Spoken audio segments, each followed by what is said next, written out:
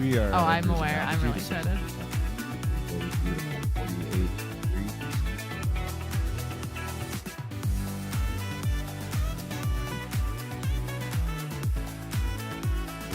Sounds great. Dude, we've got 1,600 people. Let's go. Let's go. Yeah. Sweet. We're ready. Ready when you are. Over there. Oh yes, Shad Cam is on the move. I'm not running. I'm not running with Shad Cam.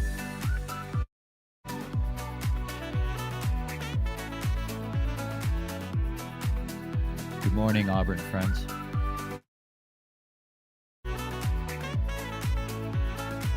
Cool.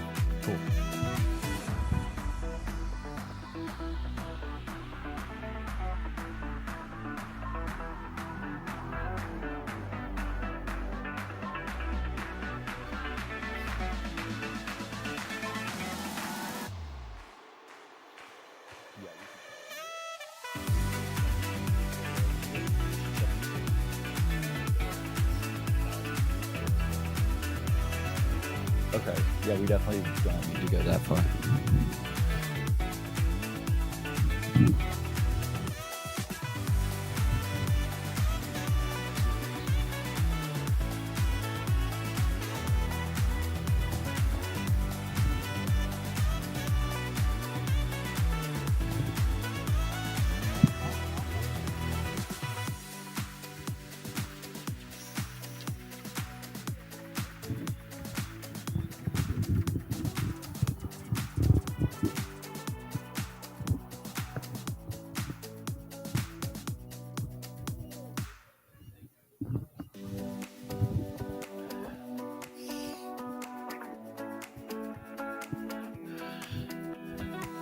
Craig Thornley ominously wandering around the start like a little Western States goblin.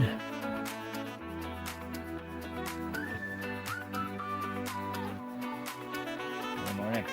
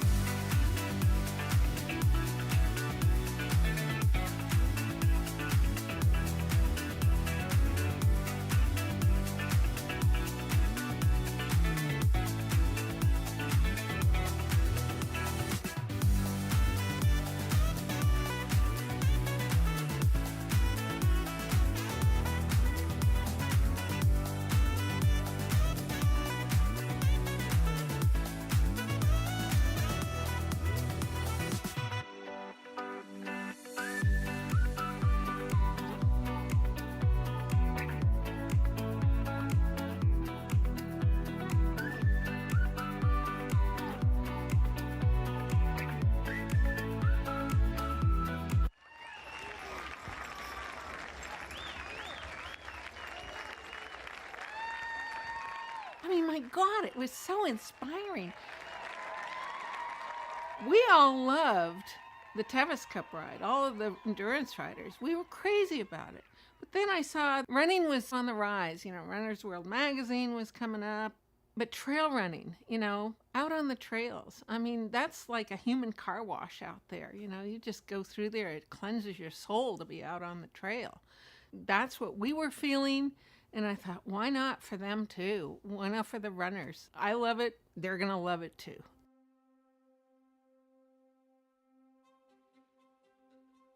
All of this stems out of the 100-mile ride. That means riding horses over long distances, over rough terrain at high speeds. So Gordy Ansley, he heard about this race in Auburn, the Tevis Cup ride, rode his horse on that a couple of times. And because he was such a big guy, he would get off his horse and run along. And he just became known as the guy that was running along with his floppy hair and jeans in 1973. His horse had gone lame. He wasn't going to be able to ride the Tevis Cup ride. So Drusilla Barner was Wendell Roby's secretary, and she was very instrumental to this whole scene.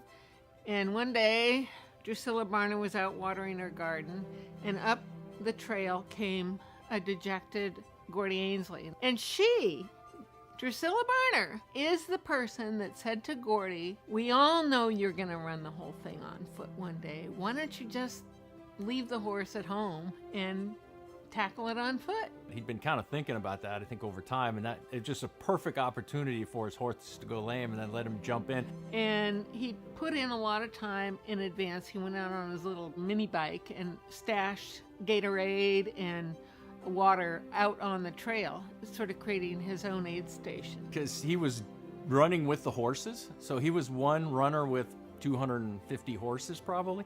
And then even then, there was so little known about how to do that. How do you run 100 miles in a day? What do you need to eat? What do you need to drink? How do you train? The day I picked to do it, the temperature was 107. It was so hot that day that I couldn't even focus on the ground. I got to the point where I just said, I can't do this. And then I just decided, well, the alternative was quitting, and I really hate quitting. And so I kept going. Coming through Michigan Bluff with the veterinarians, checking them out with their stethoscope. Gordy was just strong enough and stubborn enough to make it. That was kind of the match that lit the sport on fire. It caught on. The word was out. There's this event following this famous horse ride, probably one of the most famous horse rides in the world, and built up, 14 runners, then, 100. And before they knew it, they had a real event, a second event, not the Tevis Cup. And then from there, it just took off. And it's kind of been fun to watch that evolve over the years from what's this little itty bitty race out in the middle of the weeds to what, is a very recognizable world-class sporting event. Gordy was that fuse that got the whole sport going. That's somebody that can believe in what you want to do and did it when nobody else thought you could. We all are here because of him.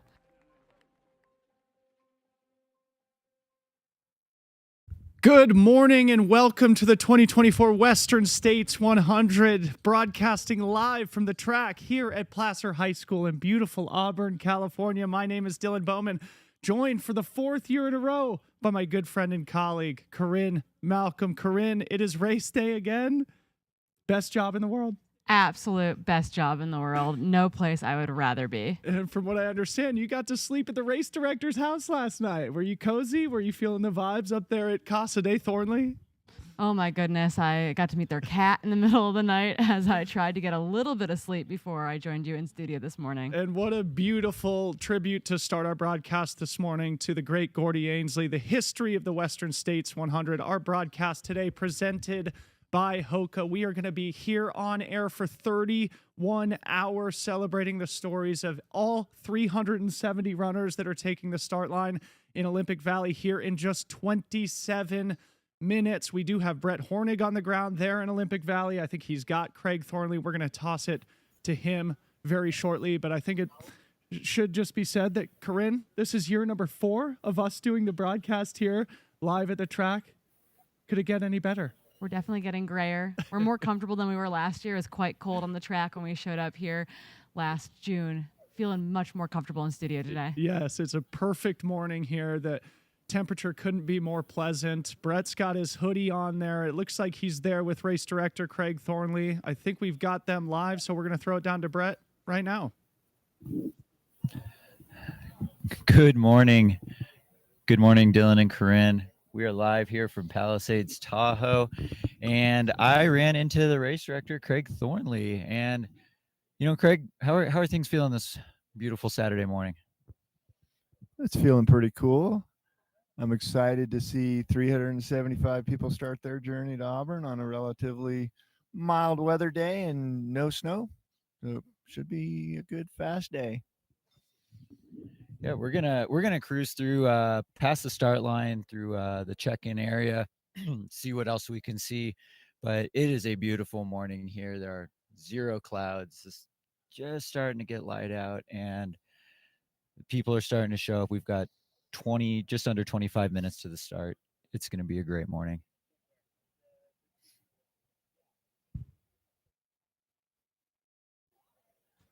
Okay. All right, studio, back to you. Awesome. Thank you so much to Brett Hornig, and big thank you to our production team. We are working out a couple of kinks here.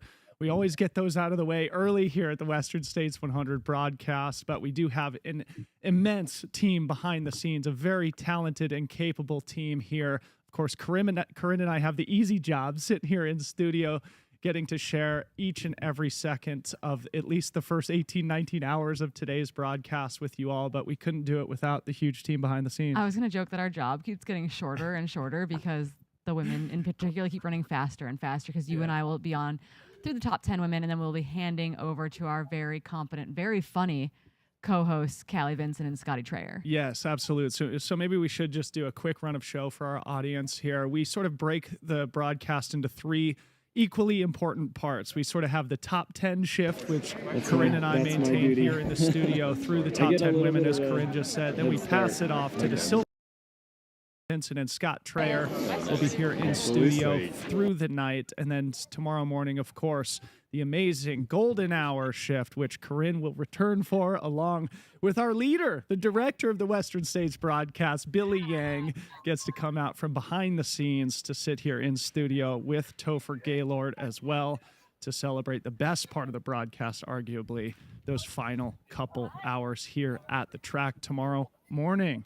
Yeah, we'll have tears. I think we haven't figured out who's going to cry first, I think, at this point, but we do know tears will be shed early and often, and the golden hour 100% brings out the tears for everyone here at the track, here at the finish line, those watching at home, and then for Billy, Topher, and I in studio, we cry for basically an hour straight. Yes, there is never a year where there is not weeping at the track. It's a highly emotional episode every single year, and it's such a gift to be able to experience it together and with the entire trail running community and the Western States community here in the fourth weekend of June. We are 23 minutes away from the start here at the Western States 100. For our viewing audience, you probably don't need to know this, but the Western States 100 is a point-to-point course, so Corinne and I are sitting at the finish line right now as we look at the start line 100 miles away in Olympic Valley, California. The 51st year here at the Western States 100, the oldest, most historic 100-mile trail race in the world, is going to get started here momentarily with some of the best athletes in the world. But as we said, there are 375 runners on the start line, each with an equally important, equally compelling, equally inspiring story, and they're about to have the best day ever. Yeah, for each of them, it's going to be their Western States experience, and that is what is so incredibly special. If it takes them 14 hours or 29, 59, 59, every single finish, every single attempt, honestly, because there will be many, many runners who do not make it here to the Placer High School track in Auburn, California, and all of their stories, all of their effort, is not in vain either, because there will be people timed out, in the high country, at Robinson Flat, at Michigan Bluff, etc. And we will also have, I think, cameras kind of following along as those aid stations close down later today and into tomorrow morning as we watch the athletes make their way through cutoffs to make their way here to us on the track. Absolutely. And we do have a lot of on-course correspondence. So throughout the day, we'll get boots on the ground updates from people like Brett Hornig, Bailey Kowalczyk. We have drones that are going to be flying throughout the course. We are hoping that this year's Western States broadcast is the best ever. And we should give a big shout out to the Mountain Outpost team, who is our broadcast partner for the first year here at the Western States 100.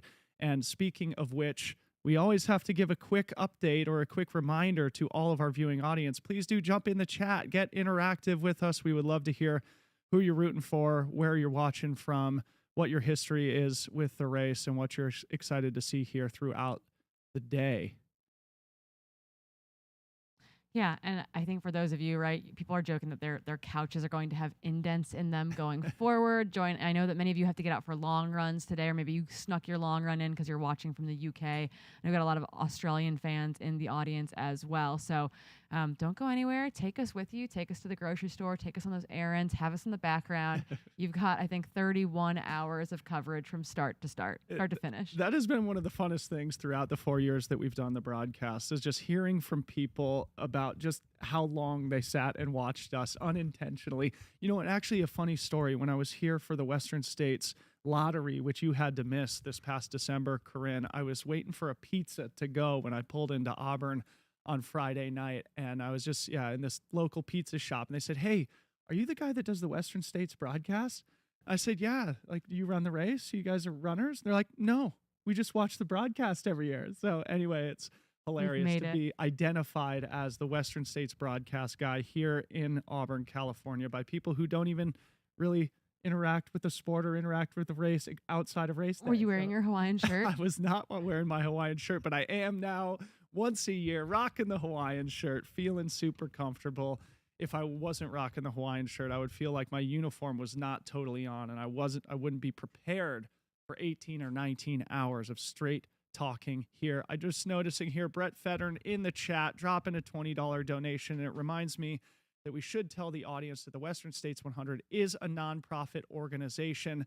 Hoka and our other sponsors do a lot to keep the Western States 100 viable, but we do also give our viewers the opportunity to also donate to the race. The race has three main objectives, three missions. That is to put on the best race that they possibly can, one of the best races in the entire world. They also are very committed to trail stewardship. We'll talk about that and all the investment that was made in the trail last year after the major fire that impacted the course, and also medical research, the other third pillar of the Western States mission. If you are compelled and inspired by the Western States 100, we would ask you to donate today through the chat here on YouTube. All those funds do go to the Western States Foundation and in part fund our ability to do this broadcast every year. Yeah, and the chat wants to know, Dylan, you wearing this shirt while you pace Ryan Thrower later? Yes, I saw that in the chat and it gave me that idea. I brought a technical, polyester shirt thinking that would be the right high performance piece of apparel to rock with my buddy Ryan Thrower as we do the final 5 miles. But I think this Hawaiian shirt is the more appropriate wardrobe. Maybe that means we'll get new ones next year. Yes. Probably not. So again, it is about 4:42 local time here on the ground. Race kicks off in Olympic Valley at 5 a.m. local time. The sun will be coming up shortly. I think that's actually a nice point for everyone watching abroad. While it looks very, very dark at the start right now, it's very, very dark here in studio. The sun is going to come up quite quickly, and so most of the runners actually will not be heading out with a headlamp from Olympic Valley. We'll get amazing sunrise views from the top of the escarpment 4 miles into the race, and from there, these athletes will dive into the Granite Chief Wilderness, and we'll have to kind of wait to pick them up aid station to aid station as they make their way to Robinson Flat, the first major crewable checkpoint for most of the runners at the 50K mark. Yes, absolutely. And I was talking to Katie Asmuth last night, and I do think this is actually going to be a very fast year. I mean, it's very pleasant where we're sitting here on the track. It's probably downright cool and chilly up there in Olympic Valley. Of course, we are expecting highs in the low 90s here in Auburn. It was about the same temperature here yesterday afternoon when I arrived in Auburn, but it didn't feel like it usually does, that oppressive early summer heat that we experience here in the foothills outside of the Central Valley in California. And I am thinking, with no snow in the high country, some cool, moderate temperatures in the high country. We could see some historically fast times today. Of course, that will only be further reinforced by the fact that we have some of the best athletes in the world taking the start line here in just 17 minutes. Probably the most notable of which is Mr. Jim Walmsley, the 3-time champion, the course record holder, who after 2 years away from the race is here to try and secure his 4th Cougar Trophy. Corinne. Yeah, I think we're all excited to see him race on U.S. soil. He obviously kind of, got the first one out of the way with his second place finish in the Broken Arrow VK last weekend. So broke the seal on not racing in the U.S. for a little bit of time. Excited to see him put it together here at Western States. And then obviously I think all eyes are on Katie Scheid.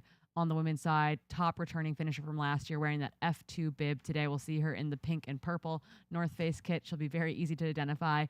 We expect to see her at the front of the race. She also has the second fastest time in history. It is very rare to break the course record at an event and still not come away with the win. So the question is, will Katie Scheid be the most improved when it comes to the end of the day? Yes, absolutely. So all eyes on Jim Walmsley and Katie Scheid. Jim, the fastest to ever run the race. As Corinne said, Katie, the second fastest to ever run the race, here coming in as the favorites. That is not to say anything is guaranteed. We have some of the best athletes from all 4 corners of the globe assembling here at the start line. I'm sure you caught some of the pre-race coverage. I was talking to Topher Gaylord yesterday, and we were just commenting about how it felt like the Western States pre-race hype had never been better. Here we are, 2024, 15 minutes to go. We can't wait. Yeah, the hype is building on the ground in Olympic Valley. The hype is building here in the studio. It feels like the calm before the storm. We will literally see the finish line get set up behind us here on the Placer High School track later today. But until then, all eyes will be watching these runners as they make their way into the sunrise, into the wilderness, and then slowly towards us as they maybe get hopefully not too baked in the canyons in the middle of the day. Yep.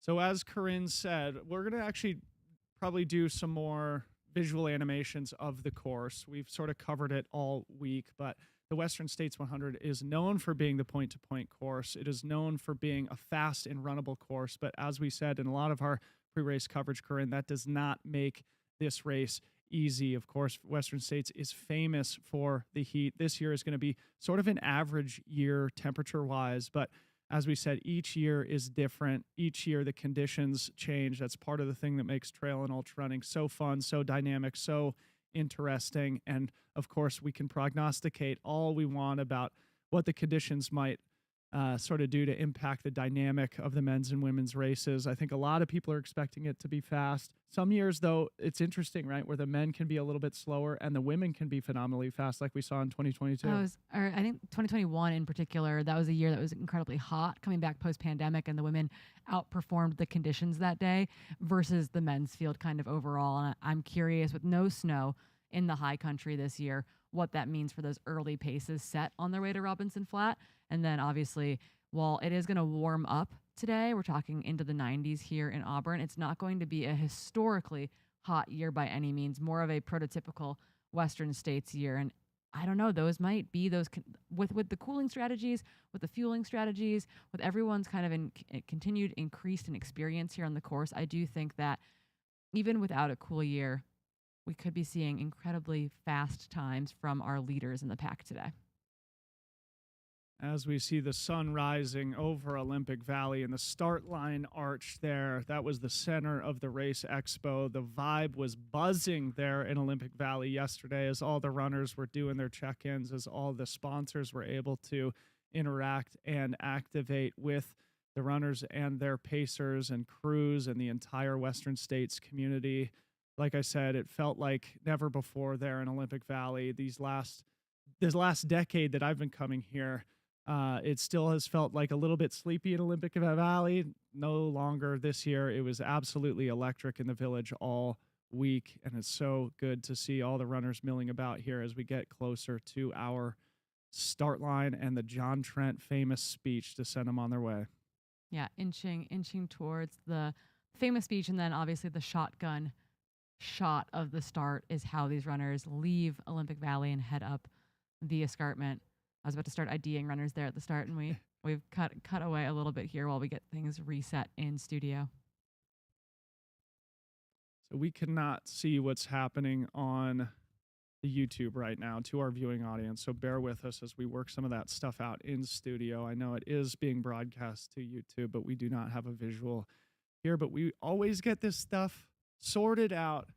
And either way, we are going to be excited to share the story with you. A reminder to our audience who's watching us on a desktop, I guess, or mobile device, you're also going to want to pull up ultralive.net. That's where we're going to have live splits throughout the day. A big thank you to the team from ultralive.net who will be helping us track the runners throughout this 100-mile journey. Also, WSER.org is a great place where you can see all the information about the Western States race. Give them that final hug, that final look in the eye. Let them know that you love them, and then let them come on up here and get ready to run this race. X and iRunFar will be providing updates throughout the course here today as well. Someone wants to know if we finally made it to 20K subscriptions. Is Thrower going to win this No, thing? we didn't make it, unfortunately. I think we were about 500 short, but that's okay. He could still win it. That audio we picked up from the start line was really cool. It was like, hey, get those final hugs in. Keep moving your way up. Get your way into the starting chute. It's almost game time. So to our viewing audience, we had a fun chat earlier in the week with John Trent, everybody, who's if we a can 20-year make sure we veteran get of the runners Western up to the States start Board. line He here. served as president for 5 years. He's also an 11-time finisher. John Trent gives the famous starting line speech every year, which will probably get started in about 5 minutes. You're not going to want to miss that. We will I'd absolutely like to have welcome everybody live to the audio and 51st video Western of John States providing those Endurance final Run. We're so words of happy that you're encouragement to here. our This is brave going to be an runners at the amazing start line. day. Oh yeah, do you want to stand on this? A little bit higher. Thanks. Appreciate it. Yeah. Good spot. You ready for this thing? Yep. I am. Yeah, that's a good answer. Yes. I don't care if you're lying or not. I'm ready. So we are getting some audio All from right, the everybody. start line now. Again, Corinne and I can't really see what's happening live. Let's see, it's so a little just bear dark with out us here. I don't know if I can see the racers. Could you speak up a little bit? If you're here, please say something. There we go, John Trent. That's John Trent's All right, we're going to voice. have a race. It sounds like there's going to be some people here. All right. Everybody, before we get started here, I just want to acknowledge a couple important people here real quickly. First of all, no doubt you all know our race director, Craig Thornley. I'm convinced that starting around Memorial Day weekend, the man never sleeps. He's obsessed with this race. He's obsessed with all of you. He gives body, limb, and soul for all of you, as well as his team. So if you wouldn't mind giving the best race director in the whole world a round of applause.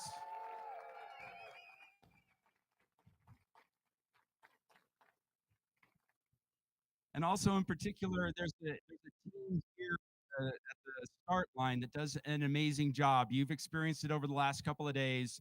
Our start line manager is Sherry Alvarez. If you could give Sherry and her team a round of applause, it'd be appreciated. Now you're going to notice over here, kind of standing in the dark at the moment, there's a man with a shotgun over his shoulder. Don't be scared. That shotgun is really important for as long as this race has been around. The runners have been set off with that majestic blast into the sky from a family shotgun that used to belong to Dr. Robert Lind, who was our medical director, protector of all the runners. His son, Paul, has taken up that tradition. Paul is here. If you could give the Lind family and Paul a round of applause, that would be great.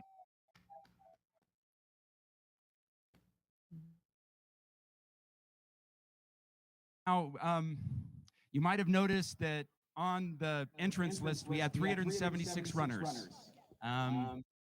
One of those runners could not be with us today. Tony Lounsbury passed away unexpectedly just a couple of weeks before. This would have been Tony's first Western States. We kept his name on there all the way to the end here today in honor of him. So if you could run today with a little bit of Tony in your heart, I think his family would appreciate that.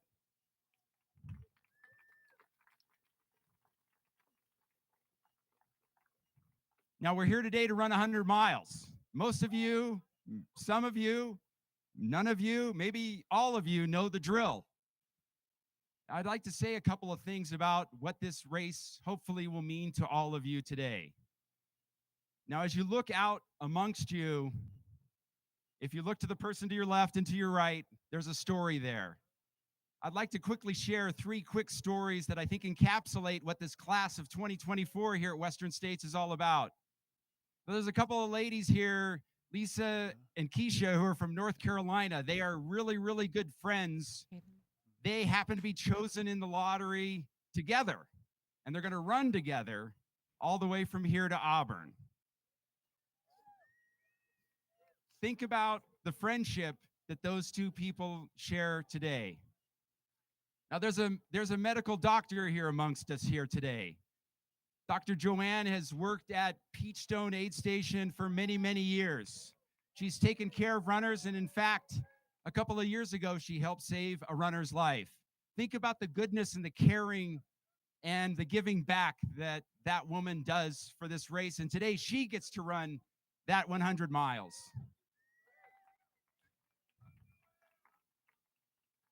And there's also a young woman, Katie, from California. Her family goes way, way back at this race. In fact, when you run through the Green Gate Aid Station, it was her grandparents who originally created that aid station. They were the McCrarys. It used to be called McCrary's Bend. So Katie is here with us today. She's honoring her family. She's going to run 100 miles as well. So when you put all of those things together, what do you have? We have all of you who this race has permeated your life since December when we held our lottery. You've dreamed about it. You've fussed about it. You've cursed about it. It has been the center of your existence for 6 months. And now here we are, the culmination of a dream, an opportunity to share the goodness that is out there on the course today. Now, how do you do this? I'd like to suggest to all of you, because you probably have your micro splits, you have everything written down, you know how to hit all those various time marks along the way. I'd like to suggest to all of you to follow the words of the rock and roll star Patti Smith. And Patti Smith has written that we are all clocks with no hands. When you are a clock with no hands, you are in the moment. You are thinking about only what is in front of you. You're not worried about what's behind you or what is still to come. You are in that moment. You are looking at the people around you. When you come to the crew that loves you and cares about you, you're not talking about time. You're talking about how appreciative you are that those wonderful people are out there for you. If you wouldn't mind, please applaud your friends, your crews, your pacers, all those folks that are going to be out there for you.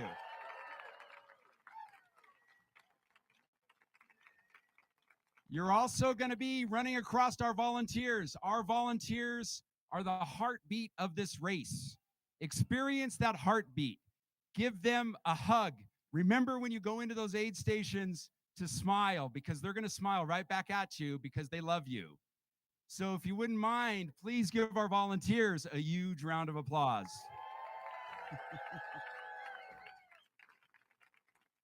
And finally, I want you all to, again, look around at each other and think about this great human race that we have here today, where we assemble here, we gather as strangers perhaps, and then somehow over 100 miles we become a community. The communion of this race is the goodness and the grace of the people around you. When we love the people around us, there is nothing we cannot do. So love yourselves, love that dream that you've held on to for these past 6 months, and go out, not only touch the history of this race that we have today, but help us make history today. Because when you reach that track, you will become a part of this wonderful tapestry of a race, and you will forevermore be part of our hearts, and we will carry with us your noble stories that are so incredible. So give yourselves a round of applause right now, very quickly. And thank you. We love you. Now in just a couple of, well, not a couple of minutes, actually, yeah, clock with no hands. Here we go. We have a minute and 10 seconds. We're going to launch here very quickly. Just make sure that as you're moving through this chute, you have a chance to look around you. And when you get up to the escarpment this morning, turn around. Do as our women elites have always done over the years. The Caseys, the Stephanies, the Magdas, who turn around, put their arms around each other, and look back at that beautiful blue lake. Do that, and I tell you, it'll fill your heart for the next 96.5 miles. So make sure you turn around and see what's behind you before you go ahead. And here we go. Oh. All right. Less than 60 seconds, team. I can't count that high, but let's see if everybody can do this for me. What do we have? 15, 14, 13, 12, 11, 10, 9, 8, 7, 6, 5, 4, 3, 2, 1.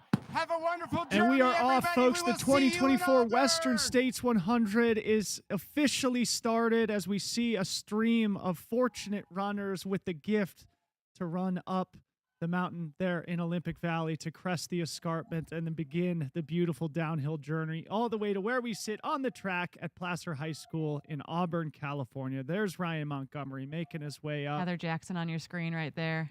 A clock with no hands, Corinne. That's going to be my mantra here today. We are all going to be in the present, in the moment, enjoying each and every second of the next 30 hours as we wait for each and every runner to come greet us here on the track. We have lost a visual here in studio, but I'm sure you guys are watching there. Corinne, what a great speech from John Trent there. And I did just want to give also a recognition to Tony Lounsbury, who is not able to obviously run the race as he passed a couple of months ago.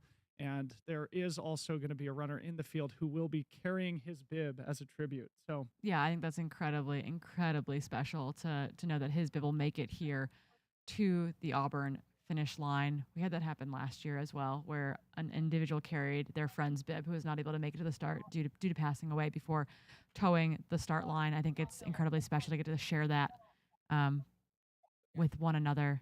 On your screen right there, we've got Heather Jackson tucked in with the lead group of men. Jupiter right to her left-hand side again. Jupiter is the first Latin American athlete to ever get a golden ticket into Western States. We are off and running. Now have our visual back here in studio. We're behind Jeffrey Colt there from Carbondale, Colorado. Jim rocking Walmsley. that white on vest. Jim Walmsley in all black is at the front of the race right now. All black. Bold choice by Jim Walmsley. Of course, Jim, we just mentioned earlier, the 3-time champ, the course record holder there. Emily Hawgood with her teammates Petter Engdahl and Dan Jones, all up in that pack as well. So, Corinne, in our times in the race, again, it's been 9 years since I started the event, and it's probably only become more sort of competitive, and the vibe in the lead packs here is something that I think is quite interesting. Obviously, everybody is going to be looking at Jim Walmsley today. He's the best to ever run the Western States 100. But here in the opening miles, obviously, everybody wants to remain conservative. It does feel easy. Everybody is super fit, super rested. And there's always an energy of people looking around at each other, sort of sizing each other up. Who looks strong? Who looks fit? Who looks like they're taking it easy and running at a low effort? Everybody's sort of marking each other, but as we said, Jim Walmsley will have that center of gravity in the elite men's race, and everybody will be marking him for the next 100 miles. As we look at Petter Engdahl, part of our Scandinavian contingent, Corinne. Yeah, again, 4 athletes from one little town in Norway. We've got Petter Engdahl, John Albin, Ingvild Kaspersen, and Ida Nilsson all calling one tiny little valley in Norway home, having established, roots there, have purchased homes there, live there year-round. They've got quite the training group. A number of them, debutantes at Western States, including Petter Engdahl and Ingvild Kaspersen. Really excited to see how both their days play out today. Really interesting to see Jim already dictating the pace here. Jim is the type of athlete where he does think a lot about the psychological component, right? When we talked to him on Monday, he was talking about how he's gone Strava dark, but he wanted to flip over one card for his competitors. That card was the VK at the Broken Arrow Sky Race. just about a week ago, where he was second place behind the world champion, Patrick Kipyego, showing that he is at least fit for a 30-minute uphill all-gas VK style effort. Jim Walmsley, one of the only athletes in the world who can compete across all distances, all terrains, VK to 100-mile. Here he is, the three-time champ, making quick work of the opening mile here up the ski hill in Olympic Valley. Yeah, important to note that this coverage is not possible without our amazing volunteers out in the field. That includes the runner that you see on your screen right next to Jim. We've got folks with Teradeks, kind of new technology coming into play. But yeah, we've got drone pilots, we've got the camera runners, we've got bikes, I think, in Forest Hill this year. We've got people pulling shifts all night long to bring cameras from Roby Point to the finish line all through the night, all into tomorrow. Massive team effort. Massive team effort. And I have to say, this is already an improvement. These visuals that we're getting from the ski hill are typically a little bit more pixelated, a little bit more herky-jerky. Not to say we won't experience any technical difficulties here. In fact, that's a hallmark of the Western States 100 broadcast, but we roll with the punches, and we are so grateful for the team behind the scenes, the team holding cameras on the runners, like the individual you see on the right-hand side of your screen. Behind Jim, Petter Engdahl. I think that's Gumin Deng in the white pack behind Petter. And then to his left, Ryan Montgomery, our returning M7 finisher. Yeah. And again, I think that's another storyline here. We've been talking a lot about the Scandinavians, but there are, I think, 6 or 7 Chinese athletes in the field this year who are looking to make a big impact on both the men's race and the women's race, including returning 4th place finisher from last year, Shen Jingsheng of the North Face team. So I am looking to see a number of Chinese athletes make their way to Auburn in the top 10. There's Chris Meyer in that group, in the Solomon kit in the middle. We got lots of white. There's Katie Scheid, race leader, returning 2nd place finisher, the 2nd fastest woman ever on the course. And just behind her, Rod Farvard from Mammoth Lakes, California, one of our dark horses. He has run this race 3 times. He's never had the day he's capable of. Had a massive breakthrough at the Canyons 100K back in April to punch his golden ticket here to the Western States 100. Look out for Rod Farvard there in the white pack and white hat, that North Face kit of his teammate Katie Scheid, who we see in the center of our screen, off to the very early lead here. Katie Scheid, one of the best in the world, shocked the world really with that Canyons 100K performance a couple months ago. Yeah, no, I think we all recognize how good Katie is. After finishing 2nd to Courtney here last year, she went to finish on the podium at OCC, the 55K at the UTMB series finale, and then went and backed that up with a win at the opposite end of the distance with a win at Diagonal des Fous. So what can't Katie Scheid do? We're unsure, but her Canyons 100K performance back in April, about 7 or 8 weeks ago, put the world on notice. Silly. So watch out for Katie Scheid. Sort of lost visual here in the studio once again, so we're going to work on that so that Corinne and I can provide accurate updates.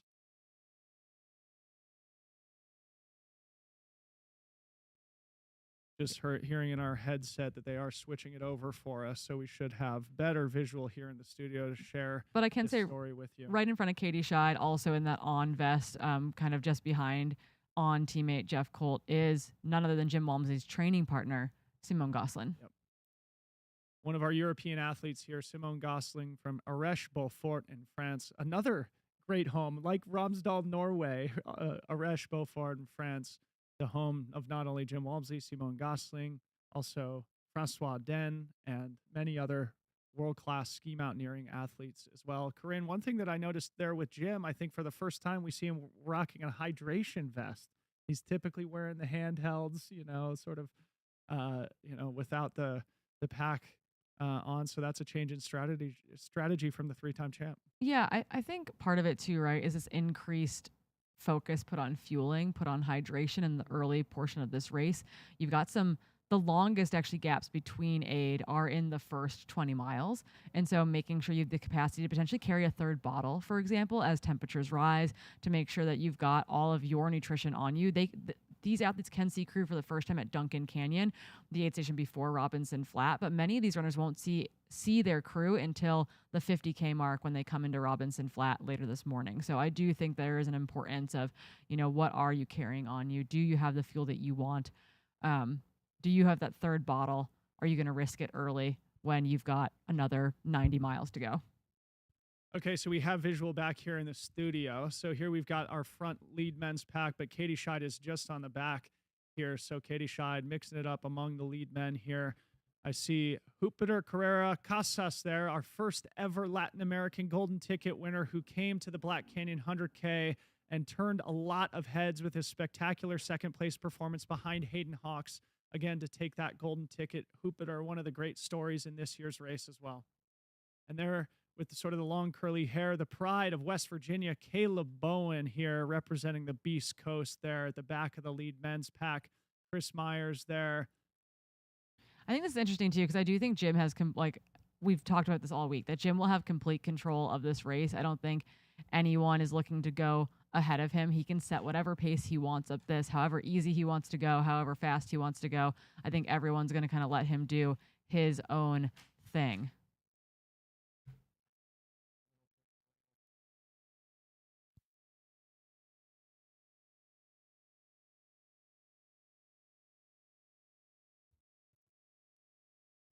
Okay, so all eyes on Jim Walmsley here as he makes his way up. They're probably just about a mile into today's race. This first climb, from memory, is what, 2.5, 3 miles up to the top of the escarpment. It's almost 4 miles up to the top of the escarpment.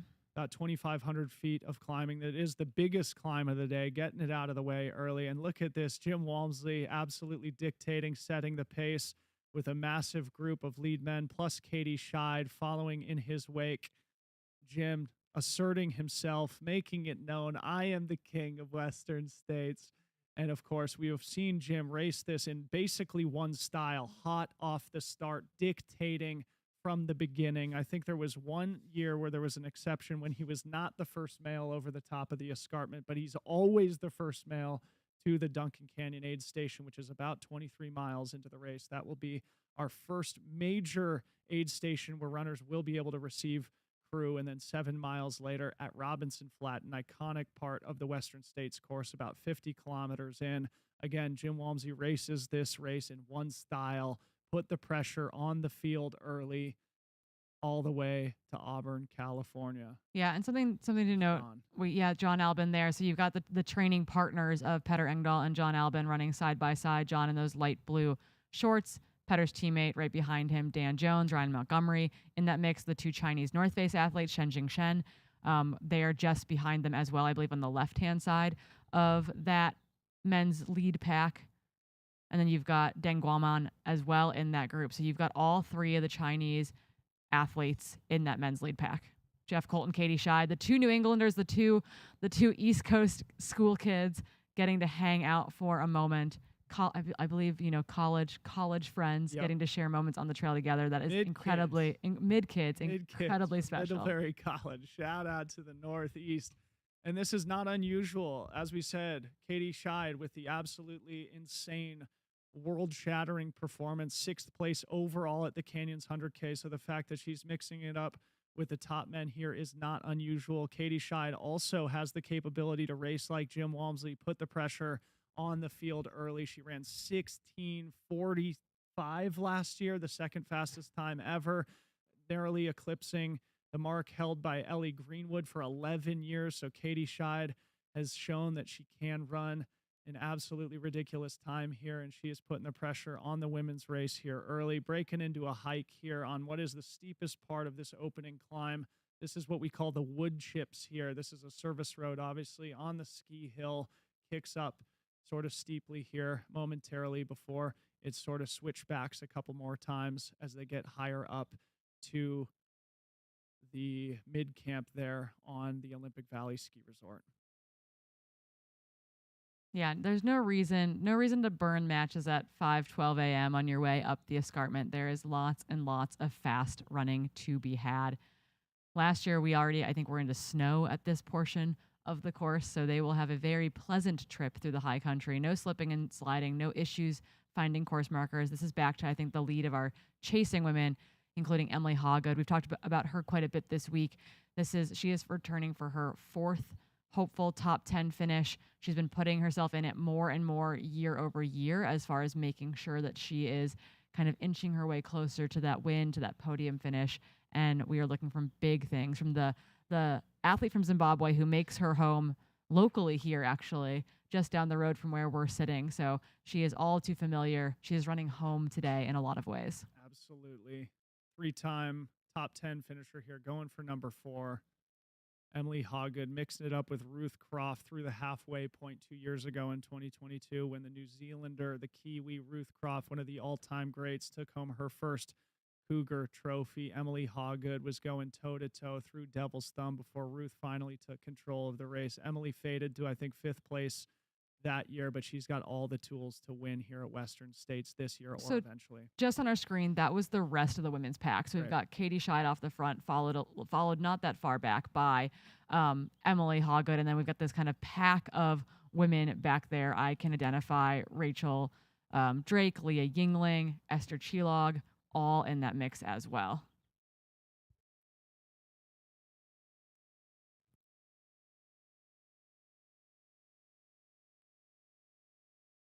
Yeah. Okay, great. Continuing to work on our stuff. That looked like Cole Watson to me there in the Brooks kit, hiking uphill. I think he's got Tyler Green next to him. We've lost our visual here again, but we're working on it in studio. A quick just sort of programming update here.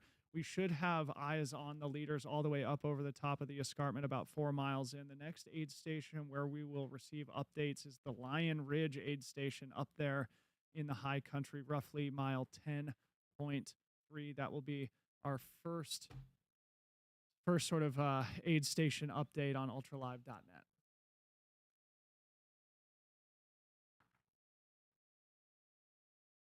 There's Casey Lichtai there, going for 10 consecutive finishes here. The pride of Nebraska, former champion, 3-time podium finisher here. Casey Lichtai hiking it up here on the opening miles of the Western States course.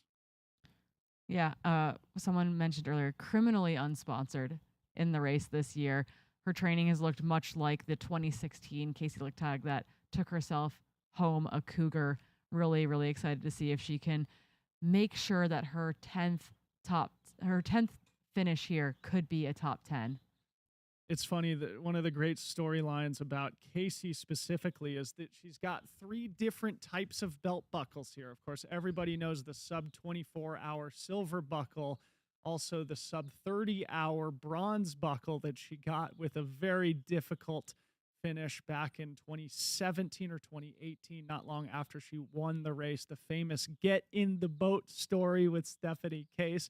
Of course, she's also got the lucky winner's belt buckle, and this year Casey hopes to take home the 1,000-mile buckle, something we all covet in our careers in trail and ultra running. Casey Lichtai on her way to securing her 4th different buckle here at the Western States 100, something that I think very few people have been able to do, maybe nobody. And the crazier thing actually about that is that she will just miss the ability to have them all under 24 hours, I think by just about 3 minutes. Yeah. So here we have Cole Watson and Tyler Green, definitely 2 of our favorites here in the race today. Cole Watson, a local of the Auburn, California area. He's been out on the course. He's been sort of approaching Western States with a student's mentality, it seems like, if you follow him on Strava. Tyler Green, 2 times runner-up here at Western States, a tactician, a surgeon, an executor. And I talked to his pacer and crew chief, Jordan Carey, a couple of days ago, who said the 40-year-old Tyler Green has never been in better shape. One of the storylines here today is whether or not Tyler Green can take down the 11-year-old Masters course record held by Mike Morton from back in 2013. And just behind Tyler, Hayden Hawks, Corinne. Never bet against the Cedar City legend. Yeah, actually interesting to see him there with Tyler as opposed to maybe further up in this men's pack. I do think that is actually a very interesting place for him to be. I generally think of him as Jim's shadow to a degree. That's probably not fair to Hayden, probably not fair to Jim, but I do think that is how we generally experience that dynamic. And so to see Hayden, not to say back here with Tyler Green, like that's a bad thing, but I will say that, you know, we do think of Tyler as this like very smart, generally letting that men's pack do its thing, particularly in the first 50K. So to see Hayden back with Tyler, honestly, I think that's a great a great move. Super interesting, especially with his friend and training partner, Danny Jones, further up the field, shadowing Jim Walmsley. What Hayden said on the Elite Men's panel yesterday, or Thursday, I guess it was, there's Sally McRae on the screen, a lot of Sally fans in the chat. But as I was saying, Hayden just said, I want to put together a complete race, and maybe this is his approach this year, changing strategy, not putting pressure on himself early, letting the race come to him rather than feeling the pressure to stick with that lead men's group. He knows he has the talent, he has the speed to make up any ground lost here in the opening climb much further down the course. Sally McRae tiptoeing up the hill, the Southern California resident, the fan favorite. I think a two-time Western States finisher. I think Sally McRae coming back for her third time.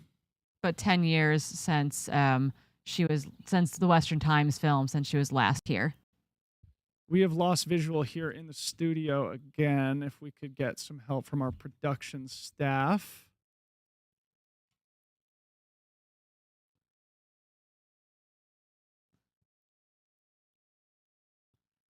Apparently, we've got eyes on Sally. Big thank you to Matt Feldick and the team behind the scenes. They're letting us know that they are working on our monitor here in the studio. We'll get it sorted out.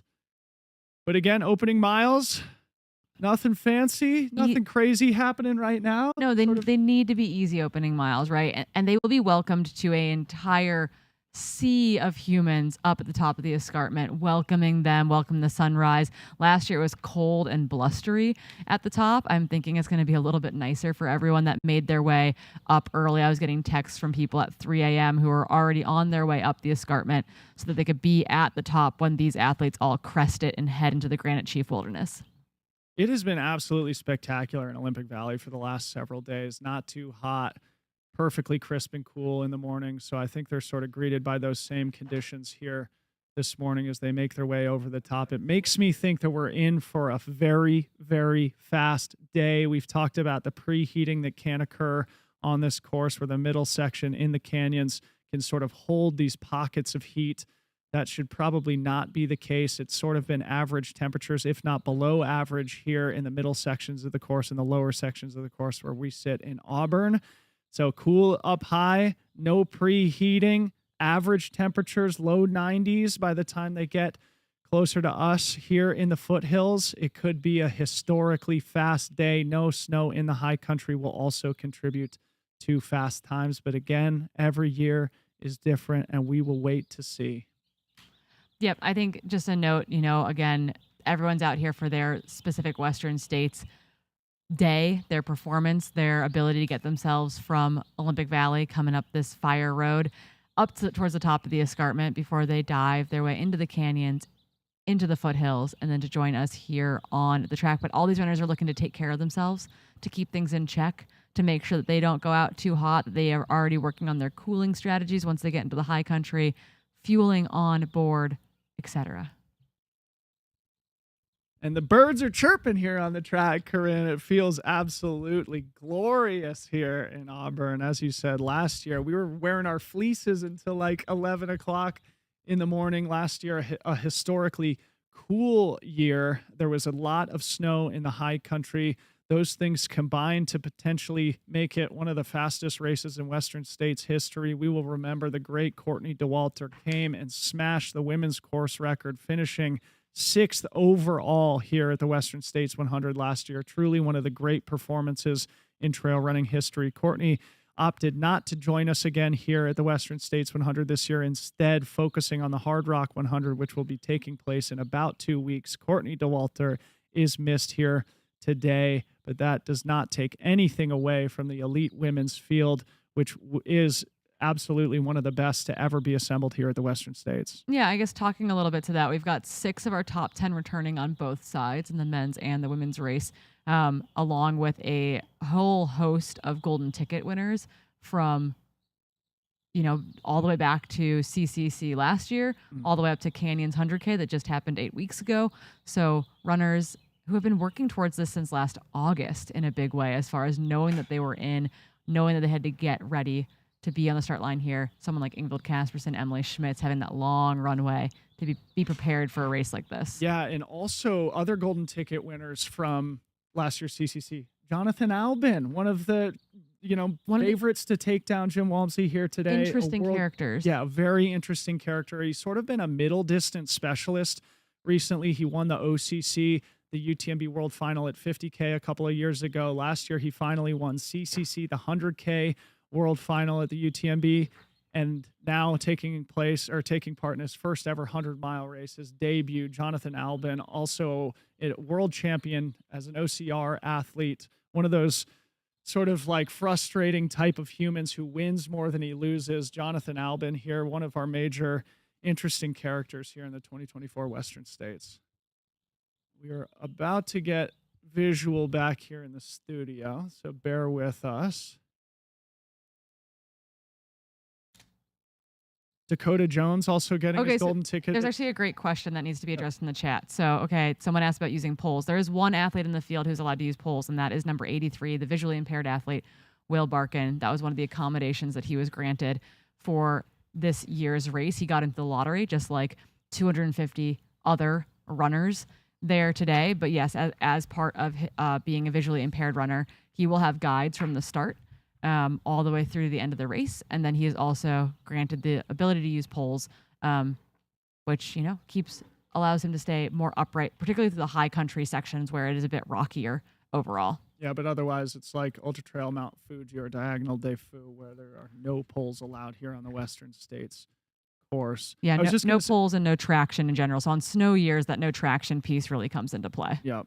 I was just going to say the other golden ticket recipient from CCC is none other than Dakota Jones, who we will remember, Corinne, went toe-to-toe with eventual men's champion Tom Evans last year at the 2023 Western States. And one of the great goosebump stories from that edition, Tom Evans, Dakota Jones working together through the canyons, arriving at Forest Hill, the iconic aid station at 100K, and determining, hey, let's not take our pacers with us. Let's continue working together. They exited the aid station together without pacers. Well, we heard battle on Cal Street, and ultimately it was Tom Evans who got the better of Dakota, but Dakota back here today, obviously another one of the characters with all the tools and experience to win here today. Yeah, one of the great quotes we heard from that part of the course was Dakota saying to his crew, "I'm trying to break Tom. Like, I need to break Tom here."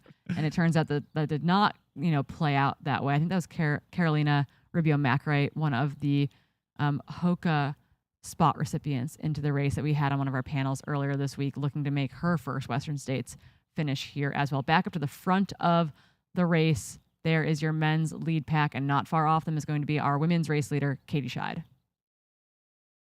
There's Katie there running with Simone Gosselin. Fellow Frenchie. While Katie is from Gardner, Maine, she makes her home in a small hamlet over in France. So getting to spend some time maybe sharing a few French words on their way up to the top of the escarpment. Absolutely, and that's Cole Watson there in the orange shirt. We just talked about Cole, the local boy.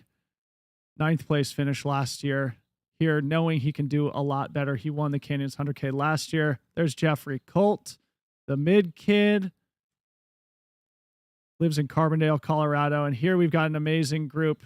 Hayden Hawks, Dakota Jones, Tyler Green. Any one of those three can win the race here today. Again, we're just in the opening couple of miles. Patience is a virtue, especially for these three. Yeah, truly, truly incredible. There's that's Caleb Bowen, right? Bowen, yep. The pride of West Virginia, go Mountaineers. We've had a lot of Caleb Bowen fans. His dad came and introduced himself to me in Olympic Valley the other day. Caleb came and had a great second place finish at the Gorge Waterfalls 100K a couple of years ago, and last year punched his golden ticket here to Western States at the Grindstone 100K by UTMB last September. So Caleb Bowen representing the Beast Coast. A lot of people rooting for Caleb out there today with his trademark curly blonde locks. Yeah, I'm wondering, we just saw someone in a cow costume, and the Cowgill folks of the Seattle area, and also I think of Boise now as well, are out on course. I think this is Heather Jackson here on screen. Corinne, tell the people about this great multi-sport talent. I mean, incredibly talented, came over from the Ironman triathlon world and is now taking both the gravel cycling world and the trail ultra marathoning world by storm. She most recently finished 5th at the Unbound Gravel 200-mile race over in Kansas. Again, Unbound, about a 10.5, 11-hour race for the elite women this year. probably one of the preeminent gravel races at this point on the bike. Western States of gravel. The Yeah. who's who, particularly on American soil. So to finish in a bunch sprint there, essentially 9 women came in together. Heather Jackson put herself squarely in that mix. And one of our talking points this week was, can Heather Jackson pull off the top 5 double in Unbound and in Western States, which I think would be a truly phenomenal double. She's been working with an amazing coaching team, co-coaching her on both the bike and on for her running. I think really There's taking Nick Curry. a more holistic look at it. Nick Curry, the brother of Jamil Curry. In the crop. From Phoenix, Arizona, Nick Curry. Watch out for this guy. Definitely somebody who a lot of people are rooting for, and he's always sort of that carnage sweeper at the back of the men's pack. He could easily run his way well into the top 10. Back to Heather Jackson for a second. I've been following her career since she was an amateur age group triathlete. As we got the camera back on Heather, she has been, sort of a very decorated triathlete, a podium performer at Ironman Kona. I love this photograph of her that she used with her bib from yesterday at check-in with the cowboy hat. As you mentioned, Corinne, not only a decorated professional triathlete, now racing professionally, both on gravel and in trail running, a complete athlete, somebody with just an amazing attitude who fits so well in the trail running community. We're very glad to have Heather back here at Western States. One of the things she said when we interviewed her earlier in the week, Corinne, you can comment on this, is that she just felt like she had put too much pressure on herself last year to stick with the lead women's race. Of course, she doesn't in come conditions that were not favorable for her. Exactly. That's what I was getting at. Conditions where she was not comfortable running on the snow and technical terrain in the high country. She said that she's been working very hard on her technical running skills. And one of the things we talked to Joe Yuhan about is that these first 30 miles, underrated in their technicality and their difficulty, plus the altitude component, an average elevation of 7,000 feet for the first 30 miles of this race. Yeah, and she ended up rolling her. I think she took some falls in the snow last year. It was not kind to her. She ended up rolling her ankle, I think, pretty significantly in the opening 50K of the race last year. Kind of messed up a hamstring as well. Ended up calling her day short. But she did say in her pre-race interview that she's going to make it to the finish no matter what. Be that silver buckle, be that a cougar, be that a silver buckle, be that a bronze buckle. She wants to make her way to the track to see us here. So whatever, come hell or high water, Heather Jackson's getting it done today. And what a great attitude to have. I think that's perfect for her. I think gaining experience here, finding the finish line, sneaking into the top 10, giving herself a chance to come back and have a spectacular, potentially winning day here, I think is a smart strategy to employ. As we're back with race leader on the women's side, Katie Scheid, in the meadow part of this climb to the escarpment. They're on a little single track for just a couple of minutes before they Elsie Davis, finally, we're getting a shot of her on your screen. This is your Nice by UTMB winner. That is where she got her golden ticket into this race. I think it's a great course for her. She's a very fast runner, but this will be her debut 100 mile. And Nice, I think, was her first 100K plus finish. We have not seen Emily Hawgood. Chances are she snuck past us, but if Heather Jackson is indeed in second, it feels like Katie Scheid probably already has a 2-3 minute lead on the women's chase group as they make their way up over the top. Of course, it's a very, very long day. Katie Scheid obviously is going to be competing not only for placement in the women's race, but in the overall race. As we're back to the meadow here, we see that lead men's group tiptoeing their way up to the top. You see that peak off in the distance. The escarpment is just below it to the left. That is the top of the first climb on the course. And then it is downhill all the way to where we sit here. Crack the escarpment. And like I said, then after that, the next update will be from Lion Ridge. Yeah, so you cannot go anywhere. You have to stay with us. I mean, and honestly, I'd encourage you to stay with us for the next, 29 hours. Heck, yes. We will be live for 29 hours, and here is Heather Jackson just about to hit the meadow single track. Yeah, so I don't know if we've missed Emily Hawgood in this pack or if it is a Katie Scheid off the front by herself, Heather Jackson off the front in second, Emily Hawgood. I could definitely see that being kind of that 1, 2, 3. We'll get an official split from the top of the escarpment. We also have cameras that are getting set up there as well. Yeah, but interestingly, the men lead group is definitely running in a pack. Katie Scheid definitely on her own already. Heather Jackson, you see running alone. I'm sure there's a pack of elite women not far behind Heather who are sort of working together, but that is a change in dynamics, or at least a difference in dynamics between the men's and women's races right now. Pack running at the front of the men's race, Katie Scheid solo off the front here in the very early miles. Yeah, looking much more pleasant up here as they make their way into what we consider the high country part of the course. No snow, or really basically no snow in sight. They will get their feet wet in this high country section, but otherwise looking much more pleasant than last year. And holy smokes, is it beautiful here on the track. The sun is coming up, the early morning twilight, the birds are chirping, perfect temperatures, caffeine, hydration. Corinne Malcolm, Dylan Bowman here in studio. Can't wait to be here for the entire day for the 4th year in a row. Best job in the sport. Corinne, can't wait to share this day with you. Yeah, it is going to be so incredibly special. We will slowly crack. I am sure our cameras will likely try to melt down at some point in time, as they've done every year for the last 3 years. I cannot believe this is only year 4 of the Western States, and somehow it's already year 4 of the Western States live broadcast. Yep. Nowhere I'd rather be the last Saturday of June.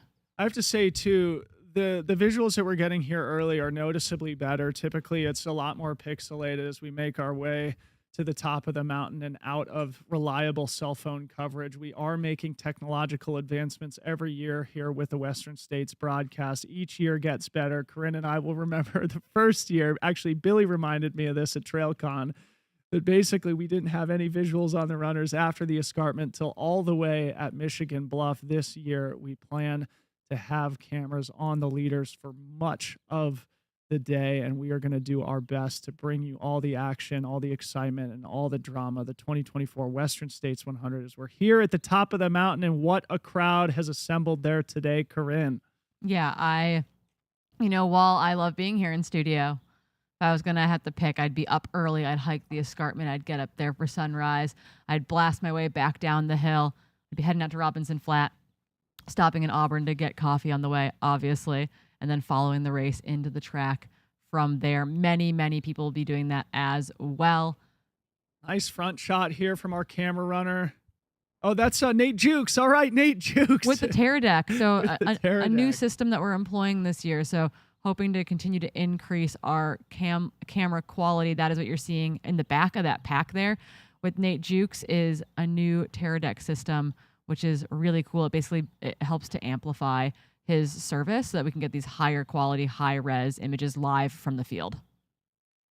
Unbelievable. A big thank you to everybody who's working on today's broadcast. Of course, Corinne and I have the best job and the easiest job. Everybody else working hard while we get to just sit here all day and watch TV, basically, doing effectively an 18-hour live podcast between the two of us as Nate Jukes looks backwards towards what we believe to be F2 right now. Heather Jackson, who sort of splits time between Arizona and Bend, Oregon.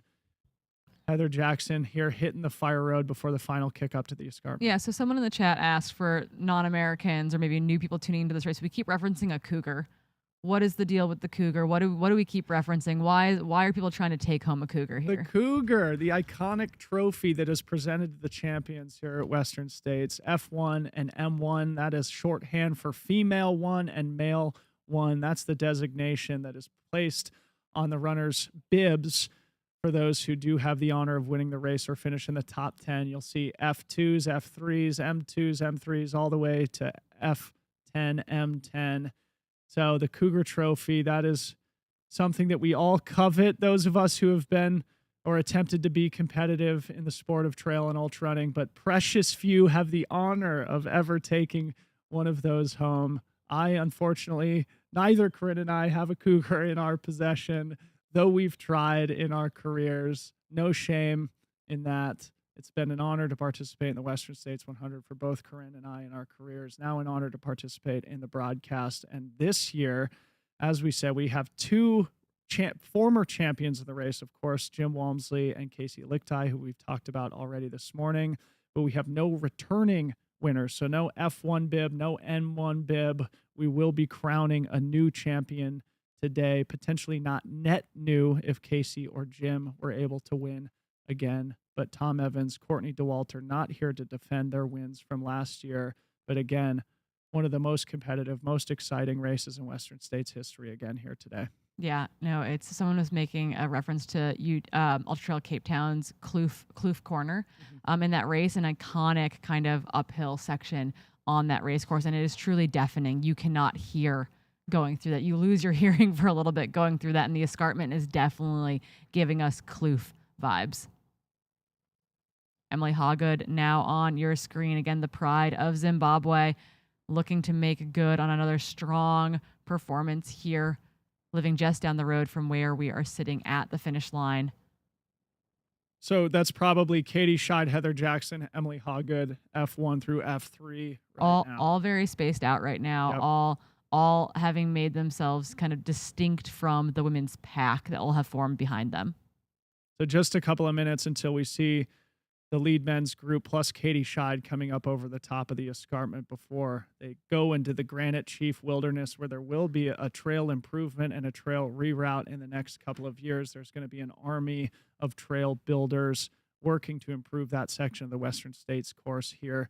I think we'll probably change that race course in 2026, 2027. Yeah, it's going to allow runners to stay a little bit drier, continue to improve the quality of the trail, also kind of prolong its life with erosion, etc. So I think it's a good move, but it will be a noticeable little change in the high country portion of the course. And what a shot here as we look down from the bird's eye view of a drone with the elite lead men's pack coming to the top of the Olympic Valley Ski Resort, the top of the escarpment, an iconic moment where they will get to turn, drink in the view of beautiful Lake Tahoe before they drop off the backside and towards Lions Ridge.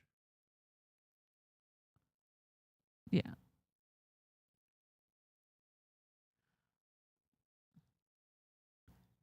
Awesome. It sounds like we've got Bailey Kowalczyk at the top of the escarpment. We are going to throw it to her in the field. Let's see what's going on up there. Okay. Scratch that. We're going to stay in the studio here for just a second. We see the spectators getting their iPhones out to capture the imagery. It looks like potentially John Albin now in the lead, just slightly ahead of a chase group of men, with Katie Scheid probably only a minute or two behind in the lead of the women's race. And what a beautiful shot here. The crowd goes wild, standing room only. There is Rod Farvard in the lead with Ryan Montgomery coming over the top. Rod Farvard, we mentioned. Ryan Montgomery, the returning M7 finisher. Jim Walmsley, three-time champ. Jonathan Albin, Petter Engdahl, Chris Myers, Shenzhen Shen. Caleb Olsen. Yeah. We haven't mentioned Caleb here today. Hoopeter there. And there goes Rod Farvard off the backside. Rod Farvard, of course, like we mentioned earlier, from Mammoth Lakes, California, coming off the best performance of his career, a big win at the Canyons 100K where he got his golden ticket just 8 weeks ago. Tim Tollefson was saying that dude is shred ready here today. Rod Farvard with Ryan Montgomery on his heels, Jim Walmsley and John Albin not far back. Yeah, we've got Katie Scheid coming through the escarpment as well. It looks like our splits are a little bit out of order. We'll try to get that organized here. If you are looking to follow a specific runner, you can do that over at ultralive.net. We'll be using that as well to get updates from the field as they go. But yeah, what an insane shot here. We've never had this shot off the backside into the Granite Chief Wilderness. And look at that train of lead men as they come off the service road of the mountain onto the single track for really the first time. And now these next 30 miles are very challenging. A lot of uppy, downy, twisty, turny, dusty, rocky, high country trails at 7,000 feet of average altitude. Nothing to sneeze at. A tough opening high country section. Okay. Let's throw to Bailey up on the escarpment, see what's going on up there.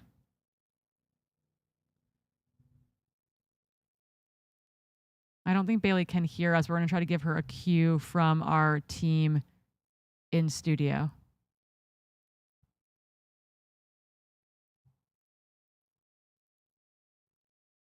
Okay, so while we wait for Bailey, we just saw Caleb Bowen come over the top. And it feels like actually the splits on the escarpment here on Ultra Live are a little bit off. So actually, I'm not going to provide that update. Yeah, I just noticed that. Yep. They were definitely not quite where they need to be. But what we do know is that. Okay, we're going to toss it to Bailey Kowalczyk. Bailey, can you hear us? She may not be able to hear us. We don't think that they've got our audio, but we're trying to get her audio in. So you see beautiful Lake Tahoe over Bailey's right shoulder. Okay, hang tight, Bailey Kowalczyk, the great pro runner from Boulder, Colorado. We're grateful for her work here today, making her way all the way to the top of the mountain to provide great coverage and commentary. We're going to get to Bailey here in just a second. Emily Hawgood making her way up to the top here. The fourth time here at the Western States 100. As Corinne mentioned, Emily Hawgood, originally from Zimbabwe, came to study in Idaho for college, now makes her home here in the Auburn area. She is known for that big smile, the great attitude. Emily Hawgood, somebody who is so easy to root for here in the 2024 Western States 100, who always races with class, character, and a smile. Yeah, her coach was the person with the shotgun at the start, and then her mom is here on the ground as well. I got to say a big hi to her, get a hug yesterday, but I have been able to update our splits from the top. So Rod Farvard, Ryan Montgomery, John Albin, Jim Walmsley, Petter Engdahl, Chris Meyer, John Ray, Duji Deng Goming, Caleb Olson, Shen Jingshen, Jupiter Herrera, Dan Jones, Simon Gosling, Cole Watson, and then Katie Scheid in 16th, making her way up in a Cole Watson, Dakota Jones, Hayden Hawks sandwich over the top, followed closely by Jeff Colt and Tyler Green, rounding out our top 20 officially, but all up and over the escarpment within 2.5 minutes of each other. Yep. Sort of the who's who of trail and ultra running. No major surprises there. And we will start to see the pack of men string out much later in the day. We'll probably see them fairly consolidated through about Duncan Canyon mile 23. Although, of course, anything can happen. We do have a lot of history of things happening in the high country. I'll remember a couple of years ago, Camille Herron dropped out early. In fact, she's had to do that a couple of different times. I remember Western States board member, former champion Magdu Boulay having to drop out early. People can turn ankles, as my friend Brett Rivers did one year in the high country. He eventually finished, but it was a painful sprained ankle affair for 97 miles for him. As we look at Emily Hawgood in this beautiful dawn, early morning twilight, as she comes up over the top, we think potentially, oh no, is Heather Jackson over the top here? She should be over the top. Yeah, she's over the top in 22nd or 23rd overall. She is just about 3 minutes back or 2.5 minutes back of Katie Scheid. Okay, there we go. I've got my leaderboard now situated. Emily Hawgood here. We think F3 up over the top. That graphic you see on screen is not accurate. We will update that here in just a second. Yeah. Look at all the spectators. What a vibe. It would have been so fun to make that trek up to the escarpment. We would encourage anybody who does come here to the Western States to experience that at least once. That'll give you a sense of when you get your own opportunity to run this race, what it feels like there. That has got to be the biggest pack I've seen up at the top of the escarpment. Absolutely. That is so cool. Many of those folks probably starting their trek up at 3:30 in the morning to get up there with plenty of time to enjoy that sunrise and cheer for our race leaders, as they only have 96 more miles to go until they reach the track. One person that we haven't really mentioned who's sitting in 10th overall coming over the top, Caleb Olson. We talked about him a lot in our pre-race coverage, somebody who we should mark as one of our potential dark horses, one of our potential breakout performers from Salt Lake City, only 28 years old. That guy has made a splash in the North American trail and ultra running circuit and has a heck of an international result on his resume with a second place at Ultra Trail Cape Town at the end of 2023. Yeah, quite a pack of people. And when we talked about Ultra Trail Cape Town, he was very, very familiar with that sensation up at the Kloof Corner.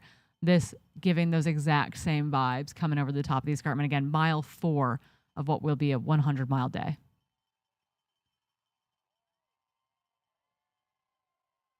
But we were waiting for our that was Esther Chillog And I think that's our women's main pack coming over the top. So we'll update our splits here in just a moment because we just had a bunch of them come through all together. I think I saw Lottie Brinks in that mix as well. All right. So looking further down the results list here, I think it's worth mentioning, right? Like I'm just going to read off 15th through 20th here over the top. Cole Watson in 15th, Katie Scheid 16th, Dakota Jones 17th, Hayden Hawks 18th, Jeff Colt 19th, Tyler Green in 20th over the top. Incredible depth here at the Western States 100. I recall in my days being 20th over the top would have meant that you're sort of far off the back, but any number of those names that I just mentioned can and might win here today. Okay, so looking back through the field, going over the top, Heather Jackson, Emily Hawgood, Ida Nilsson, Chen Lin, the Chinese athlete representing Adidas Terex, Becca Wendell, Ingvild Casperson, Lottie Brinks, Rachel Drake, Esther Chillog, Leah Yingling, Priscilla Forgy, Emily Schmitz, Anna Lodine, Nay Cassius, all in that mix. Kareth Arnold, Kelly Angel, Lauren Puretz, Radna DeBoss have all come over the top, all within about 90 seconds of one I've another. got Fu Zhao Zhang and Elsie Davis also. So that's the top 20 over the escarpment, at least. Again, a who's who. Any number of those names will be competing for podium positions here today. And of course, one thing we didn't mention when we were talking about Cougars and bib numbers, the top 10 runners each year are invited back. The Western States 100 is notoriously difficult to get into. It's a privilege for anybody who gets to take the start line. And part of the thing that these elite athletes will be racing for today is an opportunity to race next year, which is a little bit ironic given the fact that this is such a challenging day that deserves, its attention and respect, but being able to come back is a goal of everybody. And we know like Tyler Green is here for the 5th year in a row, Casey Lichtai here for the 10th year in a row. And much of that is due, in fact, to the part that they have been able to requalify each and every year. Yeah, so officially, man, that is a heavy hitting list of the top 20 women. They come through. It's 8 minutes from Katie Scheid down to 20th, Eleanor Davis, but they are, or Elsie Davis, are moving quite well. And most of that bunch, let's call it, the podium of 3 and 4 down to 20th, are separated by just under 3 minutes. Yep. Everything is in play. Yep. Already 2 minutes and 40 seconds. Katie Scheid has on F2. Heather Jackson, of course, very early, but Katie Scheid running as if she was matching Courtney DeWalter stride for stride. We'll remember the two of them coming up over the top and running together through much of the high country last year. Katie Scheid very much alone with a 2+ minute gap. And it looks like we've got Bailey Kowalczyk back on the ground. Bailey, can you hear us? Tell us what you see.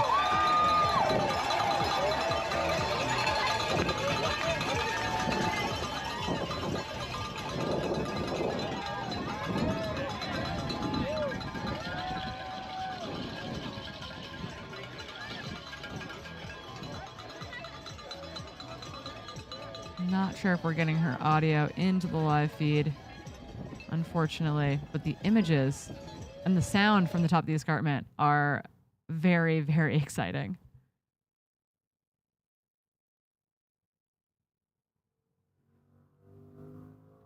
Truly learning on the fly, as always, but we will have Brett Hornick, who we saw at the start, Bailey Kowalczyk, and Hella out on course today, which is a great trio to bring us from start to finish. We've also got folks going into the field later today, like Chris, to make sure that we've got coverage of the mid and the back of the pack as they make their way to Auburn as well. So we'll have, I love the idea of having infield correspondence to make sure that we are really highlighting those going for that silver buckle finish in the under 24 hour mark, and then those making their way to Auburn all the way into the golden hour tomorrow morning. Yeah, and so that's one thing that our viewers often give us feedback about early in the coverage. They say, hey, you're too focused on the elites.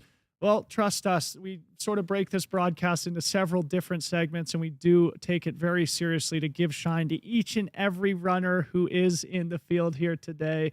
You will notice that we do cover the front of the men's and women's races here in the early hours of the broadcast. But this is a 30-hour stream that we're going to be doing. And like I said, we will celebrate each and every runner, each and every finish here on the track. It sounds like we have Bailey again. Let's give this another try. Hey, Bailey, can you hear us?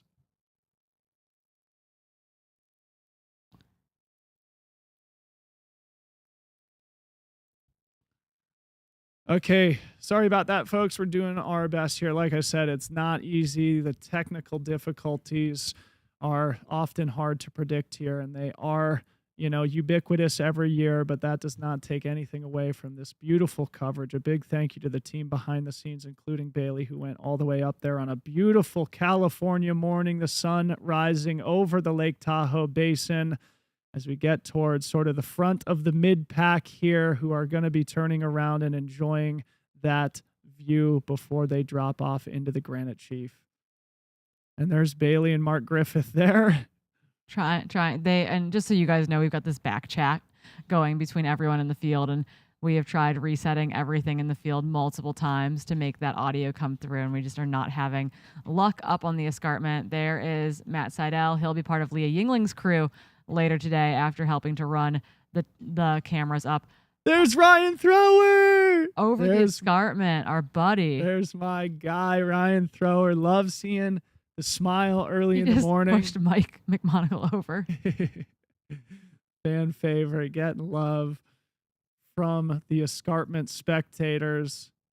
He's in good position here, hoping for a 24-hour finish or so. And if all works out according to plan, I get to pull the anchor leg from Pointed Rocks to the finish. No sleep for your boy here today. Best day of the year, best day ever, best sport ever, best race ever. We're just getting started here at the 2024 Western States 100 as we see somebody here in our mid-pack going over the top. What an awesome place to spend your Saturday morning. Yeah, so bringing the conditions into the story here today, we talked about it a little bit as we began our broadcast today. We're expecting sort of an average Western States day, low 90s here in the Auburn area, a couple degrees cooler up in Forest Hill, which is the 100K mark. It'll be cool through the high country. But yeah, nothing sort of major. That's kind of the story. Last year, it was cool and snowy. The year before, it was extremely hot. This year, on average. Yeah, we are pleasant in studio, I would say, this morning. Maybe a little bit chilly, but not bad. Last year, I think we had jacket blankets going for most of the day. I think we were borrowing jackets to make sure we were sponsor correct all day long. I was frozen on the track for at least the morning part of our broadcast. And of course, like we mentioned, that led to an absolutely astounding performance on the women's side. Courtney DeWalter shattering Ellie Greenwood's 12-year-old course record that nobody had been close to. Courtney took 80 minutes off of it, and then Katie Scheid also running underneath Ellie Greenwood's historic course record, running 16:43, an astounding second-place performance for Katie Scheid, who is F1 right now, comfortably in the lead of the women's race early. Yep, again, looking to make big moves here, I think. Again, I think before the Canyons performance back, 7 or 8 weeks ago, I think we would have put her, as the favorite, but more in the category with a larger group of the women. And then I think that Canyons 100K performance completely blew all of our expectations out of the water. And we are looking, I think, to her to do something similar here today. Can Katie Scheid be the most improved after what was a historic run last year? Yeah, absolutely. And I think another thing that would be fun for us to talk about briefly, Corinne, we talked to Joe Yuhan yesterday, who our listeners might know wrote two of the most, I think, important articles ever written in Western States history, just doing a deep analysis, a deep description about the course, what makes it special, what makes it difficult.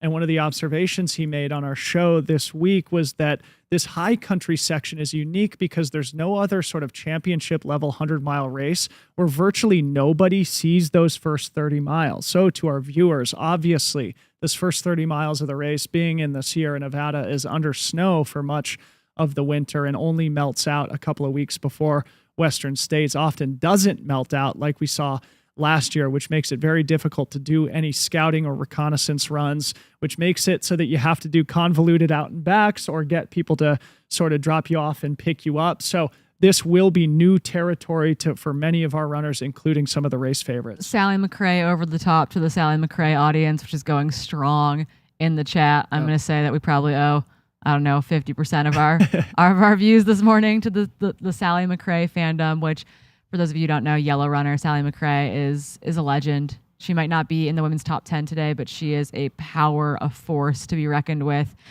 She is sunshine in human form, and she is so inspiring and motivating to so many of you out there. So we'll be giving big cheers to Sally McRae. And hand in hand, we should give a shout out to Billy Yang. This is the 10-year anniversary of the Western Time video. We just saw Casey Lichtai over the top, but that Western Time video that Billy made of Sally McRae probably did a ton to launch both of their careers, but also to launch Western States forward. This is the 10-year anniversary of that. Of course, Billy Yang, the leader of our broadcast team here today. Go check out that film if you never have. Great to have Sally back in the race here today.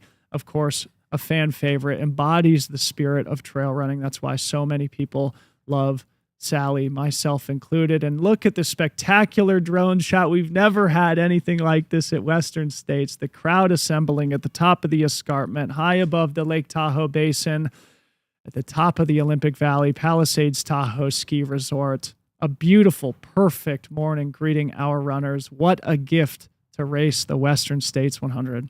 Yeah, truly a gift, a privilege, an honor.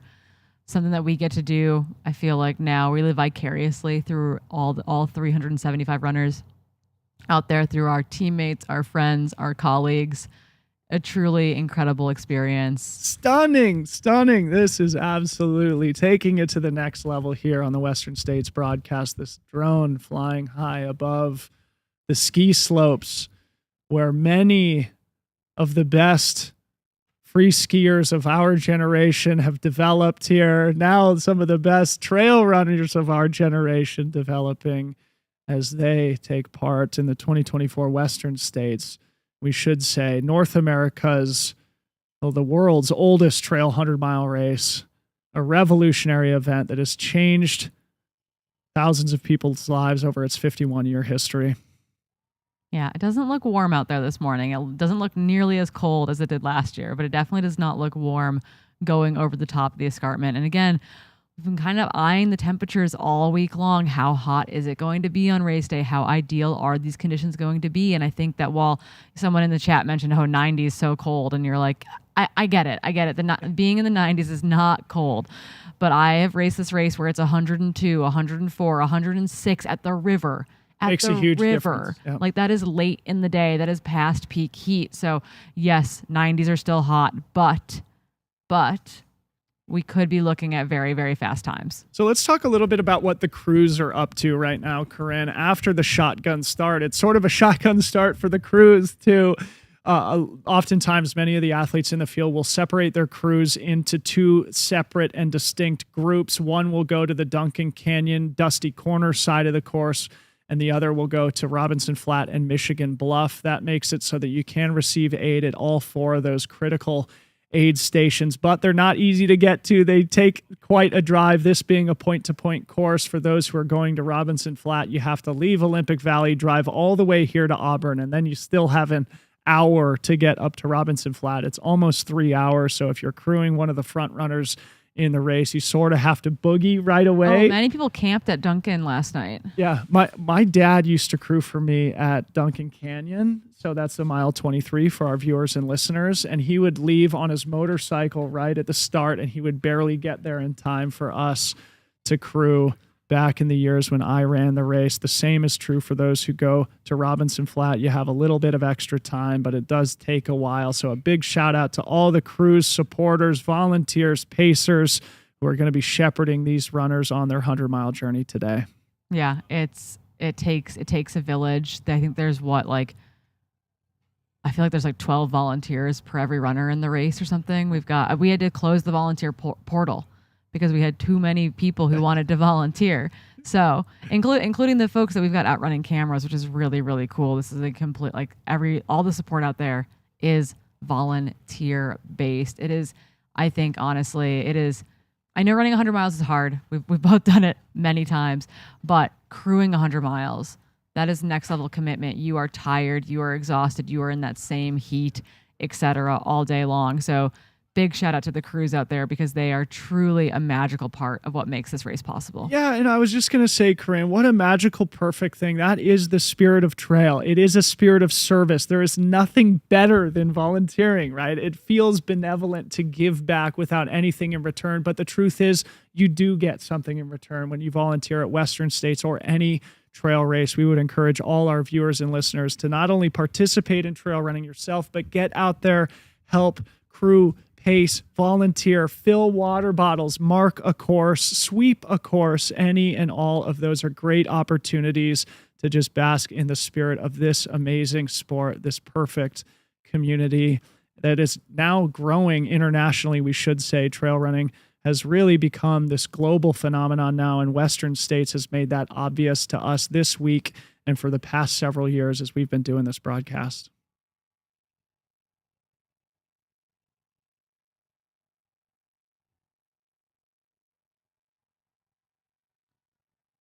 Okay, I think we're going to go to a quick commercial break. We're going to be back here in studio in just a couple of minutes. I think in some aspects, to be human means to learn, and failure is okay. Start. We are here in Naresh Beaufort. We are trying to get some mountain legs here. It's what he's going to need to succeed in UTMB. Jess and I are doing it together, and home is where we decide to plant ourselves. First winter in France. It's been a lot of falling. Every day I feel like I slip, I slide, I learn, I progress. Every day I'm picking up things and I'm getting better, but at the same time, pretty ready to start running again.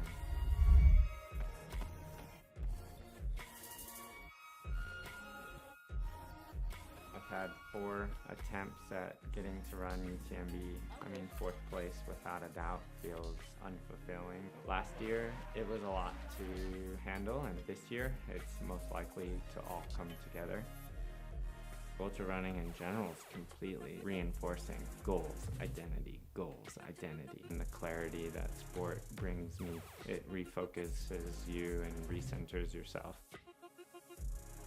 Failure is okay. The current failure, the current fall is just one moment, so hit the stars at the end of the day.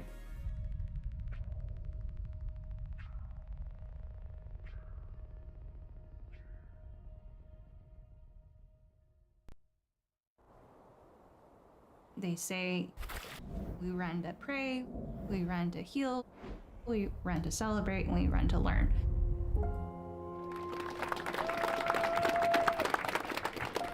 Hello everyone, good morning. As Magda said, I'm Alex Staten. I am Dene in Mexican, and I'm just grateful to be here representing Rising Hearts and Go Energy. Growing up, sometimes there's a feeling of like, are you Mexican enough? Are you Native enough? Doesn't matter where you're starting at. Learning is just the first step. That's all it takes. Asking questions and encouraging that curiosity and not stifling it. We stand beside the Nisenan people and their right to sovereignty, self-governance, and self-determination through the stabilization of their people, homelands, and culture. Being up there doing the land acknowledgement felt like an honor. Being affiliated with Rising Hearts and working with them gets an opportunity to spread that education and that awareness.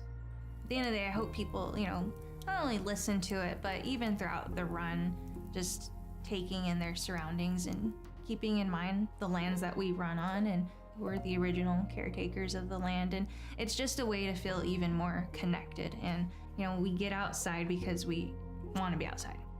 Just feeling the ground under our feet and getting in the dirt and crossing the streams, I just think it's another way to be more present and more connected. Now, as the Dene or Navajo people would say, let's walk, or in this case, mostly run and hike in beauty today. Thank you. Thanks, Alex.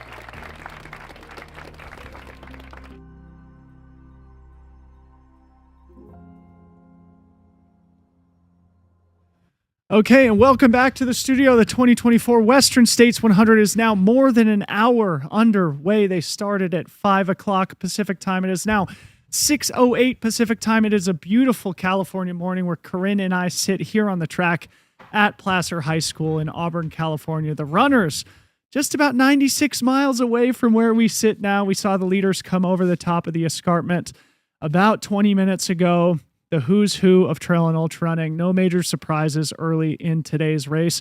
And we should start to see updates from the Lion Ridge aid station at mile 10.3 here in just a little bit. Corinne, we are off to the races here today. We are, and just wanted to give a shout out to say that, this broadcast could not be made possible without support from folks like Hoka and Goo, kind of our title presenting sponsors for this year's live broadcast. Could not do it without them. Thank you so much for giving them your support and allowing us to be supported by incredible partners. Yes, absolutely. Nothing would be possible without our partners here at the Western States 100. The Western States is a nonprofit organization. It's different than most races in that aspect, and we do rely not only on our partners, but we do also take donations here on the broadcast here today. We've already had many generous people chip in. That does support the Western States Foundation. It goes towards making the race what it is and supporting its core three missions, putting on one of the best races in the world, advancing medical research, and doing trail stewardship. All those three things are equally important to the Western States organization, and you can support here on YouTube by chipping in today to that nonprofit organization.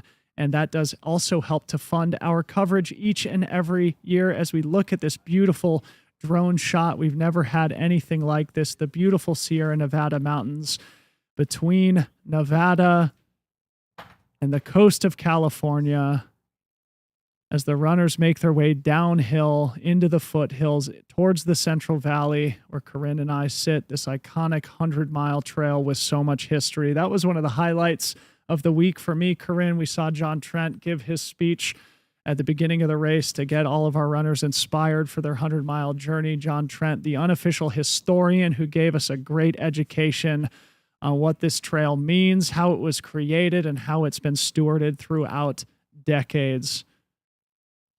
Yeah, I was just trying to reflect back on last year and what might be some of those historic times of folks going over the escarpment. And while I don't have that in front of me, we'll be looking for kind of our next split over at the Lion Ridge aid station, some 10.3 miles into the race. We'll be expecting our lead runners there in about, an hour and 45 probably into the men's race, and an hour and 55 to 58 in the women's race. Courtney and Katie making their way to Lion Ridge last year in about 1:56 and 1:57 elapsed. Yeah, it looks like Jim's fastest split to Lion Ridge was 1:41. That was from 2021. So a no snow year. Minutes. A no snow year in the high country. So, yep, we do anticipate those to be very, very similar as those athletes make their way to the Lion Ridge aid station again. That is probably the longest chunk between aid from the start to mile 10.3.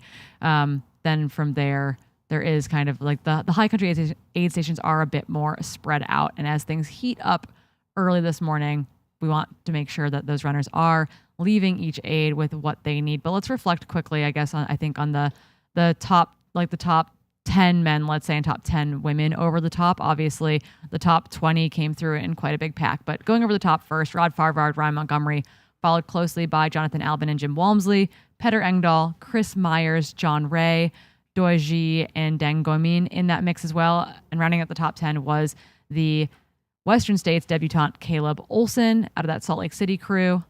On the women's side, over the top in first with a bit of a gap over second was Katie Scheid, followed by Heather Jackson, another gap back to Emily Hawgood. Those three separated from the rest of the field, but behind Emily Hawgood is an insane chase pack making up of Eden Nilsson, Chen Lin, Becca Wendell, Ingvild Kaspersen, Lottie Brinks, Esther Chillog, and Rachel Drake, all within about 30 seconds of one another. So a tight pack going over the top of the escarpment on both sides. And as things continue to evolve, we'll keep you posted on what that looks like as they make their way to the 10.3 mile aid station. couple other people I'd love to talk about with you, Corinne. John Ray sitting in 6th over the top. We will remember in our couple of years doing the broadcast, I think it was 2 years He's ago. almost stuck it twice now. I remember I handed him his belt buckle at the awards ceremony 2 years ago. This was before there was the sponsored runner that he is today from the Hoka team. And I recall that year he was sort of sitting in the middle of the top 10, had worked his way into 6th or 7th position on Cal Street before he ultimately faded and finished somewhere in the mid-teens. But at the awards ceremony, I handed him his belt buckle, and I was just like, oh, Corinne and I were talking about you all day. We thought you were going to have it.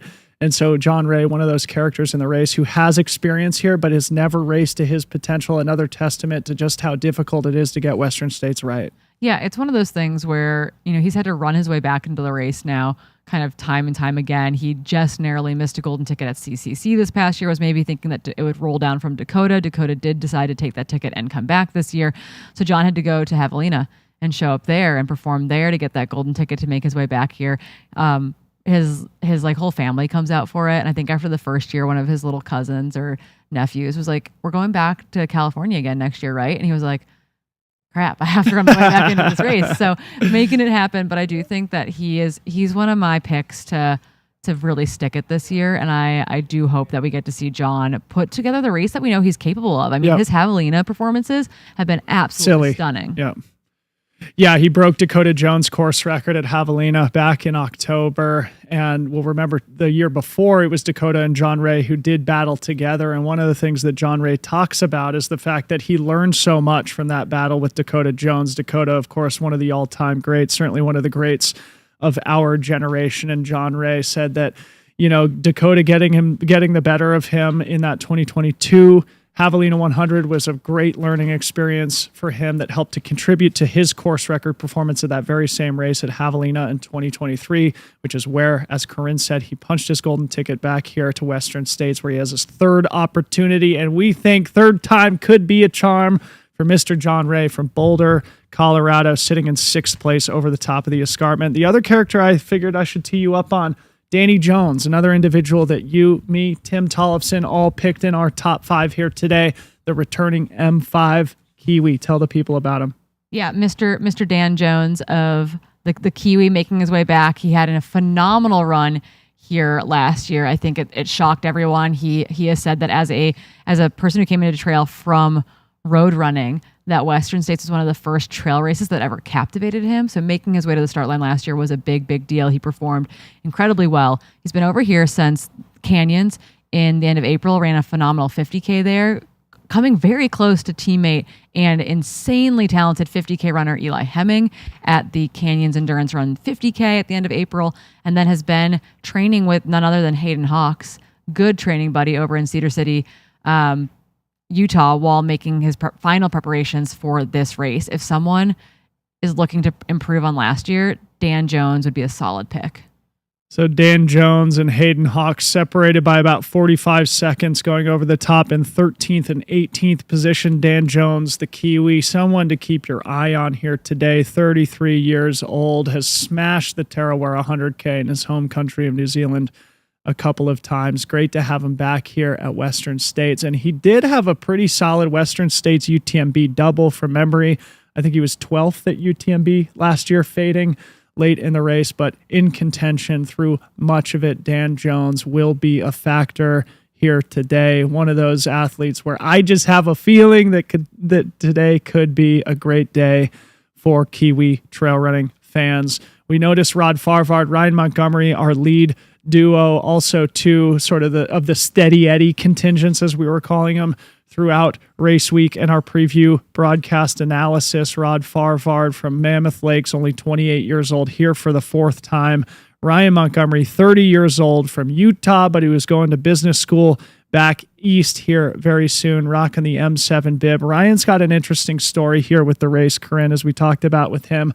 A couple qualifications, a couple inabilities to start due to injury. Finally had his chance last year. Ryan Montgomery finished 7th place, here back again with aspirations to improve on that. I love the confidence and swagger that Ryan brings to his running and training and the belief that he has in his own capabilities. So keep your eye out for our early race leaders, Rod Farvard, Ryan Montgomery, who are here with some experience on the course. The inexperienced runners sitting in the top 5 right now: Jonathan Albin, Petter Engdahl. John Albin making his 100-mile debut. Petter Engdahl made his 100-mile debut at UTMB last summer, but unfortunately did not finish. So both of those gentlemen are here looking for their first 100-mile finishes. Some of the best athletes in the world, part of that Scandinavian contingent training in Romsdal, Norway. Steel sharpens steel. John Albin, Petter Engdahl, certainly 2 of the race favorites sitting in the top 5. Yeah, I think what's interesting about the 2 of them too, right, is that I think we've kind of considered them both wild cards, in which it's like they are definitely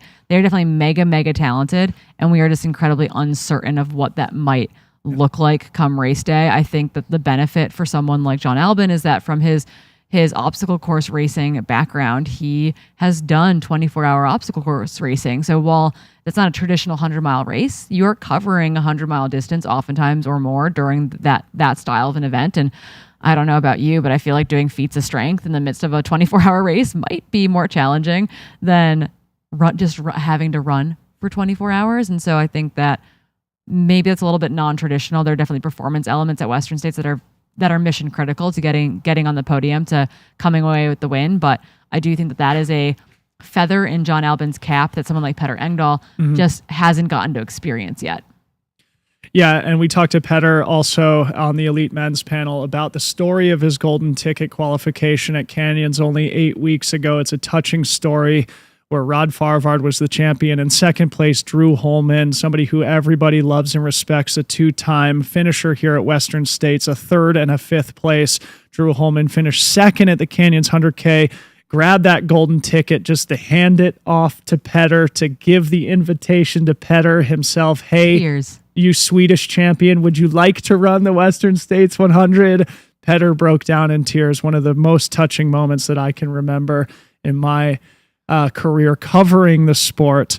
And what a great, classy exhibition of character from Drew Holman to give Petter that opportunity himself. And Drew Holman, we should say, is going to be out there pacing and crewing and volunteering here today. Like we said, multiple different ways to enjoy the Western States 100. So Drew Holman not racing, but here to experience it. And in his place, Petter Engdahl, who we will be keeping our eye on throughout the broadcast. Yeah, there was a moment where Petter was told on course that Drew would not be taking that ticket more than likely, and that, all of a sudden it gave him kind of a boost in which he thought, okay, maybe this is going to be my day. Maybe I can make this thing happen. And then I think it was really just a beautiful moment that we all got to witness of Petter handing off of Drew handing off that golden ticket to Petter Engdahl to give him a spot here today.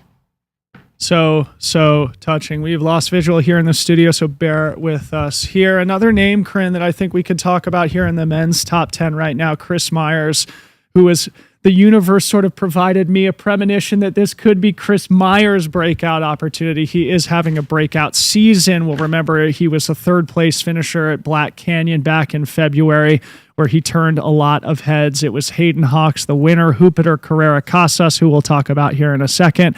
And then Chris Myers from Southern California, now living in Boulder, Colorado, only 28 years old, also one of our 100-mile debutantes here today. After Black Canyon, he came and won the Gorge Waterfalls 50K. His last tune-up broke Matt Daniels' course record at that race in the process. So Chris Myers, again, like I mentioned in some of our pre-race coverage, he's one of those athletes who the guys who train with him say, holy smokes, this guy is strong. And when it's people who are strong and super talented and very experienced telling you that about their friends and training partners, that's what you pay attention to. I pay attention to that. Chris Myers, definitely on my radar here today. Yeah, I mean, again, one of the debutantes in the field. And it's like, we've talked about this a lot, that there is definitely an experience element to ultra running that is very, very important. But there is this magic that happens, particularly at a race like Western States, where there is this like first time experience. I don't know, ignorance is bliss. You don't know what you don't know. You're not preparing maybe emotionally for the pain, and it just opens up this like magical gateway into running your way into the top 10, to running away with the win, a la Adam Peterman, a la Stephanie Howe, a la Magda Boulay and their Western States experiences. Magic can happen here at Western States, and people like Rachel Drake, like Chris Meyer, are looking for that magical day. Yeah, absolutely.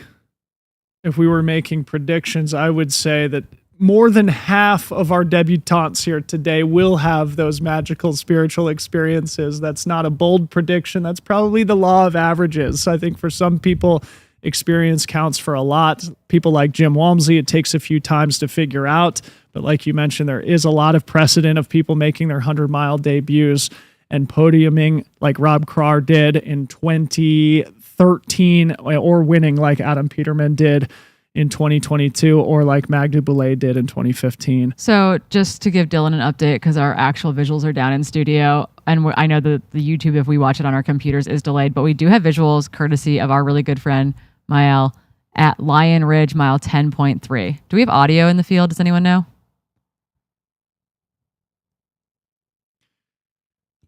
Mael Backhausen there at Lion Ridge, he has volunteered there for at least a couple of years. The Lion Ridge aid station is managed by Chaz, the race director of the Canyons by UTMB Races, an Auburn resident. I was talking to him about it. He says they have a big party there on Friday night, and they pack up and they're done with their volunteer work by 9:30 in the morning, and they can go enjoy the rest of the race. So Lion Ridge aid station is pretty cool place to try and volunteer. I know they have a big group of people who are there each and every year. That's one of the things that makes Western States so special and so unique.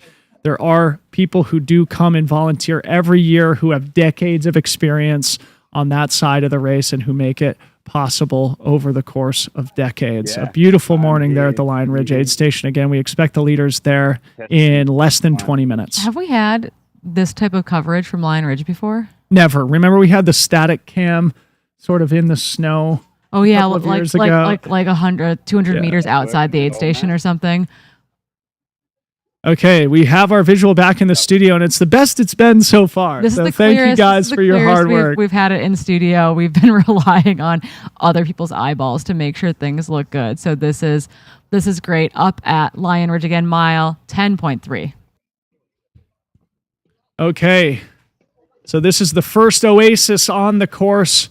We will expect to see the leaders coming through here in about 20 minutes, and we'll probably see a mix of things. You know, some people who will blow right through it, some people who will stop quickly for a quick refill of fuel, electrolytes, and fluids.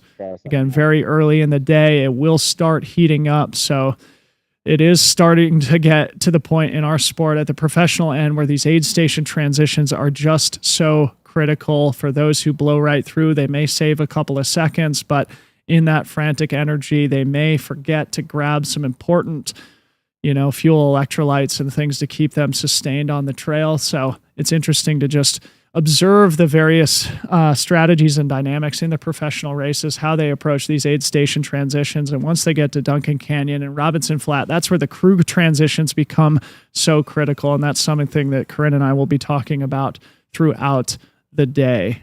It is a team sport, as Corinne's been saying all week. Trail running is a team sport. It will never be more apparent than today at the Western States 100, even though it's just an individual who has to cover all 100 miles on foot. There are giant support crews out and armies of volunteers to help each runner achieve their dreams here today. So we had a question in the chat, kind of someone just asking for a little background on Jupiter. One of the golden ticket entrants finished second to Hayden Hawks at Black Canyon earlier this year, and his post-race interview was my favorite thing I've ever heard. We had a translator in studio with us, and we asked, what made him come to Black Canyon, why was he there, etc. What was he excited about? And he's like, well, I've won everything in Mexico, so I decided to come here and see how I could perform. I want a golden ticket. I want to go to Western States.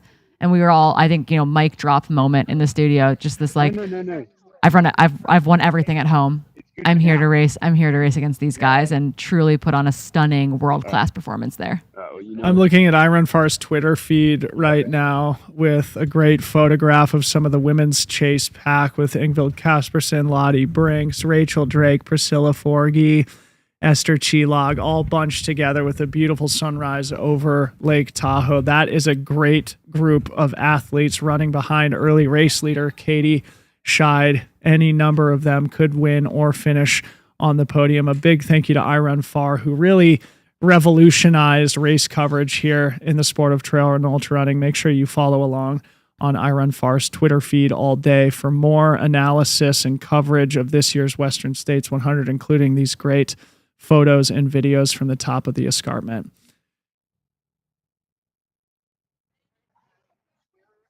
Okay, we're going to tell you a little bit about the course here. Our good friends at Strava have created a course flyover for us here. So we will remember starting at 5 a.m. in Olympic Valley, California, up the ski hill on the service road. They went the biggest climb of the day straight out of the gates as they made their way up to high camp.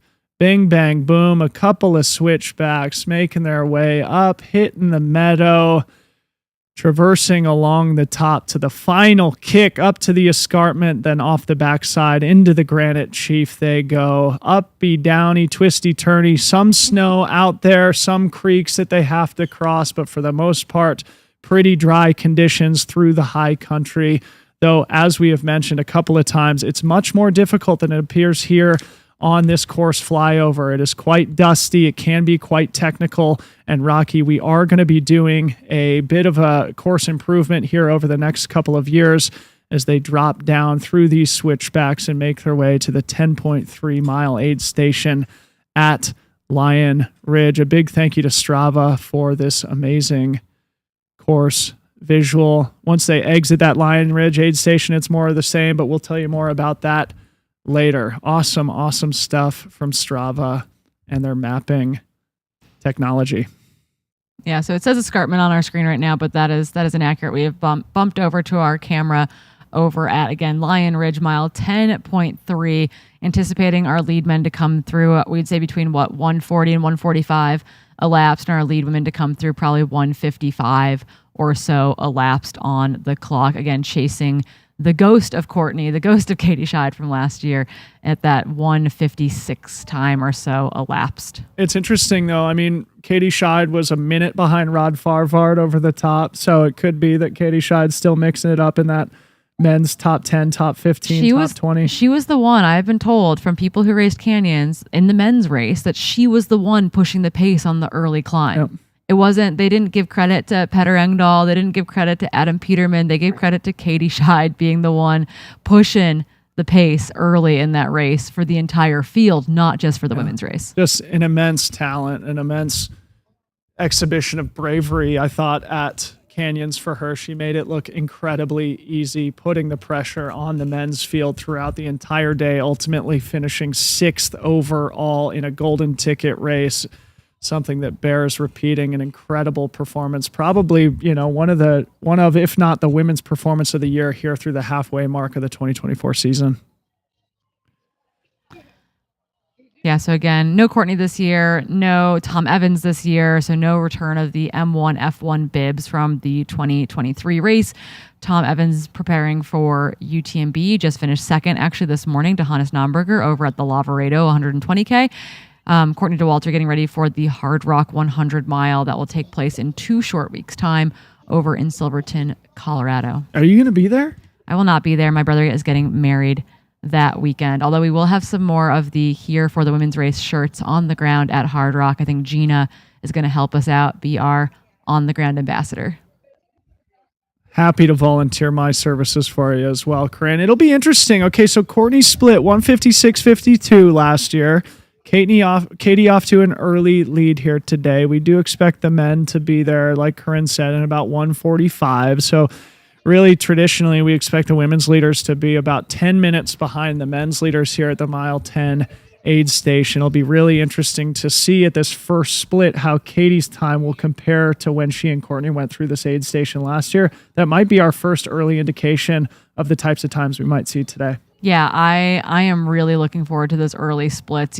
Anything can happen. You'll hear me say that, I don't know, if your bingo card is out, it's probably already full. But you'll hear me say that a lot. And what I mean by that is that we've seen things go awry in these races, but I am so excited to see those early splits because it starts to set the tone. There we go. I can talk. I need more coffee. It starts to set the tone for what we are going to experience today and how incredible these performances are going to be. Absolutely. Speaking of coffee, I think Harmony Bowman is going to be bringing us some caffeination here in studio very shortly. A big thank you again to the team behind the scenes who makes our job so easy and so great every year. 4th year in a row, Corinne and I have been able to sit here and share the story of the amazing Western States 100. We are still here at the Lion Ridge Aid Station. A big thank you to Mael Backhausen, who we think is operating the camera here. We are just over 90 minutes elapsed here in the 2024 Western States 100. We're starting to get warmed up here in studio. Seems like we worked out some of the tech issues. At least I'm highly caffeinated, even if Corinne still needs a little bit extra I juice. need a lot more caffeine. I was not going to figure out how to do that at the race director's house this morning at 3 a.m. So I said hi to the cat. I took a shower. I made my way over here. Well, I just smashed some of the GOO BCAA pills myself. Oh, you know, nice. get some branched chain amino acids in the bloodstream into the brain. So I'm powered up. I'm fired up. We only have about 18 more hours of broadcasting between Corinne and I. Plus, then we go into the Silver Buckle shift, which will be Callie Vinson and Scott Trayer and Billy Yang, our fearless leader, dropping the caffeine on the desk. Thank you, Billy. Unbelievable. I'm just looking at the course profile here, Corinne, so I'm just going to sort of rattle off a couple of thoughts here. So after the Lion Ridge Aid Station, we sort of have more of the same of what we just described, some of that sort of more challenging than it looks, high country terrain, a lot of just short ups and downs before they get to the Red Star Ridge Aid Station, which is the second major aid station on the course. And then there's, still some of the up and down, but you begin kind of that downhill trajectory that Western States is known for before you get to the Duncan Canyon Aid Station. And that's where, at least from memory for me, racing in the elite field, when you really start to feel the energy coming into your competitors, right? Where people are really sizing each other up, where the field starts to string out a little bit. Oftentimes you're getting into sort of mid-morning hours and it starts to heat up, at least in warm years. And it looks like we are looking across the ridge here now. Not exactly sure what we're looking at. But I know we're working on getting camera set up at Red Star too. That is a beautiful shot wherever that's coming in from this morning. I can see the Starlink on the ground. Things are looking good. That's Red Star Ridge. Okay. Amazing. I love that we've got that battery plugged in. We've got the Starlink up. This is insane. We've never had anything like this. So big shout out to our team behind the scenes, the Mountain Outpost crew, and everybody who is there managing Starlinks and cameras to bring us this beautiful shot.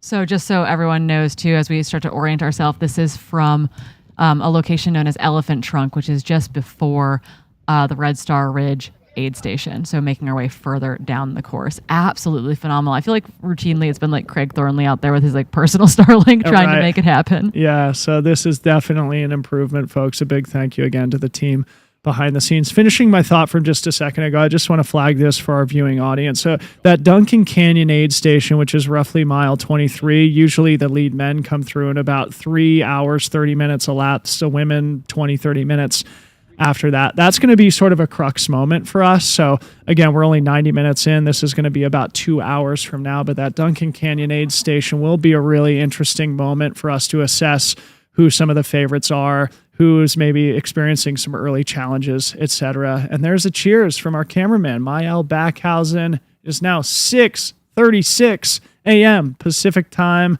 A beautiful morning here. There's Mael, the great Aussie Australian who has been working harder than anybody here for the last week plus. Of course, the Broken Arrow Sky Race was last weekend. Mael Backhausen manages all the social media for Brendan Madigan and their great team at Broken Arrow. What a great weekend that was. Mael also embodies the spirit of trail, not racing either weekend, all the way from Australia just to help out and work. Amazing.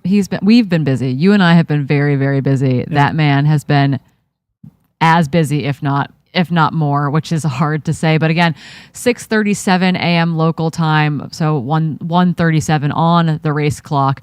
We'll be looking for our lead men to be coming through here in the next 5 or so minutes. Again, that historic split from Jim is 141 to Lions Ridge? Yeah. So it looks like Timothy Olson, Rob Krar ran faster, 135-ish, but Whoa, Jim's fastest split is 141. It could be that there was a little bit of a, alteration in the course, or the climb up the mountain was slightly shorter. Oftentimes they will have to find or lose a little bit of mileage in this early part of the course to make it a clean 100-mile course. Craig Thornley and his course team are surgical and very detail-oriented when it comes to making this exactly 100 miles or as close to exact as possible. So some of those splits might be a little bit different based on historical reroutes, but we're thinking 135 to 141 is probably when we'll see our men's leader. So that is just a couple minutes from now. Yeah, and then again, we don't have GPS trackers on the athletes, although one of my athletes running the race is carrying a Garmin so that we can find him, which is, I think, very nice for his crew and his family. But yes, we will be getting splits aid station to aid station, working kind of off of predictive splits and also working on historic splits that we have access to. But again, yes, we'll be working aid station to aid station. The next split coming from this aid station, Lion Ridge, mile 10.3 into the Western States 100 mile. I want to go camp out there. Frankie. I'm firing myself. Well, like Dylan. I said, Chaz says they have a big party on Friday night. I wouldn't mind that myself. Go have a nice little late night camp out, do the quick early aid station transition, hang out through the final runners, and then you're packed up and done by 9:30. Head to, probably Michigan Bluff or Forest Hill and get to spectate the rest of the day. Go get Doesn't some otter. sound like a bad day. Yeah, go get some otter pops, sit in a kiddie pool, relax, cheer on your friends. Like, what an excellent way to spend a Friday and a Saturday. Absolutely. Although I have to say again for probably the 100th time, we have the best job in the entire world here at Corinne. For the 4th year in a row, I'm so glad to be here. What a privilege it is to be in the booth here, sitting on the historic track, getting to share the majesty of this perfect race with our viewing audience. I will say when we've been sitting for 20 hours straight, we'll maybe be a little bit less thrilled that we have the quote best job in the business. But I will say, I mean, the spirit of this sport is alive and well. The spirit of Western States is alive and well. If I can ever figure out how to ghost at some point during Broken Arrow weekend, I'm going to make it to that weekend before Western States camp out that they do out at the Robinson Flat area where they put in a huge final sprint in trail work. Mm-hmm. I so want to be there. I want to be following Elka around, carrying her chainsaw, whatever they need. I want to be out there. Another thing that's just popping into our heads into my head that I think our audience will find fun and entertaining. People will know the name Tim Tweetmeyer. If you don't, 25-time finisher. Pause. Let's hold that thought. We do have our race leaders coming into the Lion Ridge aid station here. Mile 10.3. We are 100 minutes elapsed here at the Western States 100, which started at 5 a.m. local time. Let's see who's in the lead. Corinne, they are right on time according to historical splits here.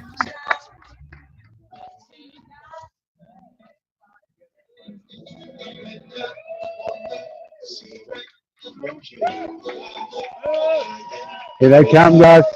We can hear cheering from Lion Ridge, which is pretty awesome. We can hear aid station noises. We're right in the thick of it. I'm on the edge of my seat right now, trying to ID these bodies coming into our screen here. It looks Jim like Walmsley a white. in black. Oh, Jim Walmsley in black, the 3-time champ in the lead here. It looks like that's Tyler Green right behind him, who is 20th over the and top. Rod Farvard. And Rod Farvard. Is that Shenjing Shen just behind him? Nice going, guys. Look at Tyler Green leaving in the lead at mile 10.3. This is fun, Corinne. Tyler Green, we have seen him race Western States in multiple different styles. He has been way off the back, running his way onto the podium. Last year, we'll remember Tyler was doing this exact same thing, putting his nose in the fight very early. That's Rod Farvard, Ryan Montgomery, and I think that was either Shen Jishen or Deng Gumin, our Chinese athletes, leaving in 4th place with Jim Walmsley on his heels. And there's Chris Myers. There's Shen. There's Shen. And that was Deng Gumin. Yeah. Let's go, Karen. Olsen, hey, bro. Hawks, Hayden, Engel, Watson, Dan Danny Jones. Have a good one, bro. Let's see you out there. John Albin, John Ray. Yeah. Amazing. What a crew. Okay, Oh so my that's got to be at least 10 through the aid station. We'll get official times here soon. Here's Jupiter Carrera Casas from Mexico, the first Latin American athlete to ever earn a golden ticket. Mixing it up, there's Dakota Jones in great position, heading out just behind that early men's pack. Let's go, Jeff. Jeff Colt from Carbondale, Colorado, coming through last year's 8th place finisher, Jeff? Yes, M8. He came in just behind Ryan Montgomery, who finished M7. So yeah, again, coming through that, we had Rod Farvard, Den Gomen, Jim Walmsley, Chris Meyer, Tyler Green, Shen Jingshen, Doiji, Hayden Hawks, Ryan Montgomery, John Albin, Petter Engdahl, John Ray, Caleb Olson. Okay, so now what we want to see, in addition to the rest of the lead men's, is how far back is Katie Scheid here at the first aid station? That's going to be something that's very interesting to watch. Again, last year, she and Courtney DeWalter went through in about 156 elapsed. I predict she's going to be much quicker this year. So for those who are Tyler Green fans, just an FYI, as I update ultralive.net, it does appear that we are having a bit of an issue with Tyler Green's timing chip coming through there. We have not gotten an official Lion Ridge update from Tyler Green, but we did see him come through and leave that aid station ahead of Jim Walmsley and Rod Farvard. Yeah. Tyler Green, a 2-time runner-up here. God, it would be so incredible to see Tyler improve upon those 2 fantastic runner-up performances here. It is so great to see an athlete. I think that's truly one of the marks of the great athletes in the sport, being able to race in multiple different styles, as Tyler has here at Western States. He is here now for the 5th year in a row, 14th, 2nd, 4th, and 2nd, the last 4 for Tyler. I'm sure he would do anything to improve upon those 2 runner-ups and to secure that iconic Cougar trophy for himself eventually. One of the storylines of the week is that Tyler's wife, Rachel Drake, also one of the best athletes in the sport, making her 100-mile debut here today. So the husband and wife duo of Tyler Green and Rachel Drake are on the race course. And here is Katie Scheid coming into the Lion Ridge aid station 12 minutes faster. Elapsed. 12 minutes faster than their split through the first aid station last year. Katie Scheid now on course record pace, officially. Well ahead of course. Katie Scheid, don't do this to me, girl. I'm going to lose my mind. So you see that. So just so you know, for those watching, there are timing mats out there. There are timing wands out there. And then there are places where I think we're still utilizing ham radio operators. So we saw wands being scanned there on both on the in and the out of that aid station. So we'll watch to see how those update. But Katie Scheid, your race leader, 12 minutes ahead of last year's splits. We are looking at a barn burner. Unbelievable. So reminding our viewing audience, last year, much of those early 10 miles were under snow. So this year, it could be that the course is significantly faster, given the fact that we do not have snow on the course. There's Simone Gosselin, one of our French athletes in the field here today, taking off inside probably the men's top 20 or so, finishing that thought. Very interesting to see Katie off to such a big early lead, or a big, course record split here in the first major aid station on the Western States course. Let's see if she can keep that pace up throughout the day. There's Blake Slatengren from Seattle, Washington, exiting the aid station. After an amazing Javelina last year where he got his golden ticket, really excited to see what he can do on this course. He is so talented. When he makes it happen, it's going to be absolutely phenomenal. I don't recognize this runner here. Do you? Ultra athlete, is that Robert? Oh, that's Robert Hodnall. Yep, from Romania. And again, has finished 2nd at UTMB behind Xavier. He is incredibly talented. I saw some of his pacing team yesterday. They are, including Kyle Patari, they're stoked to see how he runs here today. So very, very interesting start here. The men right on historical splits. Katie way under historical splits. You have to remember that last year, a big pack of men there together. Last year, Katie and Courtney put on that performance in the snow. Right. So you've got it. You have to recognize that while some people do move well on the snow, not having snow underfoot is helpful for following the course, because you had to go pin flag to pin flag last year, which was actually very, very difficult. And then also just running on snow is not as fast as running on dirt up there. Right. But 12 minutes? Is the snow really a 12-minute difference? I don't think so. Hard to believe, right? Hard to believe that is that big of an impact. Very, very interesting. It reminds me of a couple of years ago at UTMB when Katie Scheid went well under Courtney's early splits on the UTMB course before fading in the second half, being passed by Marianne Hogan before repassing Marianne Hogan to secure a UTMB victory. Of course, Katie Schei, one of the best athletes in the sport, one of the best athletes of our generation, winning UTMB a couple of years ago. She won Diagonal de Fou last year, so 2 of the top 100-mile races in the world. I'm sure she wants nothing more than to secure a Cougar here. And is Courtney Dauwalter's unthinkable course record from last year already in play here today? A storyline for our audience to follow along for at least the next 16 plus hours. And we'll be keeping our eyes out for who we expect to be the next 2 women in, that being Heather Jackson and Emily Hawgood. Eden Nilsson was not that far behind Emily at the top. I think it was only like 40 seconds. So I wouldn't be surprised to see those 2 women make their way into this aid station together. And it is only about an hour until the Red Star Ridge aid station, mile 15.8. So we will get another update here very soon, or what will feel like pretty soon, from the lead men's pack and Katie Schei through the Red Star Ridge aid station. And just a note for those that are following along, maybe you're listening to this and you're driving out to Robinson Flat right now, and you are on Ryan Montgomery or Tyler Green's team, because I know that there are people doing this. Their chips did not pick up for whatever reason at Lion Ridge. We watched them get scanned. We watched them run through there. Those 2 men have made it through there, and those chips will update once they get to Red Star Ridge. So we go timing point to timing point, but for those watching at home, when you're looking at the men's top 10, both those men are in it, and Tyler Green is at the front of it. Yep. Great update here. I just want to finish my thought as we wait for the rest of the female lead pack here through Lion Ridge. What I was saying about Tim Tweetmeyer earlier, 25-time finisher, 25 consecutive time finisher, all under 24 hours, and a 5-time champion from the Auburn area. Tim Tweetmeyer is our course sweep through this early section here too. So again, going back to the spirit of trail and ultra running, somebody who has been here for decades and decades, a former champion, still out there doing the hard work of sweeping the course here today. The Western States spirit is embodied by the great Tim Tweetmeyer.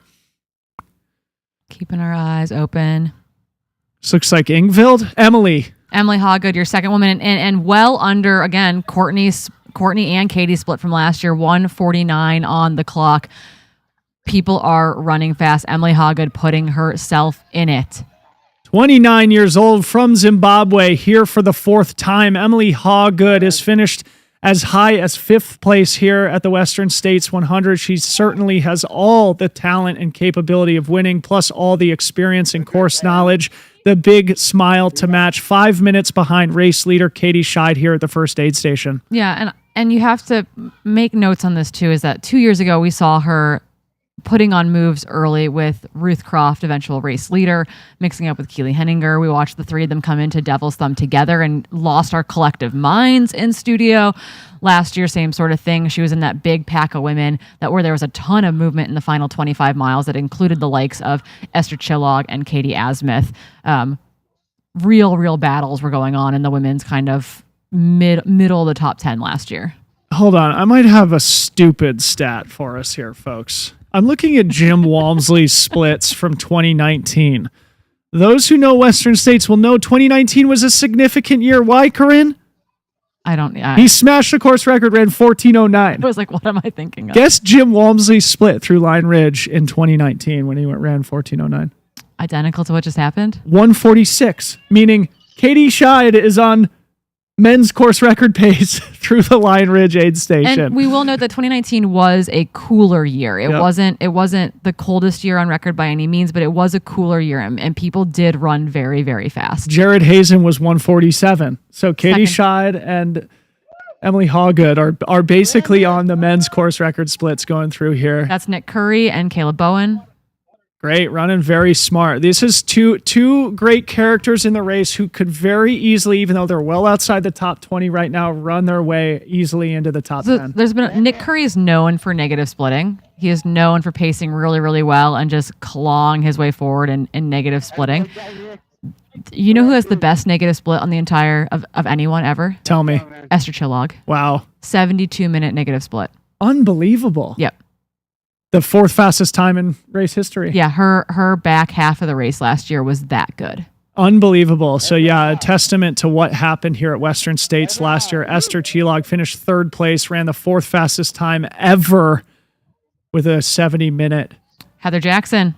Negative split. Heather Jackson, who we talked about earlier, part of the Masters contingent here, the former pro triathlete, the current pro gravel cyclist and pro trail runner, sitting in third place, now through in 152 elapsed, also under Courtney's course record split from last year. Unbelievable.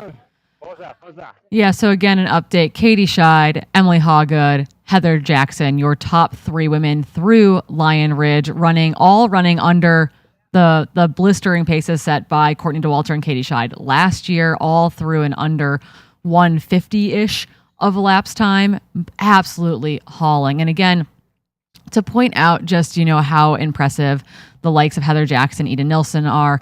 Ragnar DeBots is also in kind of this top 20 group. Esther Chillag, not quite a master, though. I keep wanting to put her in that category. She's 39. Next year, she'll have to come back and try to get that master's course record. But current women's master's course record, which we keep talking about, which is very much in play, is back from 2021, I believe, where Ragnar DeBots ran a 17:41 on the course. Ida Nilsson missed that by 2 minutes last year, unaware that time was in play.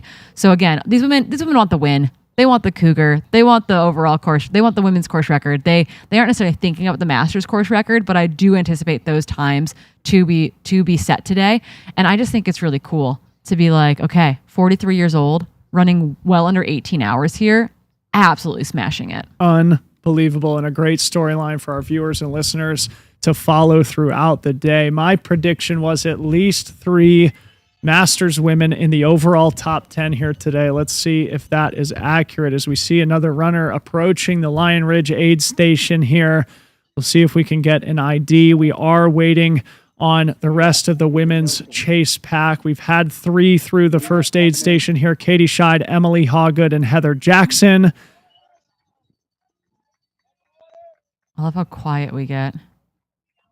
This looks like Ida Nilsson here, our fourth place runner. Craft athlete Ida Nilsson. I could hear her voice. Truly one of the all-time greats here. Ida, part of the Scandinavian contingent, Swede that lives in Norway. Already soaking things down a little bit. Just saw some water get poured on the back, I think on the braid. She's going to get it on her buff and on her head as well. Already. And so again, we talk about this race not being that warm this year.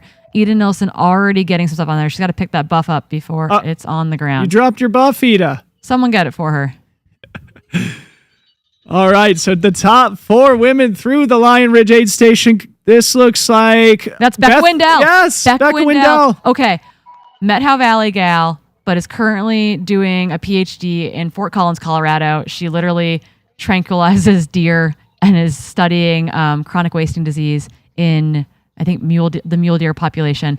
She is brilliant. She is so fast. And we watched her Black Canyon performance back in February, and it was absolutely incredible. She's paced by some of my best friends and out there today. So Becca Wendell putting one on right now. Yeah. Becca Wendell, our sort of early, sort of under the radar dark horse in the top 5 here. Here's Harvey Lewis in the aid station, a fan favorite. Of course, people will know Harvey from his multi-day running accolades that he's collected over the course of the last couple of years. Last year, of course, winning the Biggs Backyard Ultra after running for something like 5 days straight. Absolutely insane. I think that looks like Ingvild Kaspersen exiting the aid station. It's definitely an Adidas kit. It's a little bit pixelated, hard to totally ID. That's Chen Lin. You'll see her with the 2 braids. That is the Chinese athlete. She won Doi Inthanon in December and backed it up with a Hong Kong 100K win shortly thereafter. She's definitely more of a mountainous 100-mile athlete in my mind. She races a lot. She's really, really strong. I'm really curious to see what the back 50 miles will look like for Chen Lin. And there's Lottie Brinks. Your pick to have a breakout performance today. So 5 through 7, all great dark horses. There's Esther Chillag there, and there's Lauren Puretz. Okay, so we have got roughly the women's top 10 through. There's Ingvild Kaspersen. There's Priscilla Forgy.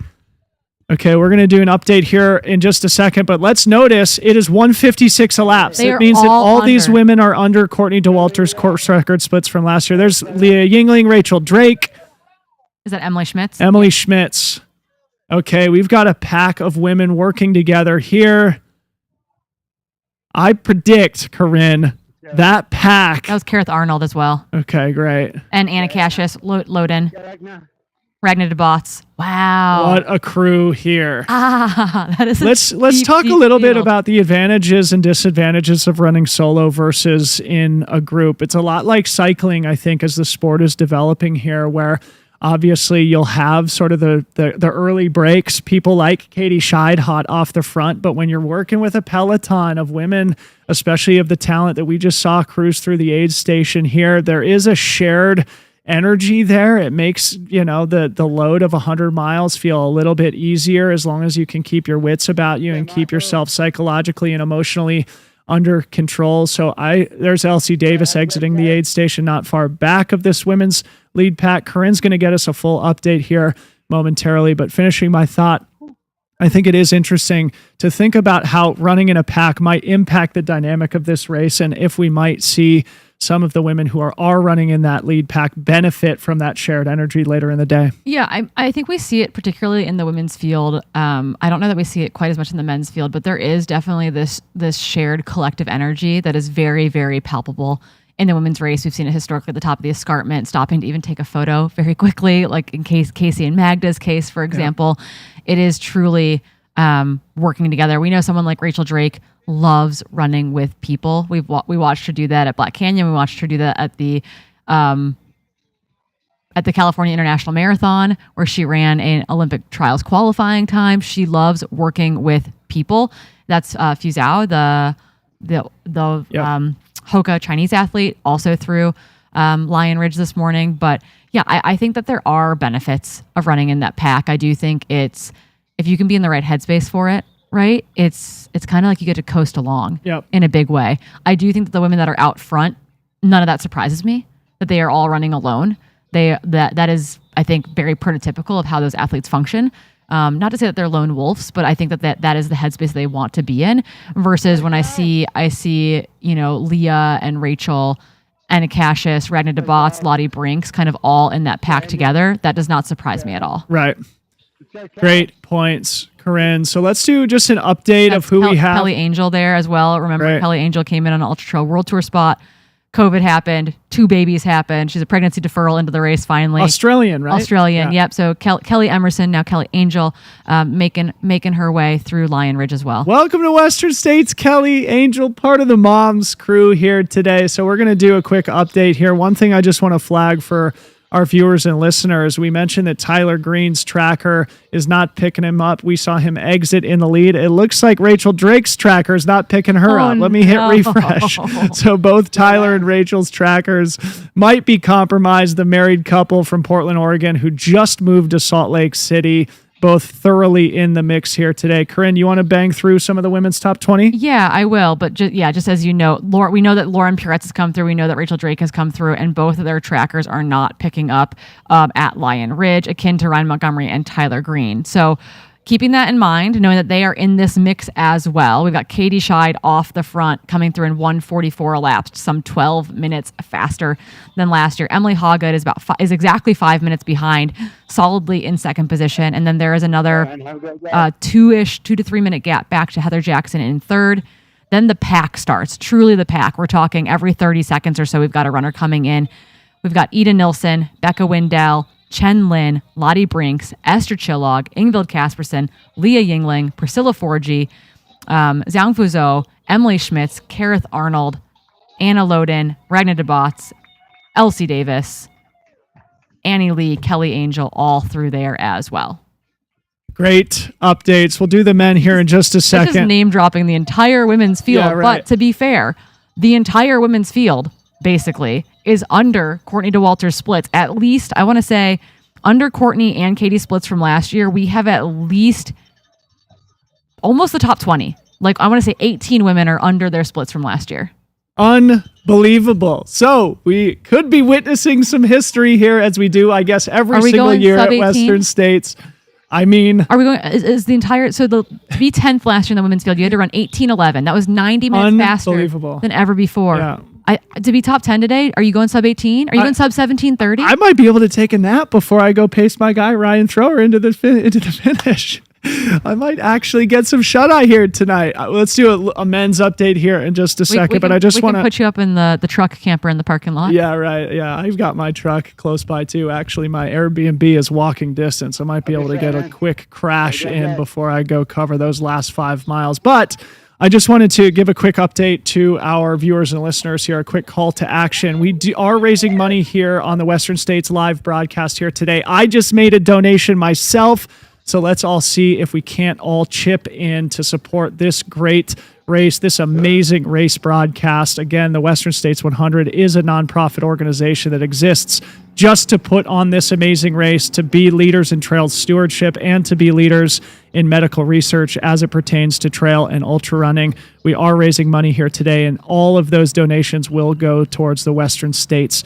Foundation. A big thank you to everybody who does contribute. So I know something that Keely brought up in the chat, something that we brought up as well when we were talking about the splits coming through, is that yes, there is no snow on the early portion of this race course. There was a lot of snow out there last year, 20 miles of basically consistent snowpack, at least going through the first 2 aid stations. But our question is that really 12 minutes of time for Katie Scheid in 10 miles? I don't think so. I mean, Katie must be implementing an intentional strategy here. Like we said yesterday on part of our pre-race coverage, Topher and Kim Gaylord, part of Team Katie Scheid, said that she takes a PhD approach. She obviously knows that she's well under the course record splits here. She is obviously implementing some sort of strategy. She doesn't come in and just wing it or go by feel. I think she's the type of person that knows exactly what her splits should be and tries to match them exactly. So if she is well under those course record splits, you've got to guess that that is intentional here today, Corinne, and we'll see how that might impact her race as her second running of the Western States. Looking at the historical splits here from the men's race, again, our next update, we will see them at the Red Star Ridge aid station. We saw the camera set up at Elephant Trunk just in front of that aid station. Typically the men come through in about 2:35 elapsed, so that is just about 30 minutes from now, and that will be the next time that we assess if that men's lead pack is starting to string out and where Katie Scheid sits amongst it. A benefit to Katie Scheid's race this year is that she didn't stay up last night trying to watch Germain race. Because last year he was running the Mont Blanc 90K, so I don't know how much sleep she got last year before Western States. This year she's got a little bit more sleep because unfortunately her partner Germain broke a rib a couple weeks back and had to withdraw from starting Lavaredo. That finished kind of early this morning. So we're all happy that Katie Scheid got sleep. Good for her. Maybe that's why she's off to such a hot start here, but not far behind her. Also under course record pace, people like Emily Hawgood, Heather Jackson. It's not just the Katie Scheid show out there. Even though we've been talking about her ad nauseum here this morning, there is an incredible group of women in that chase pack that Corinne just rattled off. Going back to the men's race really quick, let's provide an update for our viewers and listeners who are just joining us. Obviously, we saw Tyler Green exit the aid station in the lead here today. His tracker is not working. Behind him, a murderer's row. Rod Farvar from Mammoth Lakes, Deng Gumin from China, Jim Walmsley, the 3-time champ, Chris Myers, potentially breakout performer here today from Boulder, Shen Jishen here, our returning 4th place finisher, Duo Ji, Hayden Hawks, Caleb Olson, Petter Engdahl, Cole Watson, Dan Jones, John Ray, John Albin, Jupiter Carreras, Dakota Jones, Jeff Colt, Simone Goslin, Blake Slattengren, Robert Hodnall, and Nick Curry made up our top 20. Absolute incredible athletes here, making quick work of the early 10 miles here on the race course. We will see them again in less than 30 minutes at Red Star Ridge.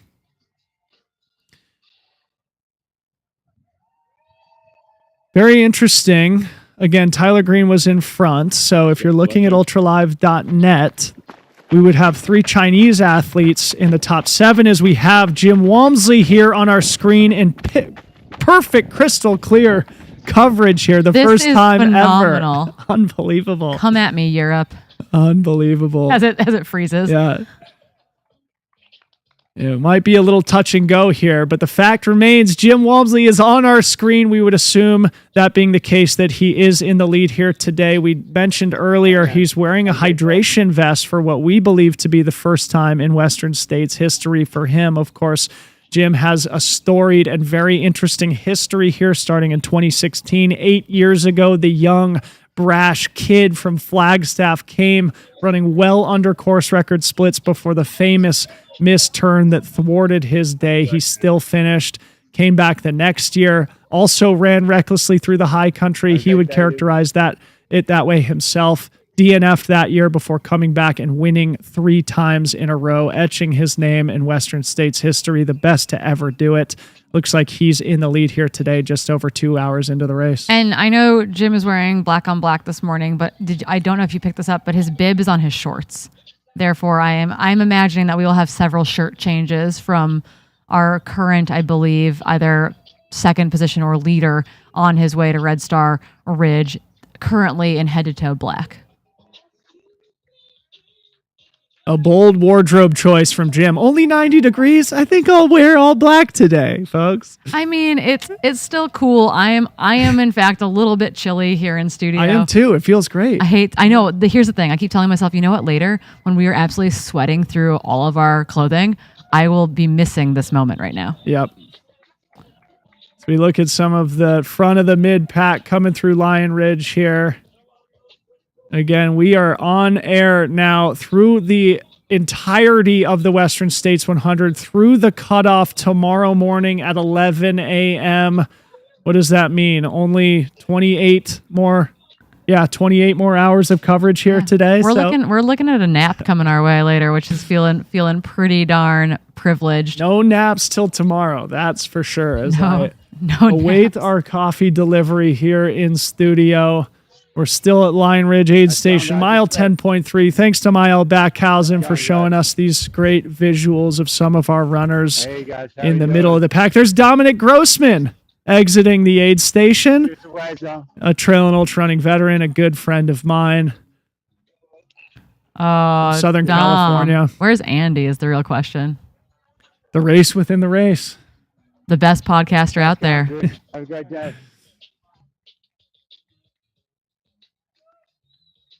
There's Casey Lichtai. All right, 9-time finisher Casey Lichtai. We've talked about her in today's broadcast, going for number 10 in a row, trying to secure the 1,000-mile buckle.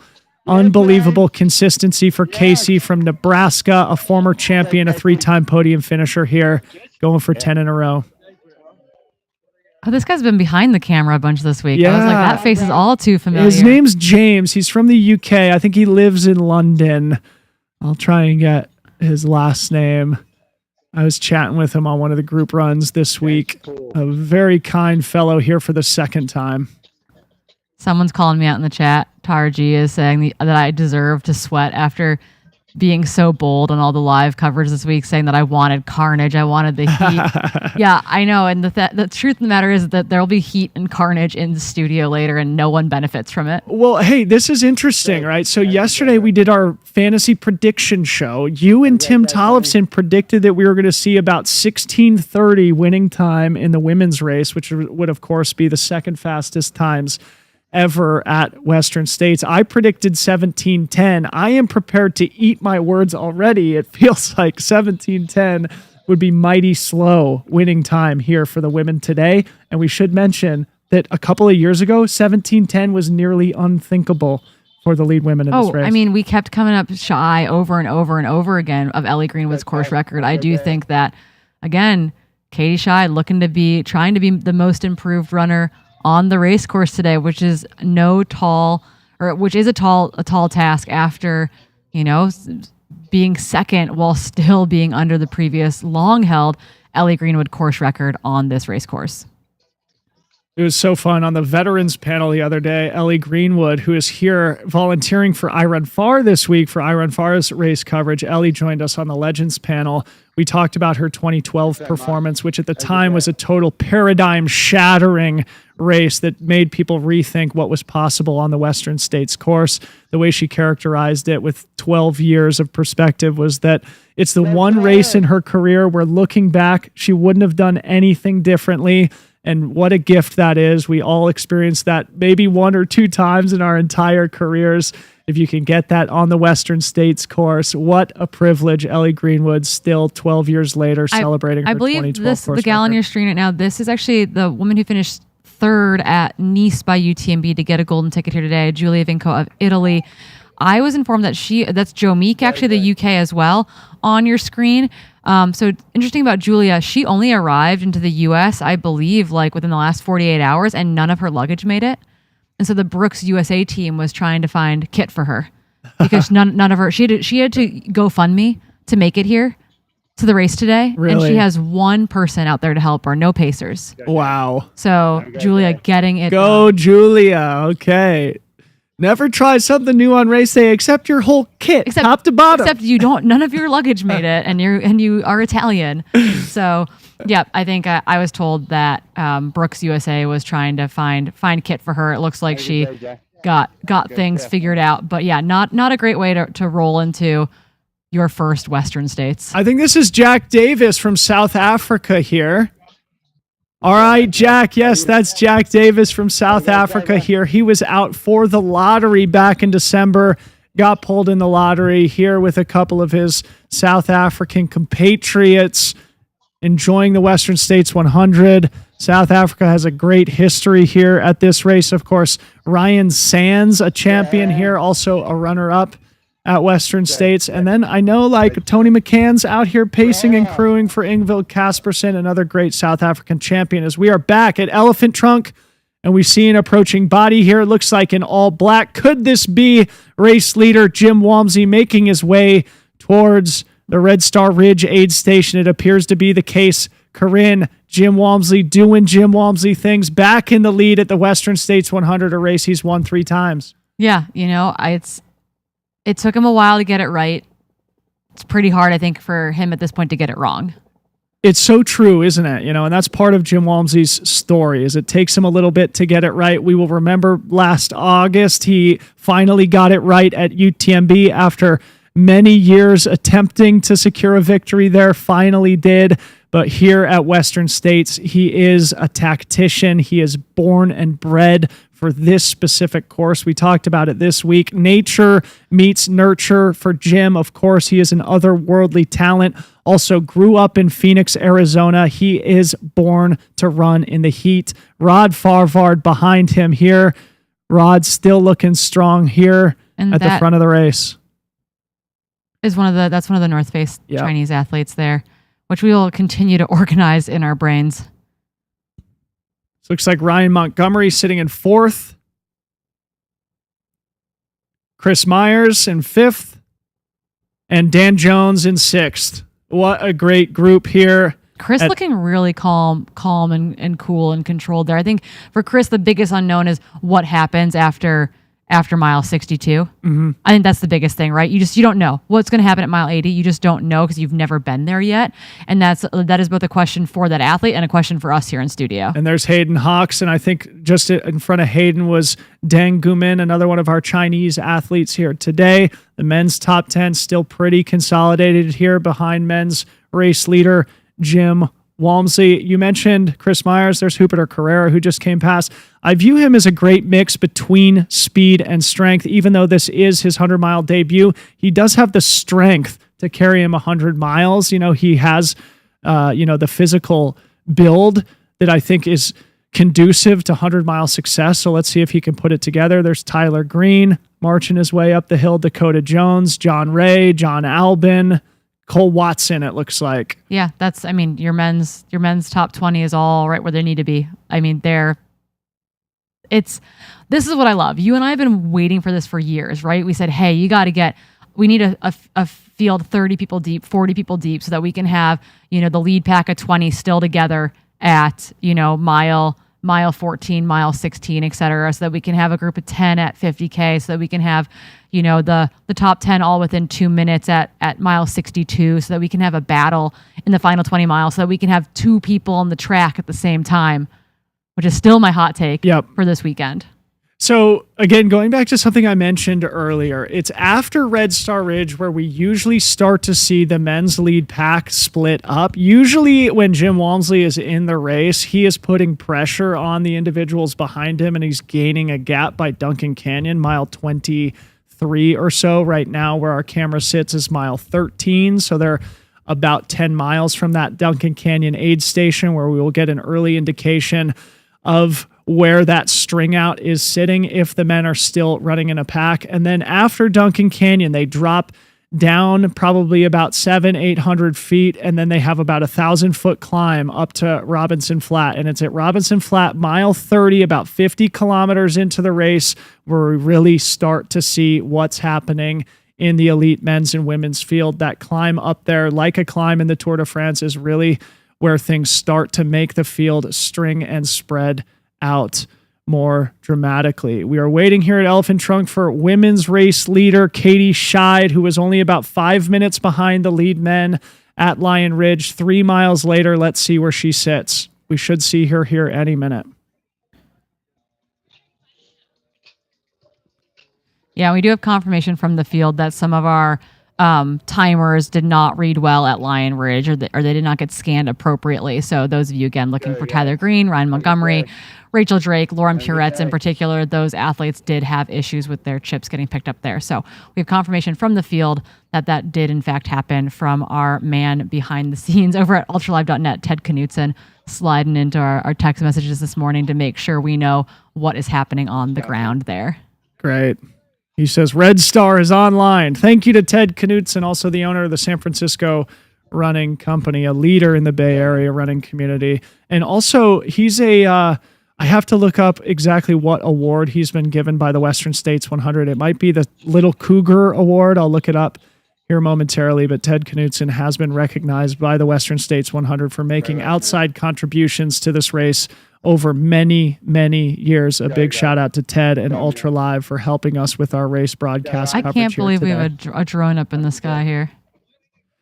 I hope we can get back to Elephant Trunk, because my guess is we might here, and we appreciate it that everybody, about 10,000 people watching us from around the world right now, North America's most important foot race, the oldest trail 100-miler in the entire world, Western States, almost 2.5 hours in elapsed this morning. Someone in the chat said someday we'll miss these glitches. Yeah, a similar sentiment that it's part of the charm, right? Remember back in 2024 when we had the stream drop for a couple of minutes at Elephant Trunk? Those were the days. These are the good old days. Thanks for joining us today. Yeah, I think it's back up now. So again, we are still at Elephant Trunk outside of the Red Star Ridge aid station. Katie Scheid has come through. She was running just in front of Simone Gosling, again, Jim Walmsley's training partner. And then we are waiting for Emily Hawgood and Heather Jackson. We anticipate they will be the next 2 women to this location, and we'll keep looking ahead to Red Star Ridge to check on what is going on there as well.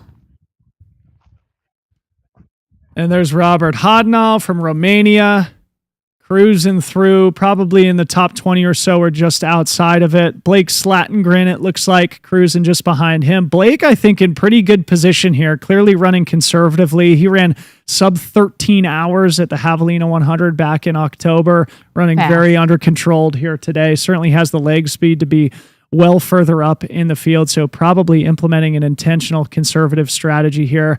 We'll see how that plays out for him and guys like Nick Curry as well.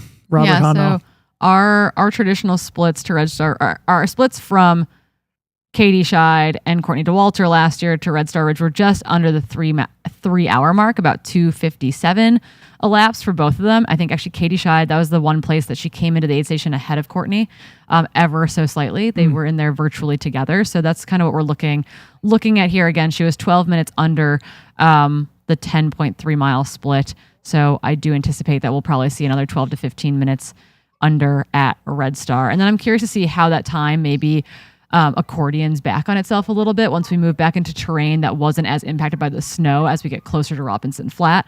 I do think that we could lose some time on a record attempt as we move into some of that terrain, but maybe that's where we finally get to see how good Katie is running, when we finally get to a position where we're off the snow impacted portion of the course. Very good point, Corinne. It is not unprecedented to have many women in the top 10. Recalling back to 2022, I believe it was, when we had, who did we have? We had Beth Pascal, Ruth Croft, Agnes DeBots. Didn't we have 3 women in the overall top 10? That was, I think, the first year in a long time where we had 3 women in the top 10. And remember, we had 15 women in the top 30 that year. Yeah, that was an impressive year. Yep. To our viewing audience, another great storyline to follow along. The elite women's field this year, where will they stack up against the lead men? Will we see something similar to 2022 when the conditions really put the hurting on the men's field, but the women dealt with it with great poise and great performances? And each and every year, 2022 and then 2023, were each the fastest top 10s ever. But you said, Corinne, that last year we really took it to another level. 18 hours, 11 minutes for 10th place last year. That's a winning time for most of Western States history. Only good enough to sneak into the top 10 now. A testament to how much our sport has developed. Yeah, and just a note for those kind of asking questions in the chat. If you are looking for a specific runner, your family member, your friend, your teammate, your colleague, your training buddy, etc., the live timing is pinned at the top of the chat. So you can go and search by bib number, by name, etc. As they make their way through aid station to aid station. There is no live tracking, but you will get updates every aid station for your runners. I just went back and looked here. Yes, it was 3 women in the top 10 in 2021. Beth Pascal, Ruth Croft, Ragna DeBots in 7th, 9th, and 10th positions overall that year. What a great memory that was. That was our first year doing the broadcast together. It was, and I think we absolutely lost our mind then, and we have lost our minds consecutively, annually, let's say, every June. Every June. Best job in the world. So great to be back. We are almost 2.5 hours into this year's Western States 100. We are expecting to get a split from the lead men in Red Star Ridge. You can see a little group of runners there, all together there in the trees. Again, we've never had this before. A drone shooting down on the race leaders here. Looks like probably the lead pack of men. Jim Walmsley and crew, who we just saw at Elephant Trunk probably about 10 minutes ago. They should be approaching that Red Star Ridge aid station within the next 5 to 10 minutes. Yeah, and I will say they're not yet into some of the burn scars that are out there. And so while those fires were incredibly traumatic, I think, for both the local community and some of that, the infrastructure, the landscape out there, we do get really amazing aerial coverage as we get closer and closer to Michigan Bluff, for example, due to the Mosquito Creek fire. There's Jim into Red Star Ridge.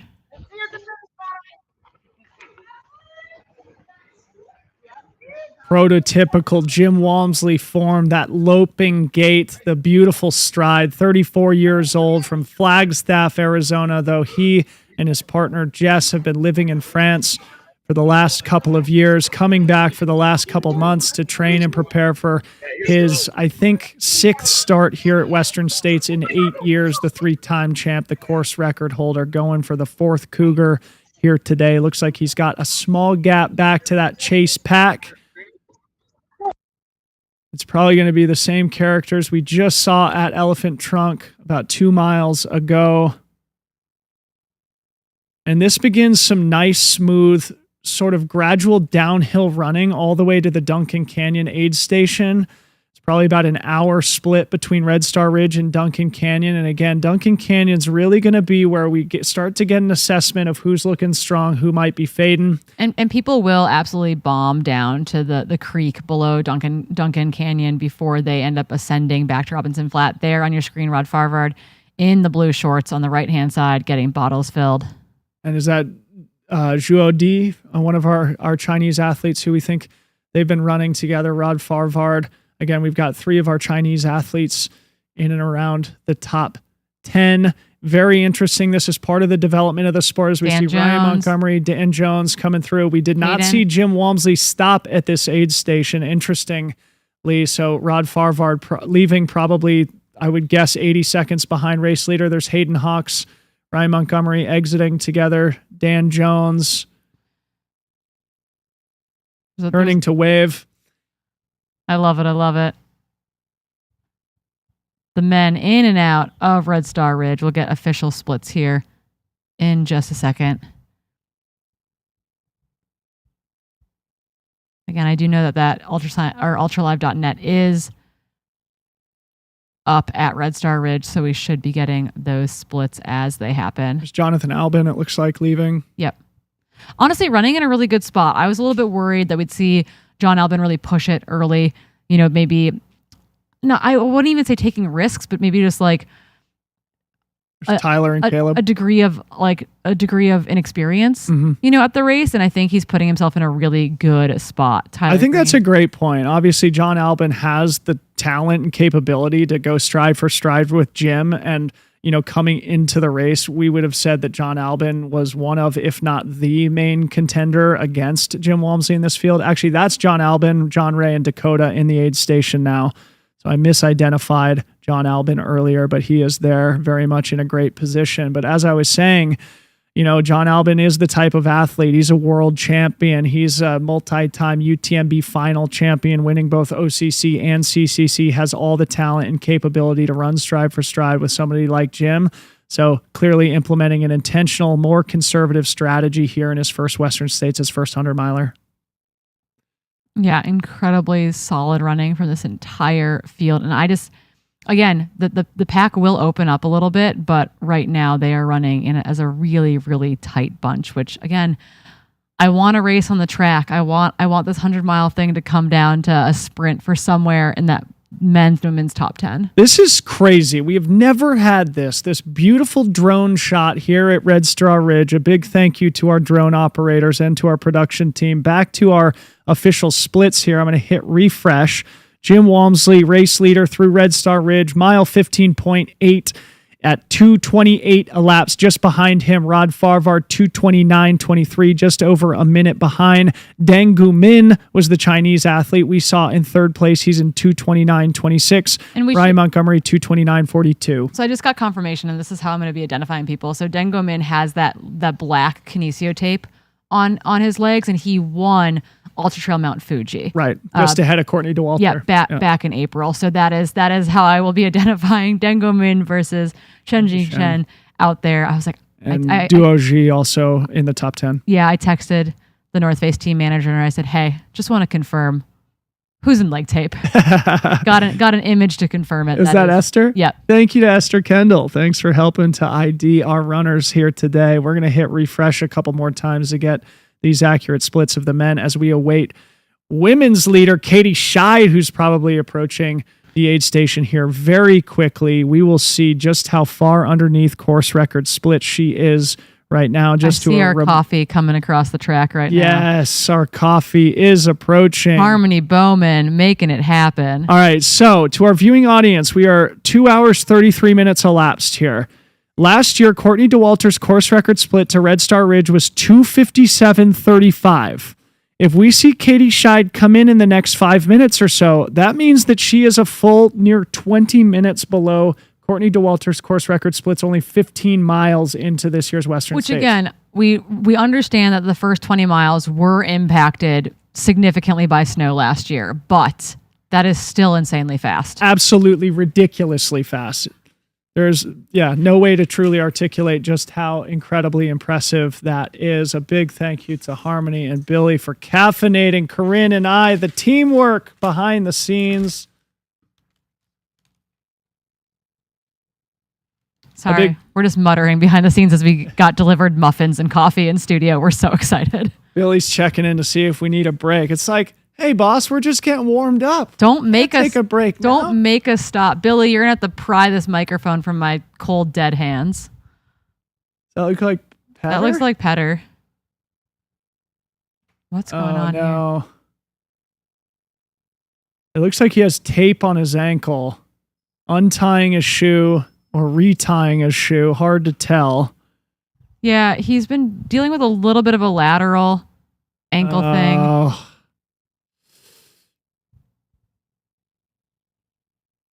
All right, Petter.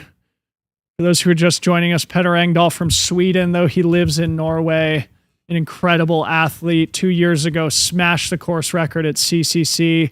One of the best performances that we've seen in recent years. Here for his first Western States after qualifying at the Canyons 100K. Yeah, it looks like his gait is a little bit compromised. It's still early. Let's see if Petter can battle back from what seems to be an early bit of adversity. And like we were saying earlier in the broadcast, this is the type of stuff that happens, you know, every year. Somebody just doesn't have their day. Somebody sustains a race day injury, comes in with some sort of a sickness, virus, something like that, and sort of experiences a little bit of an early challenge. Let's see if Petter can bounce back as we come back to our drone footage now, waiting for Katie Scheid to enter the Red Star Ridge aid station. We are now about 7 minutes since Jim exited. Here's Ingvild Kaspersen passing Elephant Trunk. Okay, so maybe moving up in this field. We're not sure who we've missed kind of in that interim of being over at Red Star Ridge, but Ingvild Kaspersen looking really, really strong. Again, you got to remember, CCC champion last year. Dominant performance. Beat Judith Wider in a 50K shortly thereafter. Katie Scheid in the aid station here, 20 minutes, 21 minutes below the existing course record here from last year. Katie Scheid, just a brave, courageous performance here. You know, it can't be overstated. She obviously knows what time she came into this aid station last year. The fact that she's there 20 minutes earlier this year with a big smile, waving at the camera, clearly still in good condition. Though psychologically, she must know, all right, no woman has ever run like this on this course. No woman has run even close to that split on this course, as we see Lottie Brinks passing Elephant Trunk there. But Katie Scheid truly putting the pressure on the rest of the women's race, putting the pressure on the men's top 20 at this point. And we will continue to monitor Katie's very brave, very aggressive early start here as she exits Red Star Ridge to make her way towards Duncan Canyon. There's Lauren Puretz, not far back of Lottie Brinks. Lauren Puretz, one of our mom contingent, a qualifier at the Black Canyon 100K where she finished third, getting her golden ticket. Also in that Masters women's chase. Yep. That was, I think, maybe Kareth Arnold. Yep. In the Ultra kit. Back to Lion Ridge here. So that's Will Barkin. He is our visually impaired athlete. So again, he has poles. Okay, because he's visually impaired. That was one of the accommodations we asked for. Andy Pasternak, medical director, just walking by, giving us a wave, getting medical set up here at the finish line. But yeah, so Will Barkin, bib number 83, lives in Mill Valley, California. He's got an all-star crew out here to pace and crew him. He's one of my 5 athletes in the race today, so I can give him some extra shout outs. But yeah, so he's allowed to use poles. Keeps him upright in the high country in particular.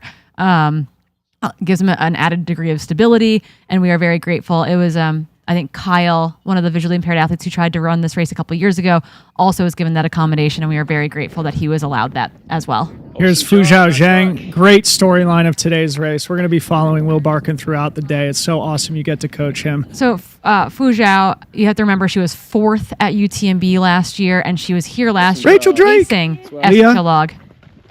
Rachel Drake, Leah Yingling. Elsie Davis. Nice job, everyone. There's Kareth.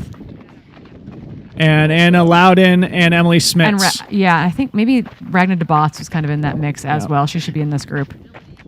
Leah Yingling's graphic up on screen, 2 times top 10 here. She was 9th last year from Salt Lake City, part of that Lululemon team that did the further event. Leah ran 400 miles in 1 week earlier this year.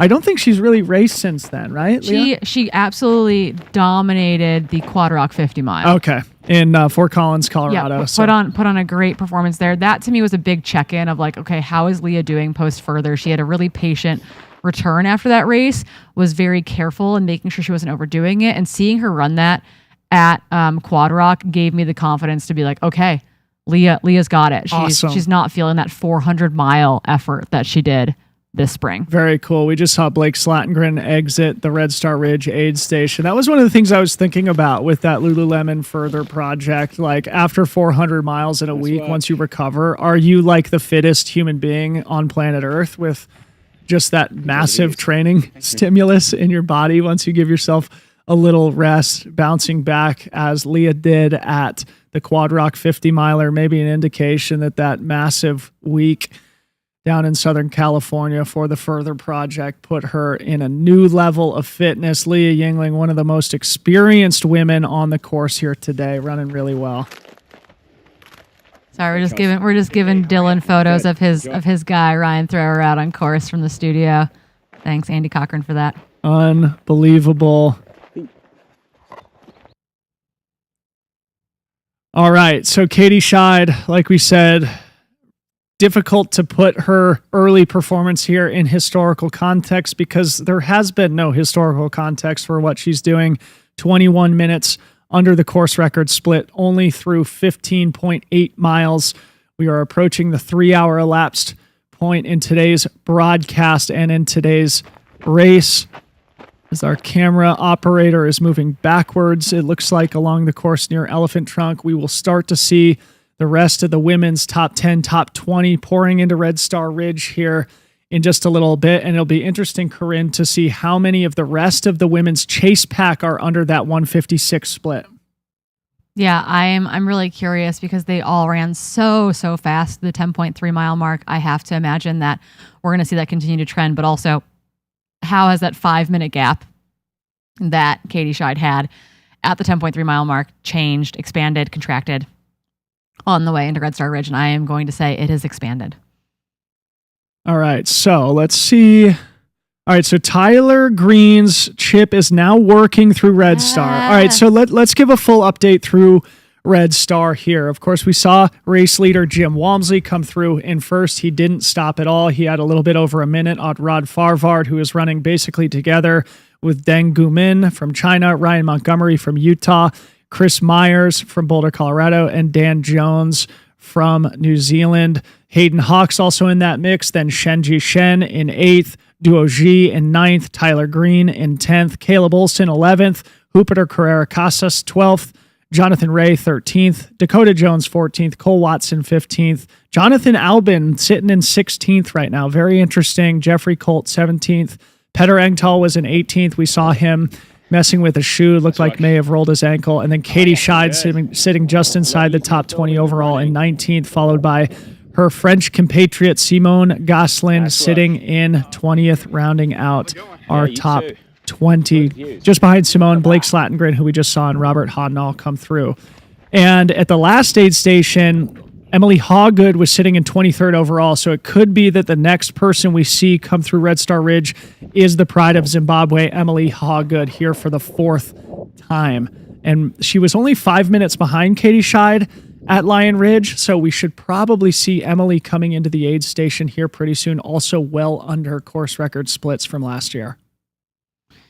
Yeah, I'm really curious to see kind of what that looks like too, because it seems like Ingvild Kaspersen had maybe moved up in that bunch. So I'm curious to see what that split is back from Ida Nilsson to that kind of chase pack of women that are more or less just running in a train right now, probably chatting, probably having a great time out there. About 10,000 people watching us on the Western States YouTube channel right now. A big thank you to each and every one of you for carving out some time to experience this magical race. While you're here, make sure you subscribe to the channel. We're going to start probably using this channel a little bit more throughout the 12 months surrounding Western States. But this is, of course, the hallmark day, the most important day of the North American trail running calendar. And we're so grateful that each of you would join us here for the broadcast. And we are just getting warmed up. 27 more hours to go here until we greet the final finisher in golden hour tomorrow morning. The drone coverage shooting down at Red Star Ridge. It could be that we're looking at, it's hard to tell, but that looks like it could be Emily Hawgood right there. Yeah, it very well could be. And if whoever it is, they are absolutely flying. So we will try to get better ID as they make their way into the aid station. But it's either Emily Hawgood or Heather Jackson. Yep. More than likely. Those are the two that we're waiting. to see come in to This Red is Star Ridge. Lion Ridge here. If we could cut back to Red Star. There we go. And again, remember, we are in the middle of nowhere. But I will say, we have, while our video is definitely, from the middle of nowhere, we're not doing photo stills like we frequently do, where it looks like we're watching a slideshow presentation. So I feel like we are definitely moving in the right direction. I mean, this is a massive advancement for those who have been watching the broadcast for the 4 years that we've been doing it. We've never had this clear of coverage from a place like Red Star Ridge.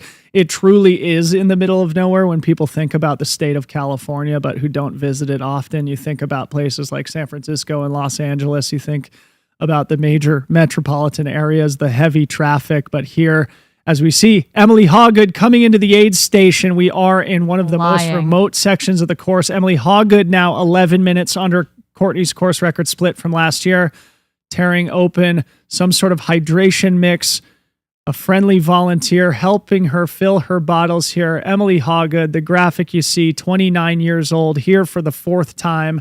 From Zimbabwe, though, lives here in the Auburn area, was doing strides here on the track where Corinne and I are sitting right now, her final tune-up, and she is primed to have a day. And she wants a sprint on the track. I brought that up in the women's elite panel the other day, and I said, hey, Emily, I saw that video of you doing strides on the track.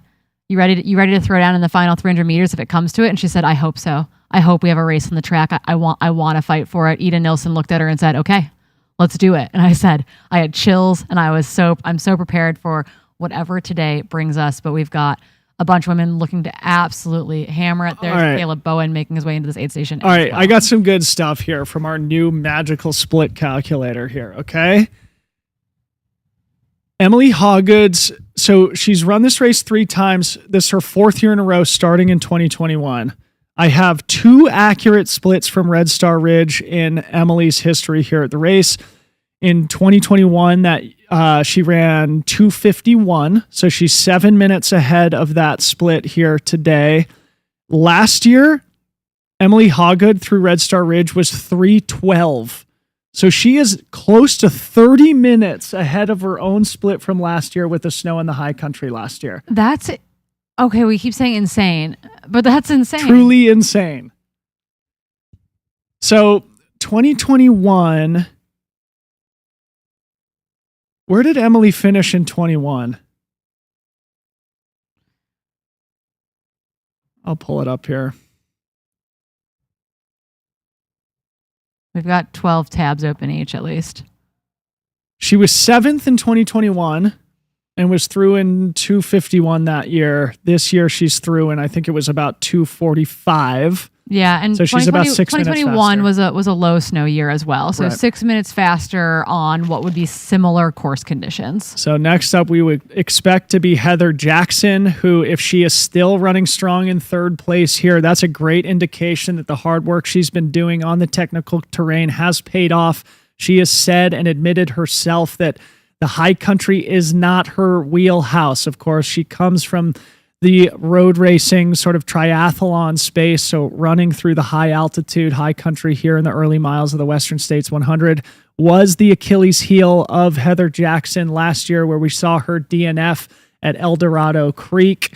And here she is, in all likelihood, probably coming into the Red Star Ridge aid station in 3rd place. Right now, our camera is at Duncan. No, Well, now we're back at it was Red Star. briefly at, Yeah. at Duncan, where we'll be anticipating our runners to come through next. But right now, yes, trying to go back to Red Star Ridge, where we see this buff athlete on it. That is Heather Jackson. Speak of the devil. Bottle open, ready to get liquids on board. Come on, Heather. 3 minutes back of Emily Hawgood, 8 minutes under Courtney DeWalter's split. Heather Jackson also on historical pace here. A big smile from Heather, a great champion across multiple different sports. Off to a really great start here today. Remind me, Jim splits as well through Red Star Ridge historically. But yeah, Heather Jackson, we want this top 5 at Unbound and the top 5 at Western States story to live, because that would be phenomenally entertaining for every single sports fan out there. All right, so I've got all of Jim's historical splits through Red Star. I can't Bear believe we've with got me. camera runners out here. We've never had camera runners basically anywhere on course, and Right. we are out by Elephant Trunk, making our way towards Red Star Ridge, kind of in that back of the women's kind of were in that like probably 17 to 25 pack or so, making their way towards Red Star Ridge. All right, this is very interesting here, Corinne. Of course, Jim is going to be racing here today for the 6th time. 5 finishes, 1 DNF. His fastest split ever through Red Star Ridge, 2:24.22. That's from his first year in 2016. His slowest split, 2:35.17. Guess what year that's from? Year 1. His course record year. His slowest split ever is from his course record year. Right now, he was From the came through 1409 year. 1409 year, Okay. 2019. In 2021, the last time Jim was here, when he secured the three-peat, he came through in 228 flat. He's just over 228 here today. So he's sort of like right in between his fastest split and his slowest split here. But his fastest split comes from the year that he DNF'd, and his slowest split comes from the year he broke the course record. Great historical statistics here. A big thank you to Travis Longcar for creating this split calculator here on fantasy.freetrail.com. Yeah, looking back through to kind of what we saw from earlier this morning, Kim Gaylord, I don't know, did you see the text that she sent us early this morning? Yes. That Katie's Taylor Swift theme song today is Down Bad. And I just love the energy that is bringing Totally to the course today. We keep joking about her being in her Courtney DeWalter era, the era idea being, Taylor Swift's Eras tour. And so, yeah, Down Bad for Katie Shy today. We're going to channel a lot of that energy. So cool. Pressing refresh here on the overall leaders. So Emily Hawgood still sitting in 23rd overall. What was the split between her and Katie officially at Red Star? Oh, you know what? Actually, I don't think I have Red Star updated. Excuse me 1 second. Yeah, I don't have Emily Hawgood's official split through Red Star. We'll monitor that. We're going to take a quick commercial break here, and when we come back, we'll start to get the rest of the women's top 10 through Red Star Ridge. We'll see you in just a second. Nice.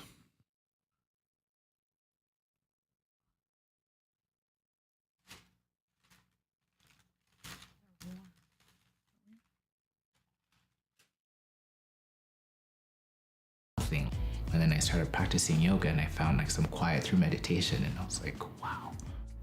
Just that was the path that got me to like feeling I could just be with myself. Around 2019, when I just started to explore running just a little bit, I found this huge mindful component of the meditative practice while out on the trails. These tools that are helping me find my own happiness, my peace, my conflict, my challenge, like just everything wrapped into one, and I can experience all those things in one beautiful hour outside in the morning. Like I feel how much more present I am for my kiddos, for my family, for myself. It was just what I needed.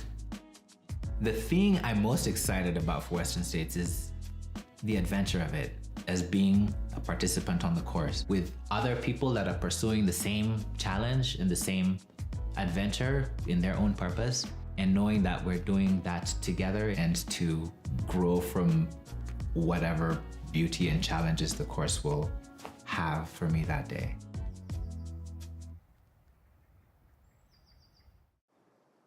When I was a kid, we would go on adventures. Like in Kenya, we call them adventure. Like adventure would be you just go in the thicket, you just kind of make your way through it and you go back home. That adventure piece was a huge part of me that when I got back into trail running, I reconnected to that part of me that I thrived through that adventure. My name is Ngugi Kihara and I'm from Nairobi, Kenya.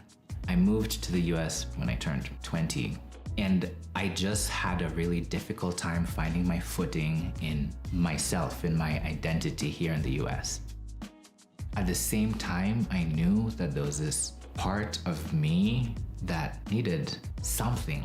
And then I started practicing yoga and I found like some quiet through meditation, and I was like, wow. Just that was the path that got me to like feeling I could just be with myself. Around 2019, when I just started to explore running just a little bit, I found this huge mindful component of the meditative practice while out on the trails. these tools that are helping me find my own happiness, my peace, my conflict, my challenge, like just everything wrapped into one. And I can experience all those things in one beautiful hour outside in the morning. Like I feel how much more present I am for my kiddos, for my family, for myself. It was just what I needed. The thing I'm most excited about for Western States is the adventure of it, as being a participant on the course with other people that are pursuing the same challenge and the same adventure in their own purpose, and knowing that we're doing that together and to grow from whatever beauty and challenges the course will have for me that day.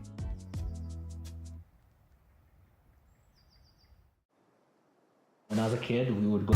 You know I'm standing at the station, ready to go. Oh, big old aeroplane, I'm just in your soul.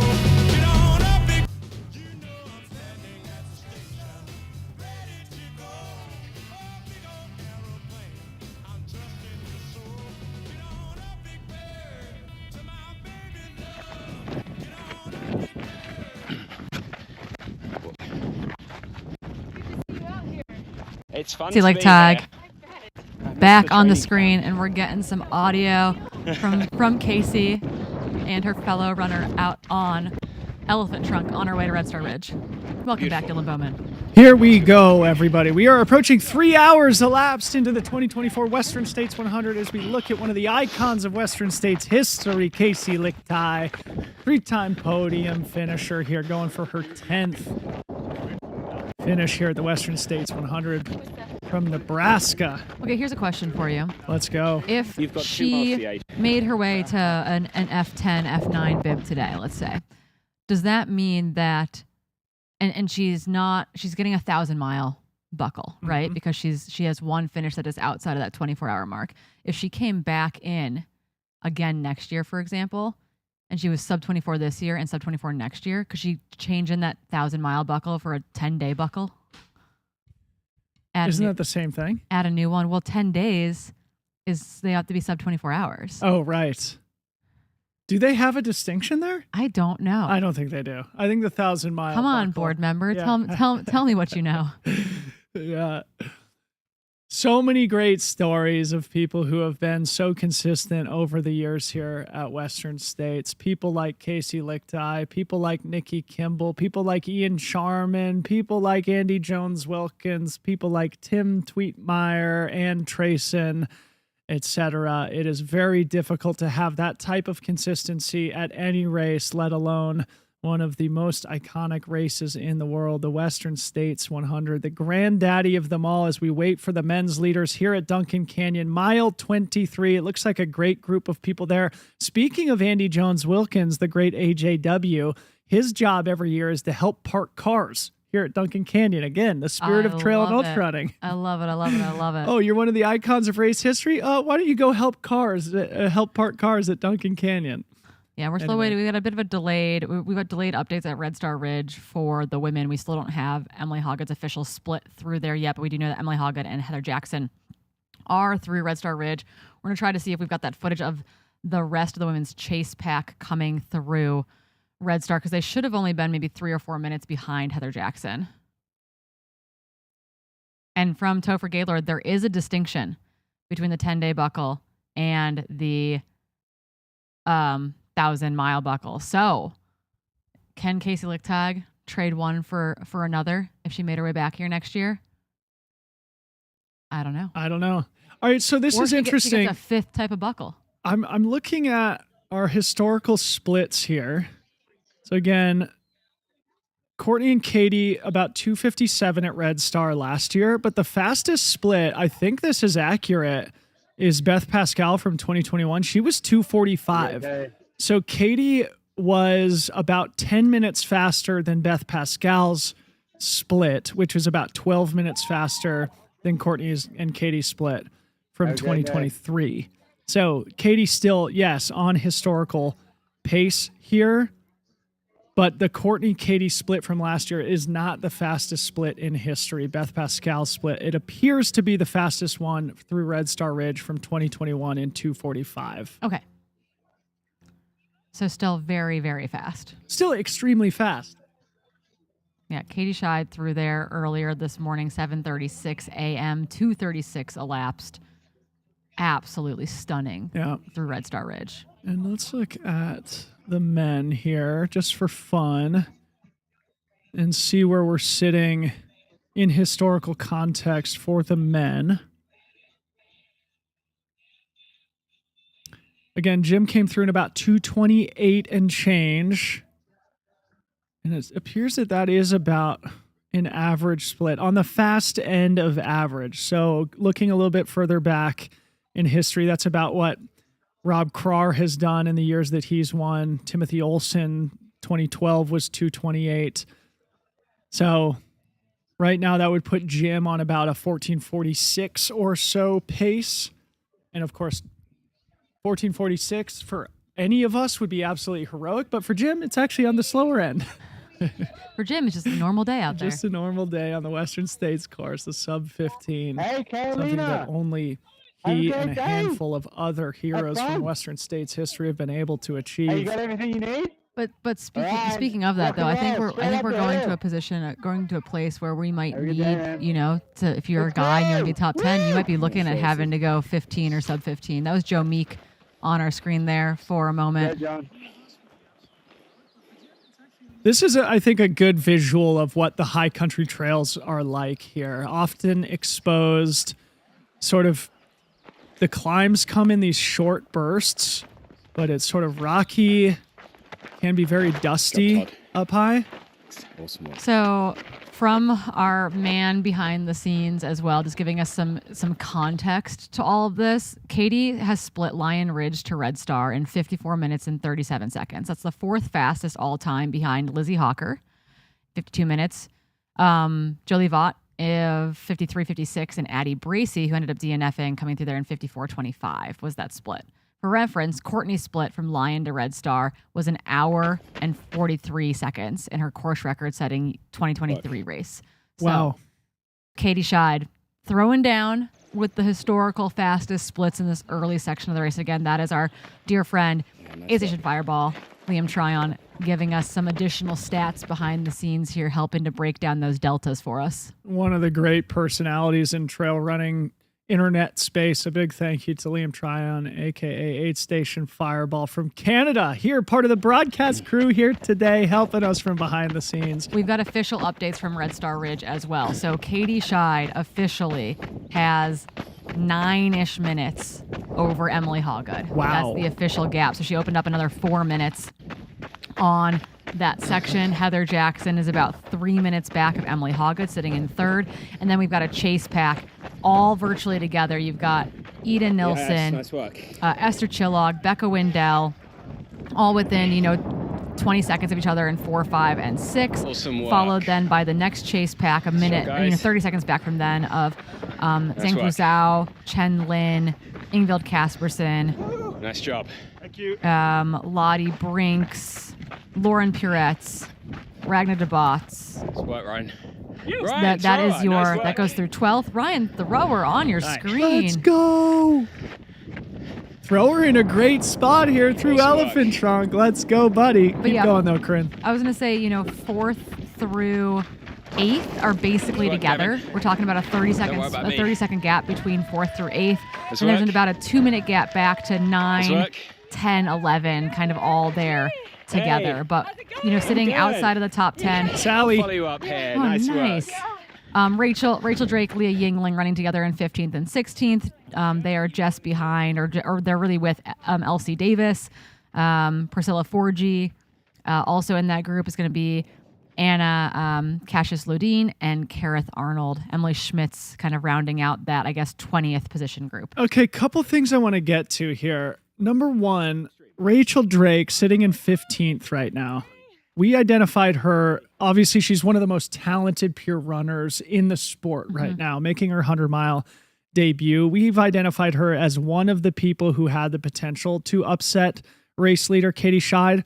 Rachel Drake, a full 20 minutes behind Katie Scheid early in the race. So Rachel Drake taking, I think, a very calm, calculated, conservative, almost Tyler Green type approach here in the opening miles. So just interesting to see, you know, someone of her talent intentionally running through Red Star Ridge on what is, I guess, a historically fast split, the same split that Katie and Courtney had in 2023, but a full 20 minutes back of race leader. The other thing that I was going to point out here, just looking at the top 10, we have 6 international women in our top 10 here today. 7 if you count Katie living in France. So we've got Emily Hawgood from Zimbabwe, Ida Nilsson from Sweden. And counting Emily Hawgood living in the States, right? Okay, That's kind of the like. So that's a wash. We'll call it 6, right? Okay. Emily Hawgood's from Zimbabwe, Ida Nilsson from Sweden, Esther Chilog, Hungarian, though lives in Hong Kong, Fu Zhaojiang, Li Chen, both from China, and Ingvild Kaspersen, Swedish, living in Norway also.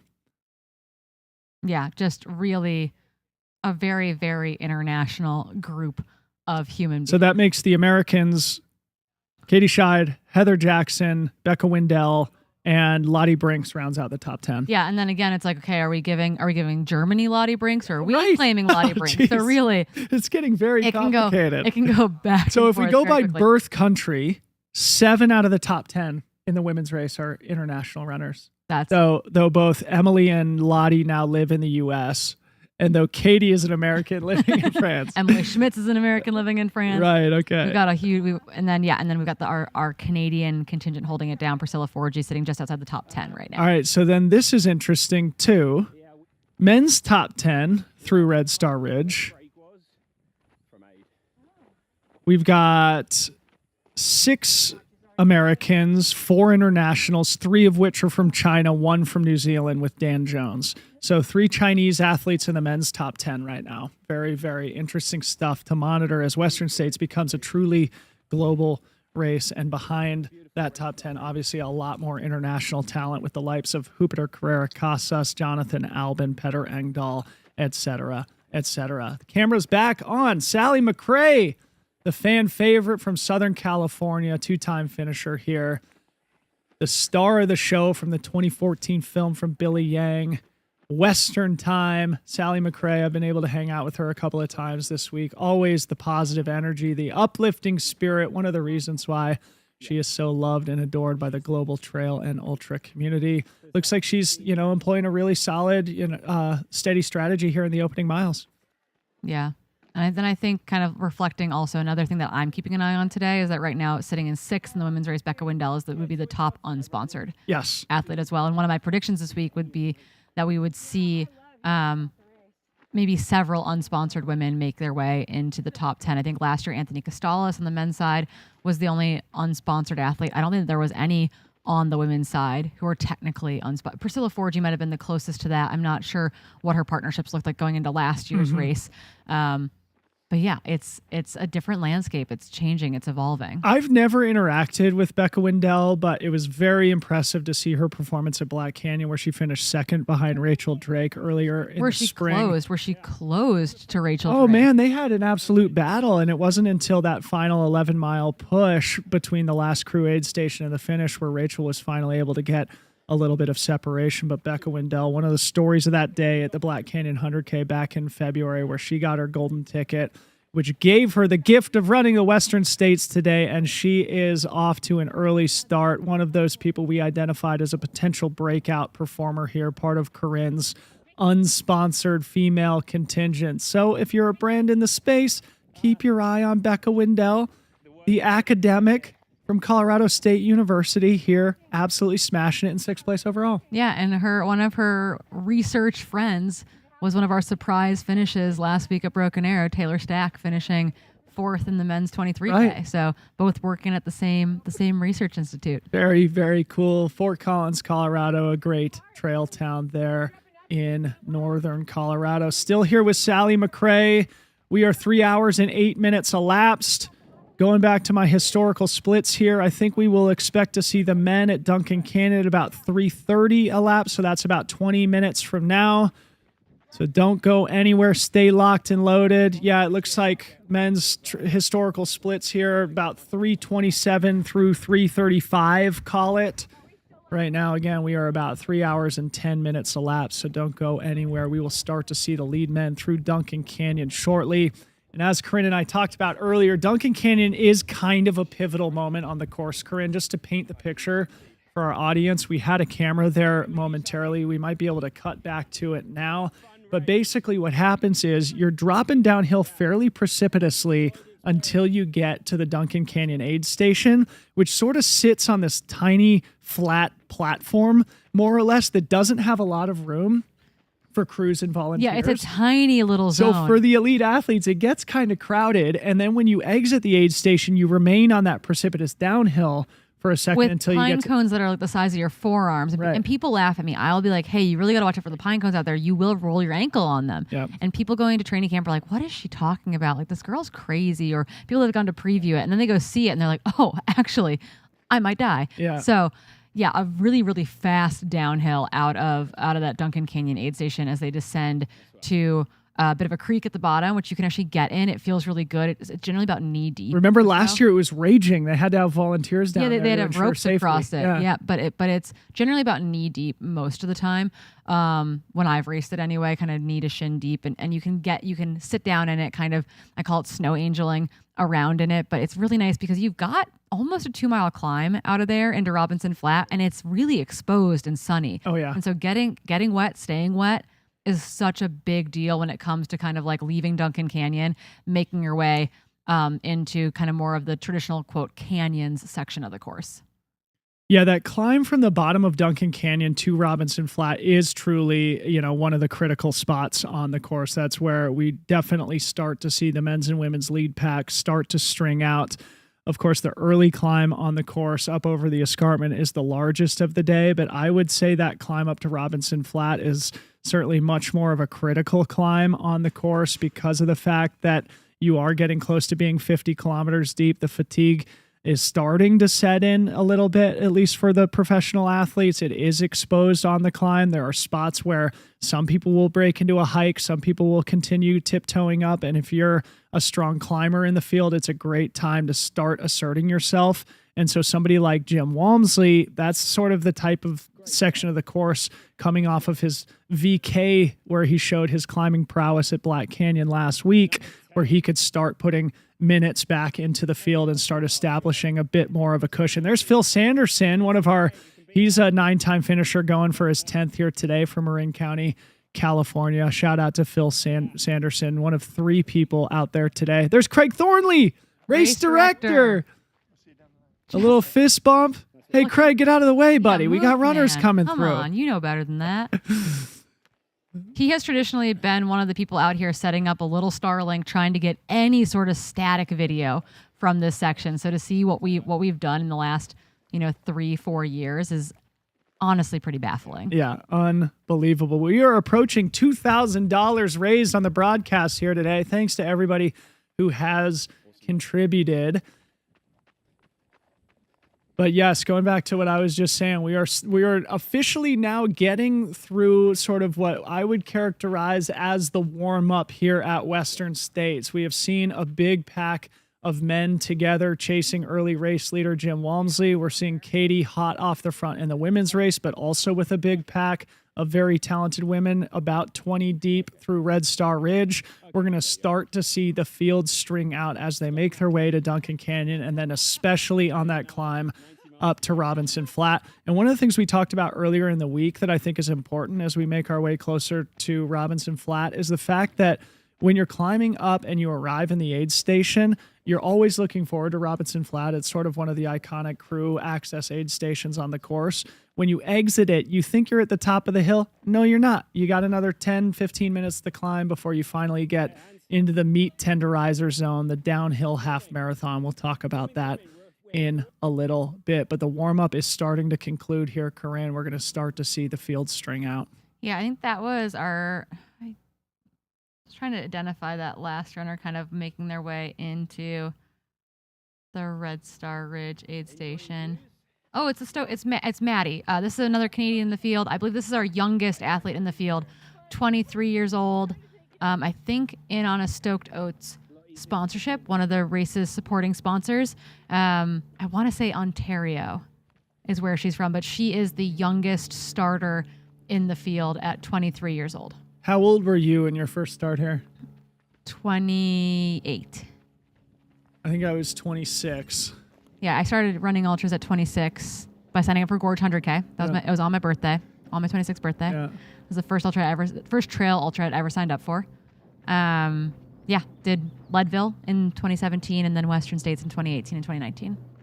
Yep, Madeline Winghart, 23 years old, Ancaster, Ontario. Welcome to Western States, Madeline. So good to have her story.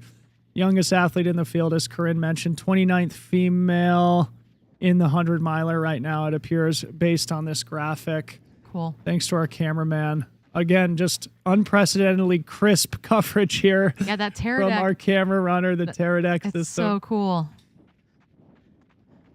We love to see it. And this is, what we're working to continue to improve is to continue to invest in this technology, because it is very expensive. And could not do it without the people, particularly at Hoka and GU. Hoka coming in clutch to help us get an extra pterodactyl. Wow. A massive Rent it thank out. you to Chris Salisbury in the chat, who just dropped 500 bones into the piggy bank here. Again, all those proceeds do go towards funding this broadcast and towards making Western States one of the most special sporting events in the world.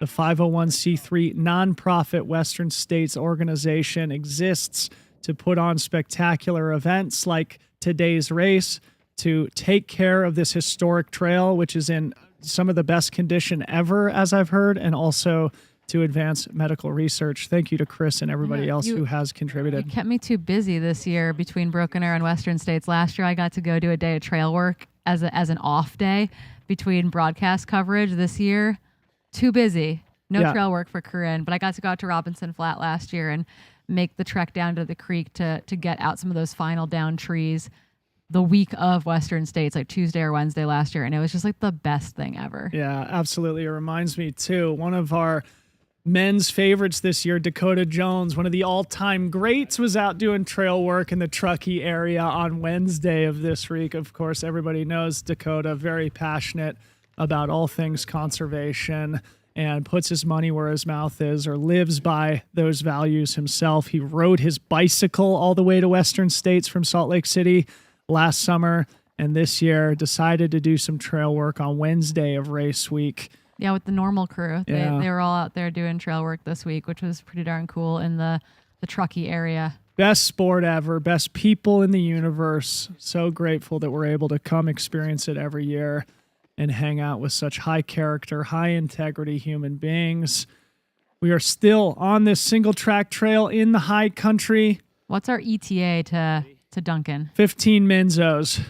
Maybe actually as little as 10 until Duncan Canyon at this point. Oh, this is awesome, because we actually got to learn about this runner on our last little break there, making their way through the high country section of the course. This is back at Lion Ridge. This is probably one of our Get that back food. of the Packers here. Get that food and get out of there. Yeah, the nice thing about the high country section is that we don't have, I think, the Red Star Ridge cutoff this year, so it gives runners a little bit more of a shot to get through over to.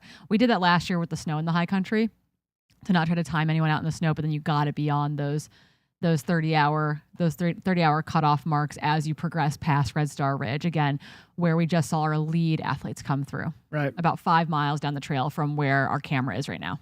And as we mentioned, the great Tim Tweetmeyer is the one sweeping the course through that Lion Ridge aid station. So we'll keep our eye out. If we see Tim Tweetmeyer, we will know that we have officially hit the back of the pack through that first aid station at Lion Ridge. We cut back to a beautiful aerial drone shot here high above the Western States Trail. Hard to know exactly what we're looking at here, but it could be that this is the stretch of trail that the runners will descend into the Duncan Canyon aid station. Again, we are probably 5 to 7 minutes away from seeing our lead men athletes storm downhill into that critical aid station before they begin that final descent to the bottom of Duncan Canyon and that critical climb up to Robinson Flat. We are starting to get into that really important territory where things were going to start shaking out.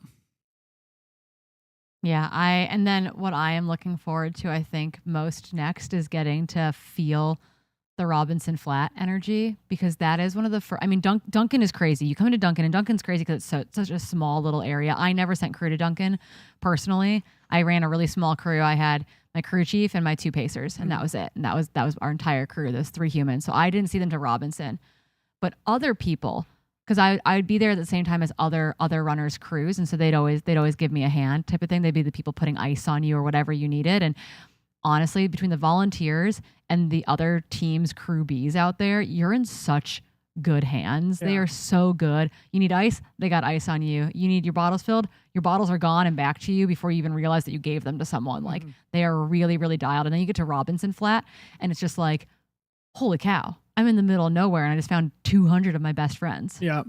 And some years you're not allowed to send crew to Duncan Canyon. In fact, I think last year was one of them. There was a bad road washout, and so the kind of backside Duncan and Dusty corners were out for everyone. And there was actually question marks this year if Duncan was going to be open to crew again for Will Barkin, one of the athletes in this race, who's using guides throughout due to being visually impaired. We had to wait to find out if he would be allowed to change a guide at Duncan or not, or if his first guide had to go the whole 50K. And we were thankful to find out that we did get to change out guides at Duncan. So his first pacer only had to go to Duncan, didn't have to go all the way to Robinson. So cool.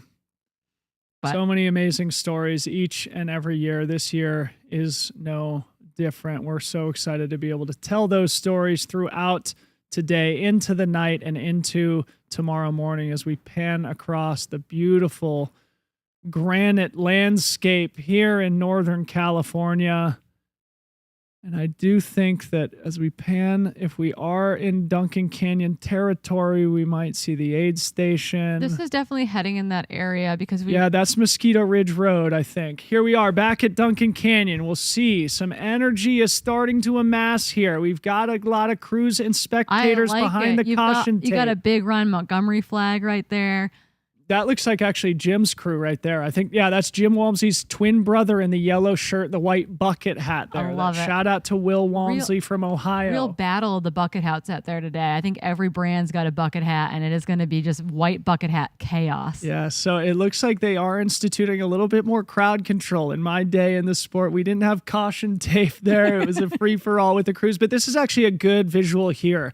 So the crews it's really steep. Yeah, the runners come in, and it's sort of this very tight box that you're in on a piece of flat ground, and then as you exit, we go straight down this trail that our camera is pointing down right now. So it's a little bit of a strange crew transition execution if you do send crew to Duncan Canyon, and each and every year it probably gets a little bit more busy there. Again, shout out AJW, who's responsible for managing all the parking in the area. Here's a great shot of that sort of small flat platform where the crew transitions occur. Yeah, and again, a number of people went out there to camp last night. I know that the B team for the Drake Green household was out there. I know that Abbey Hall and Cordis Hall were rolling in late out there in the van to get set up. Here we go. The crew, that we've got a pack. No black shirt of Jim Walmsley. Could be that he's a little bit out front. A lot of white shirts here. I think this must be our chase pack. So we remember white shirts on people like Rod Farvard, Hayden Hawks, Jonathan Albin, Dan Jones, Dan Guman, Dan Jones. We got a lot Basically of white everybody's shirts. wearing white except for Jim. But again, Jim's hat, his bib number is on his shorts. So I do think that we will see a Jim Walmsley wardrobe change probably at Robinson is my guess. A lot of people surprised that Jim's got a twin brother. It is true. Jim Walmsley's got a twin brother. His name is Will Walmsley. Jim's a twin. Leah Yingling's a twin. Right. Twin power. And Grayson Murphy's a twin. Honestly, if I had a twin, I'd be annoyingly competitive. So this all tracks. It does track. All right, folks, that is the entrance into the Duncan Canyon aid station. Our drone just got great footage of what looked like the lead men's pack as they approach the aid station, so don't go anywhere. We are just moments away from seeing a critical crew transition where we will get an update on who, in fact, still remains in that men's lead group here. Last time we saw, Jim Walmsley had about a 70-second lead over Rod Farvard and the rest of that men's group. Let's see if anything's shaken I'm out. digging the caution tape around the one giant rock that is immovable Right. on your way into Duncan Canyon. But it is, this aid station is propped in the middle of a steep downhill. I know that we've just talked about this, but truly, like, you are coming down hot and fast into this aid, and then you leave, you fall out of the bottom of the Duncan Canyon aid station. Truly. Yep. Oh man, the anticipation builds here in studio. I know. The energy is palpable. Don't blink. You might miss him. If you blink, you might miss Jim. Right. Though he blew through that last aid station, so I do imagine this is going to be a critical aid stop. He was slower. Kind of a bold move, Well, wasn't it? he was slower at Lion Ridge. Like, did he fill up a third bottle there type of thing would be my Maybe. guess. And then blew through Red Star Ridge, has crew here. They can make it a really efficient change while still making sure he's got everything he needs. Another great aerial shot here. And it seems, though, that this little group here does have a bit of a separation, right? We've got cameras up. Oh, cameras down. Someone said they'd listen to commentary from AGW parking cars. And I said, you know what? I think I would too.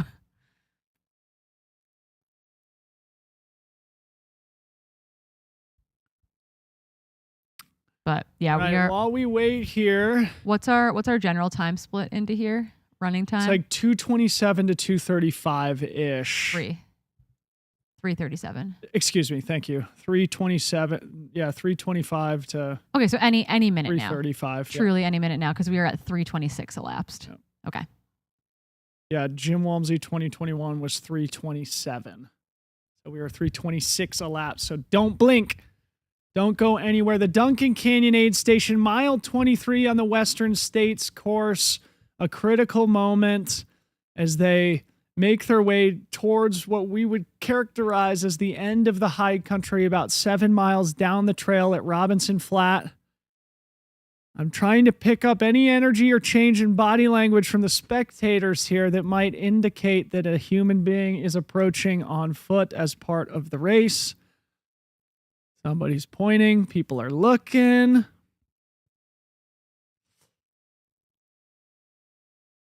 So interesting. So Jim Walmsley's split here in 2019, which is, of course, the course record year, was 3:34, a full 7 minutes faster. I mean, full 7 minutes slower than he ran in 2021. Yeah. So I mean, I think a lot of us have talked like, oh man, is it a course record year or not? Like, I think a lot of us pinned more probably on that like 14:20, like not the fastest time ever, but kind of in that ballpark. But we're kind of rolling into a position where if Jim feels really good in the back 40 miles, we might be looking at low 14s. The record watch is on, I think, is what I'm saying. Record watch. Yeah, that was part of our predictions. Yeah, sort of a historically fast year, but not course record, though. Right now, very much still in play through the early miles here at the 2024 Western States 100, a race with more history than any other. Securing course records here is something that is truly remarkable, that only the best of all time have been able to do. People like Ann Trayson, people like Ellie Greenwood, people like Courtney DeWalter, people like Jeff Rose, Timothy Olson, Jim Walmsley. It truly is a Hall of Fame bunch who've been able to do that, and they are both very much in play today. Jim Walmsley on the men's side, chasing that 14:09 mark he set in 2019. Katie Scheid well under her splits from last year, well under Courtney DeWalter's course record splits from last year as well. Yeah, and then again, Katie Scheid well out front. Emily Hawgood setting herself apart in second position, followed by Heather Jackson in third. That is what we are looking for as the runners make their way into Duncan Canyon.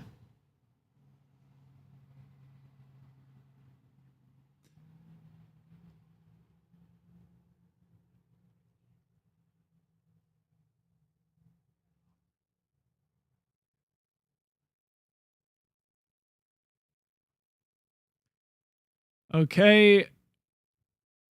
Here we have Jim Walmsley coming into Duncan Canyon, shirtless, shirt off, vest off, going to his brother and friends from Ohio here for the crew transition. Again, this crew will not be able to go to Robinson Flat, so it's probably Jim's wife, Jess Brazeau, hanging at Forest Hill. Jim putting on a hydration belt here. Looks like he's getting some sunscreen and a frosty cold t-shirt straight out of a cooler here. Nice. Going into the white, wet, cold, slightly baggy tee. Good length on the arms there. Nice work. Bucket hat secured. Thank goodness. Looks like that was also wet in the cooler. Getting more sponge water on it. This is Jim the tactician. The Arizona kid. He was born and bred in the heat. He's also obviously one of the most talented pure runners we have ever seen in the sport. Again, the nature and nurture converging for the all-time best runner here on the Western States course. Off to the early lead, exiting Duncan Canyon in just about 3:30 elapsed. This is that precipitous downhill. You can't really tell. Now we wait for the split back to the chase pack. Jim Walmsley in the lead, Corinne. Yeah, in the lead, out at 3:30 elapsed, probably in at what? It spent a little bit of time there. We want to say 90 seconds in aid? A minute, I would say. It was he got a lot done, but it was very, very efficient. And that puts him squarely in the middle of his time range into this aid station. He's through here faster than his course record year. Mm-hmm. But slower than his fastest time through here. Yep. So, all right, very dialed Jim Walmsley. Yeah, this will be fun. Okay, so Jim's fastest split ever through Duncan is actually 3:23 from 2016. That is blistering fast. But we'll remember what happened in 2016. Things That's fell the apart. famous missed turn year when he was chasing Timothy Olson's course record in his Western States debut.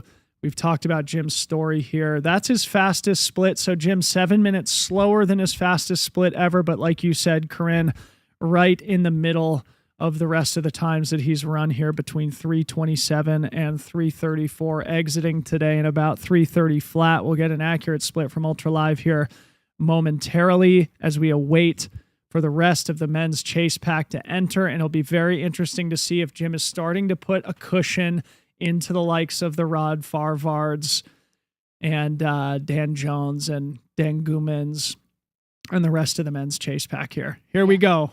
And we do have confirmation that Jess is at Robinson. That's Hayden Hawks in second place with Dan Jones in third, Rod Farvard in fourth. This is a very talented. Is that Rod? Yep. Okay, and then Dan Guman should be just behind him.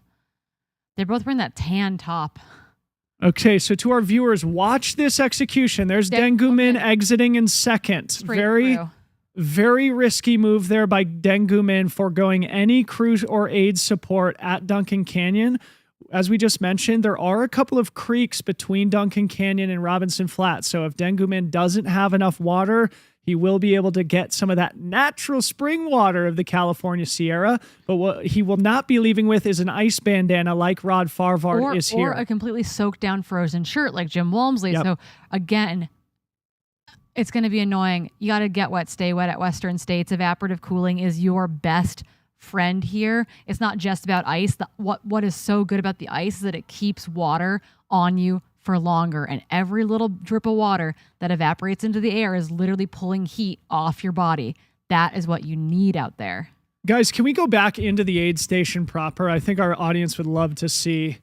Okay, Jim Walmsley exits in first. Dengu Min leaves in second without any aid support. Rod Farvard, it looked like, left in third with a very efficient crew transition, including new water bottles and an ice bandana. Hayden Hawks, Dan Jones, probably out of the aid station now, as well as we await the rest of the men's top 10 here. This really is crunch time here. This really is important. And I have to say, Rod looks really good now through the first quarter of this race. It's hard to believe that we're already almost a quarter into Western States. Ryan Montgomery coming in here. Chris Myers. All of these men in really great position here. It's hard to judge any body language. Oh my goodness, there's so many bodies. See, this becomes chaos here. There's Cole Watson. There's Jupiter. There are 8 men in the aid right now. It is literally ants on ants from the aerial visual. That's John Ray. Looks like he's going to get a big shorts. fat. He's putting on a belt and he's going to get a big fat ice bandana on him. Ryan Montgomery out, no bandana. Chris out. Myers out, no bandana. Come on, folks. Get So- that ice on you. Dakota Jones out. Tyler Green out, bandana secured. Yeah, pack off, bandana on. That is why you send crew to great Duncan. observation. Yeah. Put it in the note for when I try to come back faster as a master. Crew's got to go to Duncan for that ice bandana pack change. That's Caleb Olson exiting. Nice. John Ray's still in the aid station now. He's taking his time. He's getting as cool as humanly possible. it John- Jonathan Albin right here too. And you have to remember that when John Albin first got to the States just a couple weeks ago, he got COVID. Really? So John Albin, we may be seeing a tempered John Albin. That is a huge ice bandana. I hadn't heard that. Yeah, that's what I got from kind of some of the Jeff Colt. nice getting ice in that back pocket. Holy smokes. We got a pack of men here about 4 or 5 minutes behind Jim Walmsley. It's truly anybody's game here. There's Hannah Allgood crewing for John Albin as we see Jeff Colt, Cole Watson exiting together. Both guys returning top 10 finishers from last year, 8th and 9th. So John also, so both Johns taking a lot of time here in aid. Probably the longest time in aid were from both John Albin and John Ray. That was so cool, Sick. folks. We hope you enjoyed that quick aid crew transition there. It can't be expressed just how critical those moments are for the professional athletes in the field. Like Joe Yuhan said earlier, a minute in the early part of the race can be an hour in the later part of the race. So taking an extra moment in the aid station, as we saw people like Jean Ray and Jonathan Albin do, those are the types of extra sacrifices that can pay off with huge dividends later in the course. So just like Katie Asmuth, our dear friend, is over there at Duncan, and we got 15 texts from her in rapid succession. Things that came out of there was that Dan Jones left with an ice bandana and water on him. Hayden was in and out really, really fast. Total chaos. We had, Tyler, Ryan, Dakota, Jupiter, in, out. And then, I think it was, just absolute Dusty, or not Dusty, Duncan. Well, maybe Dusty too, because it looked like Dusty out there. All right, I got splits here. Let's go to Split City. Okay, I'm stressed. We've got officially 17 through right now. I'm sure there's going to be more by the time I rattle this all off. Okay, Jim Walmsley, race leader, rocking bib number 21, 3:29 elapsed. About 2 minutes and 30 seconds behind. Hayden Hawks officially in second place. Okay, so these splits are upon entry to the aid station. A very important note because we know we saw Dengumin exit in second. So these are upon entry to the aid station. So Dan Jones entered in third, 3:31.58. I'm not going to repeat these times because they're all basically together. Rod Farvard, Dengumin, Ryan Montgomery, Chris Myers, Shen Jishen, Ji Duo, Jonathan Albin, Cole Watson, Caleb Olson, Jupiter Carrera Casas, Tyler Green, Dakota Jones, Jonathan Ray, Jeffrey Colt through in 17th.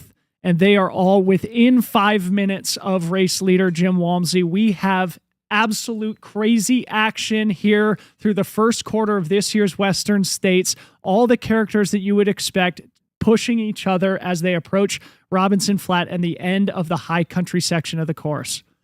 So again, going back to something I just said, all these men are truly together right now. This climb up to Robinson Flat is the first crux moment of today. What was the slowest time through of that large pack? What was the Jeff last? Colt, 3:34.21. Which is what fast. That's what Jim ran course record year. Yep. Okay. Oh, we'll take it. We'll take it.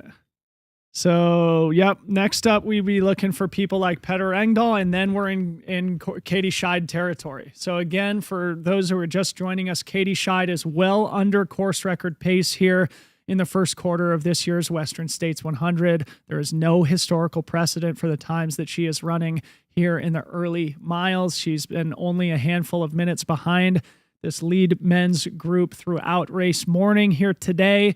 We'll see how much time she has continued to shave off those course record splits here, or in fact, if maybe it's conversely, maybe the splits start compressing in the opposite direction. Yeah, we won't know until we get there. Yep. But right now we are seeing just absolutely incredible time. That was thrown down. madness. I mean, we've never seen that before. That's we've my never favorite kind of madness. Right. Though. Okay. So Hayden came through second. So between Hayden's entrance and Jeff's entrance was 2.5 minutes. So basically, men's 2 through 17 are within 2 minutes of each other. Sick, crazy. No historical precedent for that. You guys are witnessing history. Every year gets more deep, more competitive, more compelling, more dramatic here at the Western States 100. As you look at us here in studio, Corinne, look at us. We're in the limelight. Welcome, everybody, to the Western States We're full on broadcast. daylight. We're no longer cold in studio. Yep. We are so grateful that people are joining us, if we are indeed on camera here. And then we'll be waiting for our leading ladies, looking for Katie Scheid to be making her way into Duncan Canyon.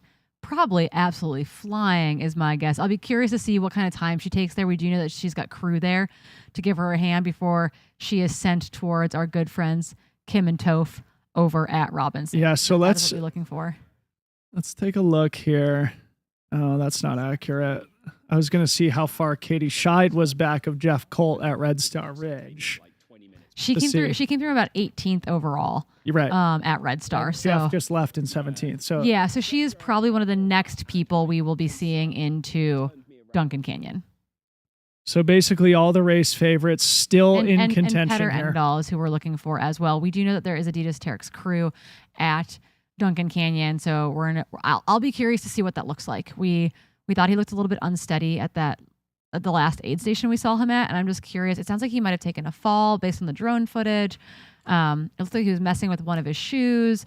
It was kind of unclear as to what was actually happening out there, and I'm curious to see if we get any visual on that here at Duncan. What Petter has proved, especially this spring, is that he's very capable of problem solving. We'll recall that at the Canyons 100K, when he got his golden ticket, he had a huge energy implosion, a major bonk halfway through the race, rallied courageously, ended up moving into third overall, and that golden ticket bumped down to him. So Petter can battle back from something and he like needs this. to get this 100-mile monkey off his back, right? Like, I think that he Great point. dropped out of Madeira, he dropped out of UTMB. Like, I don't want to force him to have to run the Heather Jackson mentality of getting to the track no matter what, but I do think there is barring injury, there's value to getting it done for sure. And I hope that he's not injured. I hope that he is moving okay, and that he just needs a reset. He needs to see his crew. He needs to exhale. He needs to continue to move. Yeah, I've just been struck by just what a sweet guy Petter is, and very easy person to root for, very personable and approachable. Obviously one of the most talented athletes in the world, and we should say also has incredible range, right? Like, he can rip a solid VK. He's got the CCC course record, hasn't yet figured out 100 miles. And it doesn't look like, he's having an easy start here today, but Petter Engdahl, certainly somebody that we in studio root for, somebody that our fans and viewers can root for as well. Oh, where was Jupiter in that mix? He was through. So Jupiter left in 14th, or entered in 14th. Okay.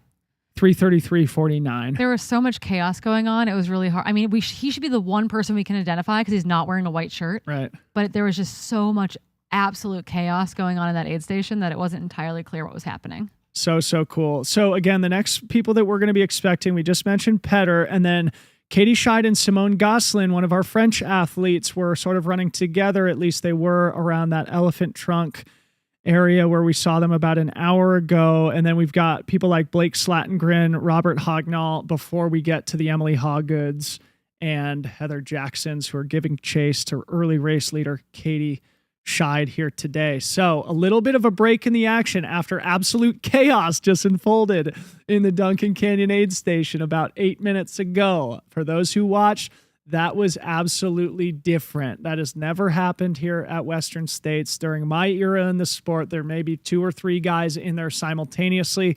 We literally just saw 17 men go through there within 5 minutes of one another. Absolutely insane racing taking place here at the 2024 Western States.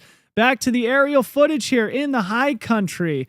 8:43 a.m. looking down at the trail. I think this is that long descent into the Duncan Canyon aid station. So we are now trying to identify the Katie Scheids, the Blake Slatengrens, the Petter Engdahls as they approach the aid. Do not go anywhere. Yeah, I think the big thing to give a shout out to right here, right now, is that, again, we are getting coverage that we've never seen before. We have more drones in the sky than we've ever had before. We have more technology on the ground than we've ever had before. And that is all due to the folks over at Hoka and Goo for making this live stream truly possible. So big shout outs to them giving us the support to really invest in the technology we need to give you these quality images. Katie Scheid into the Duncan Canyon aid station. Let's provide historical context here as to how much faster she is, but I want everybody to just watch this aid transition. Again, Katie takes a PhD approach. That's Kim Gaylord there, putting a new pack on her. Very fast. No ice bandana, no need. Could be ice in the pack. Katie Scheid exiting after stopping for less than 10 seconds. Katie Scheid firmly in control of the women's race here, running a historically fast split through. Simone taking more time, getting a lot of ice on him, ice in the hat, ice in the bandana. What's that split look like? Okay, so this is crazy, okay? All right, first of all, the fastest split that I see here, and I think this is accurate, is Ellie Greenwood 2012. She ran 3:52, so Katie 7 minutes ahead of Ellie Greenwood's course record split from 2012, 14 years ago. If we look at last year's split, it was Courtney Dauwalter 14:04. So that puts Katie Scheid 20 minutes ahead of Courtney Dauwalter's course record split from last year. That puts her 20 minutes ahead of her own split from last year. So Katie Scheid, basically running low 15 pace at this point through the first quarter of the race, sitting in 18th overall. Because while Courtney was kind of one of those like faster back half people, she was not the fastest. Again, Esther Chilog's last year with that 72-minute negative split was by far the best negative split out there. Okay. So another historical anecdote here. Beth Pascal has the second fastest split from her victory in 2021. That was 3:54. So Katie about 10 minutes faster than Beth Pascal's 2021 split. So obviously Katie well ahead of the course record split, but, not so dramatically ahead of the fastest splits ever through Duncan Canyon. An important distinction. She's still run the fastest time by a female ever through Duncan Canyon at this point by about 7 minutes. That compares to Ellie Greenwood's time from 2012, which is a couple minutes faster than Beth Pascal's time from 2021. Again, a big thank you to Travis Longcar for making this so easy for me to look up so quickly here online. Another beautiful aerial drone shot here as we see Robert Hognall dropping into Duncan Canyon, a Romanian athlete sitting in, I think, 19th or 20th overall. Katie came in with Simone, didn't it? Looked like it. Yeah. Came in together. Petter also maybe in and out of this aid station. I know that he's at least in. We did not get image of that, but Petter is into Duncan Canyon. Unbelievable. Every year is different. Every year is special. This year, no different. Starting out like no race ever has here's Petter. Okay. Clearly limping into the aid station. So that's Abby Hall there and Cordis Hall trying to get him right. Full twinsies. Abby and Cordis.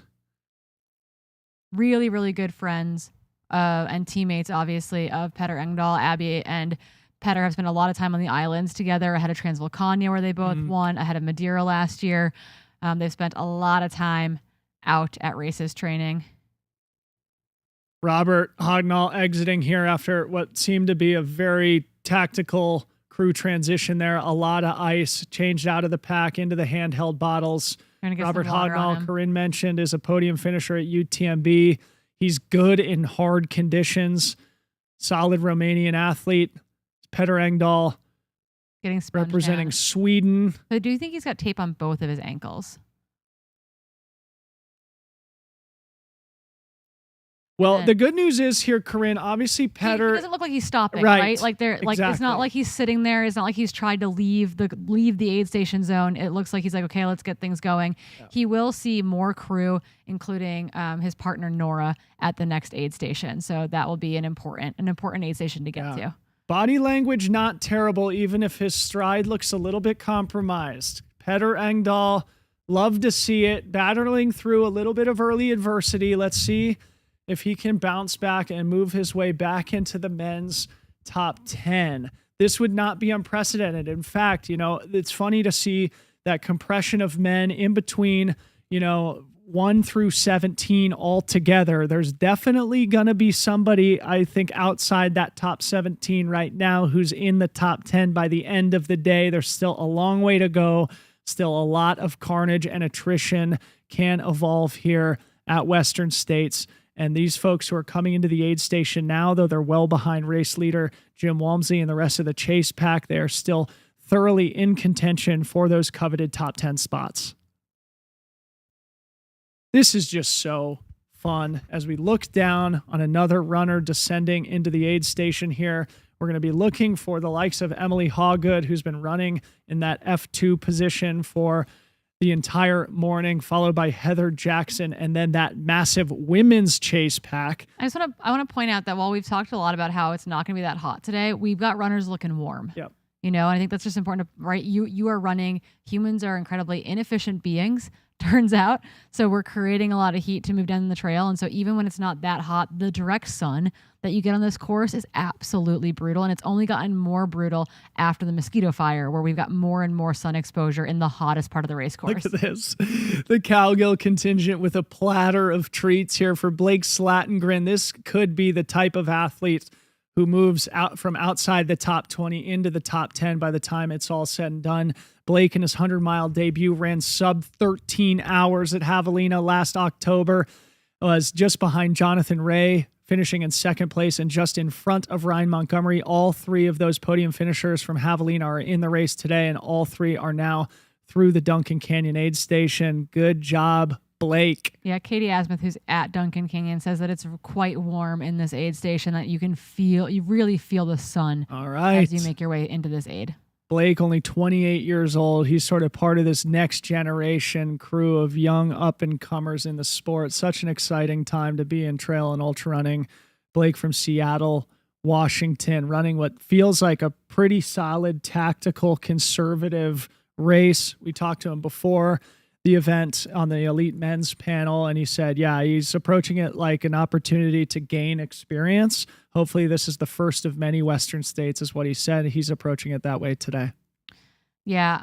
Other things to consider that people, just following up with people in the chat, the chase pack of women have not come through yet. We are still waiting on Emily Hawgood and Heather Jackson to be kind of our next two, we believe, into this aid. And then we will have a large chase pack of women.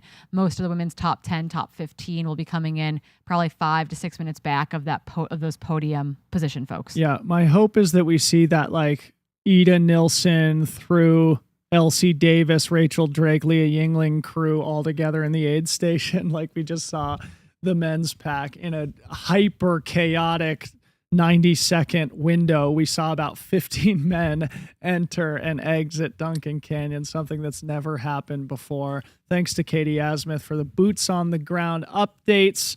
And it does look warm there. We've seen a lot of ice exit the aid station. Notably, we saw somebody like Deng Gumen leave without any aid, any ice. So it will be sort of a moment of truth thing to see if that backfires on those athletes on this hot, exposed, longer climb up to Robinson Flat.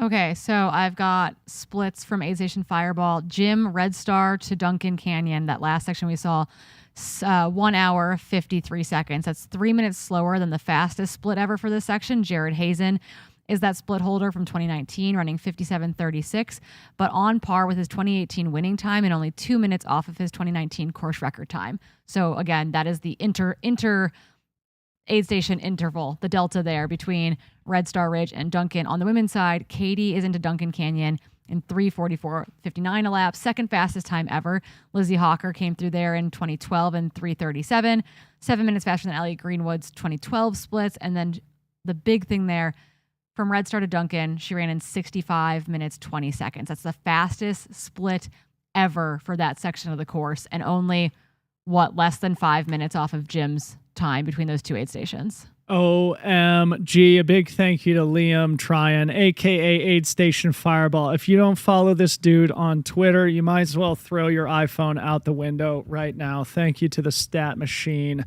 Aid Station Fireball. Looking ahead, Robinson Flat, mile 30, a critical moment in the race, 50 kilometers into the 100-mile race. I'm just looking at some historical splits here. Jim's fastest time in there, 4 hours and 19 minutes.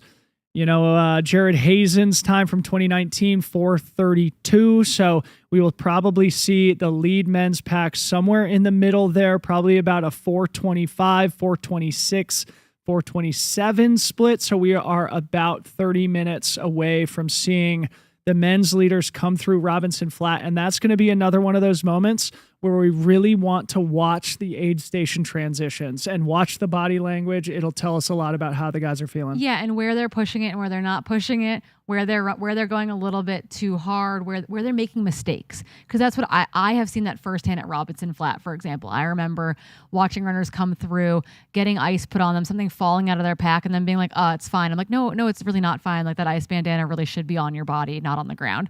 So I do think that people get caught up in it. They forget what they're supposed to be doing, and they make really silly mistakes that might not impact them immediately, but 10 miles down the road from there, somewhere over by like Dusty Corners, for example, they're going to really wish they didn't drop that ice bandana leaving Robinson. It's such a good point. And one of the things that we talked to Joe Yuhan about, it's like oftentimes in these aid transitions, we can get caught up in the moment. We're sort of frantic. We're rushing ourselves through the aid stations. When you identify runners who do have that rushed disposition, it's often an indication that they're not psychologically or emotionally in control right then. Doesn't portend good things down the trail when things inevitably get hard. As we continue to look at Duncan Canyon here, we are now 11 minutes elapsed since Katie Scheid exited, the women's leader here, taking only 10 seconds in her crew transition, as we saw Kim Gaylord do a very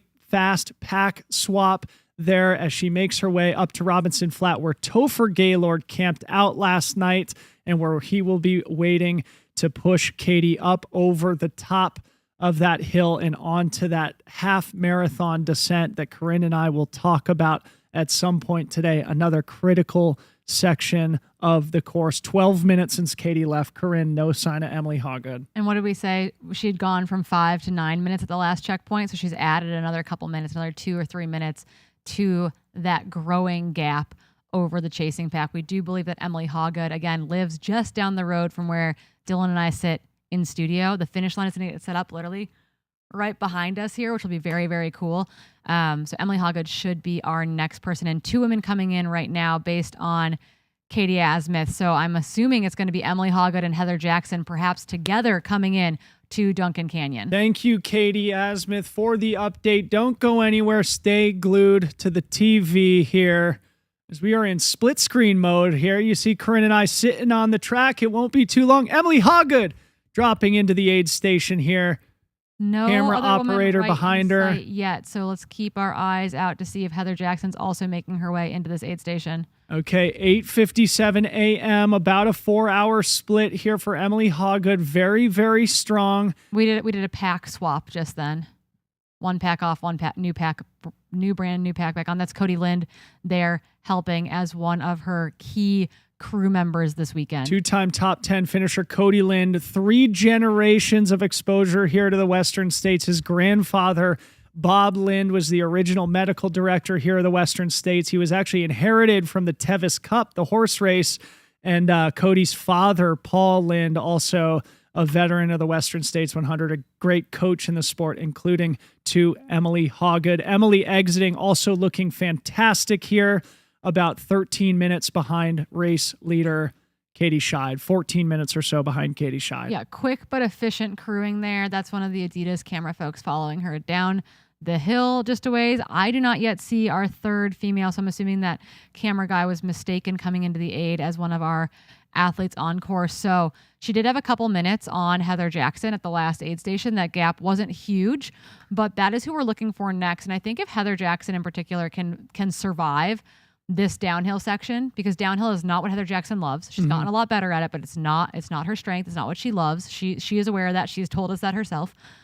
That being said, if Heather Jackson can survive the slight technicality, I would say, to this steep descent, keep her ankles intact, etc., That's a dangerous Heather Jackson once you get past Robinson Flat, I think. Yep. Okay, good stat here. Okay, so we mentioned Ellie Greenwood had the existing fastest split through Duncan Canyon from 2012. Katie Scheid about 7 minutes faster here today. So Emily Hawgood now has, I believe, the 4th fastest ever female split through Duncan Canyon, behind Katie Scheid today, Ellie Greenwood from 2012, and Beth Pascal from 2021. Emily Hawgood left in 3:58. She is only the 4th woman ever to exit Duncan Canyon under 4 hours. Okay, here's Nick Curry. So Jinx, you just owe me a to pop. finish that thought, so comparing Emily to the Courtney Katie split from 2023, she's about 7 minutes faster than Courtney and Katie from last year. So Emily Hawgood also running a ridiculously fast early pace here through the first quarter of the Western States. Yeah, and we have to give a huge shout out to the Mountain Outpost folks who are our streaming partner for this year for the first time ever. Hopefully a long relationship to come, but that is who is the crew behind the crew here today. They are the ones on the back production of this, operating our cameras, operating our drones. They are in the field, helping things with our in-field correspondence that we'll get to see again at Robinson Flat in just a little bit. They are critical to this thing all working. Okay, another just head scratcher stat here. Emily Hawgood. So I think our split calculator here only goes back to about 2012. But between 2012 and 2024 We or got 2023, we got Eden Nilsson into this aid Okay, station. great. I don't know if Heather Jackson is in yet or not, but I'm sorry, just to No, I'm glad you interrupted because I'm staring at my computer, not at the screen. But I just want to tell this to the audience here. Between 2012 and 2023, Emily Hawgood had the 9th fastest ever split through Duncan Canyon. Last year, Emily Hawgood came into Duncan Canyon in 4:26:31. Today, she came in 3:58. So Emily Hawgood, Wow. 28 minutes faster to Duncan Canyon than last year. mega, mega, mega fast.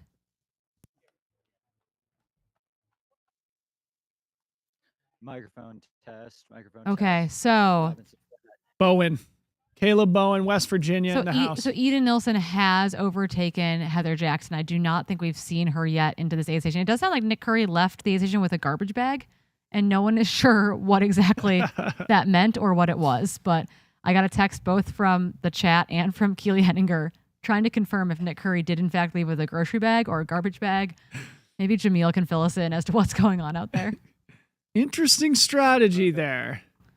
So Caleb Bowen now on your screen. Again, he got a golden ticket back at Grindstone in the fall. Both Calebs, Caleb Olson and Caleb Bowen, getting golden tickets there.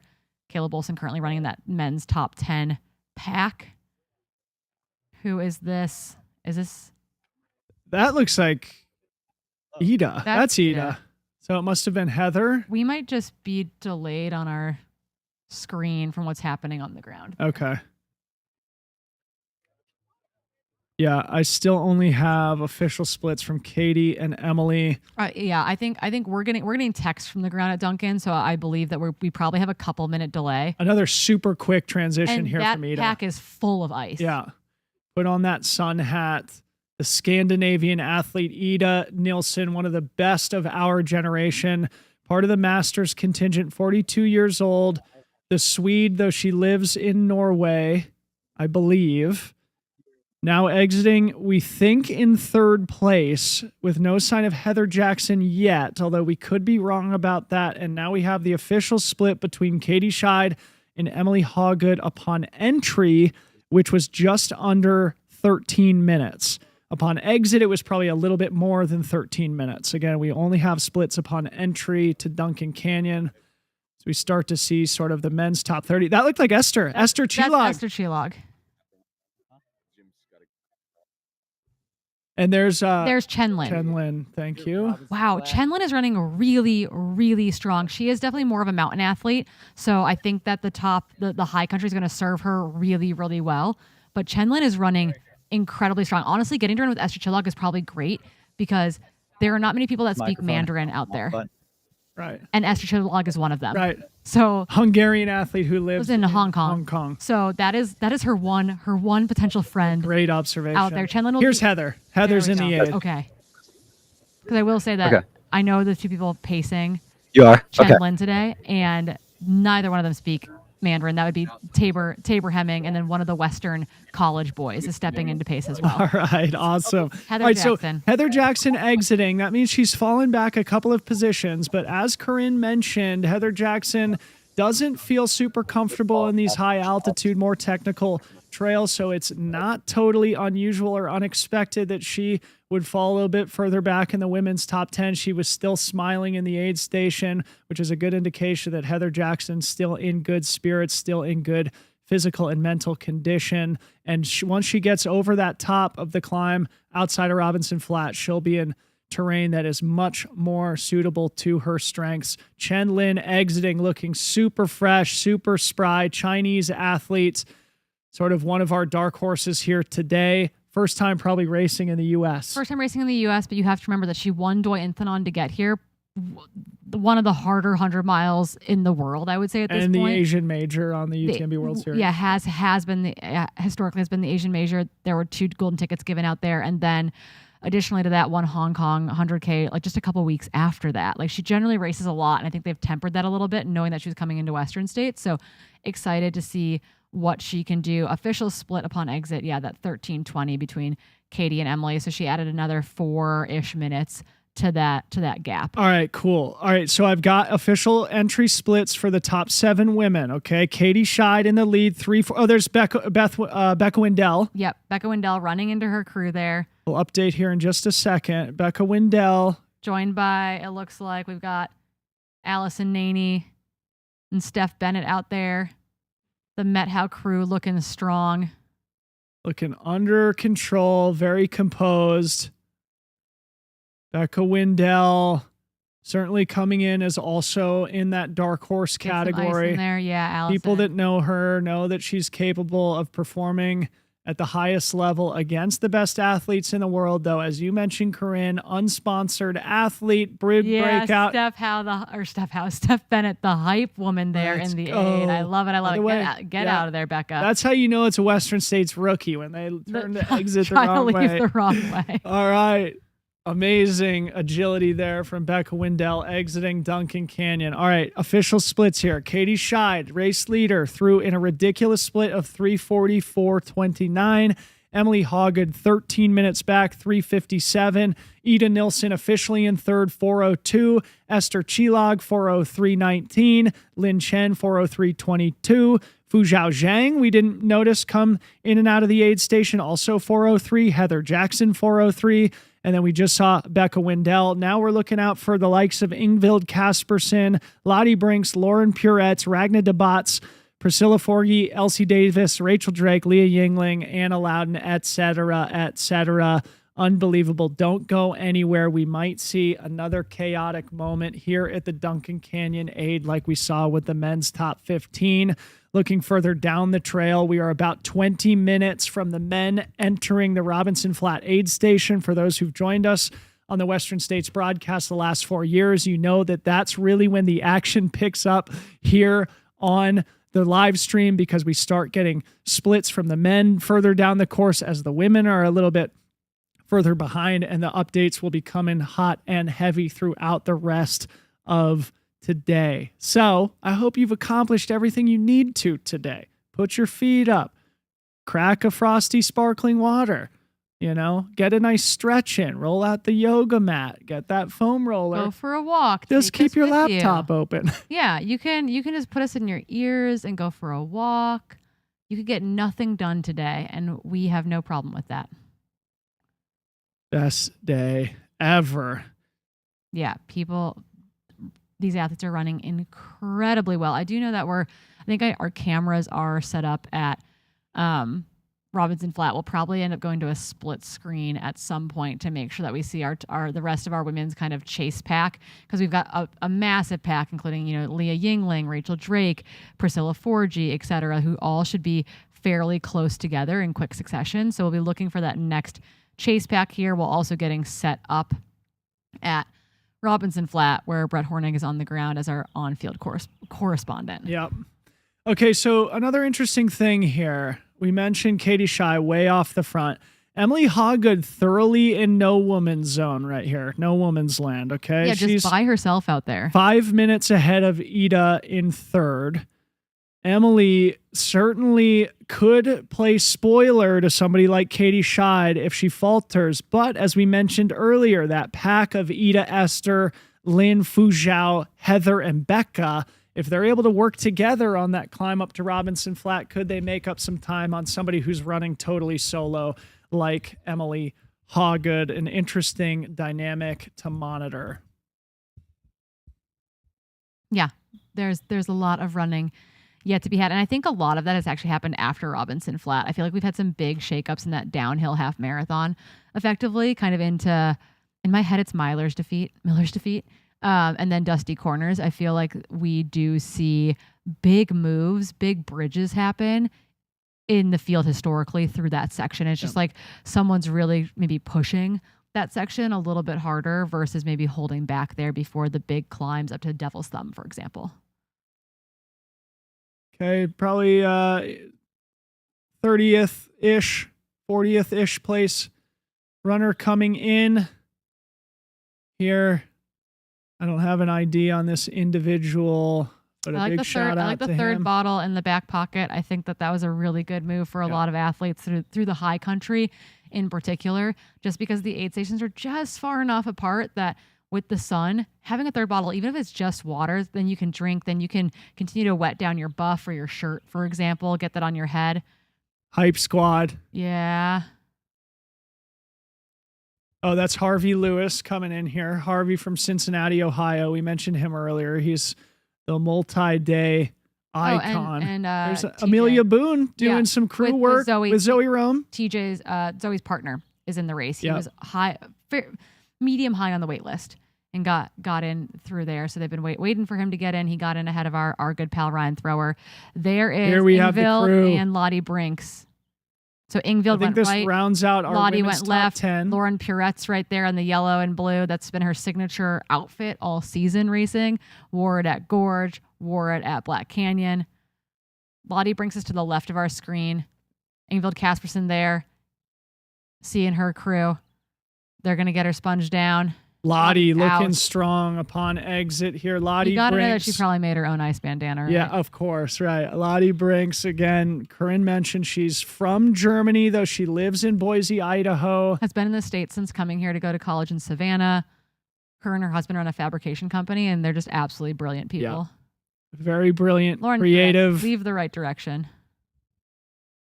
Lauren Purette's part of the What do you Masters need, Lauren? contingent. Get See? out here. That's how you identify a Western States rookie. You would try and exit in the wrong direction. Lauren Purette's We're not going down this non-trail. But very strong runner. According to Tim Tollefson, the trail is in primo condition. Truly California carpet out there today. What a gift. There's TJ David taking his time in the aid station, having a little pep talk from Zoe and Amelia here.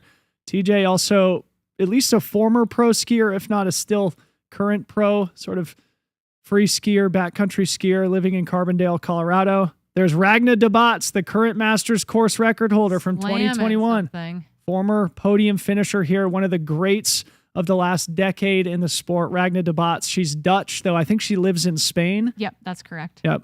And again, the Masters course record holder, last time she was here, she ran a blistering 17:41. Here to try to better that time. Also a mother of two, I believe. I believe that's correct. We were handed her daughter last time. Right. We were all here together That's right. over the barricade with her one little flower. That was for before Ragna. I had a son myself. I was a little bit, a little Concerned about precarious to holding handle a a child. child. Yeah. But I will say, I think that Ragna has been a person historically that if she's been on the start line, you're like, oh, cool, she's going to beat us all. Right. I feel like she's had a couple of years where that hasn't quite been the case. And then last year at Javelina, she absolutely crushed it. There's Elsie Davis. Elsie Davis being crewed by Hannah Allgood. And here's Rachel Drake, one of our race favorites here today. Rachel Drake. Ragna looking on getting out of there. Is that Kareth There's in the Kareth. ultra kit? Who we should mention, Kareth and Lottie Brinks are sister-in-laws. Yep. Yep. Again, That's another fun storyline here, Kareth. oh, we just lost our screen in studio. Yep, completely lost our screen in studio. Give us a second while we get that fixed. But a good thing to mention is that when Kareth got her golden ticket back in April, sorry, words escape me. She was only 7 months postpartum at the time. Yeah, unbelievable storyline from the Canyons 100K from the Western States Golden Ticket Chase. Kareth Arnold, after MK Sullivan declined her golden ticket, it rolled to Kareth, who happily accepted, and here she is looking strong in the first 24 miles here in the Western States 100. And now it bears repeating with the men's top 30 or so and the women's top 15 or 20 or so now out of the Duncan Canyon aid station. We are now in crunch time, folks. The descent down into Duncan Canyon and then the climb up to Robinson Flat is really the first crux moment in the course where the field will really start to spread out. It will be one of the moments of truth when we see the leaders start to make their way into Robinson Flat. It'll be our first assessment truly of who are the contenders and who might start fading. Very interesting stuff about to evolve here on the broadcast. I want to point out that what we saw on Leah Yingling as well in that aid station is the really cool kit that was designed for the Further project. So not only is she wearing a pack for part of the section, but she also, I think Priscilla Forgy just left. Sorry, scatterbrained. Everyone's in the aid station at once. But she also has this really cool tank top with these integrated ice pockets. And so instead of having to wear a pack where you've got all that ice going down your back if you don't need, she can also add ice to her physical tank top as well. So she's keeping ice on her chest, on her back, keeping that ice really, really close to her body. Okay, so we now officially have 19 women through Duncan Canyon with Emily Leah Schmitz is out as well.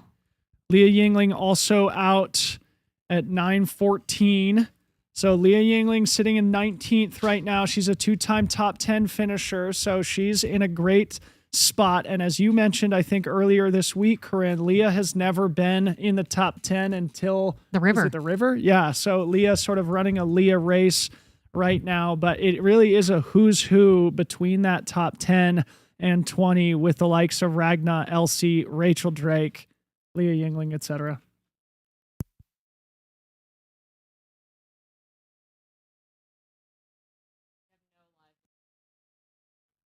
Hang tight with us, folks. We don't have visual here in studio. We hope you do. We have a on delayed YouTube. feed on our personal computers, and that is it. But I just want to point out what an insanely tight pack. In the span of 2 to 3 minutes, having Ragna, Kareth, Rachel, Emily Schmitz, Leah Yingling, Priscilla Forgy, Anna Lodine, Cassius, Elsie Davis. Like, what an insane, I'm going to call it a murder of women. You know? It's ridiculous. The crow analogy there. Right. It's a literal murder of women making their way out of Duncan, trying to get themselves over to Robinson Flat to see their big crews there, all the energy there. And then we'll be able to get to Brett on the ground, hopefully, there as well to hear what's happening over at Robinson. A pride of lions, a murder of crows. Now a murder of women. Yes. All right, so now I'm looking at the splits from the men at Robinson Flat historically. It's funny, man. So Tom Evans has the fourth fastest time in race history from 2023, ran 4 hours, 45 minutes through Robinson Flat, which is a historically slow split, indicative of the snow in the high country last year. That's a full 26 minutes slower than Jim Walmsley's record, or Jim Walmsley's split in 2021. So my guess is if we are on a very fast pace, we're going to see the men through Robinson Flat here very soon. It is about a 55 to 59 minute split between Duncan Canyon and Robinson Flat. Usually we'll remember that Jim left Duncan Canyon at 2:28 elapsed. So if he is on pace, we should see him in Robinson Flat any second now. We don't have visual here in the studio, so you guys might see it before we do. I think we're split screened right now. So again, in studio, we cannot see Duncan Canyon. Oh, we are back. We are back. Oh my gosh, that was stressing us out. Thank you to our production team. We see Brett Hornig on the split screen. He is our on-course correspondent from Robinson Flat, where we will see Jim Walmsley and the rest of that men's pack momentarily. Sweet. Yeah, we finally got our visuals back. But we can't hear Brett in our ears anyway in studio. I don't know if the live stream can hear him. If someone in the back can cue Brett's mic, we'd love to actually hear from Robinson, I think, because that is where our cameras need to be starting to point. Yeah, would love to get a sense of the ambient temperature up there. Is it feeling warm? Is it still feeling pretty pleasant? I got to say, sitting here on the track, though we are in the shade, Corinne, it still feels very nice down here in Auburn. No sense of getting very warm quite yet. Yeah, I was cold this morning. I'm beginning to resent that, or not resent, but regret maybe that sentiment, because I know that we are going to be sweaty later today. Right. Aid station, this is Brett Hornig. Brett, we have you loud and clear. Oh, snap. Welcome to Robinson Flat. The energy is starting to go off here. We are eagerly awaiting M1, who should be rounding the turn any minute now. We are set up just at the very exit point of the main aid station, although crew is able to help out the runners before they actually get to the aid station and slightly afterwards. So we will be panning the camera around accordingly. It's temperatures they're starting to feel warm. I would definitely be taking on ice at this point if I was in the race, but there's definitely going to be a handful of people that are still going to be like ice optional. Most of the crews are all here. They're ready. Everyone's peeking around, waiting to hear those first cowbells. But there's also a slight change to the aid station last year. The road that I am standing on, the runners were able to come through, but now they all have to come through the main aid station and kind of bypass this little straight section before coming back up onto the road in the course to see their crew if they are going to be crewed past the aid station. I think that's our first main update here from Robinson Flat. And again, we're at mile 30. Back to you guys, Corinne. Thank you, Brett. Something that was just brought up in the chat that I think is worth mentioning here on the broadcast. Leah Yingling sits in 50th place overall right now, which means we have 19 women in the top 50. Really solid. So 31 men, 19 women in the top 50 today. Could be one of those years where we see 15 of the top 30 like we did in 2021. A big thanks to whoever mentioned that in the chat. It was worth looking up and a great thing to mention. So thank you to Brett Hornig, who's on the ground in Robinson Flat. We're going to go to him any second now as we expect race leader Jim Walmsley to be coming through that critical aid station 50K into the Western States 100 here in short order. As Corinne mentioned a short time ago, something that's interesting to monitor here, if we do get to assess body language and watch some of the crew transitions, that is a critical moment. Though there can be some extra enthusiasm that sort of enters the competitive dynamic there where people can rush through. And now after they leave Robinson Flat, it's a long stretch until the next time they see their crew, not until Michigan Bluff, which is a full 25 miles later. So really important to be intentional with that crew transition at Robinson Flat. Don't rush, take your time, and be methodical as you exit, because you won't have another chance to see crew until Michigan Bluff, probably 3.5 hours later. We are resupplied in studio with some sparkling waters. Thank you, Harmony. To hear it. Oh yeah, that's nice. ASMR for everyone at home. But we will be kind of, I think, going to a split screen here in studio, probably making Duncan Canyon our smaller one. Oh, we got a little flyover that we can talk over as well as we wait for people to come into Robinson. Okay, so this is great, Corinne. So leaving Duncan Canyon, like we mentioned, it's a precipitous drop. There is one little bump before you drop all the way down to the bottom of Duncan Canyon. So thank you to Strava for making this great course animation. You'll notice the bottom of that canyon there where you then kick up, and the topographic map here, big thanks to Strava, you see this critical climb up to the aid station at Robinson Flat. Much of it is exposed, As I recall, Corinne, it sort of goes on forever. You feel like you're getting close to the top. You feel like you're about to pop up into the campground any second, and then it continues to carry on. It drags on for a bit, Luckily, sure. you sort of get into the wooded area here where we see our animation right now before popping out into Robinson Flat, which is roughly 7,000 feet of altitude, usually under snow for obviously much of the winter. And in some race years, including last year, there was still snow on the ground here. Robinson Flat, a critical moment in the race. We got some movement. I feel like picking up here, or at least the caution tape is being re-engineered, is how I would describe it. But I'm trying to figure out why the camera is where it is. I guess it's because of Brett. It's probably Starlink location. They might Okay. need to be very in close proximity to it. So that is likely what is going on here. Okay, great. I think that's Craig Thornley there giving a hug to a spectator in the Western States. I hear noise. Flannel. Brett hears noise. Oh, 1 yeah. minute. 1 minute to M1. Okay, Brett, you got your timer ready? Stopwatch ready? I do. So- I've got it. Here we go. We've got M1, Jim Walmsley making their way into the aid station. We are at Shirt 4 hours off. and New 25 shirt. No Jeez. shirt. Classic Jim Walmsley. waistband.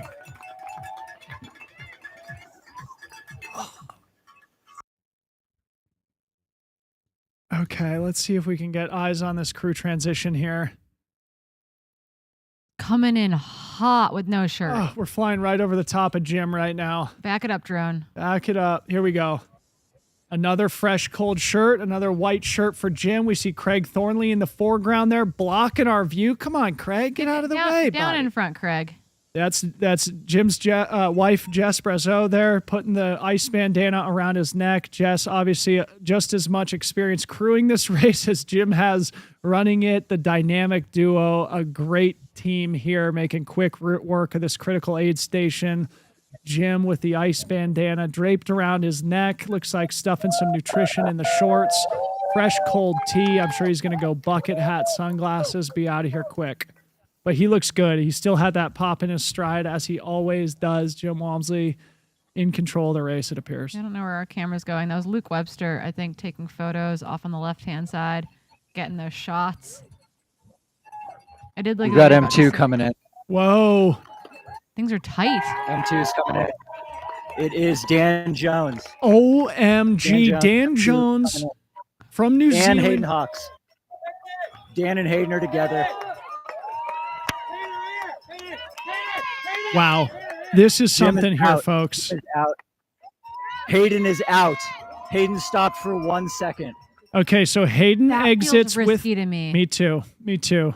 Hayden Hawks, the consummate competitor. He's been a runner-up here at Western States. He's been 8th place here at Western States. He knows he has not raced totally to his potential here, even as a previous runner-up. Hayden Hawks, of course, one of the most talented in the world, one of the best of our generation in the sport. Here, probably feeling like he needs to stick with Jim Walmsley in order to give himself a chance to win here today. But that is so risky. It is. It's totally risky. Yeah, it could be a major mistake. And here's the thing: is that Hayden's made similar mistakes at Western States before. Yep. We remember where he had a near medical emergency at the highway crossing. But this is a perfect example of what you said earlier, Corinne. You know, if you rush through this aid station to save a minute, it could cost you an hour. It could cost you the race. But it's also like, if you want to win the race, you get back on Jim Walmsley's wheel, right? So obviously there's trade-offs in all these things, right? It could pay off for Hayden. Obviously is very risky, and I think it's important to point that out. Rod Farvard having a really, really great day so far. It looks like he's managing a very, or a more efficient aid station transition here, where he is staying wet and getting some extra ice. Rod Farvard exiting in 4th place now. Danny Jones, I think, in a really good spot, Corinne. We've been talking about Dan Jones all week, the Kiwi who's here for the 2nd time, a returning M5 finisher. It feels to me like Dan Jones is ready to really establish himself in that top echelon in the sport with the likes of the Jim Walmsleys, the Hayden Hawks, the Jonathan Albins, the Killian Journeys, etc. It's important to remember that Hayden did not stop for anything at Duncan Canyon either. He basically blew through that aid station. So we've got back-to-back aid stations of him just rolling through it. It's funny, it almost goes against what he said his goal was today, which was just to run a complete race. You also remember that we've had him on, we've done so many pre-race interviews with Hayden where I'm like, so when the gun goes off, what happens? And he goes, everything I've just said goes out the window. Right. Was that Dan Jones tiptoeing out? I don't know. We'll get a good update from Brett here on the ground, I think, because he had that stopwatch at the ready. I'm curious to hear from the ground what that aid station breakdown actually looked like. Okay, we've got movement here, folks. It looks like we officially have 7 men through Robinson Flat. Jim Walmsley in first. 1 minute and 30 seconds officially on Dan Jones. It felt like it was less than that, so that was probably a split upon entry, not exit. Behind Dan Jones, Hayden Hawks, who we've just talked about, Rod Farvard, who we just saw, who is 2.5 minutes back of Jim. Then Deng Gumin from China, 4:28. Dakota Jones in 6th, moving up, 4:28.41. And Jupiter Carrera Casas, our 7th runner, through 4:28.56.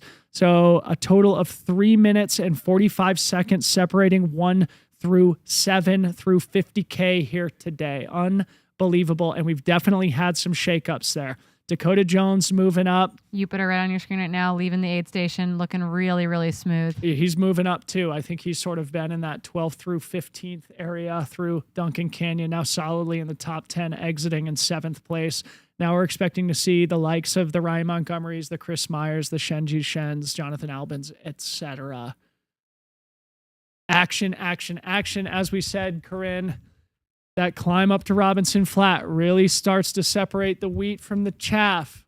We really start to get a sense of who the contenders are and who might start fading.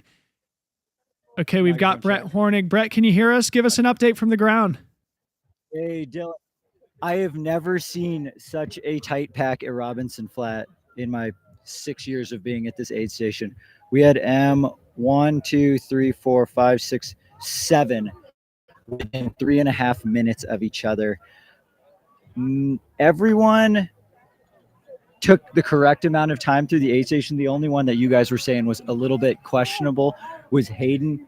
Hayden did not stop. He did, the classic bottle toss, and then he grabbed, I think, maybe 1 or 2 soft bottles in an ice bandana, and then he actually put the ice bandana on as he was running out. So we initially thought that maybe he didn't take ice. He did. We have Caleb Olson and Tyler Green coming into the aid right here. Good group. That is 9, 9, and 10. Let's keep the camera on Tyler here. Or is this Caleb? Either way. This is Caleb. Let's keep it right here. Let's keep our camera on Caleb. Again, breakout year last year. Someone I think we really have to keep our eyes on moving forward. 100-mile Ryan debut. Ryan Montgomery's rolling into the aid station as well. He's coming straight through. We also have Cole Watson in the aid station. So that was a pack. Caleb, Tyler Green, Ryan Montgomery, Cole Watson all came in within 20 seconds of each other. Wow. Every single one of them is on huge amounts of ice and water. I'm really impressed with Caleb's crew right now. They're doing an excellent job. They are like a well-oiled machine. Full Formula One pit stop here for Caleb Olson from We Salt have Lake City. Chris Myers as well. He's running. He was the fastest in and out. He actually just bypassed 3 spots with this quick aid station transition. Very interesting. Chris is out. Caleb's almost on his way out. I believe we have Shen coming through as well right now. Wow, what a pack. This, we just have to say it again. This has never happened before where we have this many men inside and outside the top 10, all basically coming through together. This is the most dramatic Robinson Flat aid transition between the top 20 men that we've ever seen in Western States history. And thanks to Brett for that on-course fact that we wouldn't have caught otherwise.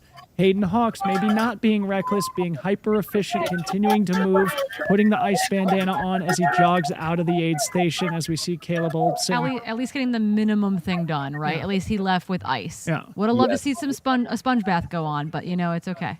So it seemed to me like Hayden probably felt like he was bridging up to Jim on the climb up to Robinson Flat. He didn't want to lose any of that time in the aid station and is probably going to try to bridge all the way up by the time they get to the top of the hill and begin the 13-mile descent. That'd be my guess as well. And they've run that section together side by side before, Right. so that feels comfy. And this is a kind of a note too. Like, it sounds like there were a crew that was surprised by how fast the men got to Duncan and weren't actually prepared for them to be there. And the volunteers really had to jump in to help them out. And I had to remind folks that because the top 20 men were on Jim's 14:09 splits at that point. The guys who want to run 15 hours are coming in really fast. Okay, so we officially have 16. Okay, Jeff Colt. They'll do a pack change here. He had to have before the aid station because he's out. That or he's beat his crew to 2 places, which is not great. No, his pack was full. Okay, good. So I think he got crew before the aid station. Yeah, he was supposed to do a pack change. There's John Ray on our screen. John Ray. He is already loaded up. He has a Costco-sized bag of ice around his neck. This is wild. This is so crazy and so incredible to watch here. Yeah. I officially have splits through 17 men. We're going to cover that just as soon as we can. I think that's Duo G exiting. Duo G. So now we'll remember from Duncan Canyon, it was sort of around this time frame where we had a little break in the action before we start to see Katie Scheid enter the aid station, who was in 19th place overall last time we saw at Duncan Canyon. So with our top 18 through Robinson Flat, let me just go through it here. Jim Walmsley, race leader, about 90 seconds ahead of Dan Jones, then Hayden Hawks, Rod Farvar, Deng Gumin, Dakota Jones, Jupiter Carrera Casas, Cole Watson, Caleb Olson, Tyler Green round out the top 10. Just outside the top 10, we've got John Albin, Ryan Montgomery, John Tidd. That can't be accurate. John Tidd, 60 years old. That can't be accurate. Okay, Chris Myers in the mix, though. We can use context clues to figure out who's not supposed to be John there. Tidd, a very solid runner in his day. I don't think he's sitting in 13th there's overall. a chip issue going on there. Chip Don't issue worry. there. So anyway, moving on. Chris Myers, Shenji Shen, Jeff Colt, John Ray, Duo G now through in the top 18. Still very close together. So Duo G sitting in 18th place. Or sorry, all right, I don't have an accurate split for him. So John Ray sitting in 17th place is 9 minutes back of Jim. And what through are Jim's Robinson Flat splits? Because here's the thing. I would love for the crews to be reminded maybe like, hey, honestly, it kind of feels like Broken Arrow, right? Where people PR'd by 2 minutes and finished 10 spots worse than they had the year before.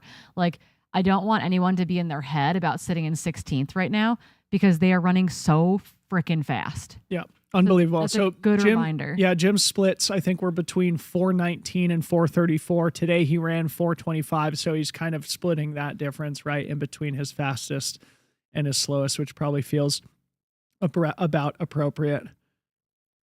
Dan Jones, I think, is really the mover and the shaker right now. Interestingly, he's working together with Hayden Hawks. They've been training together for the last 8 weeks. Yeah, so we did get confirmation that we saw a fall happen right after the escarpment on the drone, and we couldn't tell who it was. It was Petter Engdahl who went down hard early. So the team has been working on bandaging him back up as he sees his crew. So when he gets to Robinson, he'll get reset. But it sounds like he's actually in good spirits. Okay, great. Well, a big shout out to Petter. We should see him come into the Robinson Flat aid station any second. But what I was saying, okay, so Dan Jones, Hayden Hawks working together in second and third to bridge back up to race leader Jim Walmsley. Of course, Dan Jones from New Zealand, Hayden Hawks from Cedar City, Utah.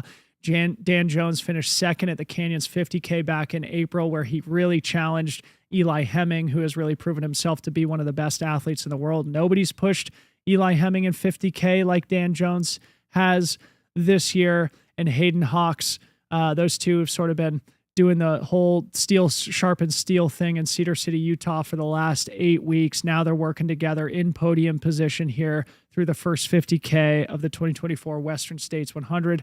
Dan Jones, somebody who I've had a good feeling about all year and all week. He's in really great position. It seemed like he was very solid and methodical through that aid transition. It sounds like, according to Brett Hornig, our boots on the ground, all the men are taking the cooling strategies very seriously and being smart and intentional through this critical aid transition. And just to repeat something I said earlier, once they exit here at Robinson Flat, they have several more aid stations, but their next crew transition opportunity is not until Michigan Bluff, a full 25 miles down the trail.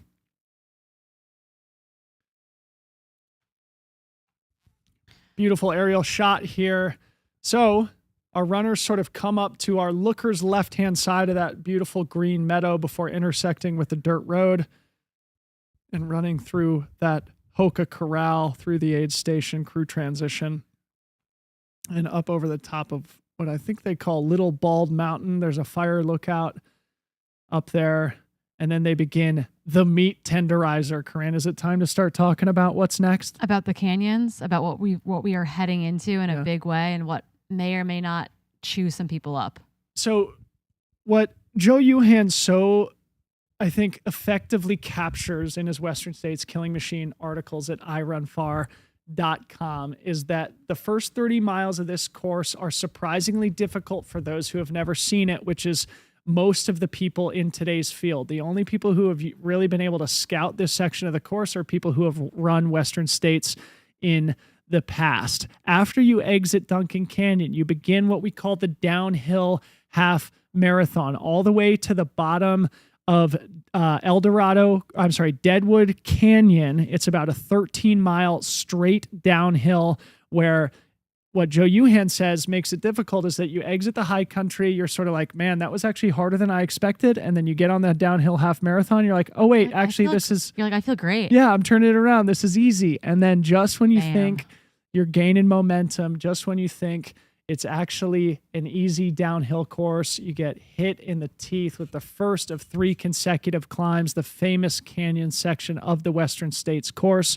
But to our viewing audience here, once they crest the top of the hill, Little Bald Mountain, they're basically screaming downhill for a full half marathon, a very important section of the course where you can overcook it. And if you miscalculate, boy, oh boy, does it come back to bite you later down the course. That's why Joe Yuhan characterizes it as the meat tenderizer in those iconic Western States articles. So adding a little course context there while we wait for Katie Scheid to come into the Robinson Flat aid station. Let's pull up some of the historical splits here so we can get a sense of when we might see her, as we have a course flyover here of the day. Thank you so much to our production staff. Perfectly timed. So exiting the aid station, you climb just a little bit, come around that top of Little Bald Mountain, and then bing, bang, boom, massive bombs away. Cruise through the Miller's Defeat aid station, which we'll probably start to get updates from here very soon from Jim Walmsley and the lead men. Only 4 miles down the trail from Robinson Flat, and then only 4 miles after that is the Dusty Corners aid station. So to our viewing audience, you'll remember that you can split your crew into 2 separate teams. One team goes to Duncan Canyon and Dusty Corners. So those who are crewing their runners at the Duncan Canyon aid station, the one we just saw previously, once the runner leaves, they go to this Dusty Corners aid station, while the other crew does Robinson Flat, Michigan Bluff. That is only 8 miles of the downhill half marathon. Yeah, and what we are looking for, right? So 9:42 a.m. right now. Courtney and Katie came through Robinson Flat last year in 5:07 and 5:08 elapsed, respectively. It's about, just over, not quite 30 minutes from now, but at the same time, Katie's been running, 30 plus minutes faster than that?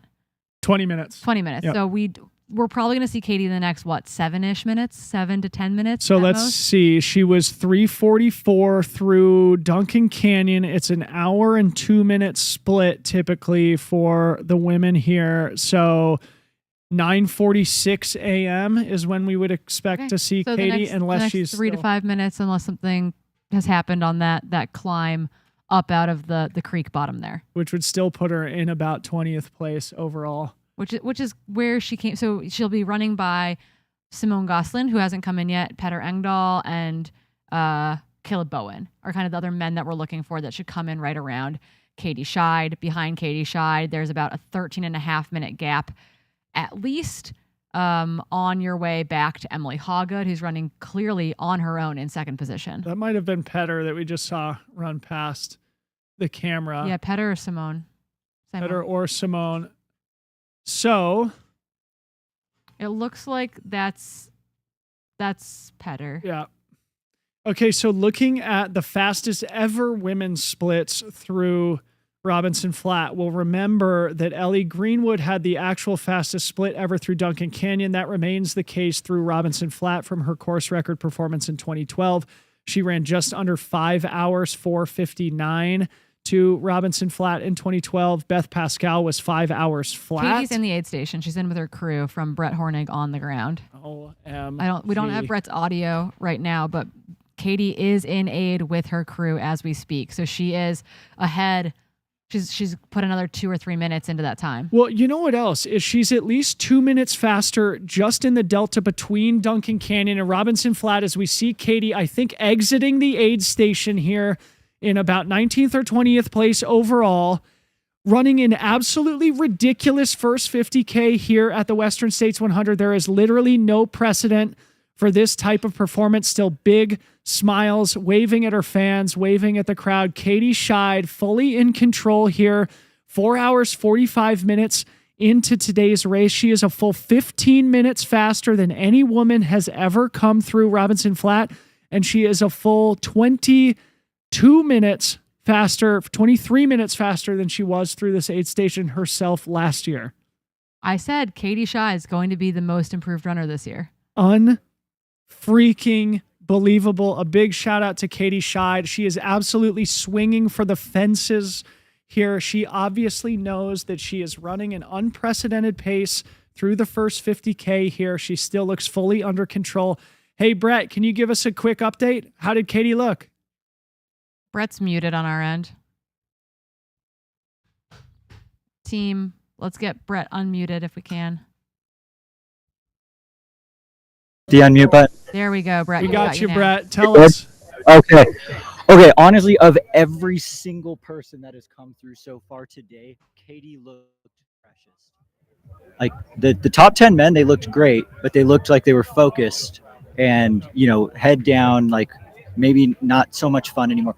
Katie looked like she was having the most fun of everyone here, waving to the crowd, fully iced down, did not look, any amounts overheated at all.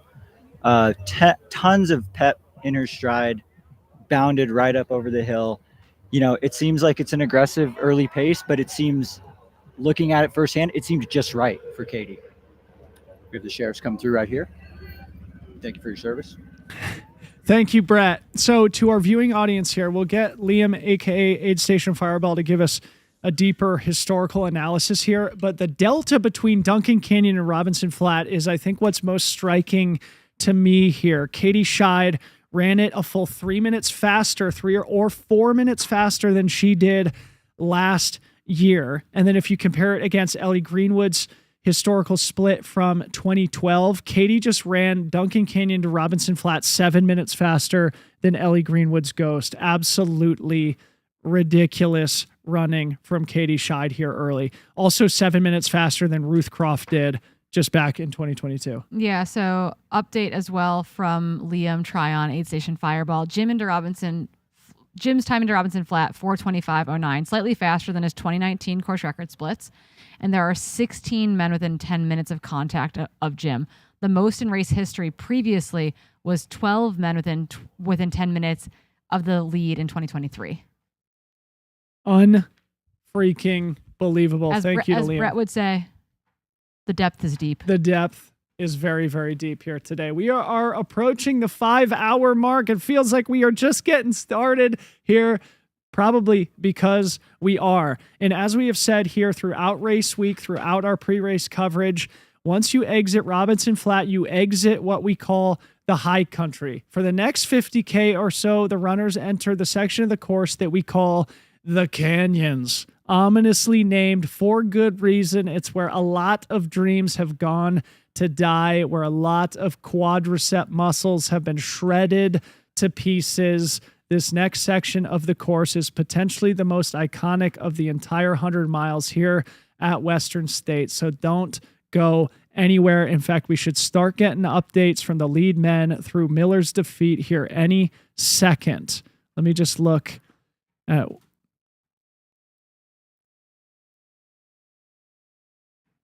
Okay, and just so people, if you're brand new to our Western States coverage, welcome to our 4th year of doing a live broadcast.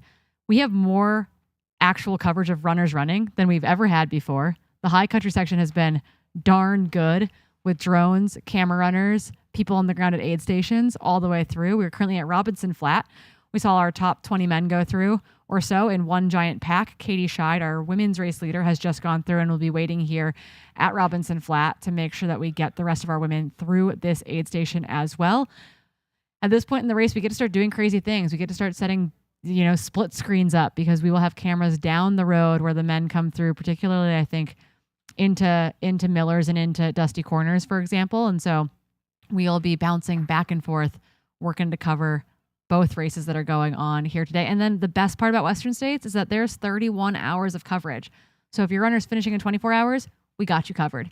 Did you already mention this stat from Tim Tollefson about Rod? About Rod, we have not talked about that stat yet from Rod. Okay, good text in both Corinne and I's inbox here from the great Tim Tollefson about his good friend and training partner from the Mammoth Lakes, California area, Rod Farvard, a full 40 minutes faster through Robinson Flat than he was last year. So Rod Farvard putting himself in great position to far outperform his previous finishes here at the Western States 100 in his 4th try.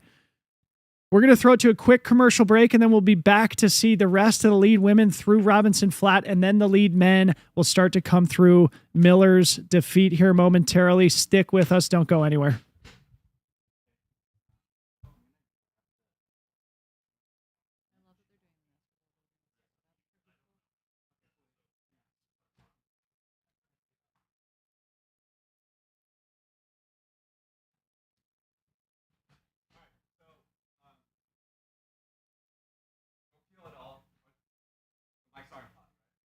I have no idea. At all, feel like you have to interview him, but I think Scott's just going to jump in, ask him a question or two about the upcoming section.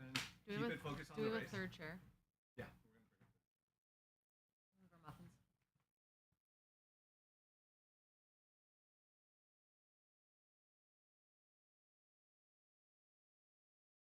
I think it's plugged in. Yeah,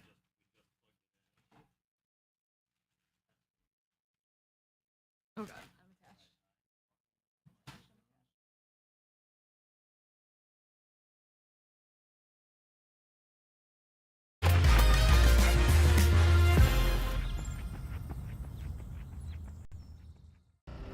Hey, good morning.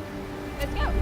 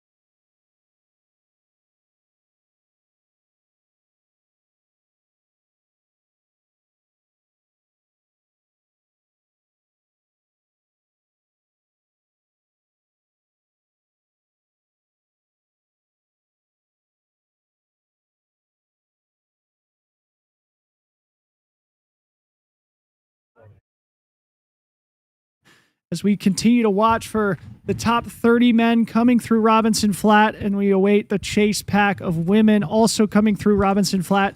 And again, we will be getting updates from the Miller's Defeat aid station, mile 34 here momentarily. Special guest in Mr. Scott studio. Jurek, welcome to the studio, buddy. It's good to see you. It's good to be here. Thank you, both Dylan and Corinne. Good to have you back. What are your initial takeaways here from the hot early start of the Western States? I mean, it's hot in terms of pace, right? It's ridiculous. Yeah, cool maybe-ish in terms of temp, but very, very hot in terms of pace. Yeah, I guess the big thing is, gotta say, that I've never seen this many runners through Robinson that tightly woven together, and it's. Okay, hold on one second. We're going to get Scott back on the mic here momentarily as we continue to look at Robinson Flat here. Scott Jurek in studio with us, the 7-time champ, 1999 to 2005. 7 years in a row. One of the icons of trail and ultra running, one of the icons of Western States here in studio. And I know what you're doing tonight, which we're going to talk about. And I know you did it last year, which I want to talk about too, because I saw a funny photo that was taken. Yeah, in the year before that. So anyway, a good tradition that you guys have. We'll talk about it as soon as we get confirmation that Scott's mic is up and running here. So we had one more stat come in from Mr. Aid Station Fireball, looking kind of at Katie through Robinson Flat. Again, came through in 4:40, 4:59 elapsed, the fastest ever in course history. 15 minutes faster than Beth Pascal's previous record, split at 5 hours even. 22 minutes ahead of Courtney's record time, and then hit that Duncan to Robinson Delta that we were talking about in almost an hour flat. So we're talking 90 seconds to 2+ minutes faster than ever before. Very, very impressive. Unbelievable. Katie Scheid putting on a historically great performance here. We will recall Katie ran the second fastest time in race history last year in what was a race that will go down in the history books here at Western States. Second fastest time ever, only good enough for second overall, even though it would have won every single other year. Katie Scheid returning this year, rocking the F2 bib with all the dreams and aspirations of securing one of those coveted Cougar trophies and winner's belt buckles, as we see Robert Hognall from Romania exiting the aid station here. Robert, one of these characters who's been slow and methodical, consistent here in the early miles, sitting outside the top 20 overall, but who could easily run his way back into that top 10 if there is any attrition or carnage that evolves in the back half of today's race. We're seeing everybody iced down pretty heavily. Our boots on the ground. Brett Hornig is saying that people are being very efficient and intentional and intelligent with their aid station transitions here. We'll remember that as they exit, you think you're at the top of the hill, but no, you're not. You still got another mile and a half until you get to the true top and begin that 13-mile descent. This might be Petter Engdahl finally leaving the aid station here. We saw him enter. Or is this Ingvild? No, it's Petter, I believe. So again, we did get confirmation finally that Petter did take the big fall. That's someone on the ground helping him. I'm pretty sure this is Petter Engdahl. Again, well back of where we expected Petter Engdahl to be, but we had that drone footage that we saw briefly where one of the guys took a big fall. We could not get confirmation who it was. It was in fact Petter. When he came through Duncan, he was requesting, that's the tape on both of his legs, requesting switching into different shoes for his ankles, and that he actually needed to get his hands bandaged because when he fell, he took the fall to both of his hands and was bleeding pretty good, it sounds like, when he came into Duncan. So they're working on keeping him upright while they do this shoe change. That's the only time I'll sit down in a race if I have to, is to change shoes, but doing a great job of keeping him upright. Important update here. Jim Walmsley now through Miller's Defeat in the lead of the 2024 Western States 100. He came through 2 minutes ago at 4:55 elapsed. So race leader Jim Walmsley through mile 34. Now we're going to expect to see Dan Jones, Hayden Hawks hot on his heels here unless Jim has decided to hit the gas and try and open up a bit of a lead. This is typically, Corinne, where we start to see Jim assert himself on this long downhill. And the towards question last is, chance. we saw Hayden make a big move to try to keep that gap as minimal as possible. So what is the actual gap to Hayden Hawks coming through Millers?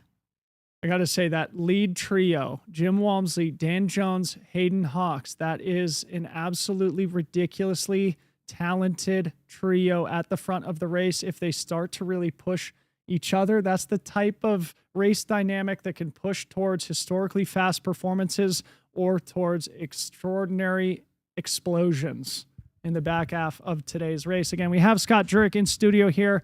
We're working to fix his mic up. Billy, let us know when we should test that out. Yeah, we'll get a thumbs up eventually.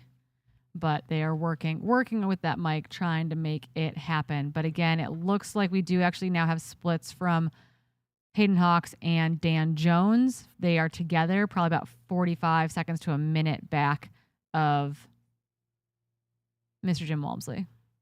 That's pretty interesting, right?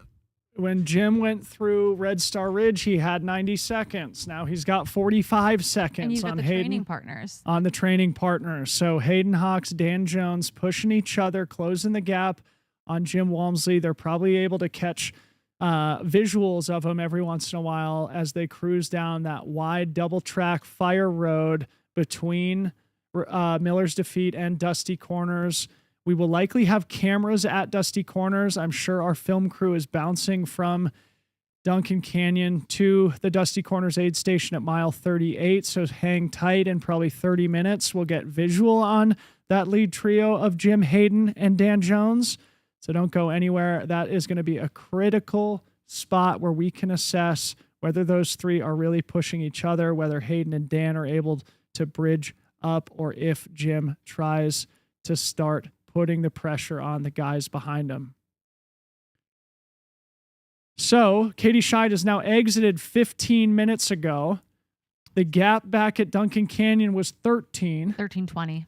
So we should start to see the chase pack of women led by Emily Hawgood coming in. Emily, will remember, had 5 minutes on Ida Nilsson, who was in third place. So thoroughly in no woman's land. Emily Hawgood, who's also running a historically fast pace here today, though well back of early race leader Katie Scheid. We'll expect to see Emily coming in with her trademark smile here any second. And then an update from Miller's Defeat as well. So about 3 minutes back of the Hayden Hawks, Dan Jones, Jim Walmsley trio effectively. You've got Rod Farvar, Den Gomin, and Dakota Jones all together. Holy smokes. I was 3.5 minutes separating. I was wondering where Dakota was. So we finally, I feel like, got a confirmation of where he's solidly sitting right now. 666. So under 5 hours for 34 miles of high altitude running for this group of professional men. Jim Walmsley, Hayden Hawks, Dan Jones, Rod Farvar, Dakota Jones, and Den Gomin cruising through in the top 6 positions through mile 34. 4 Americans, a Kiwi, and a Chinese athlete in the top 6 here today.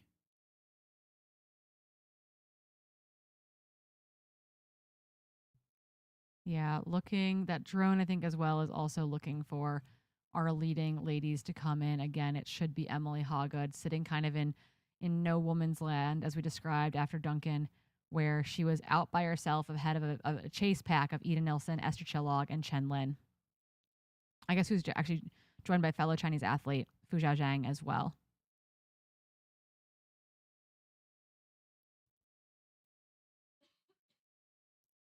I'm texting the Gaylord team here who are crewing Katie Scheid here today. Toph was up at Robinson Flat. He probably has left the aid station. He's probably in a cell phone dead zone, but let's see if I can get any intel or update from Kim and Toph, who have been there shepherding Katie through this first 50K, where she is on an absolute heater, running way faster than any woman ever has in the 51-year history of the Western States.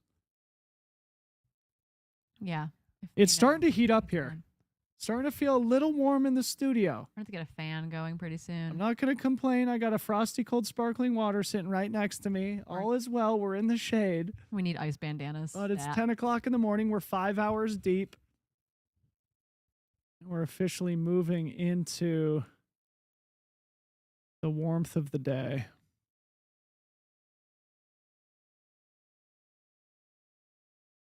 Yeah, again, waiting to see our second place female, Emily Hoggood, but Katie Scheid right now putting on an absolute show, I would say. I said we were going to expect fireworks this weekend, hopefully positive ones. So far, it's delivering. Absolutely. We did see her smiling gregariously, waving at her fans and spectators. Katie Scheid, all class, mixed with all talent here. Absolutely shattering, blowing away her splits from her race here last year, which is, of course, the second fastest ever in race history. We have to say this is, I would assume, taking a risk here for her. She is taking a calculated risk, knowing Katie, she has big expectations for herself. She's not afraid to set very lofty goals and to go for them, understanding that sometimes when we do things like that, it can unravel. We saw that almost happen to her at UTMB, where she was well underneath Courtney Dauwalter's course record splits. I think it was 3 summers ago when Katie won that race.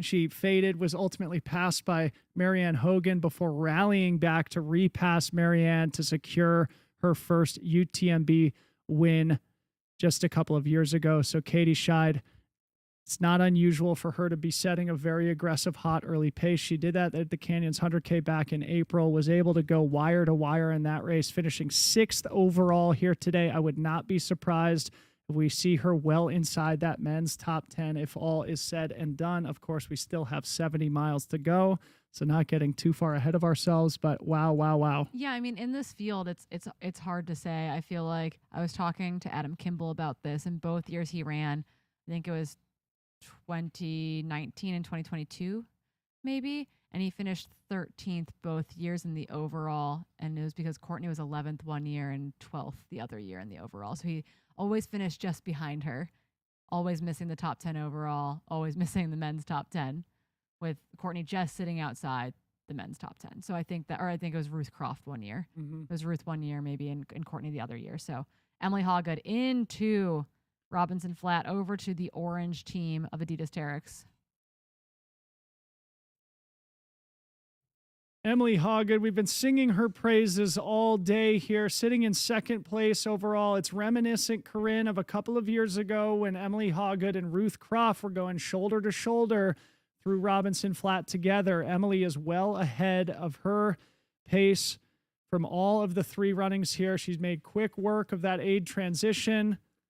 Some icy water dumped over the head, a new pack. That's Paul Lind there, I believe. Her coach, Paul Lind, running next to her. Paul Lind, we mentioned earlier, a second-generation Western States person. His father, the original medical director here at the Western States 100, and his son, Cody Lind, a 2-time top 10 finisher. Western States, a family affair. Paul Lind coaching up his athlete, Emily Hoggood, as she exits in second place, tiptoeing her way up to the top of the climb, breaking into a hike really quick. Emily Hoggood still in really great position as the second female overall here, exiting Robinson Flat 50K into her 100-mile race. Yeah, I think taking a moment to get your pack situated as you leave. There, she was adjusting a bottle, like walking out of the aid, right? Continuing to move is the goal, but making sure that you get stuff situated as you make your way out of the aid station. Somebody in the chat saying Cody is pacing here today. That's a great team. Cody Lind probably going to be jumping on with Emily Hoggood either at Forest Hill or from Rucky Chucky River Crossing. So she will have a good friend with a lot of experience here to help her out and push her to her best finish here at Western States. A beautiful drone shot here of Robinson Flat. Again, a big thank you to our team behind the scenes here. Of course, Corinne and I have the best job in the world sitting here and just adding color to the visuals that we get on our screen. We have never had this type of coverage. The aerial drone shots, crisp and clear, of the top runners here, 50K into the race in an extremely remote section of the course. Feels like a breakthrough, doesn't it, Corinne? I mean, having cameras at Lions Ridge, having cameras like the quality of coverage we had at Elephant's Trunk ahead of Red Star Ridge, like that was, in my mind, fairly baffling. Heather Jackson entering Robinson Flat, high-fiving and smiling. So She's looking well. good. Moving well in the climb, I think, is what it is. I bet that downhill into Duncan did not do her any favors, but that climb out of the creek bottom up to Robinson Flat is right where she wants to be, moving so well. Looking very strong and efficient. Masters course record is going down today. Here she goes. Crew transition here. Let's see if we can't get a little bit of an interpretation of body language. She came in with a smile and high-fiving, so that's a good indication of physical and mental condition here. And I'm sure Heather Jackson is eager to get out of the high country section of the course. We know we talked to her last year, and it really punished her as we see Chen Lin coming in here in third place.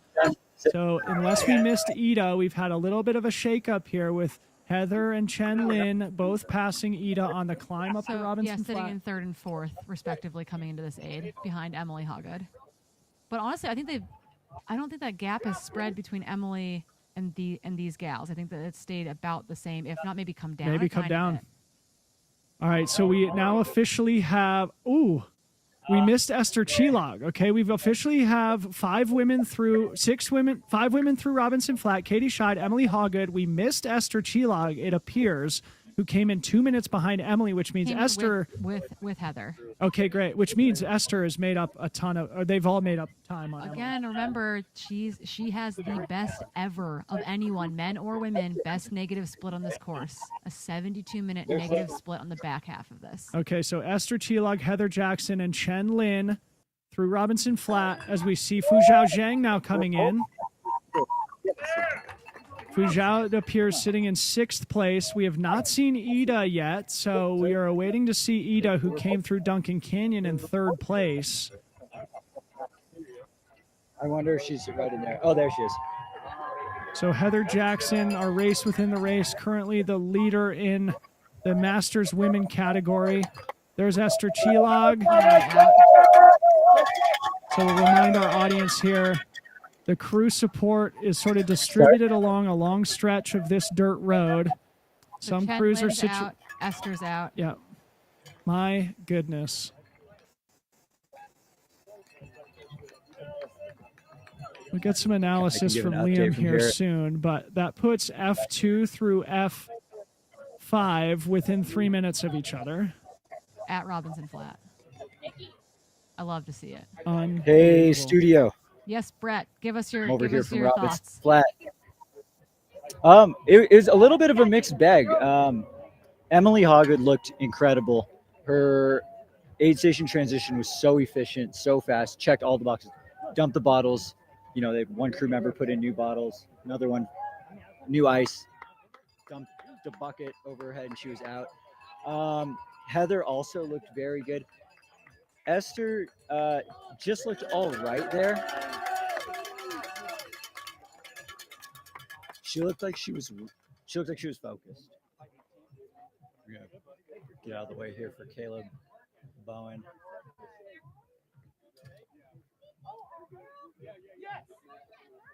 One thing I did notice though is that they were very much all paying attention to how long one another were staying in the aid station. And as soon as Emily left and people started to know that when they were getting in, you could feel the sense of urgency that got laid down on everyone else. Very interesting intel there from Brett. Brett, thank you so much for sharing that. We're going to toss it back to you in just a second. Corinne, that's very interesting, though, and it's, I think, testament to how Western States has evolved, and we'll get Scott to chime in on this here in just a second. But 30 miles into the race, all the women are sort of looking at each other in the aid station, marking each other upon exit as we see Eden Nilsson tiptoeing into the aid station here. So the race dynamic is very much in full effect here. They're marking each other. They're understanding when each other are exiting the aid station and then having a bit of a sense of urgency as a result. They're paying attention. They're feeling that pressure, which is a really cool dynamic to have as we get deeper and deeper into the race. We definitely experienced that, I think, on both sides at Forest Hill last year. We saw that with Tom and Dakota at the front of the men's race. We saw that with the women's top 4 through 8 or so, or 4 through 10 even. They were all in that initial part of the Cal Street section together. which like put a lot of pressure on each other to like keep moving, to not take that long to get what you needed and get out of there ASAP. Yeah. So if you're just joining us here, Katie Scheid off to a very commanding lead in the women's race. Emily Hawgood behind her, but Emily Hawgood losing ground to the Chase women's pack that includes a very talented group, the likes of Esther Chilog, Heather Jackson, Chen Lin, Ida Nilsson, Fu Zhao Zhang, and now we're expecting to see the Becca Windells, Ingvild Kaspersens, Lottie Brinks, Lauren Puretz, et cetera, start pouring into the aid station any second. Things are really starting to get interesting here as we cover the first 50K. The runners exiting the high country, descending down towards the infamous canyons of the Western States course. And going back to Miller's defeat now.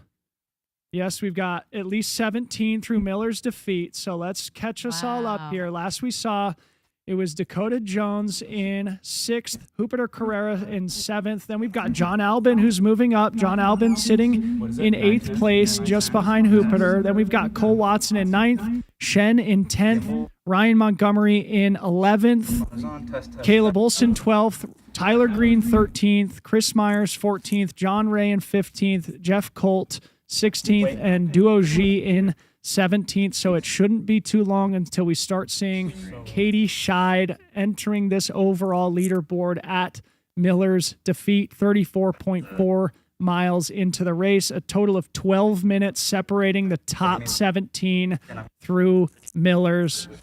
Holy smokes. One thing I think to mention here, Corinne, through Miller's defeat, kind of the only name that's absent out of the top 20 that we would have expected is Petter Engdahl. So really like no early major adversity or attrition. Yeah, I think we expected Caleb Bowen to be higher up as well, but between Petter Engdahl and Caleb Bowen, I think those are the only two names that we anticipated to be higher maybe into the men's top 15, top 10 conversation that just aren't on that trajectory right now. Yeah, I kind of feel like Caleb Bowen's in a great spot. He's sitting in 24th overall. Oh, he's running smart, yeah. For sure. 24th overall. He came through Robinson Flat at 5:11. So Caleb running a nice conservative early pace. The pride of West Virginia. Go Mountaineers. I know we got a lot of West Virginians in the chat here today, giving a shout out to their boy. I think he's the coach of the Marshall Thundering Herd back there in West Virginia. So certainly somebody that we're going to be watching and rooting for here, sitting in 24th. Shout out to Caleb Bowen.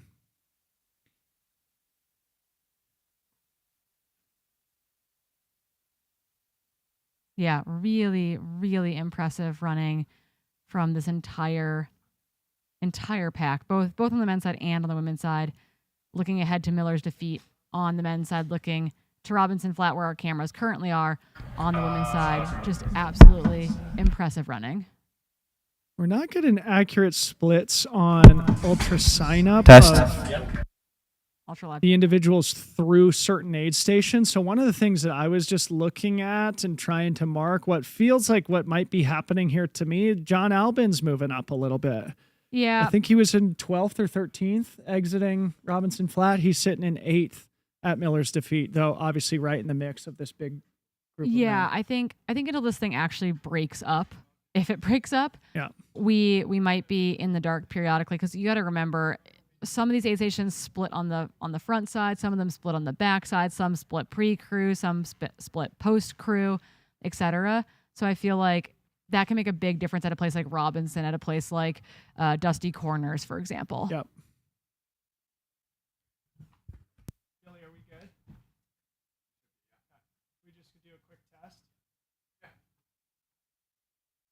Test. I'm on Scott's mic. Can you guys hear me?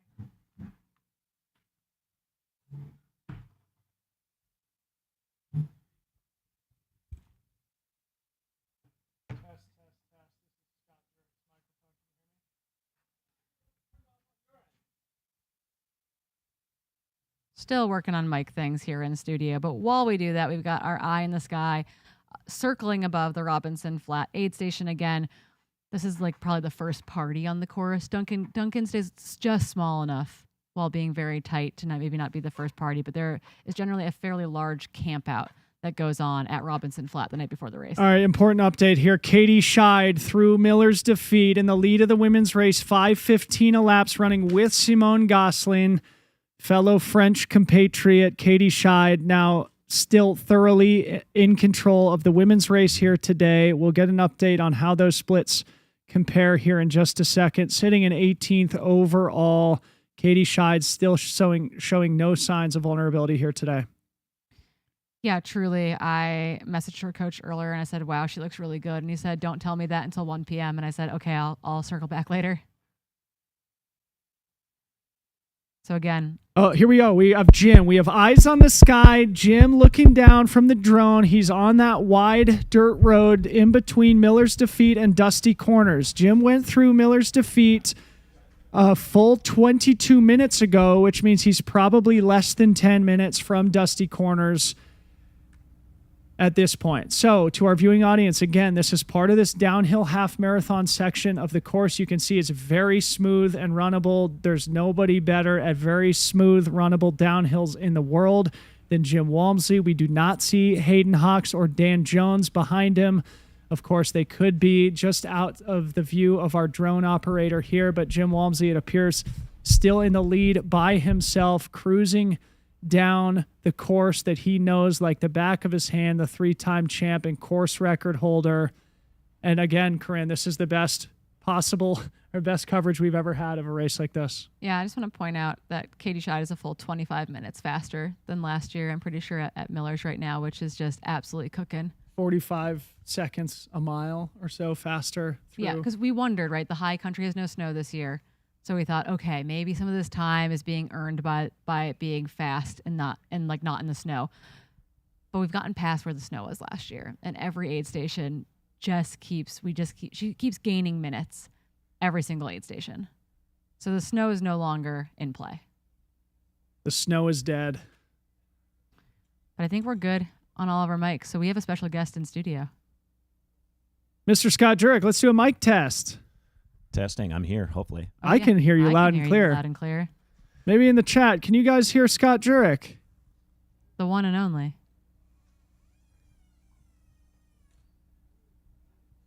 There we go. Okay, so Jim is finally he's now through Dusty Corners. Holy smokes. So he's on a really hot split here too. Actually, yeah, he's exactly on his 2019 course record split here at Dusty Corners. 2 minutes back, excuse me. That's his twin brother, Will Walmsley, in the yellow shirt, white hat. Little brotherly love on the race course. Doing a quick shoe swap before he descends into the canyons here. Interesting choice here by the champ. Washing the feet. Yeah, interesting that this didn't happen at Robinson, but this allowed him to maybe continue to stay off the front. However, there's Hayden. And Hayden's been rolling every single aid station, basically. Okay, so Hayden Hawks, now our leader in the 2024 Western States 100. As we look back, we're looking for Dan Jones, the Kiwi, running with Hayden somewhere. If we don't get nauseated first. But yeah, Dan Jones should be the next runner into this. He was right with Hayden at Miller's defeat. So this is really interesting, Corinne. And can we confirm that Scott's mic is hot? It is. Okay, great. All right, Scott Jurek in studio with us. Scott, good to see you, buddy. Good to be here. Oh, heck yes. Okay. Thanks for being patient. I know the microphone wasn't working there for a little bit, but we're grateful for your time here today. Give us your initial reactions here of the first 50K of the race. I mean, the footage that we're seeing is phenomenal. I've never seen live footage like this of the race. I mean, you never get to see this. I think maybe from some old Wide World of Sports helicopter footage is the only time I've ever seen Dusty Corners like this in the road leading into it. But yeah, it's hot in terms of just the intensity of the pace and just the tightness of things, which, I mean, viewers and fans love to see this. I mean, this is something we don't see. And we saw Jim, looks like he was changing shoes, socks, doing stuff, which is surprising. Yeah, so I think this might be Dan Jones and Hayden Hawks running together in the lead now. I just saw who I think is Hayden on the back there, the second runner, look over his shoulder, both probably in white gauging. bucket hats, so. Yeah, so anyway, I think I saw Hayden just look over his shoulder trying to gauge if Jim was going to be on their 6. Now they take that hard right turn onto the Pucker Point section of trail, which must be right there. So we're going back to Robinson. We're going to switch back and forth a little bit because we just had a big pack of women come into Robinson Flat, including, I think this is like the Lottie Brinks, Rachel Drake, Leah Yingling, pack, the murder women making their way through here. Okay, so this is really interesting now here, Scott. In your time running the race, where would you typically take the lead? Were you ever sort of, I remember that year you and Dave Mackey were going toe-to-toe, I think through like Michigan Bluff or so. Have you ever been sort of shoulder to shoulder with somebody at Dusty Corners? Definitely. I mean, not at Dusty Corners too often, but Dave and I believe, I think we kind of jockeyed back and forth a bit. It's hard to remember. They kind of all blur together for me, but I definitely have been with and around people going into Dusty Corners. There's no doubt. Yeah. I've left there, and I've left actually behind one or two folks, and so it's not something to be too shaken up, and it's not uncommon. Yeah. Especially with that stretch of road that you have. It's fast moving.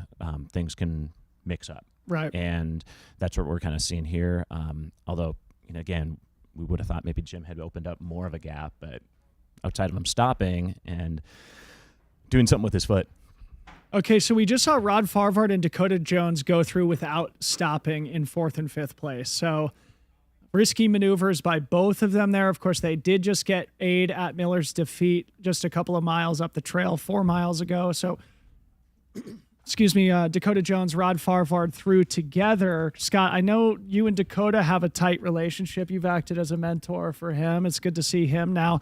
A young man in his 30s. He's grown up a lot since we first met Dakota Jones here for his second Western States. So just pointing out, too, that we just had Lauren Puretz in the yellow and blue and Anna Cassius Loden make her way through Robinson Flat. So that kind of pack of women still rolling very, very deep there. Definitely. It was actually kind of ironic. I got a chance to talk to Dakota yesterday at the pre-race, just before the pre-race briefing. And, again, I was shocked. I asked him, how old are you now, Dakota? And 33. Like, it's hard to believe because you think, like, he's got to be older than that. But, right. He's been around the scene, obviously, for a long time and having a lot of time in Boulder with him and training and stuff. So he's somebody who's just very laid back when you talk to him, but he's got a fighting spirit, and I know he's ready to rip. Although he's like, we'll kind of see. He's this or that. Dakota Jones, nonchalant, but I know he's definitely hungry for it, and he knows he's got to put one together. So we're rooting for him, but I think it's just incredible to see how things are tight right now. Yeah, so we're no split screens right now. We are just rapidly going back and forth whenever a runner is present. So we saw John Albin at Dusty, back to Lee Yingling at Robinson Flat, just like really every 30 seconds we're at a new location. We saw Cole Watson come through Dusty Corners as well. We just are seeing Priscilla Forgey entering Robinson Flat here. So the women's top 10 now really starting to get established through the Robinson Flat aid station. Actually, we should be well through. Okay, so we should provide a deep update here. So last we saw was Ida Nilsson, I believe, through Robinson Flat. Since then, we've had Becca Windell in 8th, Ingvild Kaspersen in 9th, Lottie Brinks in 10th. Looks like she's running with Ingvild. Not far back, Rachel Drake in 11th, Lauren Puretz 12th, Elsie Davis 13th, Anna Loudon, a.k.a. Anna Cassius in 14th, Priscilla Forgey we just saw, and Leah Yingling. Also, Kareth Arnold and Emily Smits, it looks like, have crossed the timing mat probably in the aid station right now.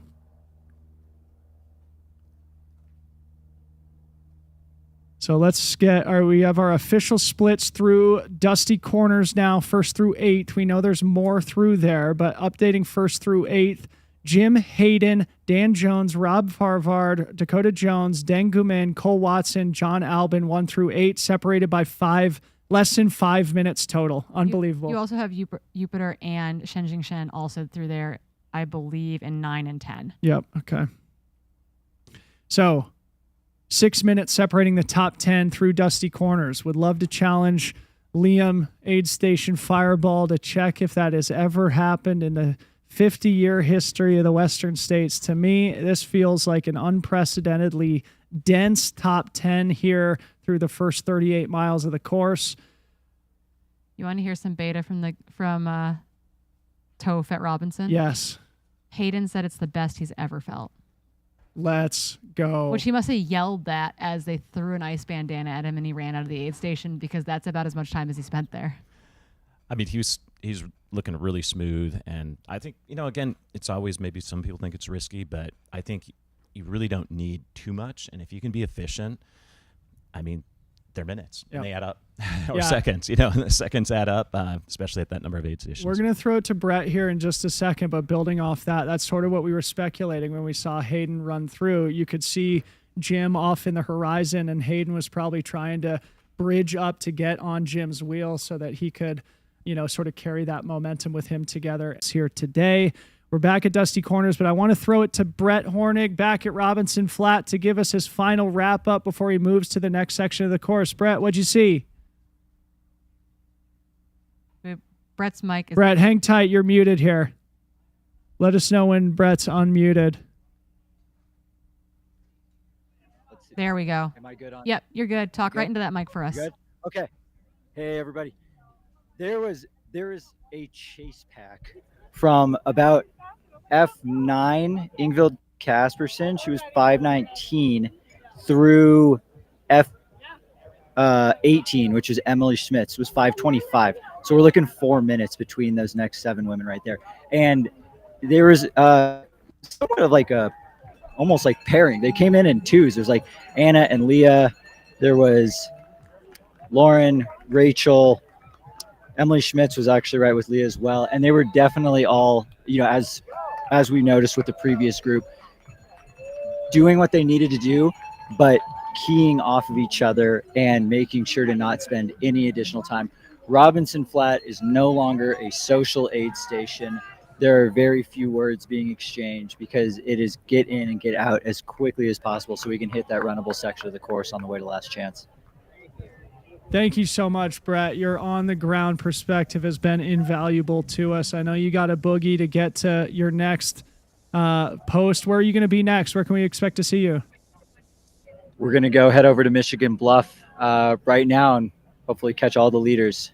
All right, buddy. Drive safe. Thank you so much for your coverage. We'll see you in a couple hours. Thanks, guys. All right, a big thank you to Brett Hornig, our boots on the ground there at Robinson Flat. Our camera is now back at Dusty Corners as Corinne and I are in studio with the great Scott Jurek here at the 2024 Western States 100. Scott, I want to bring up what I just mentioned to you, which was last year I saw a hilarious photograph that was taken at the Quarry Road aid station, I think getting closer to sunset, where I think Topher Gaylord must have snapped a pic of you, Hal Kerner, and Katie Scheid coming through the aid station. And Katie got to the finish line and she was like, "Did that happen? Yeah. Was that Scott?" Yeah, it's kind of fun being down there because people are totally, even in their different altered states, still are able to assume that, oh, is this who I think it is? Or like, you surprise a lot of folks. And it always depends on how much costume regalia we're in. But I think, with Katie too, she definitely needed some help in terms of just getting her back to, I mean, she was running phenomenally, but she was definitely on the road out of it. Yeah. We see John Ray entering the aid station here. Say a bit more about your friendship with Hal over time and what you guys do down there at the Quarry Road aid station. I'm sure people would love to hear. Yeah, it's a great crew. It's a bunch of Ashlandites that gather together and have fun down there, and they put a ton of work into that aid station. Rob Kane has been at the helm for, I think it's going on 12 years or something like that. And Hal was like, we got to get you down there.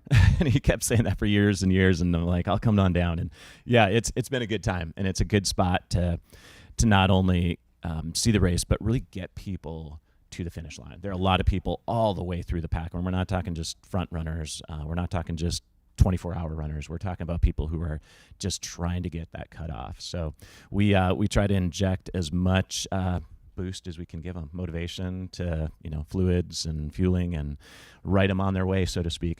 Unbelievable. I'm sure you make a lot of people's days and nights when they're bleary-eyed exhausted souls come marching through Yeah, the we try mile. to make sure they don't take too many selfies and just get the heck out of there. Yeah. That's the key thing is, keep it moving and get what they need, help them out. But be efficient. Because a lot of times at that point, there's 10 miles left. Right. It's and mile 90. It's mile 90. Get what you need and get out of there. Yeah. But it sometimes can be too fun, especially with the music blaring. Very cool. As we see Jeff Colt here at Dusty Corners as well. Jeff's probably in 15th-ish overall. We'll get an exact placement here momentarily. Scott, it's been 19 years since you won the race. Since your reign here. It's been 10 since mine. It's funny, right? It's like, because your generation sort of passed the baton to mine. It feels like my generation sort of passing the baton to the next. Meditate on that for us. It keeps happening. I mean,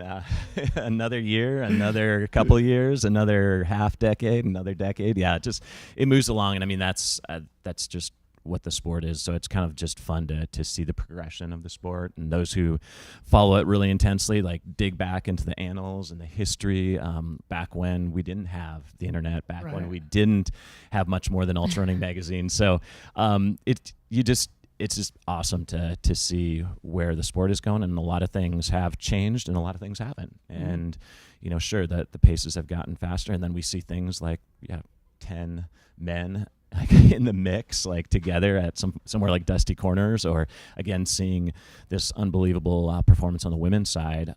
Katie, which some might say this is suicide for 90% of runners out there, but she's just running just an amazing race, and we know she has the chops to do it, but it's still surprising to me, even, because it is going to get warm out there. It may not be one of the hottest years, but we keep saying this, right? Like 90 degrees is still really hot, and the sun is particularly brutal on this course with the mosquito fire burn scar kind of through a bunch of the canyon section too. While there was, I'm using air quotes in studio, which you can't see, shade on parts of that course, which wasn't always helpful. There's now zero shade on it. That climbed to Devil's Thumb. I didn't think it could get more open. It is very open now. Yeah, there's definitely, I mean, I always felt like, I think because of the altitude, because of the intensity of sun, even though you did get some shade and maybe some of the snags that are left from the fire, it still doesn't really, it just seems like it's still pretty intense, but not as intense as what's going to happen later. So I think maybe, one approach is to get it while it's good. Get it while it's cooler. Right. And that could be one of the approaches she has. And, a lot of people, you can't fault that too, but you flirt with a little bit more unpredictability. Mm-hmm. Absolutely. So we are now 5 hours, 36 minutes elapsed here. Sort of cut away from Robinson Flat. We're probably, through the top 20 women through Robinson Flat, and we are probably starting to get through the top 25 or 30 men through Dusty Corners. Actually, we're 17 men through Dusty Corners, which means in all Katie likelihood, the next athlete that we're going to see is Katie Scheid. So let's pull up the historical women's splits from Dusty Corners and see how Katie might compare. So her split from Dusty Corners last year, 6:07:28. So we are now about 30 minutes ahead of that split here. Last aid station, she was 25 minutes, I think, ahead of Miller's defeat just split. 25 minutes. So it could be any second now that we see Katie Scheid coming through the Dusty Corners aid station. We'll probably want to go split screen with us with Scott in studio so we don't miss Katie Scheid, our early race leader. Scott, take us back in time. I mean, you said, a lot of this feels the same and a lot of it feels different. Maybe provide an example of both. Obviously, the coverage is a great example of it being very different from the late 90s, fact that you early can 2000s. actually watch this, and we're not going live, not just a documentary later or some type of footage that's produced later. I mean, we're seeing this live, and that means no matter where you are, which is again phenomenal. And just even in the last 3 years, what the crew and team has done here. So again, hats off to everyone who's working on the team here. It takes a ton of people to do this, both on the ground, on the course, and otherwise. I'd say the ambiance and the course goes through its changes. We obviously have weather that changes, but it's still that same, I don't know, ribbon of red dirt Yeah. that courses through the high country down into the canyons. That's something that I think all the runners feel. They feel it in enlightening ways at times, and then they feel it in those really tough, dark moments. And that's the beauty of something like the Western States 100 is it's always got that setting. What about the vibe and the spirit of it? Have you ingratiated yourself enough into Western States Week to be able to, do the compare and contrasting thing between the late 90s, early 2000s and what it's like in Olympic Valley or Forest Hill or here in Auburn? I would say I got in late Thursday night, so mainly just yesterday. And I guess at the pre-race briefing, I was surprised. I thought there'd be more people, but because of obviously, you're limited to how many people can come, how many people, trying not to overburden the course and parking and all that. So people are pretty trim sometimes, not always, on their crew. But I was actually surprised, it's still this tight-knit group of people gathering for this pre-race briefing. So there's more banners, and, the whole valley there has changed over the years. But it's still like this community, and people, as much as we like to think it's just gotten bigger and bigger, still people are coming together, and familiar faces happen, and conversations still occur. And that's what I always think, that ideally should not change in the sport, hopefully. We don't just come in a race and pack up and leave. So the race was 25 years old by the time you started running it, but you clearly set it into a new trajectory, sort of change the paradigm of the competitive end of the race. I'd be interested to hear, because I've been sort of poring over John Trent's book this week and just doing deep dives into the history books of Western States, who the guys and gals were who really inspired and motivated you, who showed you that you could approach this race as an athlete, as a competitor, not just as someone who likes to jog around in the mountains. Well, there's two names, and I often mention these, and a lot of people probably don't remember them. But the first was Chuck Jones. I talked about Wide World of Sports footage, and that's how I first, you would read about Western States. It looks like we got maybe we're going to a live. Yeah, we're gonna test Bailey's setup, I think, in the field as they await the match. This is not visible. Hey guys, we're out here at Devil's Thumb, just checking the audio out and looking forward to seeing this legendary field of athletes come through. Super exciting. Can you hear me? We can. We can hear you loud and clear, Bailey. Yay! Yeah. We're here. We're live.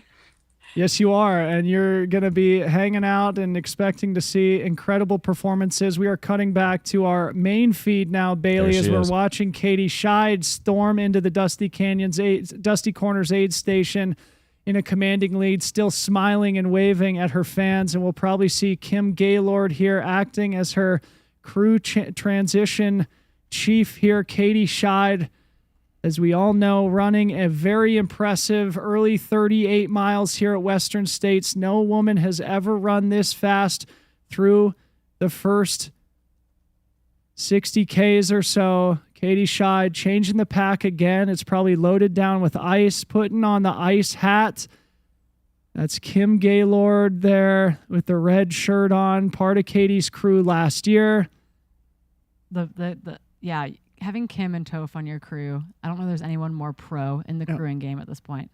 And Kim is certainly probably telling Katie exactly where she sits relative to her competition and relative to her historical splits. I'm sure Katie has those splits memorized herself. Smiling, waving, gracious, gregarious, no signs of vulnerability still from our early race leader, Katie Scheid, who's putting on an otherworldly performance today.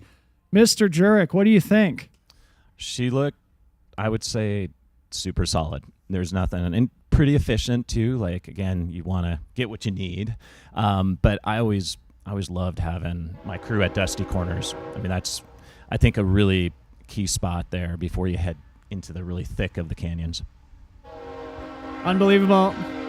We've got a train passing by. You might be able to hear the air horn there. Simone Gosselin exiting Dusty Corners, making his way down the dirt road before they take the hard right onto the Pucker Point Trail, which will, after a couple of miles, dump them back onto the same dirt road as they approach Last Chance, another historical spot on the course that basically demarcates when it's time to drop into the canyon. Scott, you want to provide some context for our viewers on that particular section, Last Chance, Devil's Thumb and beyond? We are Yeah, unmuted now, but I'll when mute myself. You want to get can hear us, everything right? straightened out in the head, in the legs, in the stomach, Yeah. Knowing what's ahead. And for me, it was always a critical part, not just, the transition through Dusty, but get what you need and then start really honing in and just zeroing in on what lies ahead. I mean, the Pucker Point Trail is one of those just soft, kind of cushiony trails that, again, we're getting to see some of that right here. It kind of gives you a little reprieve from what you just ran on and just that hard packed gravel. Now it's a little bit more loose and technical than people expect. It is. It's like one of those things I always looked at as like, this is just tedious. Yeah. Like, as much as beautiful. I remember when Tim Tweetmeyer helped design that or helped put that trail into the course and cut it out. I was always like, okay, yeah, it's cool, but Yeah. it was also like not always looking forward to that aspect. So beautiful single track. You got to embrace it, and then you'll be back on some really good, smooth, fast tread after that. Yeah. And then of course you got the canyon. So going down into that, you just don't want to be in this stretch of the course without full faculties. And I We're mean ready. that by just getting ready to rock and roll for the canyons. Very, very cool. So Katie Scheid officially 27 minutes faster than her split through Dusty Corners last year, remaining on a ridiculous course record pace here Gaining two today. more minutes on herself. Gaining 2 more minutes on the Katie Scheid Ghost of 2023. And that Pucker Point section is called such because you sort of reach a point where you have a precipitous drop to your right-hand side, but you've got a beautiful view towards, I think it's the middle fork of the American River. It's a beautiful spot, but maybe a little bit treacherous, hence the puckering. Anyway, I think we've got Bailey Kowalczyk on the ground at Devil's Thumb. Bailey, give us an update. How's it feel? How's the temperature? Hey guys, yeah, so we're out here at Devil's Thumb. It's pretty warm in the sun, but honestly, there's quite a cool breeze. So I don't know how long that'll stick around, but I think it'll definitely lend itself to a fast race. And I'm excited to see all the men come through. It seems like everyone's been pretty close, and it's a really exciting race right now. Thanks for the update, Bailey. The fact that there's a cool breeze at Devil's Thumb indicates that today could continue to be a ridiculously fast one. Bailey, just so you know, you've got a lead duo of Hayden Hawks and Dan Jones heading towards you. They're probably going to be at Last Chance soon. That'll put them probably about an hour and a half until you see them at the Devil's Thumb aid station. And Katie Scheid now sitting in, 19th overall still. At Miller's, Katie Scheid now has a 24-minute lead. So if we go back to where the next women have come through, so the previous aid station, Katie Scheid has opened up that lead to 24 minutes over Emily Hawgood in second place. Esther Chillog, Fu Zhao, Chen Lin, and Heather Jackson are also all through Miller's defeat.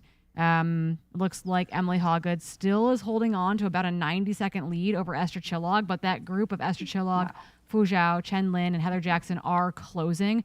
They're all within about a minute to 75 seconds of one another, and they're closing to Emily Hawgood. That is so cool. So Emily Hawgood remaining in second place with a very strong chase pack. We'll get an update and a visual from Dusty Corners to see if they're able to start working as a group, if they do bridge up to Emily Hawgood and start giving chase to race leader Katie Scheid. We cut back to a beautiful aerial drone shot here in the middle section of the course.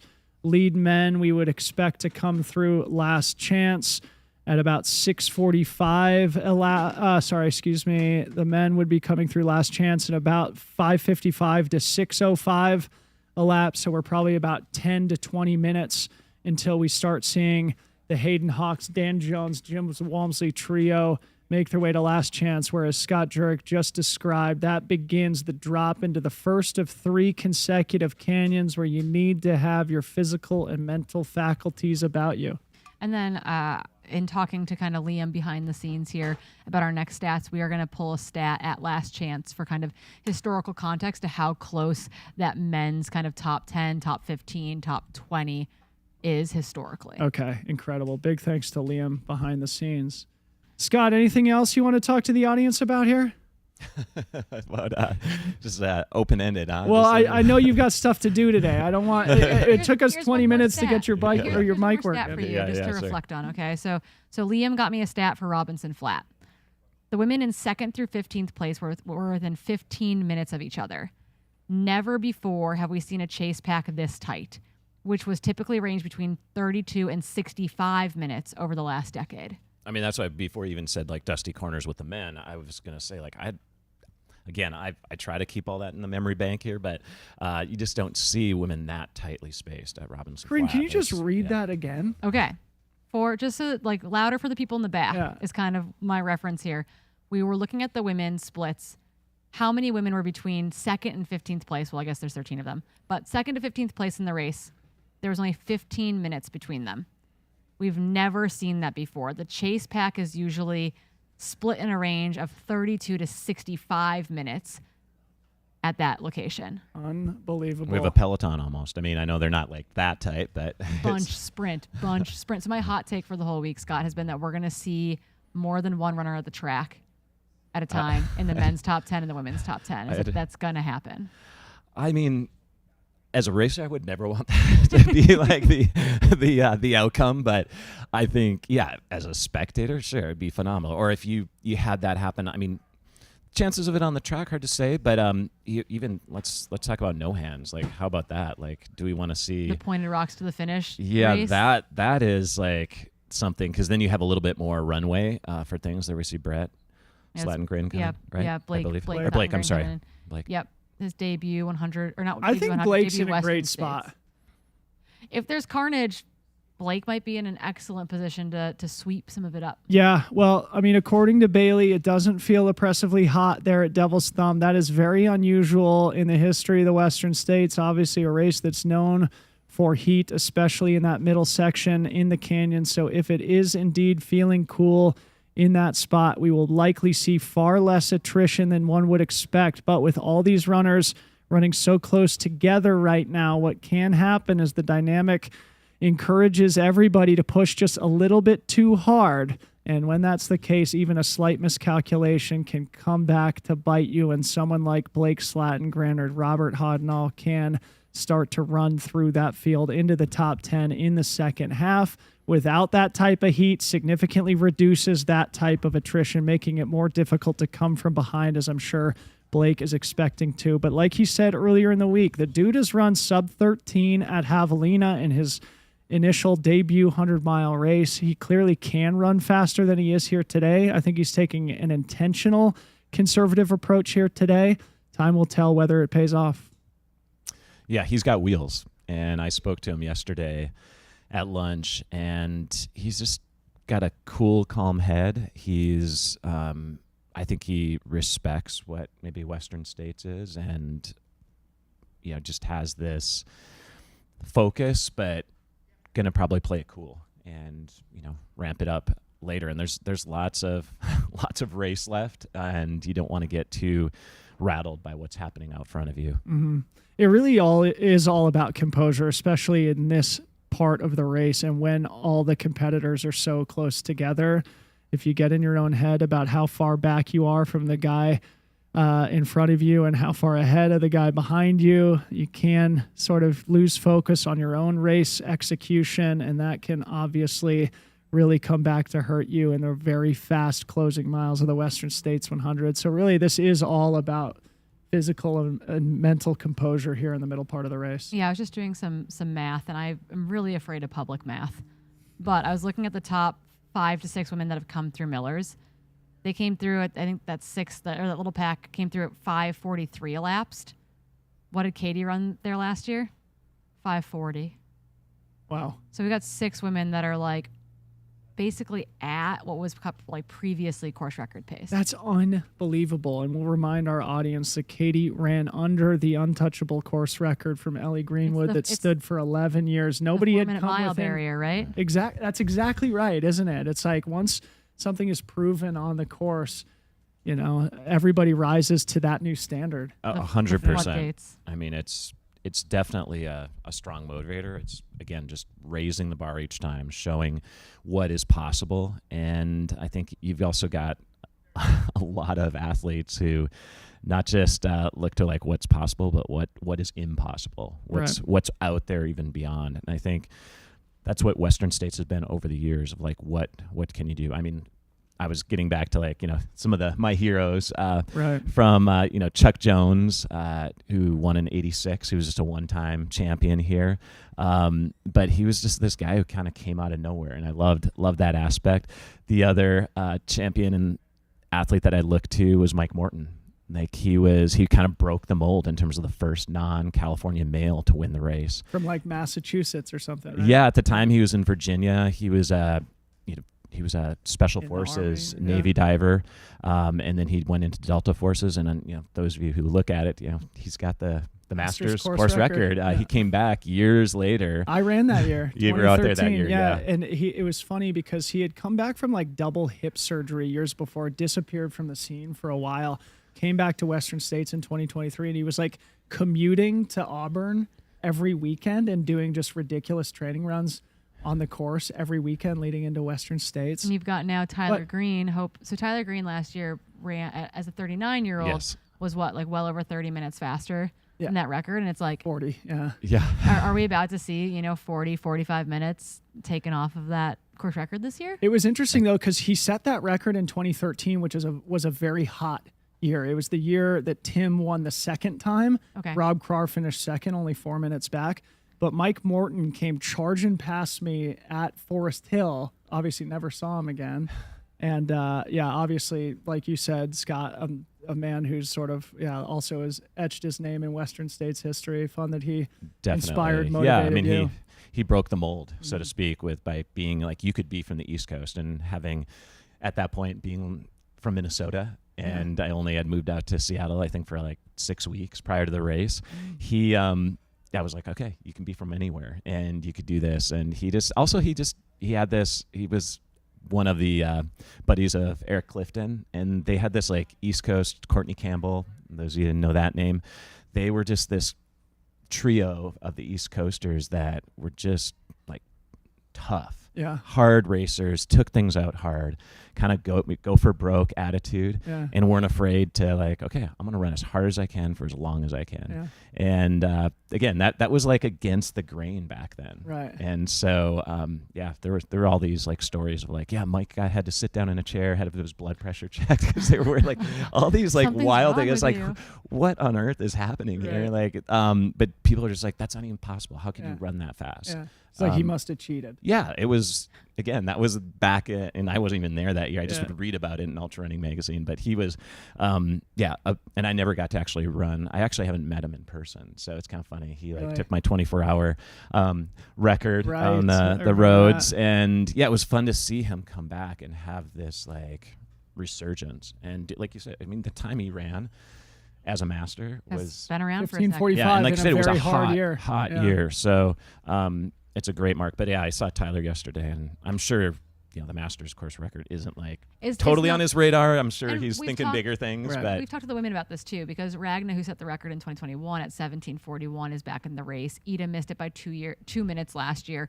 You've got Heather Jackson also in that Masters age group. You've got Lauren Puretz. There's like 4 Emily Schmitz. There's like 5 women who could go under that course record. And we asked them about it, and they're like, Ida was like, well, like, she's like, I like that I know that it's there now. She's like, but obviously like the goal, that's like the backup goal. There are other goals in play for sure. Yeah, sure. And I think that depends. Yeah. I think a lot of times, they're at the top. They're not just looking at Masters records. And I'm sure Mike was like, I mean, what place was he when he went blew by at Forest Hill? He moved into 3rd place there. Yeah. It's like, so again, we're seeing that play out now with these very new 40-year-olds, right? Like we basically have, what, Heather Jackson, 40 or 41? 40.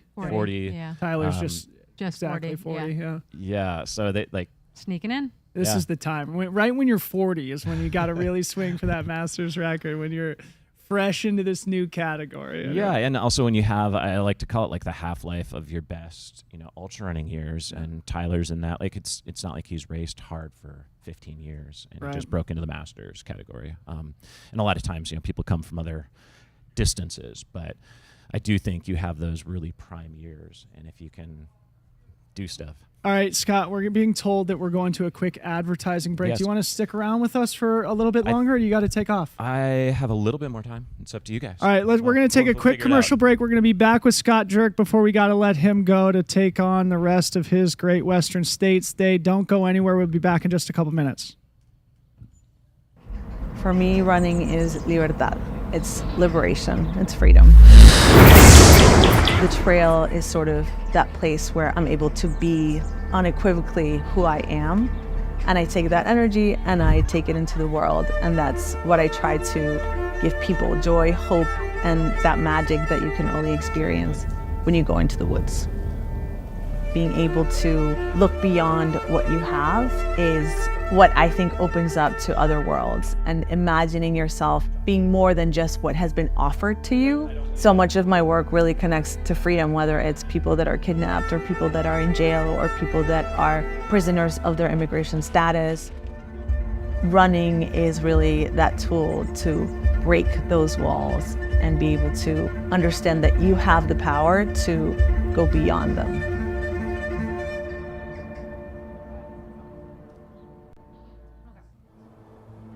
I've stood out everywhere I've gone my entire life, and I'm proud of that. I have 2 daughters, and I want them to know that that's okay for them too, and really for anybody else who feels like they're always standing out, that there's nothing wrong with being the unicorn in the sea of horses, and that it's actually a good thing.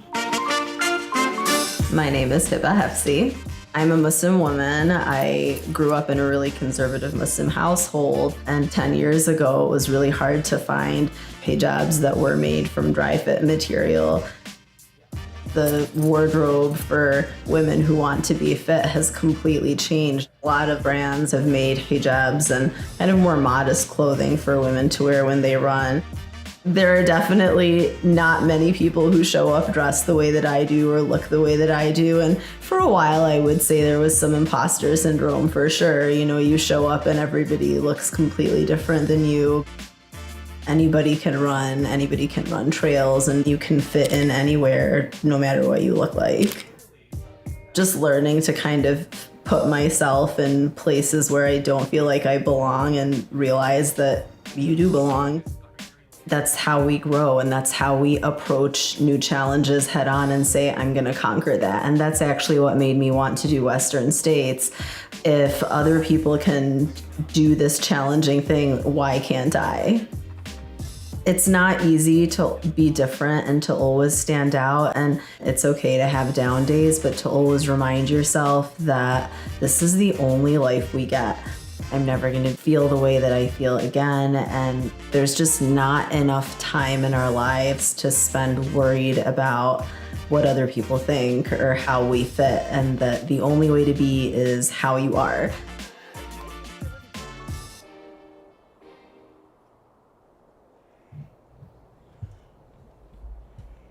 You guys have the Matrix, but I'm like, what are they listening to? Yeah, right. I didn't see it. Okay, we are back. Welcome back to the 2024 Western States 100. My name is Dylan Bowman here in studio with Scott Jurek. Corinne Malcolm will be back in her seat in just a second.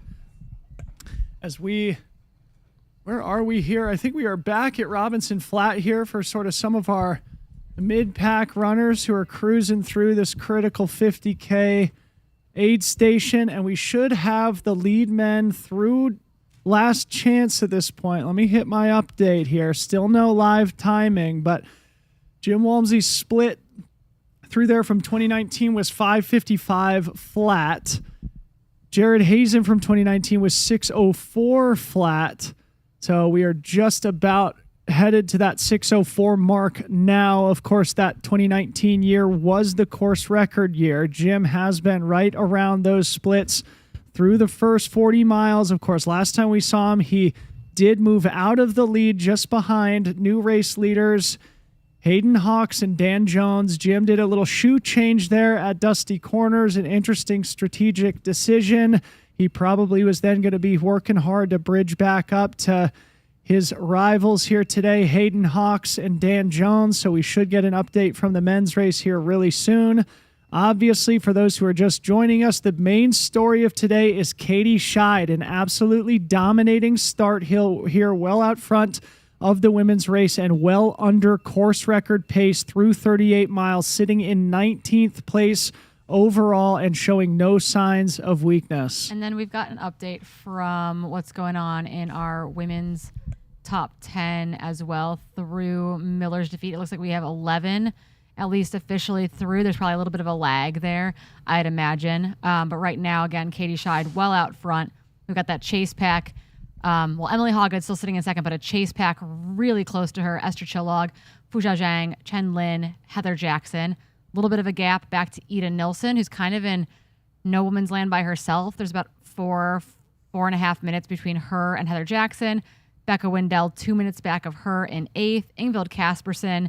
And then there's a big gap, actually. After Becca Wendell, there's a sizable gap, maybe, let's call it 4.5 minutes or so, back to Ingvild Kaspersen, Lottie Brinks, and Rachel Drake rounding out the 11th position there on the women's side. So this is interesting. As we look at the top 10 women at ultralive.net, the first thing I notice is Katie Scheid went through Dusty Corners at 5:40 elapsed. Emily Hawgood went through Miller's defeat at 5:39 elapsed. So basically, Emily was going through Miller's defeat while Katie was going through Dusty Corners, which means Katie has at least a 4-mile lead. Yeah, I think we split it at 24 minutes, but maybe it's opened up to more than that.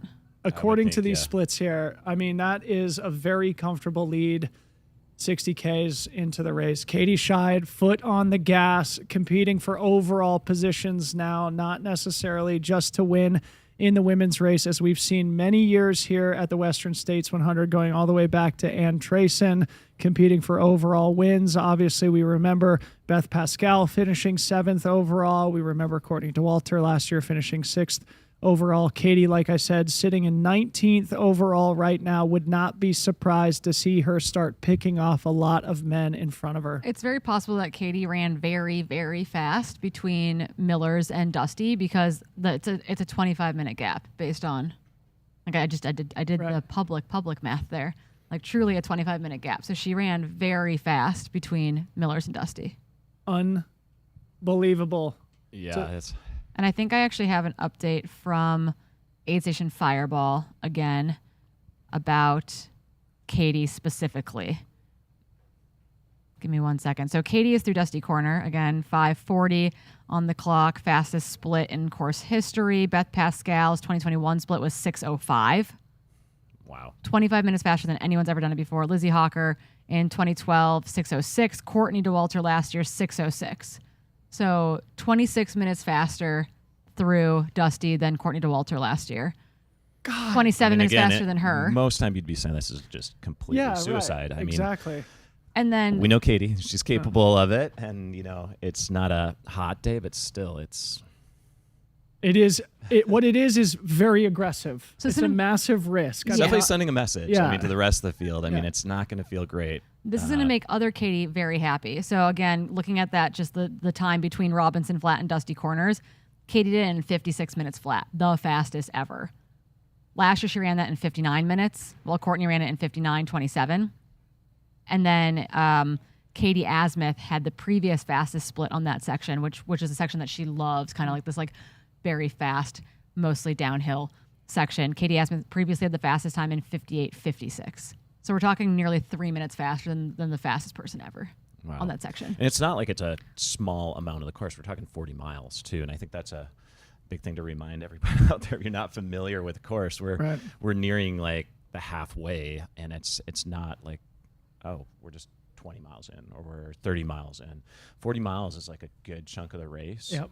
And it's exposed out there, and now you're going into the canyons. So, and she just looks so fresh. Yep. So it's really, yeah, anything can happen. Obviously, this is a 100-mile race. They're not even halfway through yet. We'll recall back in 2016, 2017, Corinne, you'll probably remember the exact year, is we see Sally McRae. Oh, no. I think that's Sally's crew there waiting for her. Corinne, who's this athlete here from Great Britain? Joe Meek. Joe Meek, right. Okay, just wanted to give her a quick shout out. But I was saying, anything can happen here. We'll recall back to when Courtney DeWalter was running well under Ellie Greenwood's course record splits and then sustained a hip injury on Cal Street, had to pull out with a similar size lead as what Katie has here today. I think we're seeing Emily Hawgood drop into dusty corners here. Emily Hawgood remains in second place in the women's race, the pride of Zimbabwe here. The women had closed a bit on that last section, so I'm curious to see if she's been able to open that up or not. We also have radio data is how we're getting information out of Last Chance, and it does sound like we have Dan Jones, Hayden Hawks, and Jim Walmsley through there, bibs M5, 34, and 21. Thanks to Ted Knutson for that update. I'm asking if they're running together. Yeah, but Emily Hawgood getting some help from her crew here, getting hosed down once again. And I'm curious, will she get out of here before the other women get in is the big question on my mind. Because they were that close to the last aid station where if she takes time, there we go. Wow. Esther That might not Chillog. happen unless she That's Esther Chillog right there. sneaks out of there. Yeah, and this is a critical part too, and like knowing like you're close to somebody can really give you that boost. So Esther, I would think she's gonna feel good. Katie Asmuth crewing for Esther Chillog here. Esther, our third place finisher from last year, the fourth fastest time ever on the course. Sort of one of our biggest breakout performers last year, Corinne. Esther, Mom of two. nobody was talking about coming into the race, came and absolutely Well, put on a textbook performance here. Yeah, running 17:11, I think. Yeah, her first 100-mile race was UTMB the summer before, and she finished like in the top 5 there, which we were like, wait, who is this? Right. And then came to Western States and absolutely demolished it. So again, that we don't have an official split from Esther at this aid station, but we do have an official split now between Katie Scheid and Emily Hawgood. That gap has opened up to 27 minutes. So again, we're opening it up. She got another 2 minutes on the field there. It seems to me, that's if you're any of those women, like that's not a bad sign. In fact, it might be a good. It's like still course record split. Yeah, 100%. It's one of those things where it's like maybe you're not going to catch Katie unless something happens to Katie, but you're just like, honestly, I feel like you got to stay on the rivet, but you also have to be cognizant of the women that you're racing around directly, right?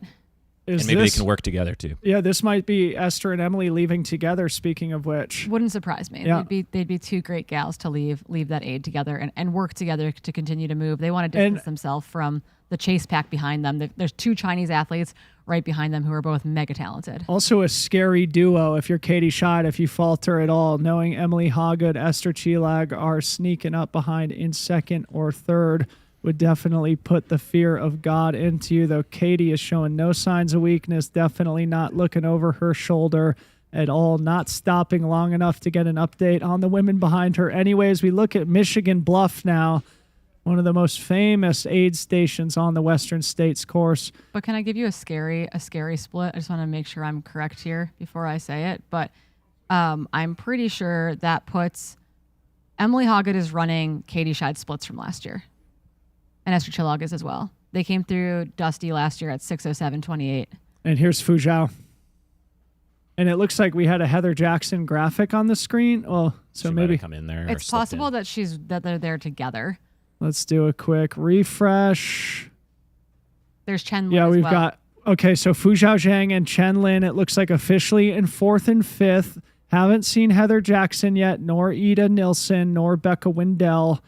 Those are probably the next trio that we would expect, but 2 Chinese athletes now working together in the top 5. Fu Zhaozhang and Chen Lin, both looking very strong through these first 38 miles here today. Yeah, but 100%, like they are on Katie Scheid splits from last year at Dusty. Right, and they're very... That's where, you got to thread the needle because it's not like they're not moving slow at all. No, they're not moving slow. But again, I'll point it out over and over again. Esther Chillog, the woman who's running with Emily Hawgood right now, has the best negative split of anyone who's ever run Western States. Yeah, and she came through Quarry Road aid station, mile 90, and we surprised us all. Like, who is this? And it was really, really a surprise, I think, for everyone. But just super strong, and may not have tons or breadth of experience, but enough. And I think she's just a 100-mile beast. Yep. execution. There's Sally McRae coming into Robinson Flat. A big hug and kiss for her daughter, Mackenzie. The Sally McRae fans in the chat are going wild here from Southern California. A great athlete, great human being, great representative of the sport, a fan favorite. Always good to see Sally here at Western States. I think this will be her third running here today. Through the first 50K, the high countries behind her. Sally McRae looking happy and proud as she makes quick work of this course here today. So still, here's Heather Jackson coming into Dusty Corners. Yeah. I'm still trying to figure out. Okay, now we got last chance updates, guys. Okay, so as we watch Heather Jackson here at Dusty Corners, leaving in about 6th place in the women's race. Heather in good position. Let's go back to last chance. She's in and out of there. Yep. Very, very fast. Okay, so this is very interesting. I don't know if this has ever happened before either. It probably has, but this lead trio here, Hayden Hawks, Jim Walmsley, Dan Jones through last chance together. That's a full 16 minutes ago. So they're at the bottom of that canyon by now. If not, they will be any minute now, and then they'll begin that 20, 25-minute climb up to Devil's Thumb. So if you're watching at home, don't go anywhere. We will see these lead 3 men come through Devil's Thumb, the symbolic halfway point in the course here very soon. But behind them, only 2 minutes back, Rod Farvard and Dakota Jones running together. A minute ahead of Cole Watson in 6th, who is a minute ahead of John Albin in 7th. Guman Dang also with John Albin. It looks like 6:01 elapsed in 8th. And then the duo of Shen Jishen and Jupiter Carrera Casas rounding out the top 10 in 9th and 10th. It looks like they're also together. Only 2 minutes back of that. Tyler Green, watch out, everybody. Ryan Montgomery in 12th, 6:06. Caleb Olson in 13th, 6:06 also. So we have 13 Striking men distance. through last chance. 16 minutes separating first through 13th. Now Hayden Hawks, Jim Walmsley, Dan Jones in the lead together. That is a scary trifecta. That's I can't imagine that we've ever seen anything quite like that at last chance. Liam Tryon, 8th Station Fireball, will tell us for certain, but that has to be a scary statistic. I mean, a 1-2, but 3, and then you think of That chase who's back? behind you.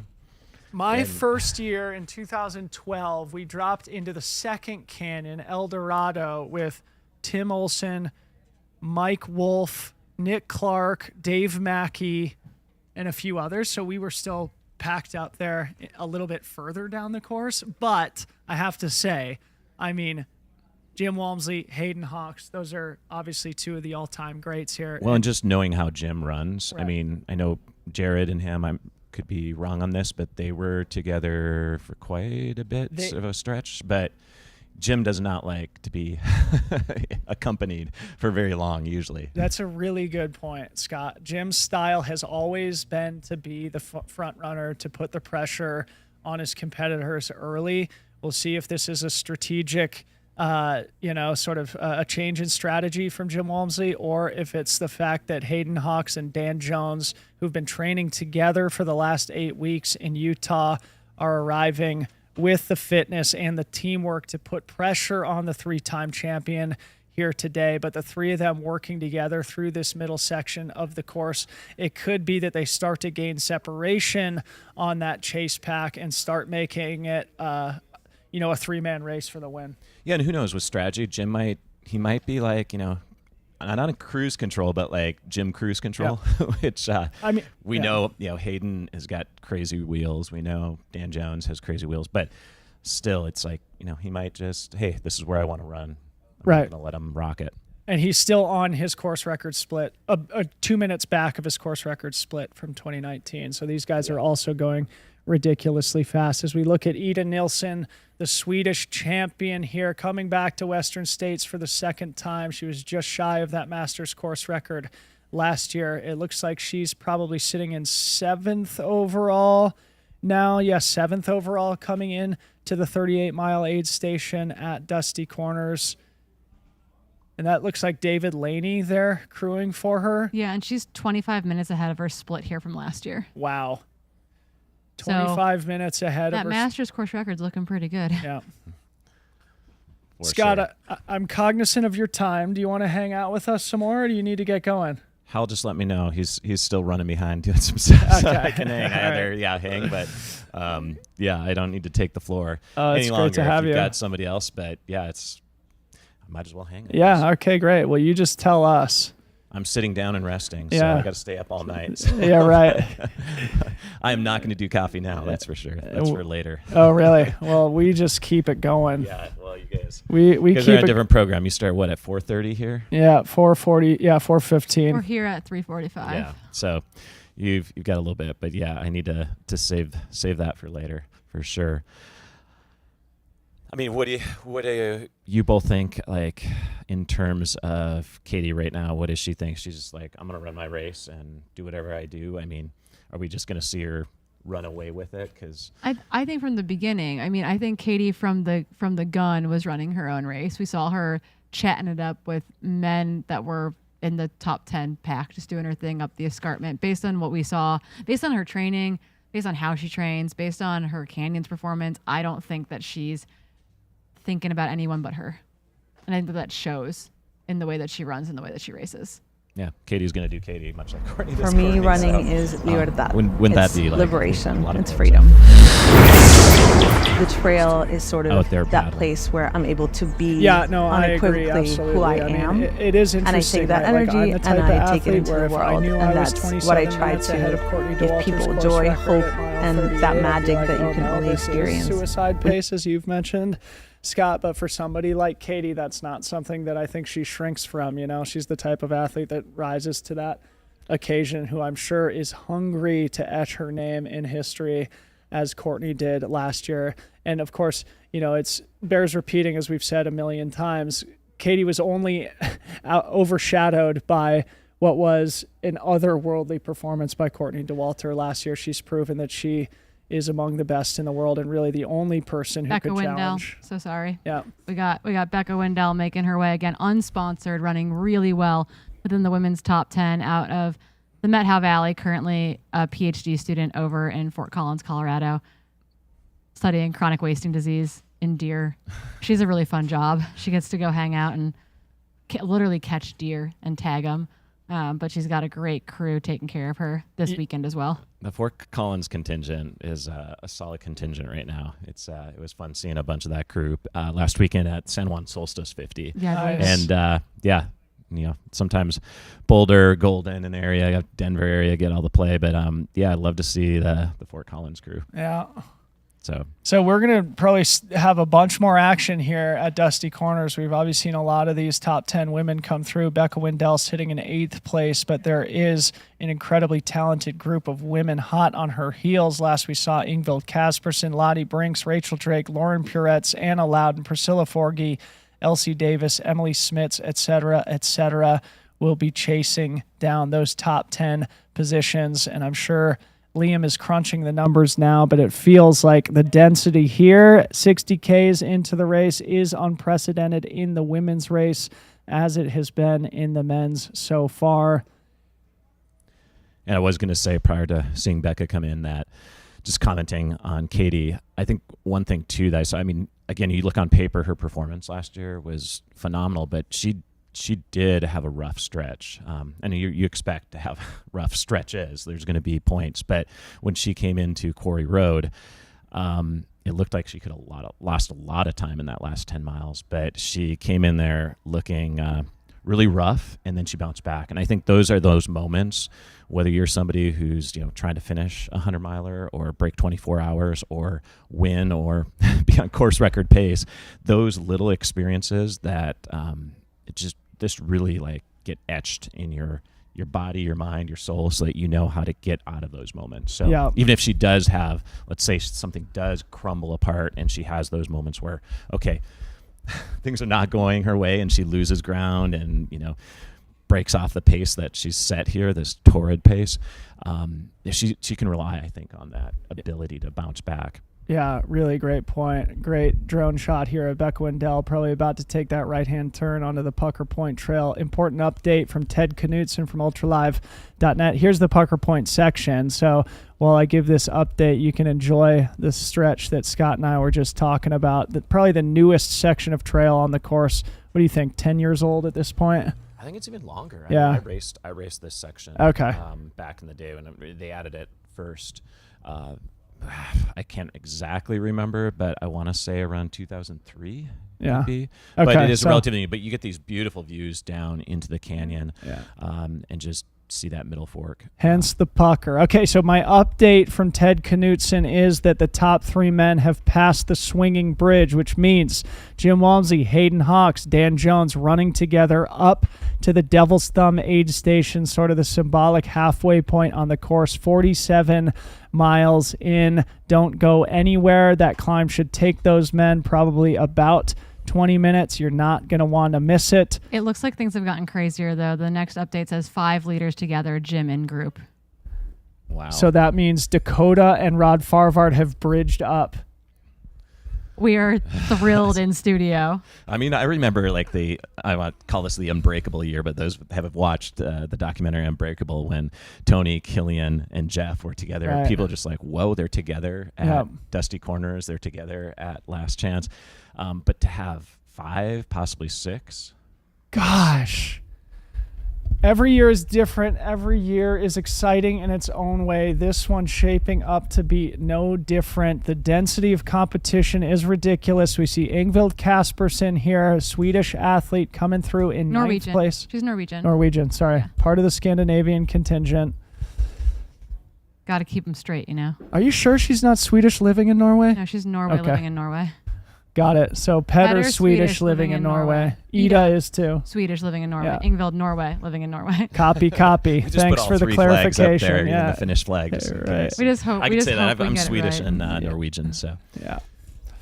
All right, we're back at Devil's Thumb here. So we are at 11:24 local time. That means we're 6:24 elapsed. The course record split here from 2019 is 6:42 from Jim Walmsley. Jared Hazen was 9 minutes back at 6:51. They'll probably be splitting that difference there between 6:45, 6:50 or so, I would say. So if you're sitting at home, make sure you're on your computer in the next 20 or 25 minutes. This is a very important climb on the course, and as we all know, like cycling, it's usually on the climbs where things start to break apart. If all 5 of these leaders come in here together, it's going to be mind-blowing, face-melting stuff, and you're going to want to see every second of it as they exit this aid station. Scott, you can describe it, but it's that long, beautiful descent down into El Dorado Creek. Yeah, it's one of those stretches where I've sprained an ankle on that stretch. It's just steep enough, just technical enough where if you're not just locked in, you can easily have something happen. And I was going to ask you guys, like, what do you think? I'd love to have a percentage of how much they walk versus how much they run I up bet this they're climb. running. I mean, I was thinking in my head, like, I bet you they're running. Yeah. 99%, 95%, maybe unless somebody in the front decides to throw in a power walk. And again, when you have 5 guys that close and that tight, like, do you mess with each other? Do you strategize? And again, it's like, it's sometimes the grade, like, you can so totally true though, run right? it, but like, what do they do? I'd love to just have something following them, just kind of like monitoring that, because again, like you said, there's so much tactical occurrence and like strategy and just like stuff that goes on in those nuances that you don't get to see when you go jump from like, okay, the bottom of the canyon and the swing bridge to the top. Right. What's going on in there? Yeah, it's a really good point. And so before I guess we describe that descent down into El Dorado Creek, it's much more relevant to describe the ascent up to Devil's Thumb, because that's where our leaders are now. Again, it's sort of a short, grindy climb. The lower stretches are steeper than the upper stretches, but the upper stretches, as Corinne has mentioned a couple of times, exist in the burn scar from the mosquito fire a couple of years ago. So it has become hotter and more exposed the higher you get. But it's funny that you mentioned that, Scott, because it's something that Corinne and I have talked about throughout the morning and throughout the week of just like the dynamic in these packs. If you're the guy at the front of the train, the pressure, you may want to break into a hike, but that shows a little bit of weakness to the or guys. Or does not, or do you just right. like, I don't care what I'm going to do, I'm going to throw in a hike. And I think that's where, like, knowing And having Dave Mackey close to me in this stretch too, Yeah. it was just one of those things that was always like, what do you play with? Because again, you don't want to do something that jeopardizes the next 10 miles or Right. 5 miles or that sort of thing. So the other thing to keep in mind, at least when it's a dry year like it has been, or leading into the race, there's a lot of motos that go down that trail. I think it's still possible that the moto, I don't know, unless they've closed it to motos more recently, but you could drive a motorbike down there, and that tills up that surface, and it just gets really like sandy mixed in with, you know, small rock that you just don't get that perfect footing. It's not like other stretches and other climbs where you've got every perfect step to just like power. So you kind of feel like you're spinning a little bit. Yeah, absolutely. I'm just scared of this burn scar. Like, I feel like that Devil's Thumb climb is hard no matter what you do. And looking at the drone footage on our screen right now, there is nowhere to hide. We benefit from it greatly in studio because we can actually see the runners before we ever could be, earlier than we ever could before. But it's not going to feel good going up that. They better have otter pops at the top of Devil's Thumb. Yeah. Looking back in the women's race, we did see Ingvild Kaspersen in 9th place. Rachel Drake has come through in 10th with Lottie Brinks hot on her heels in 11th place. So the top 11 women now through Dusty Corners at mile 38 as we await the top men through Devil's Thumb, mile 47 of the race. And we have heard from Ted Knutson that 5 men are running together. We assume those 5 men are Hayden Hawks, Jim Walmsley, Dan Jones, Rod Farvard, and Dakota Jones. An absolutely incredibly talented fivesome, whatever you would call that. Yeah. I mean, the thing is that Cole Watson was only a minute back there.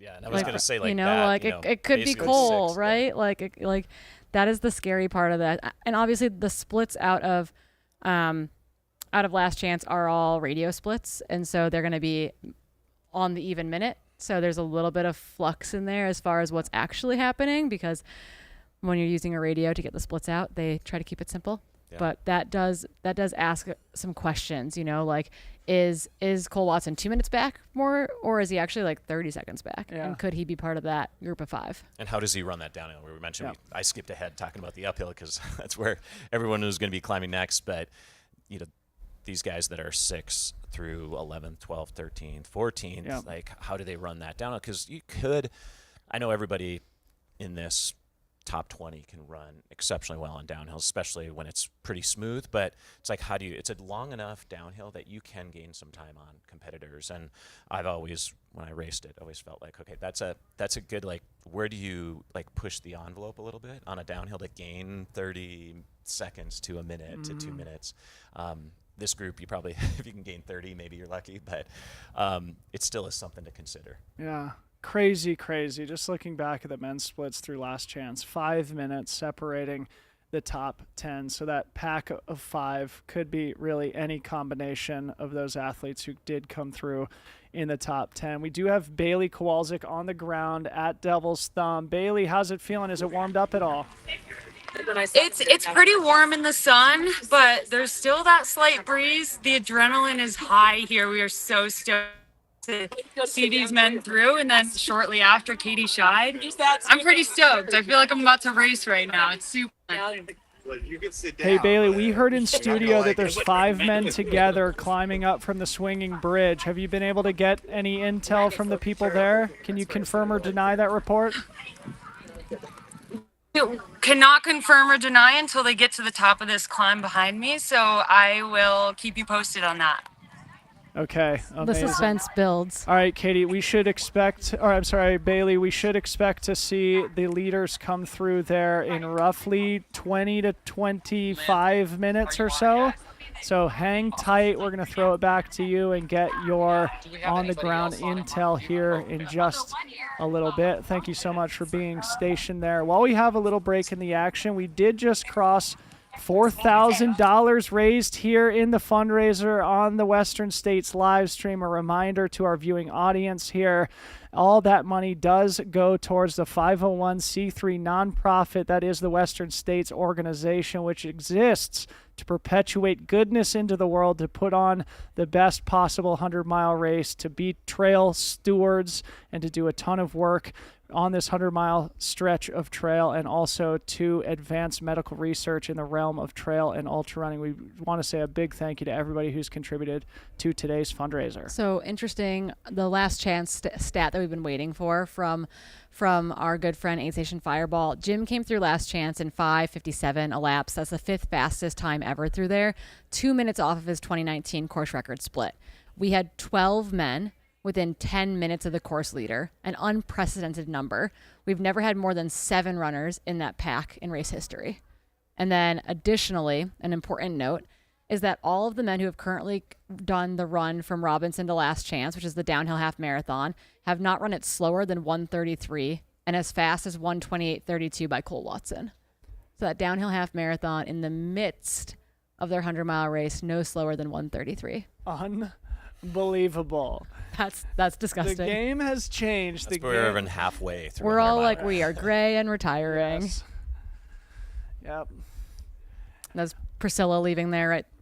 Looked like Elsie was in the aid station there too. Priscilla Forgy from Canada. Elsie Davis, Scottish athlete. Debut 100-mile. Still in really good position here. A lot of miles left in front of these athletes. What's the mix of risk versus conservative racing? TJ David in the aid station there. Getting sponged down.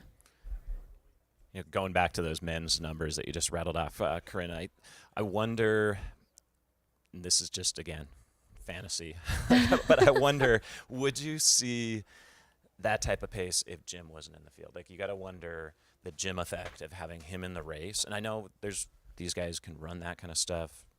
I mean, we had the same question last year with the Courtney effect, right? We saw the women, the 10th place female ran 18:11 last year, 90 minutes faster than ever. And we were like, was that the Courtney effect, or is this the evolution of the field?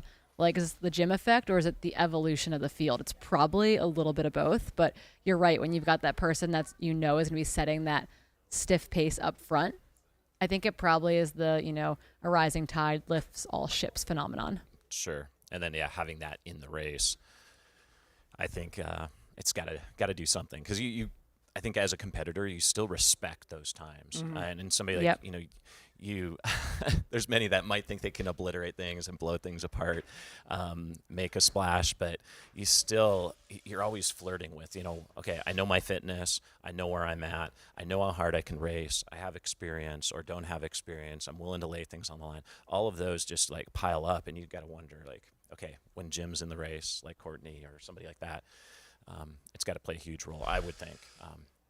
Not to say they wouldn't try it on their own, but I was going to note that fan favorite Leah Yingling is in aid right now, one of our favorite infield correspondents, running what she is calling her current last for now Western States, running really, really well. I think leaving, is that Ragna leaving as well? In the white and red? I feel like, some people have gone through a little change, wardrobe change there, so hard to. I know, you're like, what shirts have like left and more what shirts are bandanas there? or more like different hat. Well, the first time we met Katie Asmuth was during this race when she was using it was a safari hat, but it was all made out of black material, and we're like, hey, we got to go back to the design room on this one. So I just put a little text into our broadcast chain here asking if we have a drone on the Devil's Thumb climb, and I think that's actually what we're cutting to now. We can try and get our bearings here as we look down on this fire burn section of course that we just mentioned. This is a crux climb. Amazing. This is confirmation. The drone looking down on the climb out of Devil's Thumb. Again, it will probably be about 10 minutes until we see that lead group, who we think includes Hayden Hawks, Jim Walmsley, Dan Jones, Rod Farvard, Dakota Jones, maybe Cole Watson. If Cole Watson's not in that group, he's not far back. That men's top 10 separated by only 5 minutes at Last Chance, the last time that we had an update. This is really going to be where we start to get a sense of if anybody's faltering or if they continue to run as a pack into the second canyon, El Dorado, which will be just around the corner from the Devil's Thumb aid station. We do have Bailey Kowalczyk on the ground there too, so she's going to be giving us some intel. She'll be able to interpret body language a little bit better than we can here in studio. But I have to say again that we have never had video this crisp and clear in this super remote section of the course. A big thank you to the team behind the scenes, drone operators, camera runners, on-course correspondents, producers here at the track behind the scenes. It's a real team effort, and we're appreciative. Love to have some binoculars right now that I could use on this view in terms of just like what's going. Can we spot anybody? If we see anyone, it might actually be that Bright Brooks kit of Cole Watson. I think he's wearing that like neon green hat and that like bright orangey pink shirt. Everyone else is kind of in white top, black shorts across the board, basically. We're changing our signal here in studio, so we're back up. The drone is still in the air. Don't worry, team. So a reminder to our viewing audience, you can tell that there has recently been a fire here. It was 18 months ago or so that the mosquito fire burned about a 12 or 15 mile section of the Western States course, including the top of this climb to Devil's Thumb. It was a potentially devastating moment for Western States, but there was an army of volunteers and some very generous philanthropists who help rebuild this trail, to clean it up and to make it better than it's ever been, from what I've heard here, recovering from that mosquito fire. So thanks to everybody who does that trail work. It really is an army of people in the Western States community and from the various land management agencies that put this course together every year, and all these runners are benefiting from it today. Yeah, we've got word that they left Swinging Bridge at 11:21. Let's see. I'm sure we probably don't have that split. So I guess there's last no chance, split from Swinging Bridge. The last But chance. 11:21. That would be, we're looking at 18 minutes. Yeah, nearing roughly 20 minutes. The last chance to Devil's Thumb split is 47 minutes, Jim's course record. So going back to when they went through last chance, that was 5:57 a lap. So plus 47 minutes would put them at right now 11:44. Yeah, very soon. So don't go anywhere. 5 or 6 minutes until we likely see the men's leaders coming through the Devil's Thumb aid station. And I would think we'd see them a bit on some of those switchbacks. Yep. It's hard again to spot them. Yeah, we were able to pick them up last year, generally speaking. But then once you pick up one, you've got to figure out if you're picking up the first or the second or the third or the pack. That's always the bit of the surprise. But it looks like we've got cameras looking down the climb now as well from that aid station where Bailey Kowalczyk is stationed as one of our infield correspondents today. We mentioned this earlier in the stream here, but a couple of years ago, Ruth Croft, Emily Hawgood, and Keely Henninger came tiptoeing up that climb together. We're in the aid station simultaneously. We had never seen that before. We'd never gotten footage from that location before either, so we were just like completely flabbergasted. Yep. So it looked like, oh yeah, that's not a person. But we are about to see something similar here. In all likelihood, we will have at least 3, up to 5 or 6 men cresting this climb, if not together, within eyesight of each other. So just to emphasize just how unusual that is, they're 47 miles into the Western States 100 here. This is a critical point here in the race. It is starting to get hot in the canyon section of the course. So not only is it physically demanding when you're running in a pack with some of the best athletes in the world and you're all pushing each other, the psychological demands of that circumstance is hard to really describe. But this is how the sport is evolving. This is how Western States is evolving. You really have to be able to compete from start to finish in order to have a chance to win here. There's no doubt. I mean, you've got to be in the game, and it's going to be, it's but also kind of fun, I think, as a competitor. I mean, sure, people look upon it as like, oh, it's too much, the pressure, but this is where performances, come out and just you see great things happen. And so, is it the time that we see the sub 14. I mean, I'm not getting too far ahead of myself or ahead of anybody's thinking, but with this type of pack here at halfway, I mean, there's a lot of impossible possibilities. Right. So push. The guys are on the climb. Katie Scheid likely It's through last chance. Okay, We've got a stat on that too. So Katie Scheid is through last chance in 6:19. Still 13 minutes up on Courtney's 2023 split of 6:06 en route to the course record. Katie split from Robinson to last chance, the downhill half marathon, in 1:34:01. Over 3 minutes faster than both she and Courtney ran it last year. Wow. So yeah, getting kind of, I feel like this was a spot last year too where like things kind of waffled on the record. Like we were like, okay, they're running really fast. Then we're like, ooh, maybe they're not running as fast as we thought they were running. And then I feel like things came back in a big way in like the final 30 miles. But that was I think that's the zone that we're entering with Katie Scheid hitting that 43-mile mark. Again, like I was telling about, like just dropping down into this first canyon, there has to be something going through Katie's mind of like, okay, do I ease back a little bit? Just even a little bit would give her maybe, a little bit more assurance that she's not going to, blow up in one of the other canyons or deal with other issues, whether it's dehydration. And because you're always flirting that edge of hydration, dehydration. When you're pushing this hard, you can only drink so much. And I know it's not the hottest day, but it's just going to be warm. I mean, 90 degrees is 90 degrees. Yeah.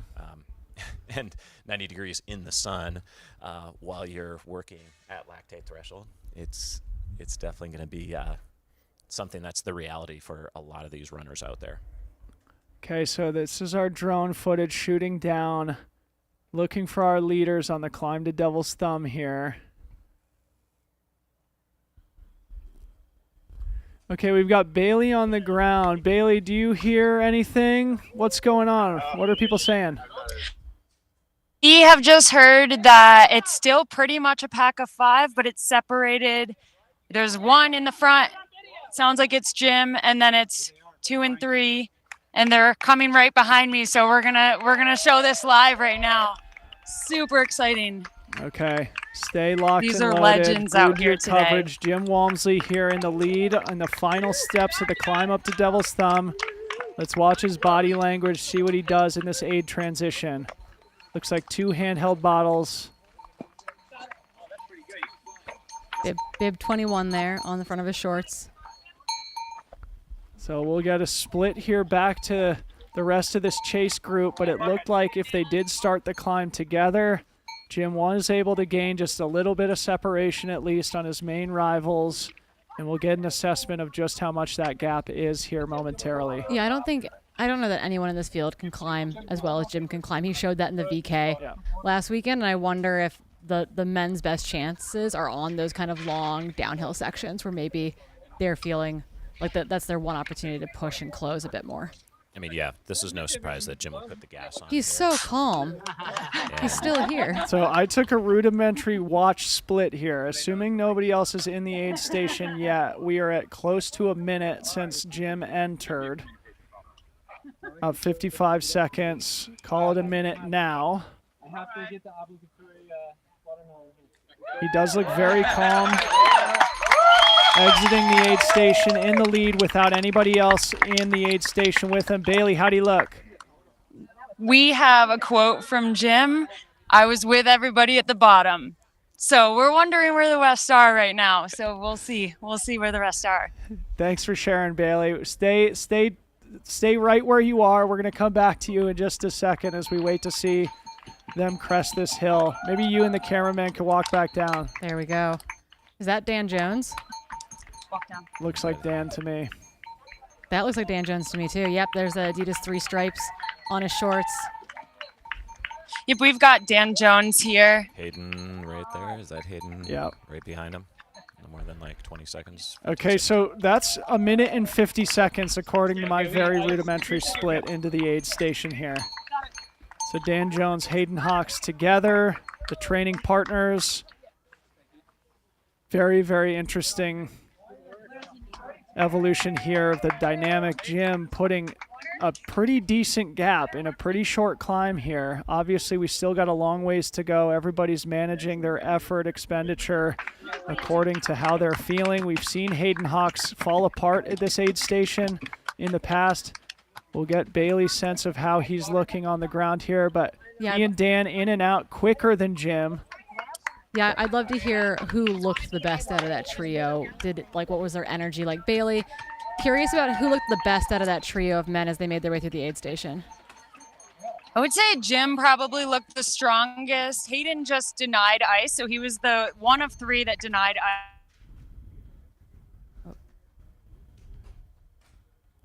Losing our Looks like we feed. lost Bailey for a second, but a very important detail from her on the ground, denying ice at mile 47 at Devil's Thumb, leaving with Dan Jones. As we see, it looks like Rod Farvard in the aid station now. Again, can't stress enough, this is very unusual to have the lead four men in the aid station in quick succession like this. Usually there is a bit of a gap in the competitive fields here. Again, a testament to the evolution of the race and a testament to the depth of the 2024 field.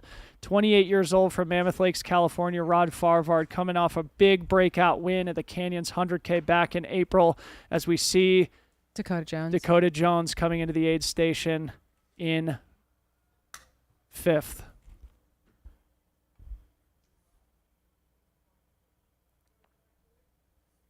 I don't see from what we can see like anybody that's really on the verge of any crumbling or just like shattering or just even like they look all pretty calm. And again, I think that's the one thing that's new about having this technology is like you also want to look solid for the cameras. And these cameras aren't like, later produced. It's like happening now. And you want to look good for the people around there, obviously, but no crews can report back from here, but we sure can't hear on the live feed. So that's one, I think, new thing. Yeah. Bailey, what else can you share? Yeah, we just had Dakota and Rod come through. Dakota looked a little bit hot, but still in great spirits. They both got some ice water poured on their heads. They're looking super strong. That is the closest I think I've ever seen people at Western come through 50 miles or 48 miles. So this is super exciting. Okay, here's John Albin looking very strong running into the aid station. Looks like he is now in 7th or 6th place. 6th place, I think John Albin is in now. So he has moved up a spot. We will likely see Cole Watson next or soon. I think John Albin was able to move past Cole Watson. Actually, it looks like they were together at last chance. So John Albin probably putting a little gap into the local legend Cole Watson on this climb up to Devil's Thumb. Jonathan Albin, we've been talking about all week, his 100-mile debut, one of the best athletes in the world, a very dynamic athlete who can compete across surfaces and distance. His first time stepping up to 100 miles, making quick work of that aid transition. Bailey, how do you look? Another quick transition. He's looking great. He took a lot of ice, so he's going to be ready for a while. Awesome, awesome, awesome. So that is 6 men through. We would expect to see the likes of Cole Watson, Gumin Deng, Shenjin Shen, Jupiter Carrera, Tyler Green, Caleb Olson coming in another quick succession. Again, there was only a 10-minute separation or a 5-minute separation between the top 10 back at last chance. Here's Cole Watson emerging into Devil's Thumb. Like I said, Cole Watson lives in Rancho Cordova area, very close by. He's been training in these canyons week after week. You should follow him on Strava. His coach, Brett Hornig, is helping us on the 1s and 2s on the mics. Today, he's rocking his Barracuda vest. Cole the Barracuda Watson in great position here halfway through the Western States 100 as it heats up.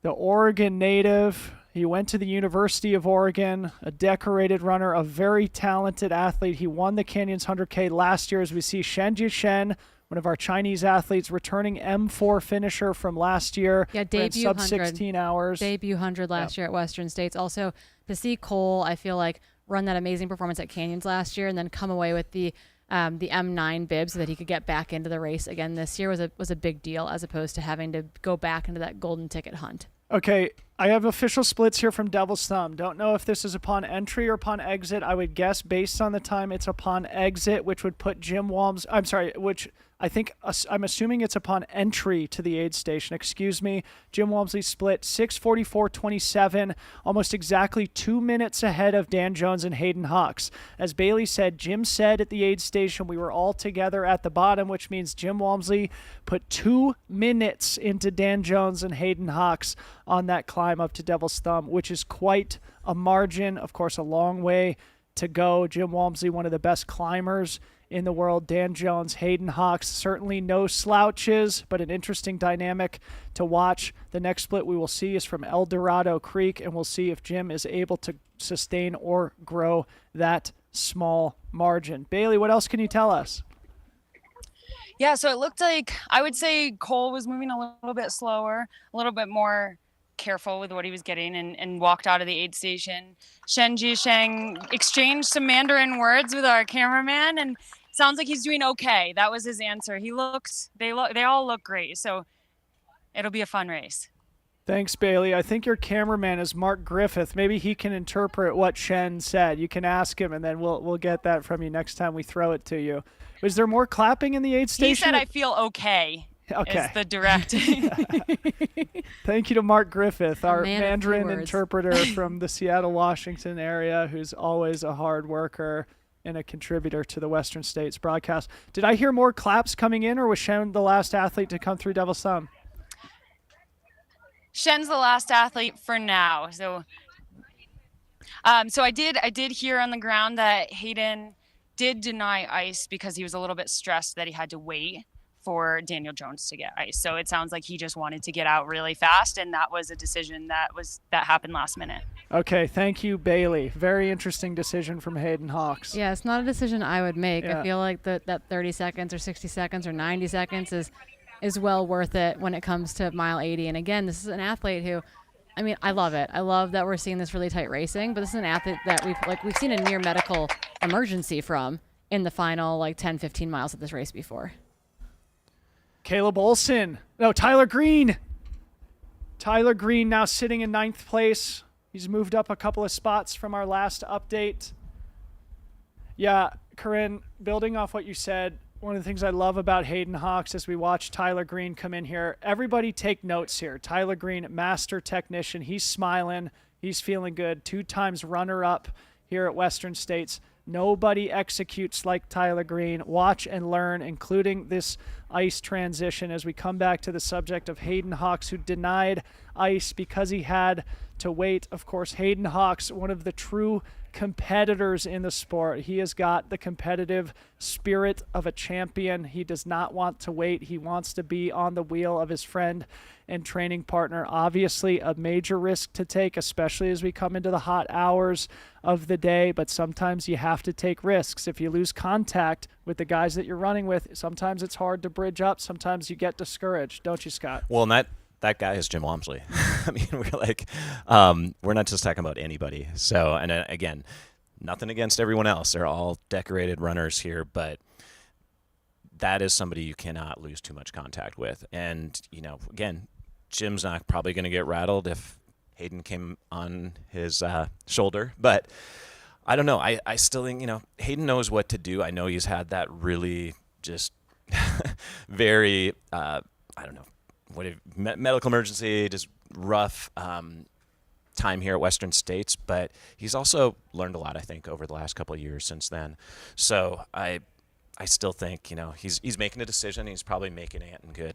Yeah. Before we come back to you, Bailey, I want to hear about Tyler, but I was just going to add, one of the things we talked about this week is that you never doubt Hayden Hawks, though. I mean, obviously you can quibble with his decisions. It's easy for us to do that in the studio, but there's no question he's one of the best in the world. He's one of the best of our generation in the sport, and we all saw him at Black Canyon absolutely take control of the race and dominate when a lot of us were skeptical as to whether he was able or would be able to bounce back from his surgery so quickly. He proved that he's capable.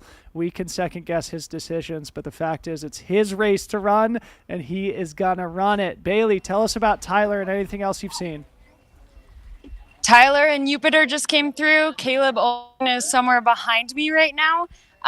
Tyler was joking around about how close the lead was. He looked great. He was saying hi, asking people how they were. So I'm really confident that he's going to have a strong day. And Jupiter looked great as well, right on his heels. So this is and they're just through the trees. So here's Caleb right now. Thank you, Bailey. Great intel as we see Ryan Montgomery making his way into the aid station now. It is astounding how close this pack is together as we go now back into the top 15 or so. Caleb Olsen having an amazing day. And if I were the guys in front of Tyler Green, I would be terrified. Yeah, Tyler Green's not a guy you want closing in on you in the back half of this race. Especially when he's smiling and joking about how close he is to the front. That's a scary Tyler Green. And he's a surgeon when it comes to putting this thing together. So Tyler Green sitting in 9th place, the last official split I have on my screen here of almost exactly 10 minutes back of Jim Walmsley. So Tyler Green very much still in striking distance of the leader and of the win here today for our 2-time runner-up, 3-time top 5 finisher from Portland, Oregon, who just moved to Salt Lake City. Speaking of Salt Lake City, that Caleb Olsen kid who's sitting sort of on that bubble of the top 10, 28 years old, his 100-mile debut, somebody we've been talking about all day as a potential breakout performer here today as we look at Gumin Deng now coming into the aid station. Seems like Gumin Deng fading a little bit. He was sort of in that middle of the top 10 range for much of the morning, now sitting a little bit outside the top 10 here, but of course still very much in the fight here at Devil's Thumb. And he could be peeling back too, because again, that climb, the heat is starting to heat up and affect things. But yeah, I wonder, do we have any intel on course record pace for this? Jim's kind of been in the middle of it all day because you've got to remember that his course record, the year he ran the 14:09, those weren't his fastest splits in the early part of the race. Yep. And so you've got to kind of look at when you look at course record splits for Jim, he's not running the fastest he's ever run. He's actually running about, and I think the most recent update was that he's about 2 minutes off of at Devil's Thumb here of his course record day. Off of his 14:09 day. So he's kind of been ahead, kind of fallen back a little bit. But again, I think this is a section of the course that waffles a bit for everyone, and then it seems like things accelerate again after this. It's Chris Myers into the aid station again, debut 100-mile race.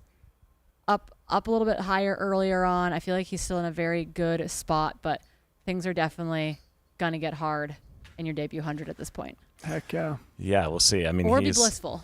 Yeah, I mean, yeah, hard to know. And there's a lot of race, but you've just how well do you manage things at this point? Yeah, fantastic. We're going to come back to you in just a second, Bailey, but just to close the loop on the question that Scott asked, I happen to have the data in front of me, so let's talk about it.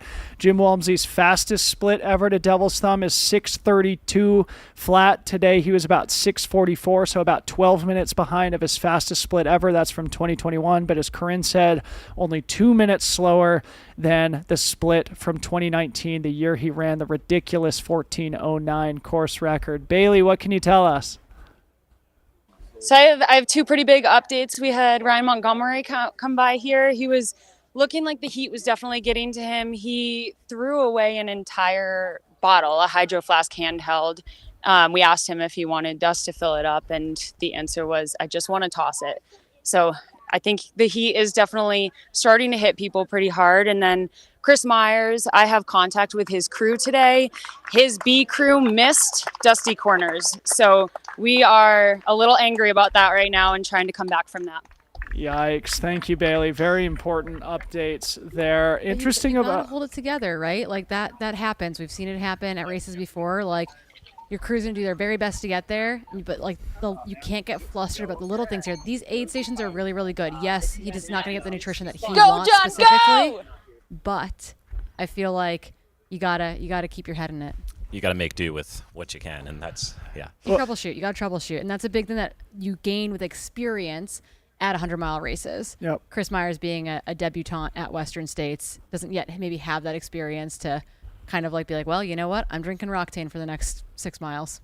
Here we've got John the Big Cat Ray in the aid station, but it goes back to something you said earlier, Scott, about this section of the course. It's important to keep your mental faculties about you, right? It seems like both Ryan Montgomery and Chris Myers dealing with some frustration. So the challenge is, how do you not allow that frustration to impact your performance? Yeah, you can't get rattled. And I'll use an example. I actually, leaving Dusty Corners, did not, for whatever reason, get my electrolyte capsules.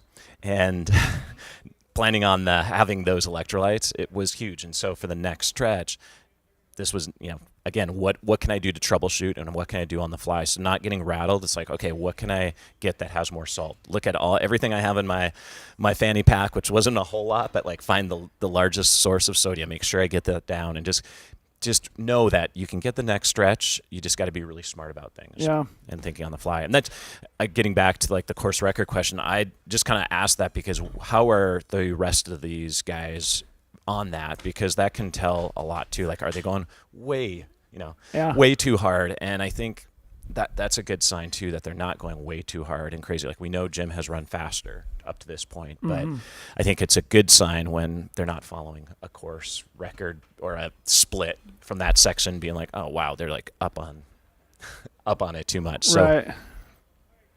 So anyway, just to bring it back to our updates, we just saw John Ray exit Devil's Thumb. He was in 15th place, about 7 hours flat elapsed, which puts him just about 16 minutes behind race leader Jim Walmsley.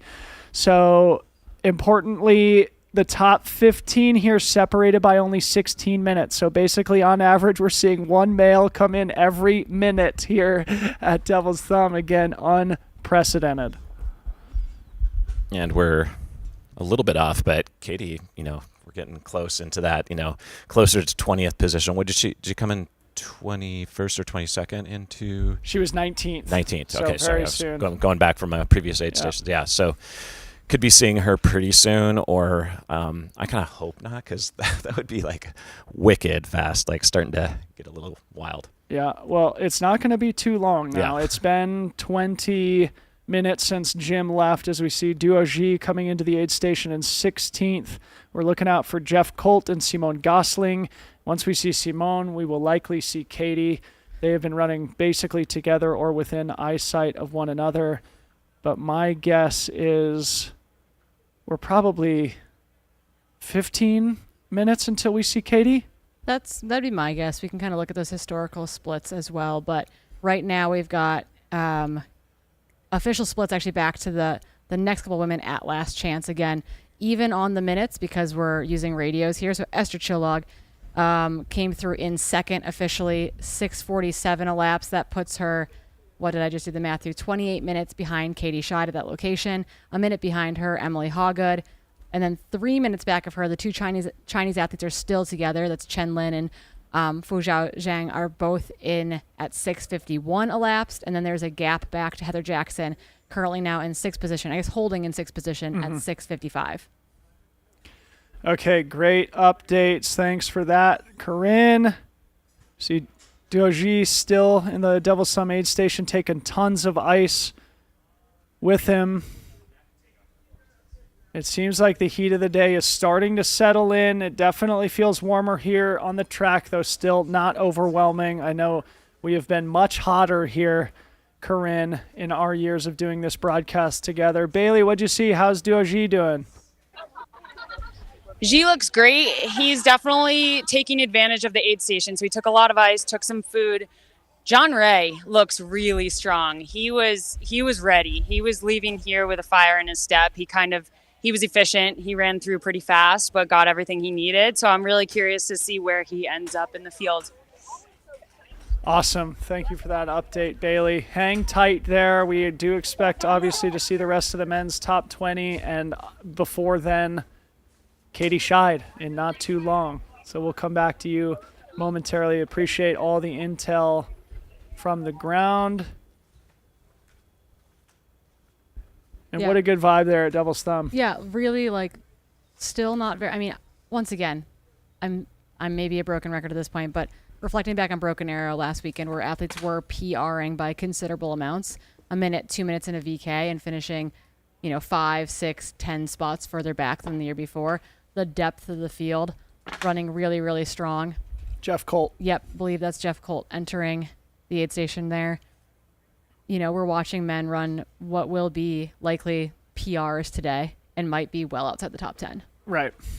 I had that same experience actually in 2019 where I ended up sneaking into 10th and ran the exact same time as the year before, but I was running along with Eliza LaPierre and I looked at her and I was like, we're going to run 19 hours and be 20th. I was like, there's no way we're making the top 10. Like this is, and we're in a PR by an hour and we're going to not make the top 10. Yeah, you just never know. I mean, there's definitely the depth is always there, and it's like who's showing up, what percentage of people show up at the top, who falters, and sometimes you get a break and you can move up, and other times, like you said, you could be way down from where your performance dictates on paper. Yeah, and it's one of those things where it's like sometimes place matters and sometimes performance matters. And it's one of those, I know a lot of these athletes, well, yes, they want to perform well. They want, and by perform well, I mean they want to place well. They want to be in the top 10. They want to get that bib to come back next year. But at the same time, I think that you can also perform exceptionally well and be like, wow. Yeah. The whole field was just like next level today. You know, it's interesting too, because it also depends on the level of attrition in the race. And there's some years where there's disproportionate amount of attrition in some years where it feels like almost nobody drops out. Like we'll remember 2021 when we had the top 15 women in the top 30 overall. So there was a lot of attrition in the men's race that year, but not in the women's. And then remembering back to my time at Western States 2014, it was a time when all the men were sort of packed together and almost nobody dropped out. That obviously impacts the finishing positions. Back to you, Bailey. What'd you see from Jeff Colt? Jeff Colt looks a little bit hot. When asked how he's doing, he said that this race feels like it's going really fast. Like it's moving, like the people in front are moving really fast. That's accurate. As he was leaving the aid station, asked for an electrolyte tab, and the aid station did not have it, so he went on his way. So we will see how that goes. Copy that. Thank you so much, Bailey. It's really great to get that firsthand perspective, boots on the ground. We are now over 7 hours into the Western States 100. We began at 5 a.m. Pacific time in Olympic Valley. They are now, the lead men at least, are over halfway. And is this Katie Scheid? This is Katie Scheid hiking up the hill into the aid station. Goodness. 7:10 or so elapsed. Wow. OMG, this is next level stuff here from Katie Scheid. So last year she came through this aid station in 7:41 elapsed to Courtney's 7:36 elapsed. Okay, so Katie Scheid 27 minutes ahead of Courtney Dauwalter's split from last year? Give or take, yeah. So she's sort of holding steady now. She's not taking time against the course record split anymore. She's she was holding. 26 back at Dusty Corners, so she's holding it there at the 26-27 minute range, and I'm very excited to get Bailey's perspective here. If we could get the camera back on Katie, I'm sure our fans would love to see Katie in this aid station here. Yeah, let's see if we can flip to maybe. There we go. There we go. Okay, we are back with Katie Scheid, women's race leader, with a very comfortable, if not dominant lead here, halfway through the Western States 100. We are at Devil's Thumb aid station, mile 47.8, and Katie Scheid still looks incredible. As she was coming into the aid station, you could sort of see a little smile on her face still. She's taking her time. A little bit of a pixelated camera perspective here. That's not uncommon. Thanks everybody for your patience. We'll look forward to hearing from Bailey here in just a second. But she should show a little, being a little bit worked. I mean, look at this pace. I mean, to be running, 27 minutes ahead of Courtney's time from last year, a little bit of work. It doesn't look like, major digging in and going to affect huge a lot, but I think she looked pretty solid considering. Like, you got to remember what time she's running here today thus far. Well, let's look here. So her split from Last Chance to Devil's Thumb last year was 55:20. So this year She went through 619 even. She just came through and call it 710. So that puts it at 51 minutes for her split this year. So 4 minutes faster for her, which is about the split that Courtney dropped in the last chance to Devil's Thumb Delta last year. So Katie Scheid, it looks like, may have faded a little bit in that section back in 2023, but is running just as strong as Courtney's split from last chance to Devil's Thumb. Another great indication that she is not fading.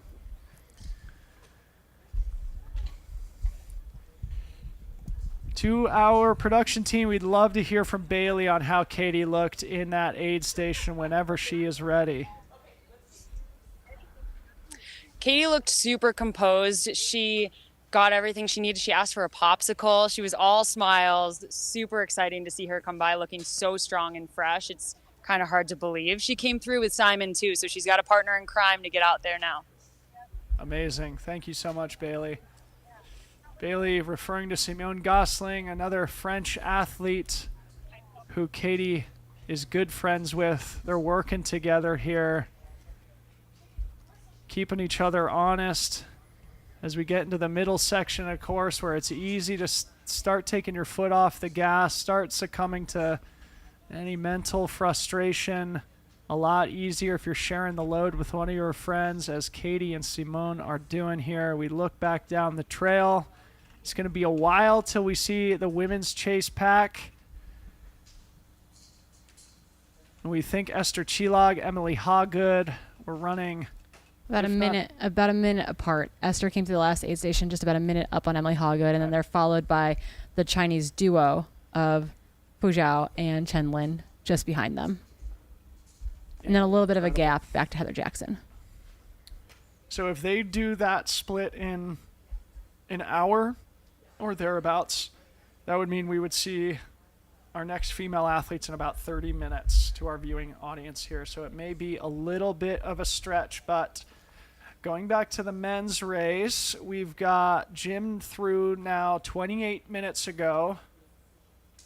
And no, 30 minutes ago, excuse me. So that means he's probably getting close to the bottom of El Dorado Creek, which I think we will have a split at. El Dorado Creek, of course, the beginning of the famous climb up to Michigan Bluff, a climb that is longer by time than the Devil's Thumb climb, but mercifully more shaded and more runnable than the Devil's Thumb climb. Yeah, it's a good climb where unfortunately for all the rest of the field, Jim knows how to tear that up. But again, so do these other guys. I mean, it's not like they're out of Jim's league in terms of like what they could do too. So, but yeah, it is very runnable. And if you can manage your body in the heat that's going to be in there, and yeah, it has a bit more shade, but just how hard you're working and like time of day, that one. It's kind of like the little Volcano Canyon, which comes after. Right. That one kind of sneaks up on people. It's not very long, yeah, but it's just, again, the time of day, like you got to remember, I mean, it's like these guys are running at this time of day now, like it's faster than a lot of our, a decade, 2 decades before. Right. So their heat of the day comes a little bit differently. Yeah. When that canyon heat can kind of build up. Yeah, really, really good point. Looking at the historical splits here, it looks like Jim usually runs that descent in 38 to 40.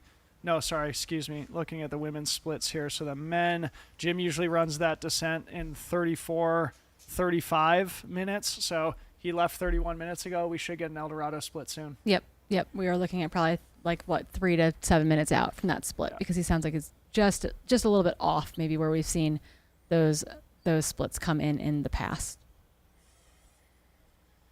Okay, well, if you're just joining us, we are now 7 hours, 15 minutes into the 2024 Western States 100. A big thank you to our partners and sponsors here on the broadcast. Of course, Hoka, the title sponsor of the Western States 100, and GOO Energy Labs, the official nutrition partner. A reminder to our viewing audience, you can chip into the broadcast today. The Western States 100 is a nonprofit. All funds that you donate to the broadcast here today will go towards our ability to continue improving upon this huge advancement that we've made this year, to keep making this broadcast better. We are now inching closer to $5,000 raised, so if you can chip in, we would certainly appreciate it. We also appreciate the generous sponsors who make this all possible. And you start to see, it feels like, you know, sort of a midsummer day in a desolate area that's been fire scarred here. You can start to feel the heat of the day with us here in the studio. I just heard the producer in my ear that we're about ready to take a quick commercial break. A big thanks to everybody who's watching. We'll be back in just a couple minutes.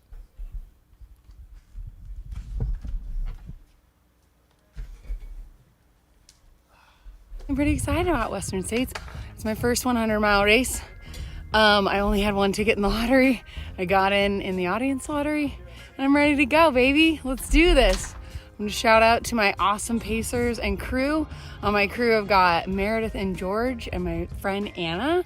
And my pacers are Christina and Angela, and they're gonna help me finish this bad boy. So it's gonna be a great day, everybody. Really excited. I'm running this year to honor and recognize all the volunteers, every single one of you. Aid stations, medical crew, safety sweeps, ham radio, start line, finish line, everybody in between, thank you. Your help is getting me and hundreds of other runners across the finish line. I'm located here in Williamsport, Pennsylvania. I'm super excited to run Western States. It's my first time here in 2024. I only had to enter the lottery one time, so that's pretty special. It's my third 100-miler overall. I was able to run Eastern States 100 last year, which is actually in my local area here. And so it's really special to be able to run Eastern States and Western States back to back. And so my crew is David Hoffman, Mike Traumley, and Mike Heason, and I'm super excited they're able to travel with me and help me get through this journey. This will be my first Western States. Took me 6 years, 32 tickets to get in. This year was quite a surprise, actually. Getting picked this year, honestly. This will be my 6th 100-miler, and got my friend Jeff and Eric coming out, helping me out, crewing and pacing. So we're looking to have a good time out there. I'm a 57-year-old physiologist from Iowa City, Iowa, and I am so pumped to run Western States. I've been trying to get in now for about 9 years. I've completed the 100-mile distance 6 times. Western States is going to be lucky number 7, and I want to give a special thanks to my wife, Rami, who's one of my crew chief and pacers, as well as my other trail sisters, Willow, Robin, Amanda, and Christy. I love you guys. Thank you guys so much, and go Hawks! For me, running is libertad. It's liberation, it's freedom. The trail is sort of that place where I'm able to be unequivocally who I am, and I take that energy and I take it into the world, and that's what I try to give people: joy, hope, and that magic that you can only experience when you go into the woods. Being able to look beyond what you have is what I think opens up to other worlds, and imagining yourself being more than just what has been offered to you. So much of my work really connects to freedom, whether it's people that are kidnapped or people that are in jail or people that are prisoners of their immigration status. Running is really that tool to break those walls and be able to understand that you have the power to go beyond them.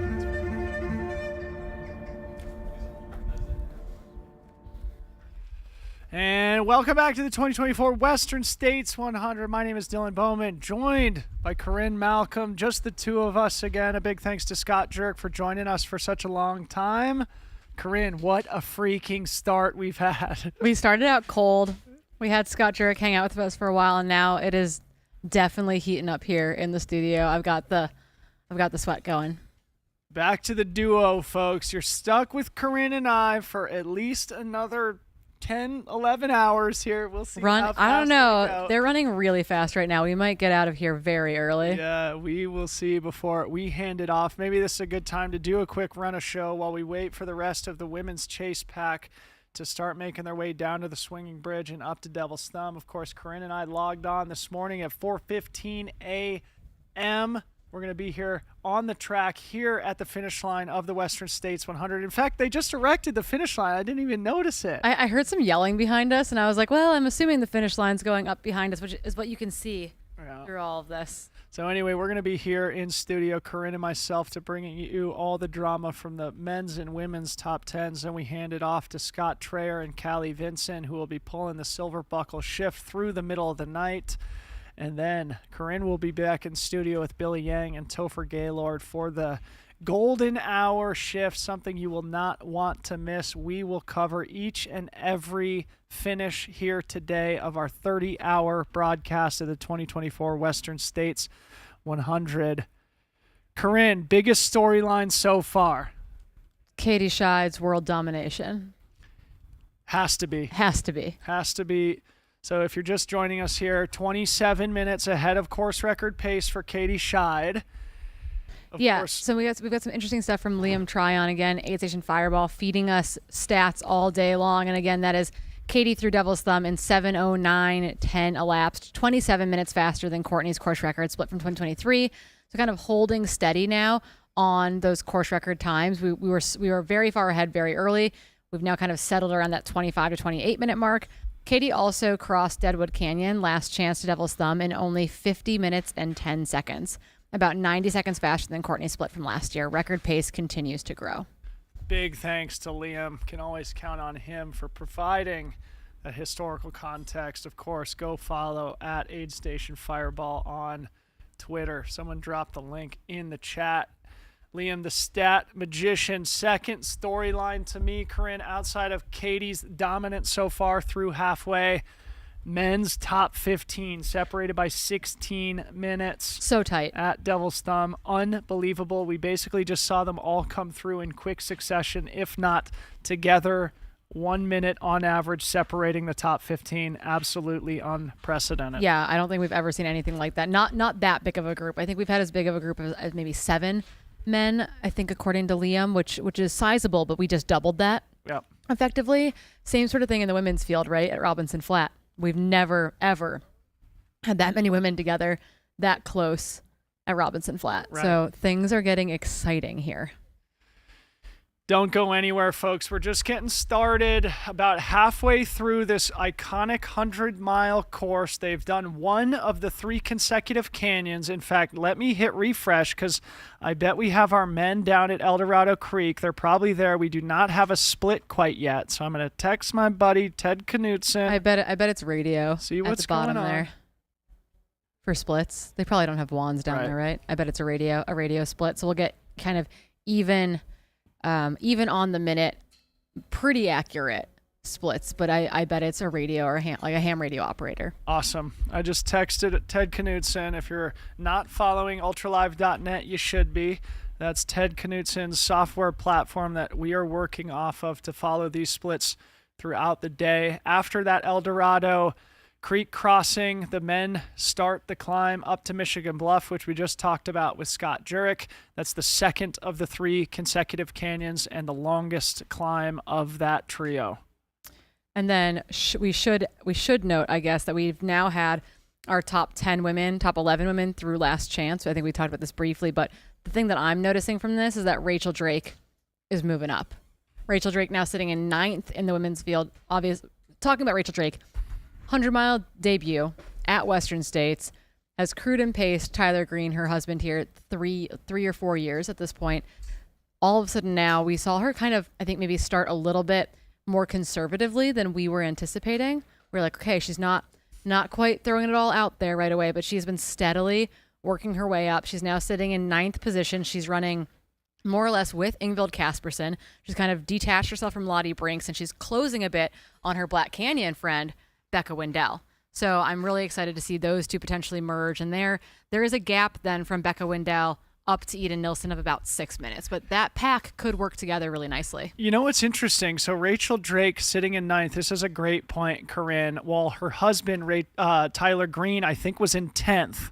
So Tyler Green, let me just go back to the men's Yeah, Tyler Green was also in 9th at Devil's Thumb. So Tyler Green, Rachel Drake in twin 9th places right now. And I picked bet them for twin thirds on our prediction show. Probably a very good prediction there from you, Corinne. If I were in the top 8 of the men's or women's races right now, I would be terrified from the married couple, the dynamic duo, Tyler Green and Rachel Drake, who are, like we just said, sitting in 9th place overall. Last we saw, Tyler Green was looking like $1 million at the top of the Devil's Thumb climb. Joking with people, like just having the best time is what it sounded like when we talked to Bailey last. Surprised at how close he was to the front. That is a dangerous recipe there for the men in front of Tyler Green. And I think what we heard from the folks in the field was that they're at Michigan Bluff and it feels warm there in the sun. It feels like 90 degrees. So I do think things are really starting to heat up. We heard that men coming into Devil's Thumb in particular looked really warm, looked uncomfortable. The likes of Jeff Colt, Chris Myers, Ryan Montgomery looked uncomfortable at that aid station. So curious to see how that evolves on the way to Michigan Bluff, which I think personally, that section between Devil's Thumb and Michigan Bluff and then Michigan Bluff to Forest Hill, from my experience on hot years, those to me feel like the absolute worst locations on the course. Yeah, really great points. And just to remind our audience, we do have Bailey Kowalczyk on the ground up there at Devil's Thumb. Some of the interesting things that she told us were basically that almost everybody was looking strong, looking good, being intentional and smart in their aid station transitions. She said that the people who are looking a little bit hot, a little bit vulnerable were people like Cole Watson, Ryan Montgomery. Chris was flustered because his crew missed him at Dusty. So he was like dealing with stuff, and you can get really worked up, and that's not great energy for you. Yeah, but of those top, of those top 15, it seemed like most everybody was still in good physical and mental condition. Of course, once you're 47 miles deep, you start to feel that accumulated mental and physical fatigue, and we'll probably start to see that hyper-compressed top 15 spread out a lot more by the time we see them again next at Michigan Bluff. Again, we're waiting on splits from El Dorado Creek. I texted Ted, and it looks like he's working on it for me. Yeah, I think their voice splits there, so we've got to wait for them to basically manually make their way out of the bottom of the creek there. So they are generally a bit delayed, I believe. So, looking a little bit further ahead, because the men are definitely through there, looking at Jim Walmsley's splits here in Michigan Bluff, fastest time for him through the mile 55 aid station was 7:44, so that would be 15 minutes from now, but his course record split was 7:50 flat, which would put him 21 minutes from now, so don't go anywhere. Last we saw Jim Walmsley, another interesting story for those who are just joining us. There was a pack of 5 men together at the bottom of the climb to Devil's Thumb. Jim Walmsley clearly put in a bit of a surge, or at least took control of the race there by sort of growing a 2-minute gap to the number 2 and 3 duo of Dan Jones and Hayden Hawks, who were running together. So Jim Walmsley back in the lead. He relinquished it momentarily between Dusty Corners and Last Chance. Now Jim Walmsley with a 2-minute lead last we saw at Devil's Thumb. Yeah, and interesting there again for those that missed it.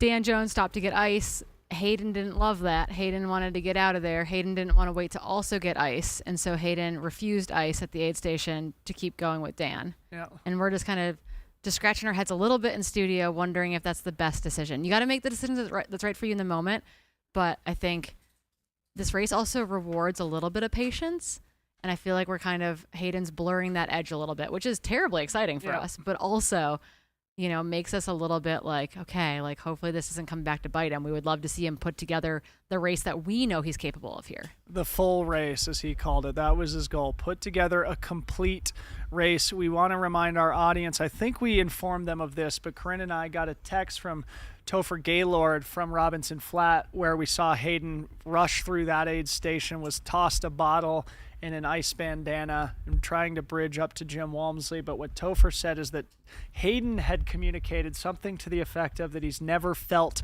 so good, so even bypassing the ice there at Devil's Thumb. Last we had heard Hayden was on a heater himself. There's no indication that he's faltering now, but as you said, Corinne, he did take a risk there at Devil's Thumb, leaving without any major cooling strategy. So we are looking still back down from our aerial drone shot. We're going to be looking for sort of the top 25 to 30 men and also obviously the big chase pack of women who I'm sure are on the climb to Devil's Thumb now. Yep. Yeah. And so someone asked if we're going to get a closer view. We will. Our drone is in the sky right now because what we are trying to do is pick up Esther Chillog and Emily Hawgood and Chen Lin and Fu Xiaoxing as they make their way into this aid station. And then once we have those women, we're going to pivot down to our aid station camera again, where our field correspondent Bailey Kowalczyk is also waiting at the Devil's Thumb aid station. Have you been revived by the otter pops at Devil's Thumb? No. Oh my goodness. Best thing in the world. Heaven. Divine. You've been on this like kind of hot exposed climb. I did it one year with Casey Lichtig actually, and she had headphones and I didn't. So she like sang to me for part of the uphill and told me fun facts about lizards and that kind of thing. And then, yeah, I got to the aid station, got an otter pop, and just got to roll the next downhill, and it felt so good. Awesome. Otter pop. Divine intervention at the Devil's Thumb aid station. We are now 23 minutes since Katie Scheid came through Devil's Thumb, so she still maintains an absolutely commanding lead here through the halfway point. Time will tell now if... Like one of the things that we should start to monitor now, Corinne, we've said a couple of times that Katie is no longer taking time against Courtney Dauwalter's splits. So we're going to be monitoring not only whether Katie starts giving time back to those splits, but also whether she starts giving time back to the chase pack. You know, is her lead growing against the duo of Esther Chillog and Emily Hawgood, or is that lead starting to plateau? Or conversely, are Esther and Emily starting to eat back into Katie's lead split based on the Esther only finished just over 20 minutes behind Katie Scheid last year, which is easy to forget because we were so taken aback by Courtney Dauwalter's incredible performance last year. So I think it's easy to miss how good some of those women ran in that field, just because what happened at the very, very front of it was also really hard to comprehend, if we're being completely honest. So I think that getting to watch this group work is very interesting. And one thing that I'd keep in mind, I guess, is Katie Scheid accelerating, or are the other, or does it stay even, or is it they're slowing down and Katie's staying the same? I think those are kind of those things that we'll slowly get to figure out as the race continues, but we need this Devil's Thumb split to kind of get us headed in the right direction. We are definitely behind Katie, still on a ridiculous collective early pace for the women's top 10. Like Corinne has mentioned a couple of times, last year was historic. The fastest top 10 here at the Western States for the women's field by 90 minutes, I think you said. 18:11 was 10th place. Yeah. I have a feeling, or at least early indications are, that record is going to come down even more this year. Again, a testament to the depth and talent of the current crop of professional trail runners. I think we have an update over on ultralive.net of our men's group. Yes. Okay, you want to do it or should I? Oh, take it, and then I'll add my 2 cents. All right, this is great. Ooh, it's actually really interesting. Very, very, very interesting here. So Jim Walmsley maintains his lead here at the front of the 2024 Western States 100. Behind him, the young gun from Mammoth Lakes, California, 28 years old, Rod Farvard, having a day. Only 2 minutes back, running with Dan Jones from New Zealand, and just a minute behind Dan Jones and Rod Farvard is Dakota Jones, the other Jones here, running 3 minutes behind Jim Walmsley at the bottom of that climb, and Hayden Hawks taking up the rear of the top 5, now 4 minutes back of Jim in 7:27 elapsed. He's now 2 minutes back of Dan Jones, who we left the aid with. Yeah, exactly, and he's been passed by Rod and Dakota. Yep. So it's like, man, was that ice maybe a good idea? Again, you know, it's hard to second guess Hayden. He's still very much in striking distance here, but he has definitely given time back to Jim Walmsley. He gave probably 3 minutes back to Jim on that descent, and he gave a minute or two back to Dakota Jones and Rod Farvard. We do have an update from Bailey Kowalczyk. Bailey, what can you tell us? Gotcha. Sorry. I think we've got, as things heat up here in studio, they're heating up in the field as well. And so I think our camera is actually down temporarily with Bailey. We're going to work on getting that back up in the aid as we wait for our next woman to come in. It sounds like we might have Bailey. Let's see. Oh, yeah, we do. Oh, otter pop in hand. Popsicle in hand. We're out here with the popsicles. I need to feel what the athletes are feeling other than running 100 miles, but we're anxiously awaiting the second female, which it looks like is Esther right now. So I will keep you posted on the status of that, but she should be coming in any minute now. That's what we've heard recently. Awesome, Bailey. We don't move a muscle. We'll come back to you in just a second here. Interesting thing I'm just noticing here. Don't know if this is something that is as compelling to the audience as it is to me, but looking at the ages of the top 5 here, 34, 28, 33, 33, 33. So all these men in the primes of their careers, that early 30s, that Hayden, Dakota Jones, Daniel Jones, and Jim Walmsley are all sharing, plus the youngster Rod Farvard, only 28, but very experienced at the 100-mile distance, very experienced here at Western States. This lead 5 group here, incredibly talented athletes. I asked Summer Kreisman for more puns in the chat, and she came back with Hayden is running this race neat instead of on the rocks. So, sans ice. Good one. But, yeah, we are, and, I think one of the things that we get to do here is sit and watch what happens in the aid as far as, different strategies that are playing out. What does that actually look like? How does that turn out in the end of it? And that was very interesting to watch those guys come through with very, very different strategies. Absolutely. So as Bailey said, we are looking for second place runner here in the women's race. We expect it to be Esther Csillag, Hungarian athlete who lives in Hong Kong, a returning third place finisher from last year, the 4th fastest runner ever on the course. Corinne has mentioned many times, but a major stat that Esther Csillag has the biggest ever negative split at this race. Yep, so 72 minutes. Knows how to close. So again, Katie Scheid in a commanding lead, but this is far from over. Folks, you will not want to go anywhere. And we do have some updates on the Masters course records as well. Tyler Green is currently over 35 minutes up on Mike Morton's 2013 record splits through Devil's Thumb.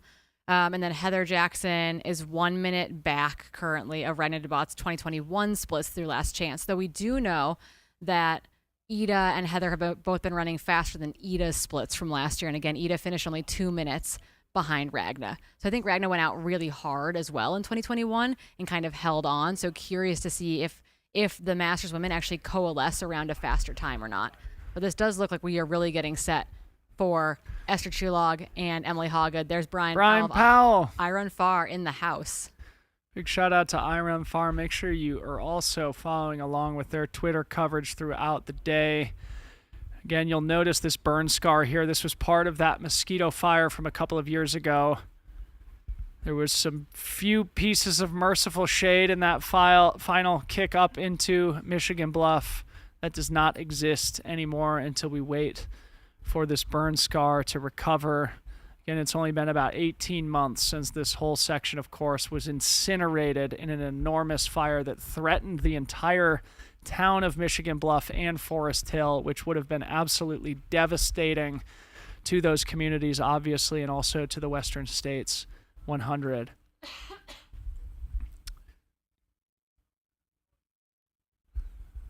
All right, so like we said, Jim's fastest split to Michigan Bluff was 7:44. His course record split was 7:50. So in the next 4 to 10 minutes, in all likelihood, we will start to see the white bucket hat and white T-shirt of 3-time champ Jim Walmsley come up into the aid station unless there's been a development. Esther Csillag. So we've got our second woman into Devil's Thumb right now. Esther Csillag, the Hungarian athlete who lives in Hong Kong. Ran an amazing race here last year to finish third. Only just over 20 minutes behind Katie Scheid when everything was said and done. Mom of 2. Faster than Katie Scheid, 2023. Wow. Wow. Again, we have Bailey Kowalczyk on the ground, so we'll get an update from her to get the on-the-ground interpretation of the body language. Certainly looking strong. Looks like Robert Hodnall in the aid station also. So Robert Hodnall, Romanian, Esther Chilog exiting. The Hungarian athlete living in Hong Kong. Bailey, how'd she look?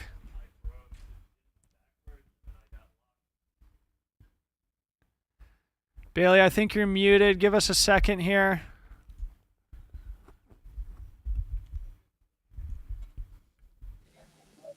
I think we've got your audio now, Bailey. Okay, Esther looks great. She got ice. She chugged some, it looked like Canada Dry, and it definitely looks hot out there. So she's definitely dealing with the heat, but she looks super strong, and she's chasing Katie down. Awesome. Thank you so much to Bailey. So again, most of the runners who we've seen come through here, who are probably in the neighborhood of 25 or so, are looking strong according to Bailey Kowalczyk. There's a few exceptions to that. Some people who are looking hot. Obviously, that is not unusual. It's certainly something that anybody can recover from. But Ryan Montgomery, Chris Myers, Cole Watson were all described as looking a little bit flustered, maybe a little bit frustrated coming into the aid station.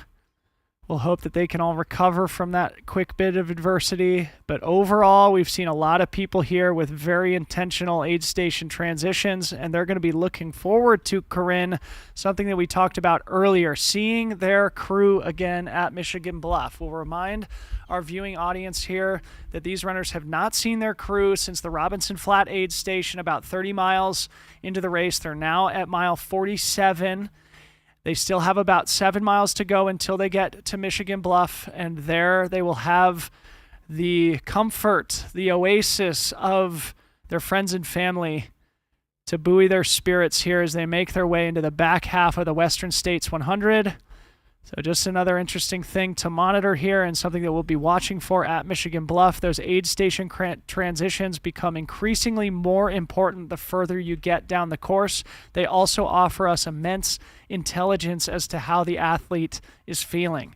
So keep monitoring that. Emily Hawgood should be in the aid station any second. Esther Chilog has clearly grown that gap back to who we believe to be in third place, early second place runner for most of the morning. Emily Hawgood, 3-time finisher here, somebody who we've seen sharing the lead this late in the race with Ruth Croft back in 2022, ultimately faded a little bit back to 5th place that year. We've been talking about Emily all day. She's one of the most experienced athletes on the race course here today. Let's see how she's looking and feeling once she makes her way up into the aid station. Here we see Jim Walmsley tiptoeing his way up to the top of the climb, and you see just how exposed this is now. Fortunately for our drone coverage, unfortunately for our runners who are now exposed to the direct sunlight at 1 p.m. in the middle of the California summer. Jim Walmsley wearing that all white with the bucket hat, creating his own shade. Corinne, Jim Walmsley still in the lead, looking fresh and spry, cruising look how uphill. Good, he's running right now. Yep. It looks like he's out for an afternoon jog. This does not look like he's well on his way to mile 50 or past mile 52. He's past the halfway point of the race on this absolutely brutal climb into Michigan Bluff. Again, before this burned, this is one of the hottest feeling sections of the race. Now it is blazing, blazing hot. Unbelievable. We have over 13,000 people watching us now, watching the great champion Jim Walmsley, the 3-time winner here at Western States, the course record holder from Phoenix, Arizona, lived in Flagstaff for a long time before moving to France to chase his dreams at UTMB. Still, I think, considers France his home. We see Petter Engdahl coming into Devil's Thumb, and probably Emily Hawgood. Don't go anywhere. We're monitoring the women's podium here at Devil's Thumb, and the men's race leader making his way up into Michigan Bluff. We're just going to go back and forth, so bear with us. You're not going to want to miss a second of the action. Yeah, we're keeping our eyes in both locations so that we can make sure that we catch the next women into Devil's Thumb aid station, looking for Emily Hawgood. Chen, which I think is right there on our screen, actually. So we've got Emily Hoggood, I believe, into the aid station. We're looking for her teammate, Chen Lin, as well as Hoka athlete who paced Esther Chilog last year, so has experience on this course. That means our cameras are down. Yep. If you're back on us, that means our cameras are down in the field. Means you got nothing better to look at, So unfortunately. sorry, team. We will try to have one of those cameras back up. There we go. Emily Hoggood and Petter Engdahl in that aid station together. Petter hopefully sharing some encouraging words there with Em as well. I think, now Petter is part of the volunteer crew at this aid station. He's helping Emily stay cool. They just both sat down in that aid, and he's like shoveling ice onto her as well. Look at what a great exposition of teamwork there. And Petter Engdahl. And there's Fu Zhao as well. So we have shared third place. And Chen Lin. Wow. So we have And now Chen, seen again 3 women in the aid station together. Our top 5 now through Devil's Thumb. Race leader Katie Scheid, a dominating lead here ahead of Esther Chilog, who probably left 5 minutes ago now. So Esther Chilog firmly established in second. And now we've got Chen Lin, Fu Zhao Zhang, and Emily Hoggood in a shared third through 5th place position here. Again, goes without saying, but this is very unusual to have these packs this late in the race. Bailey, how do they look? Look so strong. They're all working together. It was really cool to see the Terex athletes, Petter and Emily, jumping ice on each other. This is such an amazing community, an amazing vibe, and an amazing race. So that was awesome. Any sense of among those 3, Chen Lin, Emily Hoggood, and Fu Zhao Zhang, who might be feeling the best, or are they working together? They all were working together. They looked super strong. They were all pretty happy, and they all went out within a few seconds of each other. So I don't think I have any opinions on that. Awesome. Thank you so much to Bailey. Hang tight. We're definitely going to want to catch the rest of the women's top 10 and more from Devil's Thumb. We're probably going to come back to the men's race leader, Jim Walmsley, here as we cut back to the drone shot. A big thank you to our production team, knowing exactly what the audience wants here, keeping an eye out for that all-white kit that we just saw Jim Walmsley wearing. I was looking for, there's a landmark on the climb up to Michigan Bluff where there's a creek crossing that is exactly 1 mile to the aid station. I think they call it 1 mile to go creek or something. Paul Lind would tell us. Right. He's got every single creek and rock and corner of this trail. Like Western States trivia with Paul Lind is not a fair game. Right. So Jim has been roughly 2 or 3 minutes behind his 2019 splits through Devil's Thumb. His 2019 split to Michigan Bluff was 7:55. Let me double check that. 7:50 maybe. Yeah, 7:50. So if he's still on pace about a couple minutes back from that, we would expect to see Jim in 2 or 3 minutes in the aid station. So that would mean we would see Jim basically on this final stretch of trail momentarily. Yeah, so officially, Katie Scheid leads the women's field by 31 minutes. Okay, so growing the lead. Growing the lead. Mm-hmm. Esther looks good, but Katie Scheid has grown the lead over that last section of the course.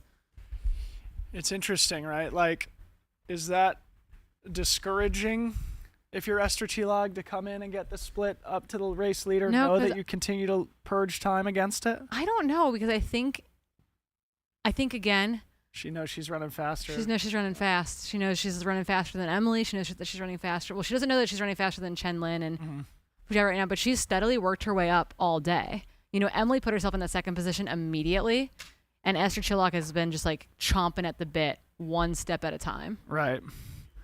Okay, so going back to our men's splits from El Dorado, we've got a ton. Okay, so while we wait for Jim, he was about 3 minutes slower than his course record through El Dorado Creek, so roughly that same gap between his 2019 Ghost.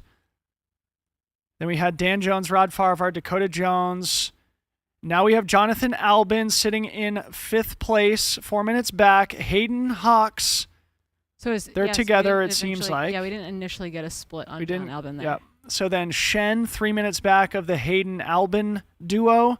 Then Tyler Green, 1 minute back of him. Tyler Green has made up one more spot. He's in 8th place now. Cole Watson in 9th, only a minute back of Tyler. So Cole's certainly not falling apart. And now Caleb Olson rounds out the top 10, 3 minutes back of Cole. So we're looking for Eden Nilsson. We're looking for Heather Jackson. We're looking for Ingvild Kaspersen. We're looking for Rachel Drake, actually probably to be one of those next people up into this.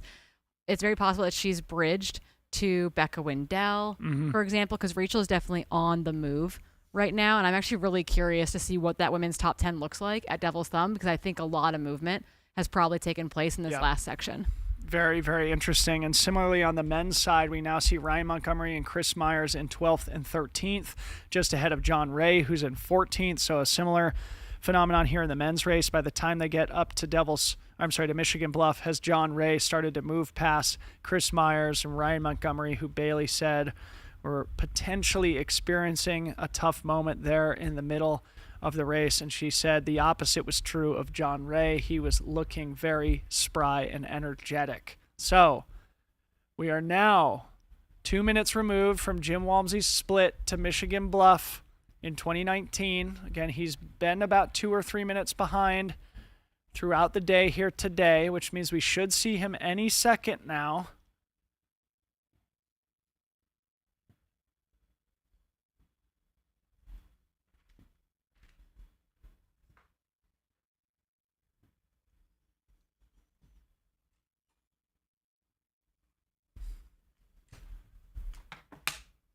Take this time to hydrate real quick, Corinne.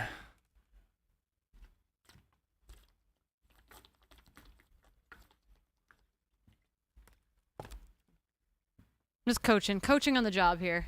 Coaching on the job, trying to make sure all the athletes out there are taken care of as I follow along with what's been happening. Someone asked kind of where the bulk of the pack is right now when we're talking about like mid and back of the pack, and they are the bulk of the pack is actually making their way to Robinson Flat right now. Most of them have come through that 24-mile mark at Duncan Canyon, and they're making their way towards Robinson Flat again, that kind of 31-mile mark. A lot of Hoopiter fans in the chat. Hoopiter currently sitting in 11th place overall through El Dorado Creek. As we've said throughout the day, Jupiter Carrera Casas from Mexico, the first ever Latin American golden ticket winner. He came and shocked the world at the Black Canyon 100K back in February, finishing second place behind Hayden Hawks in what was a spectacular performance. Here he is for his first Western States 100 in a really good position, about 12 minutes back of the lead, just outside the top 10, but obviously still well within striking distance of the top 5 or podium here in the second half of the race. Still no Jim Walmsley on screen, which means he's given back a little bit of time to his 2019 Ghost. Not unsurprising. He ran a ridiculously fast 14:09 that year, the existing and standing course record for the last 5 years. Today, we didn't expect to be a course record day. It's starting to look like that will be the case in the men's race. That will be the case, meaning we will not see a new course record here today. More than likely, unless something kind of big happened in the back half of this race, which crazier things have happened. But I do think that, yeah, it's getting hot out there for people. It sounds like from our production team that we do have some audio about what the conditions are like at Michigan Bluff right now. Can we cut to that? Hello, hello, hello. Yeah, pipe in Brett's audio. Hit us. Dylan and Corinne, hello from Michigan Bluff. We are, it's a little bit warm. It's definitely warmer than last year. I remember back in 2019 when I was here, definitely warmer than 2019. But I don't know if it's getting picked up at all in the microphone. It's a little bit breezy out. Like, there is wind at Michigan Bluff, and I can't remember the last time we had that. So while it is warm, most of the crews are jockeying for shade space. It's not as crucial as in some of our, like, quote unquote hot years. So everyone has the full heat gear ready. You know, we've got the spare shoes, the ice, the additional towels. Everyone's in the shade. But from a crew standpoint, it's still pretty comfortable. So it's kind of right on the bubble for whether we see, people starting to melt or people feeling great. I think it's going to be a really interesting mix. So back to you guys. Thank you so much, Brett Hornig. Don't go anywhere, buddy. We see Jim Walmsley tiptoeing up the climb. He is only minutes away from the aid station now, and we will want to get your perspective on how the champ is looking, coming into our line of sight, looking down the trail towards El Dorado Creek, back to the aerial shot from the drone. Jim Walmsley still running every step, looking strong. Brian Powell getting the shot. He's pouring water over his own head. Jim, the most talented man to ever hit this course, but he's also a tactician. He knows and takes very seriously the heat adaptation and the heat management on the course here. Nothing about that form or that stride betrays any fatigue or any vulnerability from our race leader. Digging the hard bottle, the double hard bottle in that waist belt. That is a custom That's waist a belt throwback. for sure. The hard bottle throwback. Jim Walmsley passes the iconic sign at the top of the climb. It's now about a quarter mile downhill until he enters the neighborhood. And the famous aid station of Michigan Bluff, the historic mining community, part of the California Gold Rush. Jim chasing gold himself in the lead on his way into the second half of the race course, where he hopes to pursue his fourth victory here at the Western States 100. Brett Hornig is on the ground. We're going to get his interpretation of how things are looking for Jim here in just a couple minutes. Try and keep the camera on him during that aid transition. It will likely be his wife, Jess Brazeau, managing this crew transition here. This is critical. Of course, we remember seeing Jess managing the transition at Robinson Flat. Jim has not seen his crew in the last 25 miles, so in probably about the last 3.5 hours. Yeah, he looks so incredibly smooth. And we've actually never had footage from this section of this road either. We generally don't see them until they're like in Michigan Bluff proper, and even then they're like a blur going by. So it's really awesome to get actual footage of them coming up out of the canyon. Yeah. So importantly, he's now 8 minutes back of his 2019 split. So he gave a fair margin back in that section between Devil's Thumb and Michigan Bluff. And it looks like Rod Farvard now in second place alone, although I'm sure he's got somebody on his heels. Rod Farvard here having by far the best Western States of his career in his fourth start here. 28-year-old from Mammoth Lakes, California. Looks like he'll be coming in second. Let's see if we can't watch this crew transition here with Jim. There's Jess. The umbrella. Create your own shade. We're doing another shoe change? Yes, we are. We're doing another shoe change. Interesting. Very, very interesting. What it says, though, Corinne, in contrast to what we've been saying about Hayden Hawks, he does not look in trouble, and he doesn't look worried, right? He's happy to take the extra time and potentially, give a little bit of cushion back to his competitors. Looks incredibly controlled. Yeah. Right? Like he's not worried about it. He's not taking risk. He's actually, he's going to clean his feet, I think, here, put on new socks. What a luxury. I've certainly never done this. He's not going to have this. There's Dan Jones also making his way up out of the canyon. These guys are still going to be very, very close together by the time they're in and out of this aid station. Of course, all the crews are looking at each other here, timing how much time did Jim spend in the aid station. Of course, if Rod sees Jim in the aid station as he's entering, that's going to absolutely light a fire under Rod Farvard, and he will probably use that as an opportunity to build back a cushion into the deficit that he has on race leader Jim Walmsley. We'll see if Rod decides to do any sort of equipment swap, like footwear or pack or apparel, something that would take a little bit of extra time. We're cutting back to Devil's Thumb, but I would love it if we could stay at Michigan Bluff. Okay, we're back with Jim Walmsley here. New socks, new shoes. Looks like a white pair of that Hoka Tecton X. 2.5 or 3. Hayden Hawks, it looks like, in 4th place now. Yeah, yep. This is Hayden back behind Rod and Dan Jones. 5th male, it looks like, here. And that's a split from El Dorado Creek, probably, where he was 5th. He's the 4th we've seen. And here's... It looks like that's Rod Farvard coming into the aid. I think so. Apologies. Yep, oh there's my Rod. goodness, folks. Tony with the Sony getting the shot. Literally with the Sony. Okay, so Rod Farvard, his crew positioned slightly down the street from where Jim has been.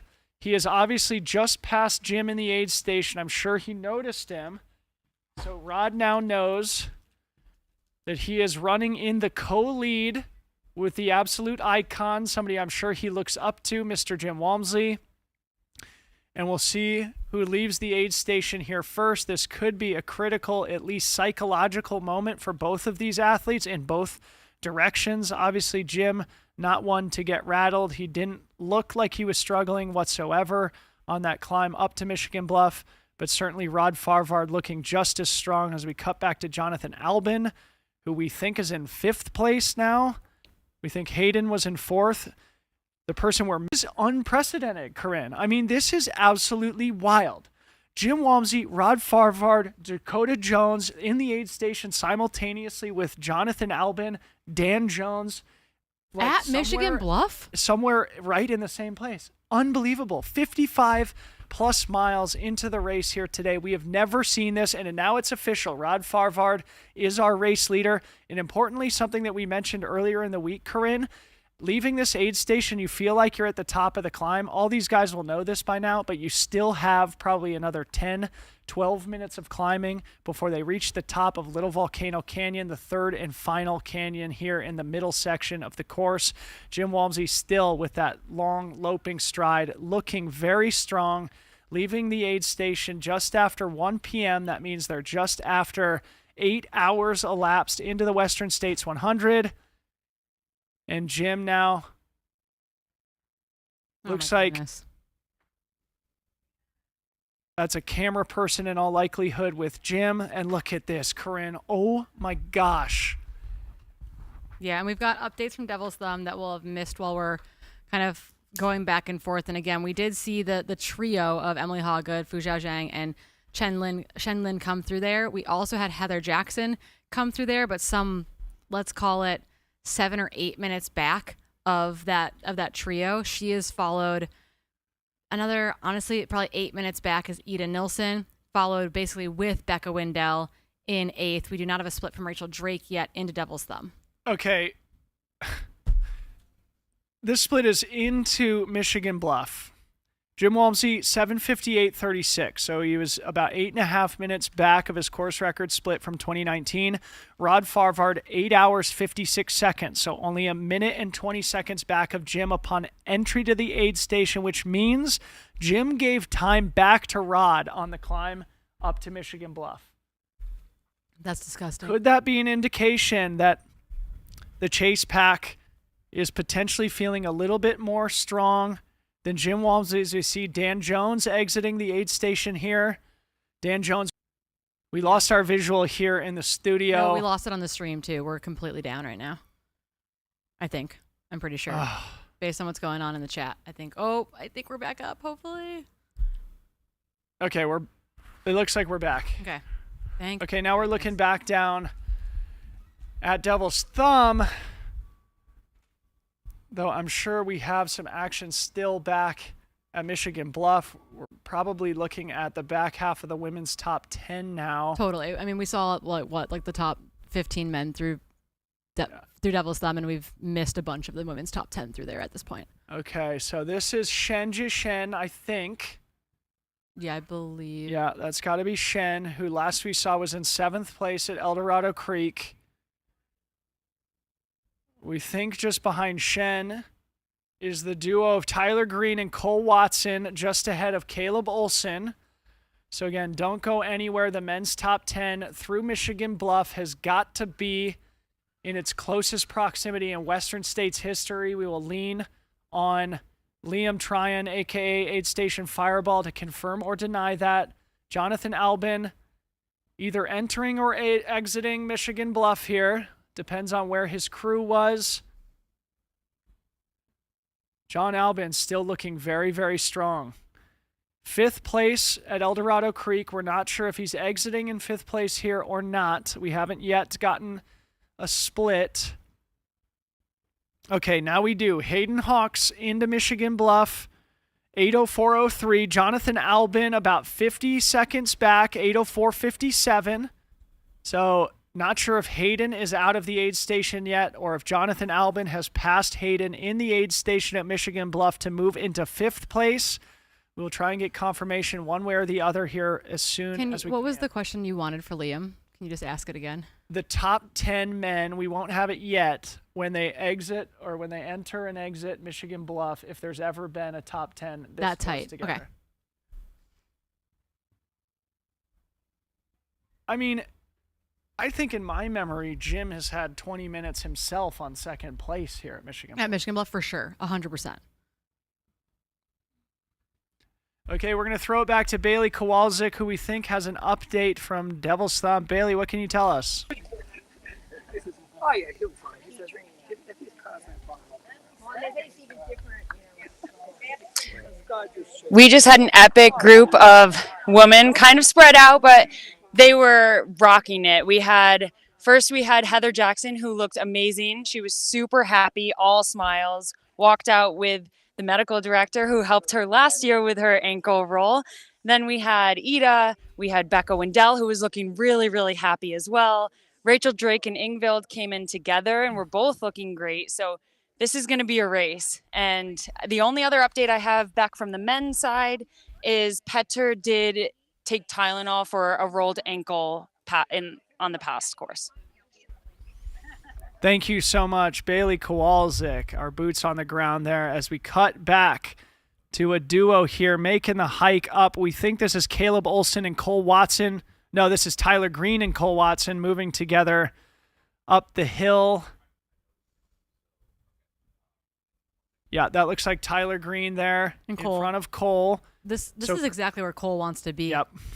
The Barracuda, Cole Watson, running with Tyler Green, who has been the most consistent Western States runner in the last 4 editions of the event. This is his 5th in a row.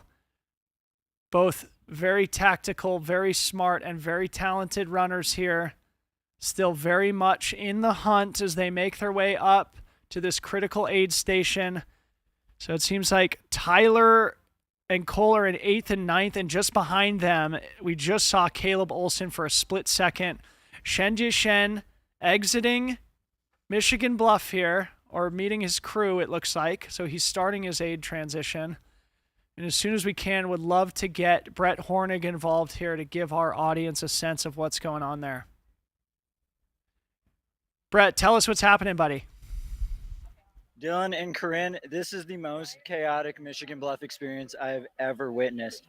I had a hard time believing that the men's field was going to be close after Robinson Flat. As we know, the canyons usually chews up and spits people out. That is not happening today. So the timing, Matt, is towards the beginning of the aid station. So Ultra Live shows Jim Walmsley having been being first in Michigan Bluff. Rod Farvard actually was the one who left the aid station first. So leaving Michigan Bluff, Rod Farvard was the new M1. I imagine Jim did not let that be the case for very long. We saw Dakota and Hayden Hawks. Hayden actually was the one who overtook Dakota and Dan Jones. So Hayden Hawks left Michigan Bluff M3. And then it was, I believe, Dan Jones and Dakota together with John Albin, not too far behind. Last year, Dan Jones looked like he was on death's door here. He looked tired, but was smiling, talking to people. He wasn't asking to sit down like last year. So 1,000,000% better than last year. Everyone else looked great. Hayden, again, did not stop. His feet stopped moving for 2 seconds to put an ice bandana on, but everything else was in motion. It was Jim Walmsley who actually spent the most time in the aid station, but as you guys could see from the camera footage, it was very, very calculated. I got a chance to talk to Rod Farvard's crew before they left, and he said this is Canyons 2.0 right now. Everything is going so smooth. It's it's boring. There's no problems. They haven't had to pivot a single thing. He's obviously faster than a lot of their splits, but he says he feels great, and he's just like, yeah, we're just doing it. So that is what I have experienced from Michigan Bluff. A lot to unpack. Send it back to you guys. Thank you so much, Brett. Before we come back to the studio, would love to ask about Hayden Hawks. A couple of times we've seen him sort of rush through aid stations, including at Devil's Thumb where he left without ice. How did Hayden look? Did he look like he had implemented some sort of cooling strategy as we see Shen exit the aid station now? Shen's leaving now. Hayden, I thought he was about to leave Michigan Bluff with no ice whatsoever, but at the very end of the aid station, the latest possible crew spot, he put on an ice bandana. They dumped a bunch of water on him. So he's definitely still taking care of himself from a cooling standpoint. And he looked fantastic. We've got Cole Watson coming through right now. His crew is always notoriously posted up at the very end of the aid station. Hayden looked great. We have Tyler Green behind Cole Watson as well. And also looks great. We just saw Caleb Olson too, didn't we? I love the moving aid station here. Caleb's right behind me. I don't know how I missed that. He was quiet on his feet. Tyler and Caleb, the Nike Trail athletes, they have been kind of tag teaming this thing all day. Tyler is doing a walking aid station transition, no stopping, no sitting down, lots of ice, lots of water, handhelds. Caleb is sitting here at the aid station. He is going for a shoe change, so a little bit longer of a stop. So I think Tyler and Caleb might be breaking up for the time being. Okay. Thank you so much, Brett. We're going to come back to you in just a little bit. Corinne, I am shook right now. That's I'm absolutely shook. Insanely tight aid station. Well, so here's the thing. The men's top 15 at Devil's Thumb was separated by 16 minutes. We're looking at Chris Myers now, making his way up the hill, still in a really good spot. It's still going to be roughly 15 minutes between the top 10, Jim Walmsley to Caleb Olson, by the time all is said and done. So still, they're very closely packed. We've never seen this level of competition this late in the race. All of them seemingly still looking strong, still running smart, still implementing their strategies. Rod Farvard, I think, it's tough to call it a surprise, but certainly somebody who it seems right now is having a very special day. The 28-year-old from Mammoth Lakes, California, exiting as F1 as we see Jupiter Carrera Casas now moving up the hill. We think probably in 12th position or so. It's still going to be probably 20, 25 minutes. But my point is that Jim is no longer putting the pressure on the field. If anything, it's the opposite, right? Obviously, he looked calm and composed. His stride still looked beautiful, as it always does. He took his time in the aid, came in with 80 seconds in front of Rod Farvard. But typically, at this point in the race, Jim has a firm grasp on the lead of the Western States. Yeah. This is totally new territory for him. Yeah, it's really a very interesting dynamic race at the front of it where, he's taking so much time that I have to imagine there's a degree of him that's very much not stressed. Like he's working on a number of systems that I haven't seen him put into play before. This many shoe changes, this much sitting down, to be honest, to take those moments. So curious to see that pan out. I feel like the sport has changed in such a way where it's like, how few minutes can you spend in aid as possible? And Jim is kind of almost counter to that in this edition of Western States. Right. So here's John Ray, who Bailey Kowalczyk characterized as having a spring in his step at Devil's Thumb, still looking strong as he makes his way up towards Michigan Bluff. And that is the longest climb in this middle section of the course. So to our viewing audience, this is the second of the three canyons that are notorious on the Western States course. Once they leave Michigan Bluff, they go into Volcano Canyon. The third and final canyon is also the smallest and easiest of the three. I'd use air quotes around easiest. Yeah, right. Exactly. But point being that most of the large climbs are done for the entire day. Of course, the climb from the river to Green Gate is nothing to take lightly, but that climb from El Dorado to Michigan Bluff is certainly something that I'm sure they're all happy to have behind them now. And from here on out, the terrain of the Western States course is conducive to absolutely shredding, as we see Caleb Bowen now making his way into Devil's Thumb. Yeah, so what we should be looking for, or what we are looking for, is the next kind of the women that are just outside the top 10 coming in to Devil's Thumb. We did miss a number of women at Devil's Thumb while we were pitching ahead to Michigan Bluff. We're going to try to figure out some new ways to get our picture-in-picture, our split screen operational, so that we can talk to the excitement that's going on in both races, because they are really, really important battles. But we should be seeing our next group of women that are chasing, that are knocking at the door of a top 10 finish here on their way into Michigan Bluff. Unbelievable here as we wait for Liam to crunch the numbers on the top 10 men through Michigan Bluff. Let's just do a quick recap here. We now have, it looks like 18, so we haven't had eyes on Deng Gumin, Ji Duo, Simone Gosling, or Jeffrey Colt, but they are all through. Oh, I'm sorry. I'm looking further back. Okay, so we have 11 men through Michigan Bluff.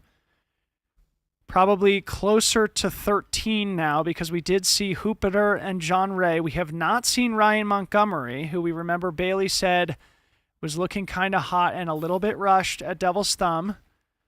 So we hope Ryan Montgomery is somewhere in sight soon.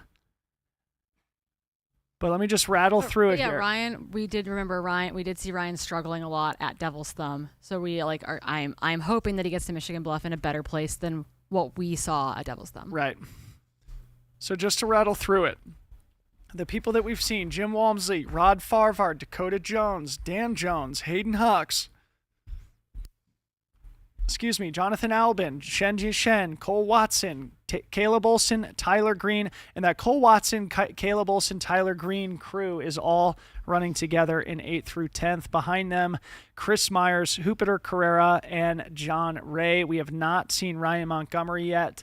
We will await official splits from... Oh, wait. Ryan Montgomery does have an official split in 12th behind Chris Myers. He came through an 8:17 a lap, so he's about 19 minutes back of the lead there, just in front of Jupiter.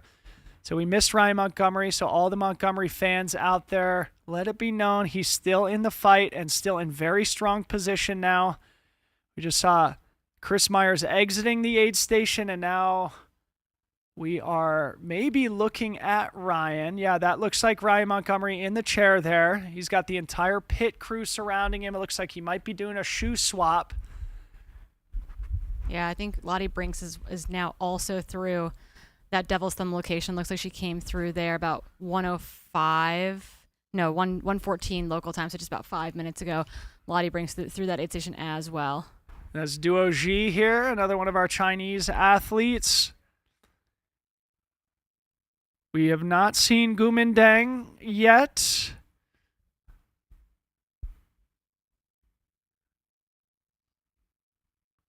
Leah Yingling now making her way into the Devil's Thumb aid station. Leah Yingling, a grizzled veteran here, a 2-time top 10 finisher at the Western States 100. Still in a good position.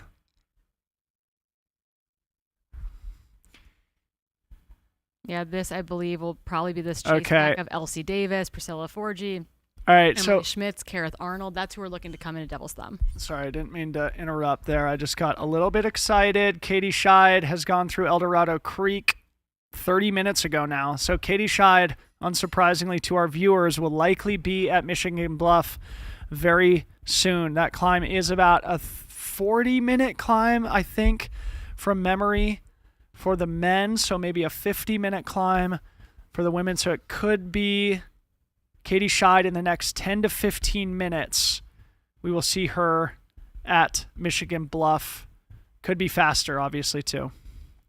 Yeah, so again, our camera person here is following into the aid, because in aid, we've got Leah Yingling, Anna, formerly Cassius Loden, and I believe Priscilla Forgy as well is in aid as we speak. So that is going to be, I think, 12th, 13th, and 14th knocking at the door, trying to make their way up into that top 10. Leah Yingling, generally 10th at the river.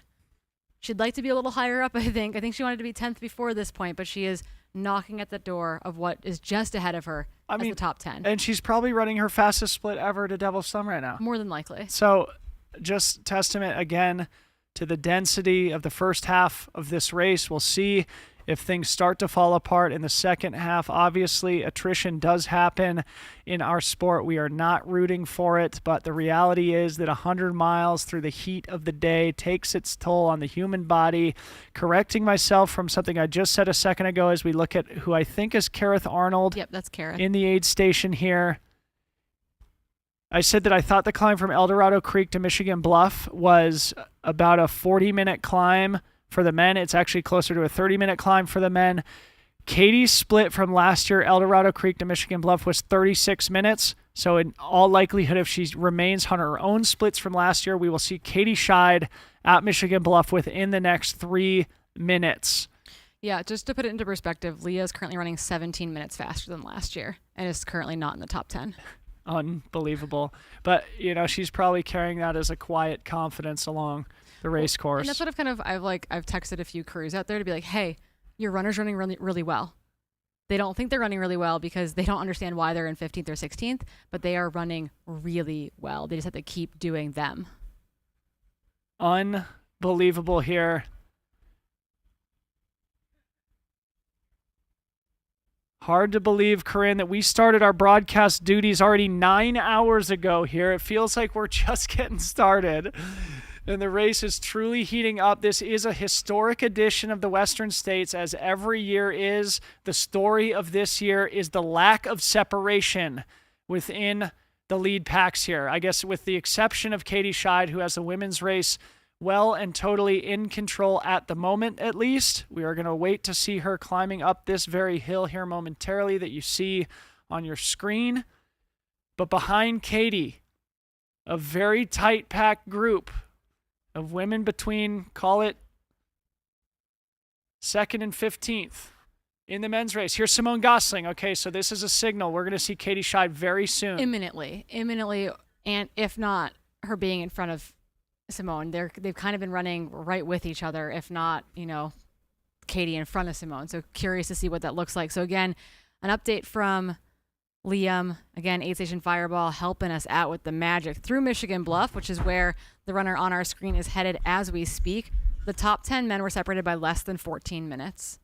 We've never seen the top 10 separated by less than 22 minutes, and that was in 2014, this deep into the race. So that was the year that I mentioned, a year that I ran the race where there was no attrition. Yeah, so that's what we're looking at. Yeah, so this could be a repeat 10 years later, probably with a lot faster times of the 2014 edition. And here's Katie Scheid, your women's race leader, still running up this hill. This is steeper than it looks, folks. This is very much a climb, a hot and exposed middle of the day, 30-minute push up to the Michigan Bluff aid station. Katie still looking extraordinarily strong here. Head down, arms pumping, tiptoeing up through this burn scar. Katie Scheid with the white hat, the pink and purple TNF kit. She is just on the heels of her friend Simone Gosling. She is just on the bubble of the men's top 20 overall. And here's the thing. I think if Katie historically was running these times any other year, she'd potentially already be in the top 10. Right. Right? Like the men's field is also really putting on an incredible performance. Right. So we have not seen Jeff Colt or Blake Slatengren. I think Jeff Colt was ahead of Katie at Devil's Thumb. Ever so slightly. I think he left there just a couple minutes ahead of her. And I do think that that's kind of, there's this, I personally think that this climb is one of the worst climbs in the entire race. It's not that crazy of a climb. If you were just out on a training run, just another day. Oh, it's such a nice climb on a training run. Yeah. Just another walk in the park. It's a perfect grade. It's really comfy. Not when you're 55 miles into this race and it's 1 p.m. and it's as hot as it's going to be today. The consummate pro bouncing back and forth between the hike and the jog. She probably knows that she has a commanding lead here. So interestingly, the psychological circumstances or consequences of that, it means that if you hit a little bit of a low point, you can take your foot off the gas and know that you've got a big cushion back to your major challengers. who are now more than 30 minutes behind, but Katie is certainly not looking like she's going through a low point right now. Certainly not. We will probably be bouncing back to another camera near the top of the hill, back to our drone. And these last two checkpoints, it really feels like is where Courtney started to open things up on Katie last year. They were separated by 9 or so minutes at Michigan Bluff. Katie came through here at 9:01 elapsed in 2023 to Courtney's 8:52 elapsed. So she will, again, be well under that. Gosh. If I was her crew, I would have been so panicked to miss her because I feel like she's running, in my mind, ahead of schedule, but clearly right on schedule for Katie Scheid. Okay, wait. So let's do this math. 8:52. So we'll get a sense right now. That would be that she is 25 minutes ahead. Up to this point, she's been 26 or 27 minutes ahead. So by the time she enters the aid station, it'll be probably more like 23 minutes, which means she is giving time back to Courtney's course record splits, though, ever so slightly. Yep, I think we had gone to about 27 to 28 minutes under that. But again, this was a section that Courtney was much, I would say, in air quotes, much stronger than Katie last year. So kind of curious to see what that actually equates to today.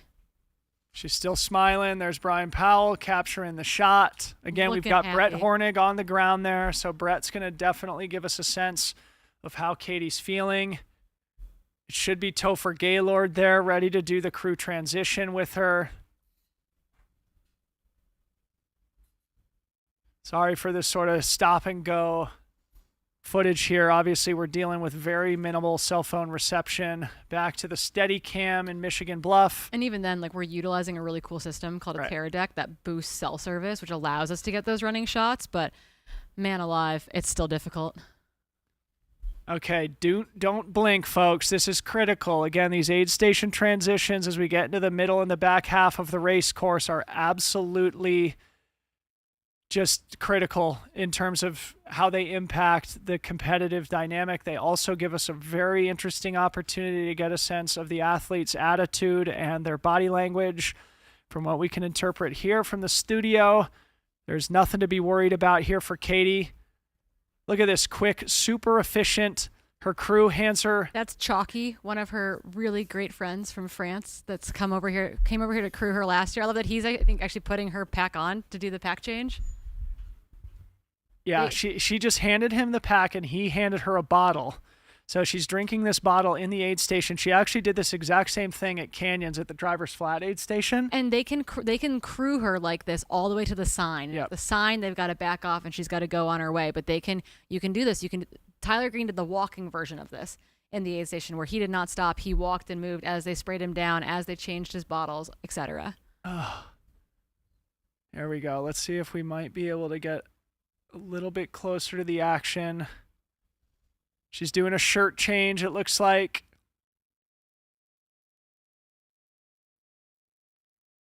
You've got help there getting cold ice kind of on her neck, up between her shoulder blades. Down in front, team. Looks like Kim Gaylord squeezing the sponge. Oh, no, that's Toph. All right, Toph. Kim putting on the ice hat. Love to see it. Chalky doing the bottles here. They're probably giving her all the beta and intel that she needs. Hey, you're doing great, is what we're saying right now. I also love, apparently Katie texted Kim this photo of her in the boat last year with her like ice hat on, like just like texted Kim being like, wow, this sport is so silly because we all just look so dorky. Yeah, it's so true, isn't it? Oh, what a great observation. Okay, we lost a little visual here, but we do have Brett Hornig on the ground, so even though we can't really get a sense of that full aid transition, I'm sure Brett will be able to tell us how she's looking, how she's feeling, maybe even get some firsthand perspective from the crew.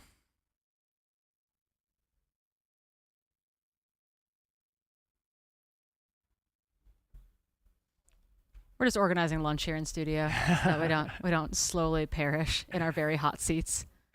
No time to eat today. Come Yeah, on. that's why I was like smoothies. Smoothie sounds delicious. Yeah, smoothie would be great. You mind putting that order in for me? Careful what we ask for. You need a Sando too? You just Sure, want a I might smoothie? as well. Might as well get a Sando. Might as well get a Sando. Thanks, Harmony. Okay. We got Brett. Brett Hornig, tell us what's happening. How did Katie look? Hey, Dylan. Hey, Corinne. Katie looked really good as far as Michigan Bluff standards go. I mean, we all know what those canyons can do to you, and Katie was still in a place mentally and physically to run straight through the aid station, only stop at her cruise bearing, no sitting down. We saw, quick shirt change, ice, new bottles, running out of here. The smiles were perhaps a little bit less big than at Robinson Flat, but the pop, in her stride was definitely still there. I think she's definitely getting into the meat of the course in terms of, how if you want to run really fast, you have to keep pressing through this third canyon that oftentimes gets very forgotten before Forest Hill. But Katie was roughly 2.5 minutes in Michigan Bluff before making her way out, and there was no walking out or anything like that. Katie was running all the way through, stopped for a sec, and then left and ran. So she's unflappable at the moment, guys. Thank you so much, Brett. Awesome perspective. Just truly incredible. Truly We're going to run out of superlatives incredible. for her. Have you ever thought of that? That we just need a long list of superlatives that we can just put on the desk here for when we get too tired? Amazing, unprecedented, incredible. Insane. Mind-blowing. Face-melting. Truly. We've got over 14,000 people watching us from all over the globe. A big thank you for joining us at the 2024 Western States 100, and a big thank you to the whole team who makes this race and this broadcast possible. We are now 8.5 hours into the race. The lead men and women are well into the second half of the course, which is hard to believe. It seems like we're just getting started, and from here on out, we know it gets hotter, but it also gets faster. The terrain between Forest Hill and the finish, which the lead men are making their way towards right now, is screaming fast. The lead men have never been this close together through Michigan Bluff in the race history. That is confirmed by Aid Station Fireball. So I'm not just making these stats up. Liam's confirming them for me. But we are getting into the extremely dramatic moment, seeing the leaders come into Forest Hill and the hoopla and circus inherent. Yeah, it'll be the most complicated crewing aid station situation ever. Or hopefully whoever's in the field there is not completely overwhelmed. But just to point out that what Katie just ran through Michigan Bluff, she's lost a little bit of time back to Courtney's course record. We're down to about 24-ish minutes, give or take 30 seconds. So she's lost maybe 3 to 4 minutes back to the record, but she's still running 33 minutes faster than last year. Right. That's stupid. Yeah, and even if she continues to lose a little bit of a margin at every aid station, she's still on sub 16 hour pace. And we watched her dig so hard last year. Yeah. Again, I think that we're going to see Katie Scheidt as the most improved runner in the women's field. Okay, really bold prediction. Hard to improve on 16:43 for Katie, but she's well on her way. We are going to throw it to a quick commercial break. This is perfect timing for it. When we come back, you're not going to want to miss the rest of the women's top 10 through Michigan Bluff, and we'll start to see the men's leaders through Forest Hill. It is the moment of truth. Don't go anywhere. Okay, so I like running, but I mostly like eating food. My name's Joel. I'm bib 280. I'm running the Western States for mostly food reasons, but big shout out to my wife, Stacy, and our 2 kids, Austin and Kalen, who will be delivering me said food over the course of the 24 hours that I hope to finish this amazing race with Steve and Vivek. Thanks, folks. Looking forward to it. I'm from Rio de Janeiro, Brazil, and I'm very happy to be running Western States. And I've been trying for 5 years, so it's a long time. And I have a pacer. I have 2 pacers. First time I'm running 100 miles with pacers. And I have Luana from Brazil. She's coming from the 100K to 130 with me. And I have Katie from United States. I don't know her, but I'm very happy that she offered to run with me. I'm from Aurora, Ohio, and we are T-minus 1 week from Western States. Feeling really good, feeling fired up and ready to go. Headed out to California in a couple days. Western States will be 100-mile number 4 for me. And just super pumped to experience it all. Looking forward to it. It's gonna be a great day, and see everyone out in Olympic Valley in a week.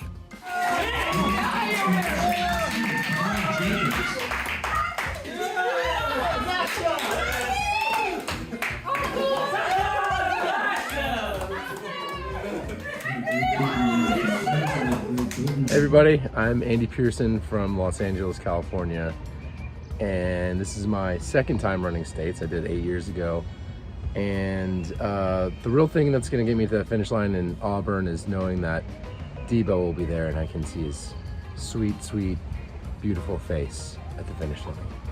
That's the only thing getting me through. Hey, I'm Dominic Grossman from Wrightwood, California. Been running ultras for 16 years, and this is my second Western States. I love the sport. I love this race as much as it hurts me, and as painful as it is right now. I just love Western States, and super proud to both have a cougar on my belt buckle and be married to a cougar.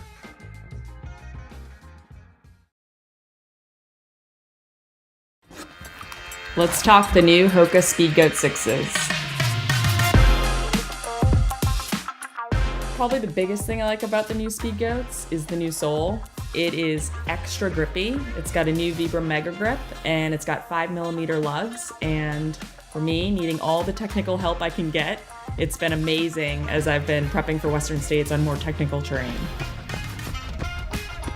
We got these bright, fierce colors for the new Speed Goat 6s. I mean, if it's like super late at night and I'm out there lost in the woods, maybe you can spot my Speed Goats.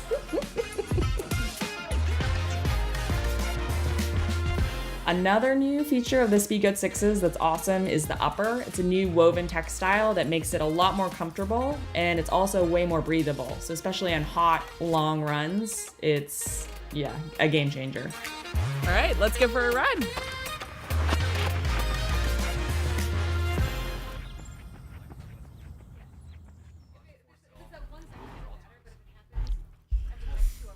Okay, welcome back to the 2024 Western States 100 presented by Hoka. A big thank you to our presenting sponsor, Hoka, who makes all of our coverage possible, who makes the race possible. We are now behind Blake Slatengren from Seattle, Washington, looking really strong, probably just outside the top 20 overall or right on that bubble.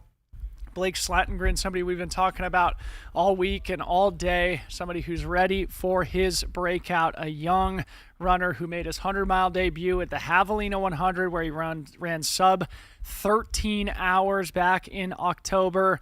Corinne, we are back in studio, a quick break, and now the action begins. Yep, we're going to have cameras bouncing around from this angle, which is coming in to Michigan Bluff. We're going to be going ahead to Forest Hill, where we can follow runners for a long section of Cal Street. It's going to be picture-in-picture. It's going to be flipping back and forth really rapidly between two very dramatically different aid stations as we bring you the front of the men's race and the front of the women's race. Right now, obviously waiting for our next women as well to make it into Michigan Bluff.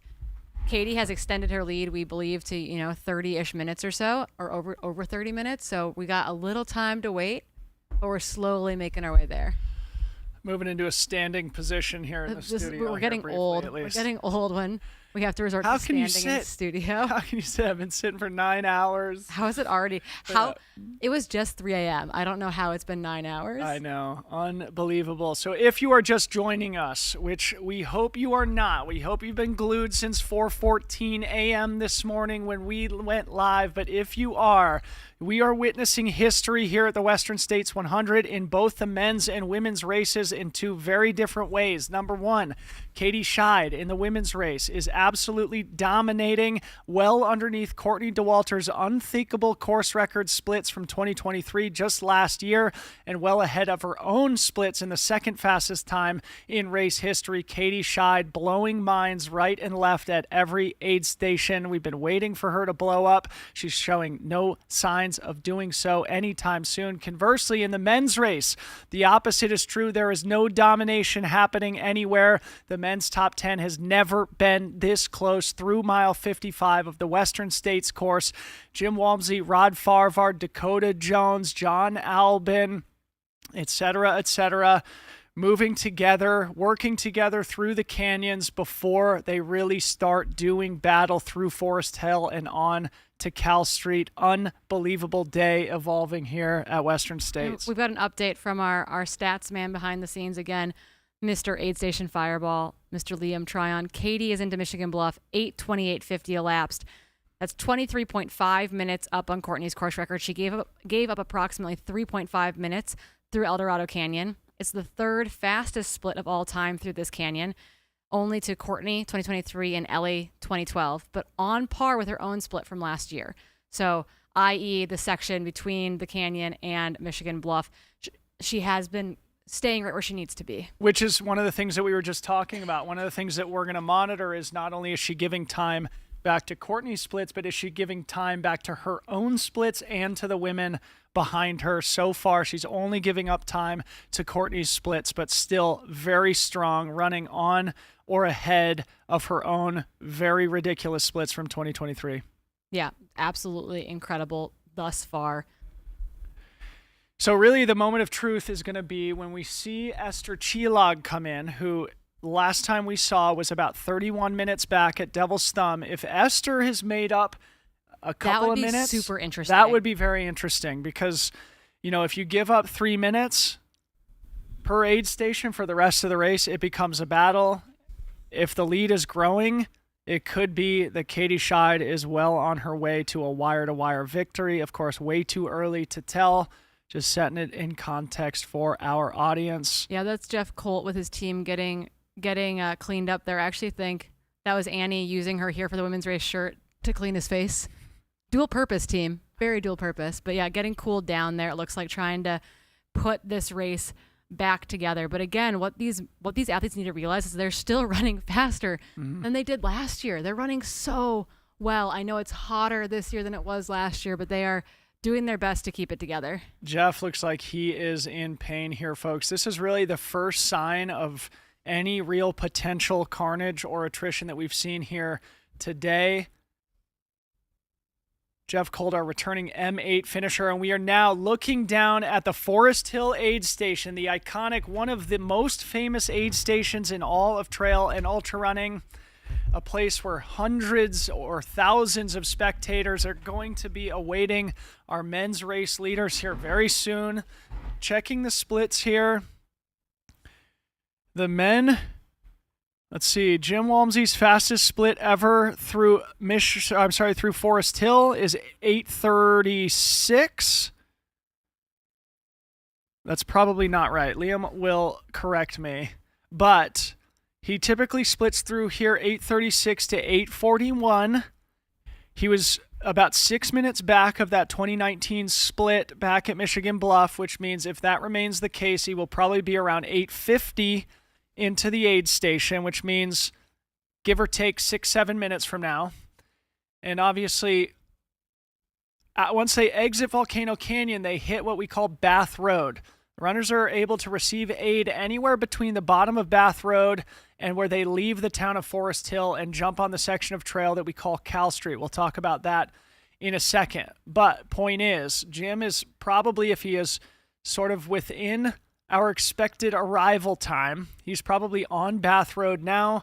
He'll take a hard left-hand turn onto Forest Hill Road, and we will likely have a visual on him there as he runs that sort of dirt sidewalk that Forest Hill is famous for, and that makes it such a fun place to run in. Probably why equestrians love this area as well. And this will be a very important moment for us to all observe. How does Jim look? Is he in the lead? How far back is the competition? Of course, last we saw Rod Farvard was actually the race leader. So we'll see if Rod has still maintained that position, if he's running with Jim, or if Jim has a little bit more of a sense of urgency and is going to assert himself on the men's race here in the back half. So, splits from Michigan Bluff to Forest Hill, typically 51 to 53 minutes. Jim left Michigan Bluff at 7:58. So we should see him very, very soon, within 5-7 minutes. I'm actually going to ask Liam, but what was Katie's split from Michigan Bluff to Forest Hill was something insane during canyons. It was 49 minutes. Disgusting. Yeah, disgusting. So fast. So glad you brought that up. I'm so glad we're in the booth. Yeah. And not trying to run 49 minutes to Forest Hill. Okay, so hit and refresh here. Looks like we have 20 people total through Michigan Bluff. The last we saw was Blake Slattengren. He's sitting in 19th overall, 18th male. Or sorry, no, he must be 20th overall, 19th male. So we're probably going to be expecting Robert Hodnall and Petter Engdahl through Michigan Bluff here soon. And in all likelihood, just behind them, we're going to start to see the rest of that incredibly talented women's chase pack, who we think right now is helmed by Esther Csillag, the great Hungarian athlete, our returning F3. Yeah, she had 3 minutes on the chase pack at El Dorado Creek. So actually through El Dorado Creek, as an update, Esther Csillag has about a 3-minute gap over, again, a trio all together of Shailin, Emily Hawgood, and Fu Zhaozhang are all through El Dorado Creek together, 3 minutes down on Esther Csillag. A split screen back to Michigan Bluff, where we see Jeff Colt still chair bound. Not a good sign. He's got the towel off of him. Yeah. He was using some kind of like other cooling devices there to try to get things back together. I just think it's hot. It's hot, and it's definitely going to start wreaking havoc on some people. Jeff Colt, very solid athlete from Carbondale, Colorado. Returning M8, like we said. Last year, he earned his way into Western States with a breakout victory at the Bandera 100K. And based on Katie's splits in comparison to the other women there, we're estimating that Esther Csillag should probably be up into Michigan Bluff probably in the next 8 minutes or so, roughly, give or take. We can actually I'll double check the El Dorado Creek.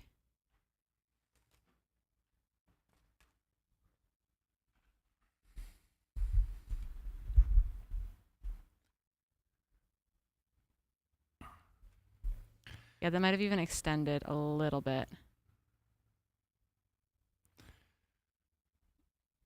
Yeah, 35 minutes was that latest gap, so that has extended out a little bit more. Okay, very important signal, isn't it, Corinne? Yeah, I do. I do think that means while Katie's losing a little bit of time on the course record ever so slightly, still well under. Still very much in control of the race. Still very much in control of what's going on behind her. Well, like we said, we expected historically fast times, but not course records here today. Katie still underneath the women's course record. That is not out of the picture. So we're running through Forest Hill here. Getting snacks. There's Zach Marion. Zach Marion with the terror deck, getting snacks. So this looks like a drone shot. Again, we're looking down at Forest Hill. We would estimate the race leader would likely be here in the next 2 or 3 minutes, I would guess. And who's it going to be? If we have an update further down the road. Yeah, is anyone down? Oh, here we go.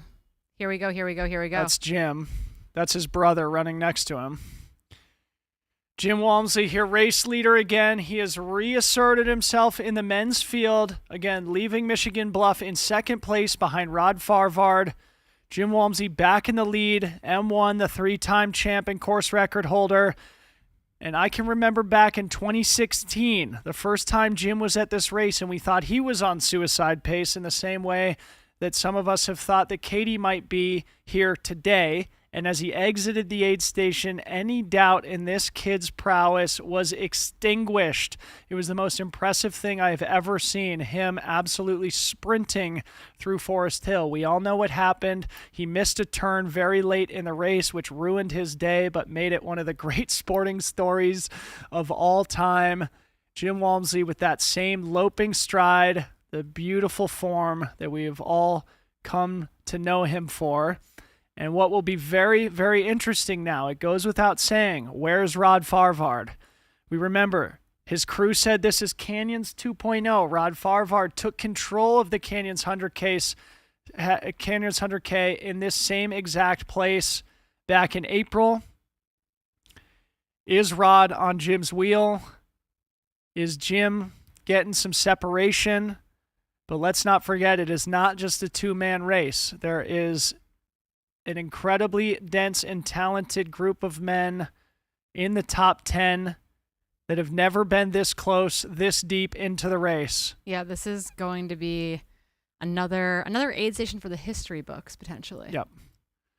So we're not sure if we have an on-course correspondent here. It could be Zach Marion. We did just see Zach. Zach's running a terra deck. We're supposed to have Hella here on the ground. Oh, great. So that is Hella there. We're working on getting that audio set up. Who's coming through? There's Rod. We are losing our minds in the studio here. Jim Walmsley, Rod Farvard will be doing their crew transition together. Rod Farvard must be pinching himself right now. He is going to battle with the greatest Western States runner in history. Jim Walmsley cruising through it. We've heard that we've got Hella online. Let's wait a beat before we throw it to Hella so we can watch a little bit of what happens here when Jim sees his crew.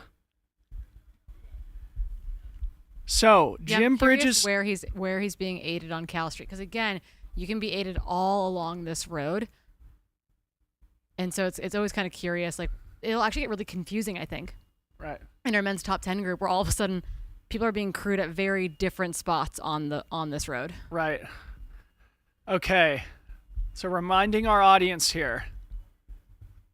Rod Farvard left Michigan Bluff slightly ahead of Jim Walmsley, probably about a minute. Jim Walmsley had done a long crew exchange there where he changed his shoes and socks for the second time today. Jim bridges back up to Rod, takes a very slight lead, but Rod hangs on his heel through that climb up Volcano Canyon onto Bath Road, hard left turn onto Forest Hill Road where he's running right now. They have about a mile through town before they hang that sharp left onto Cal Street. But before then, there will be a crew exchange for both these gentlemen. This is a critical moment in the race, something that we all are going to watch very closely, and then we're going to get some perspective from Hella Sidibe, who's back at the aid station proper. Again, this is mile 62 of the race here. Kind of a very critical spot in the race, though, for most. Historically, in years past, we've even said, the race doesn't really start until Forest Hill. And I feel like that's changing in a big way again this year, where you really got to be putting yourself in it much, much earlier. You've got to really be on the rivet the entire time. 100%, which is one of the things that makes Western States so hard. We've been talking about it all week. There's really no time to rest, no time to breathe. We're at a race like Hard Rock or UTMB. You have long stretches where you can just bust into a hike and chill a little bit. Here, no rest for the wicked. So Jim just pulled off with his crew right there, and Rod is still running. So the question is his crew down here? Yes, I think he's going to do a pack change. His bottles are completely empty. He's running with Chris Brown there, I believe, just in front of him. That's Tim Tollefson right in front of him. Is Tim pacing first? Yes. Okay, cool. Well, Tim's probably doing Bath Road. We'll see if he goes to the river. Yeah. Okay. Tim Tollefson, of course, Rod's neighbor. I think he's California. going with him. It looks like he's going to go with him. He's got bottles on him, and he's got ice on him too. Yeah. All right, high pressure situation for Tim Tollefson here. If I were Rod Farvard, I would be very happy to have Tim's company. Tim, of course, one of the great athletes of our generation, two-time podium performer at UTMB. Tim, a two-time finisher here. He hasn't ever had the day that he's capable of at Western States, but he definitely knows these trails. He grew up in the Auburn, Sacramento area, though he lives in Mammoth Lakes now. And look at Rod. A true professional here. Rod Farvard leaves again in the lead here, the 2024 Western States 100. This is carbon copy of the Canyons 100K. Yeah, it truly. Unbelievable. I actually chased Rod for much of this next section during the Canyons 100K back in April, and I was shocked at just how strong he is. Rod truly emerging into a new category here. Figured out his nutrition. Here we go. I do think that we're going to try to get Hella's audio up for us in studio as he watched those men absolutely blitz through the aid station.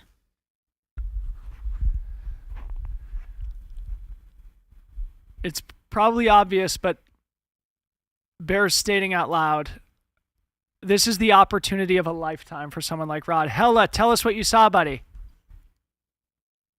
We don't have Hella's audio. We're missing Hella's audio in studio.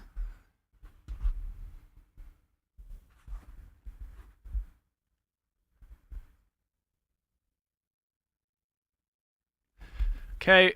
We're working on getting Hella's audio fixed. He's obviously very, very excited. Posted up directly in that aid station.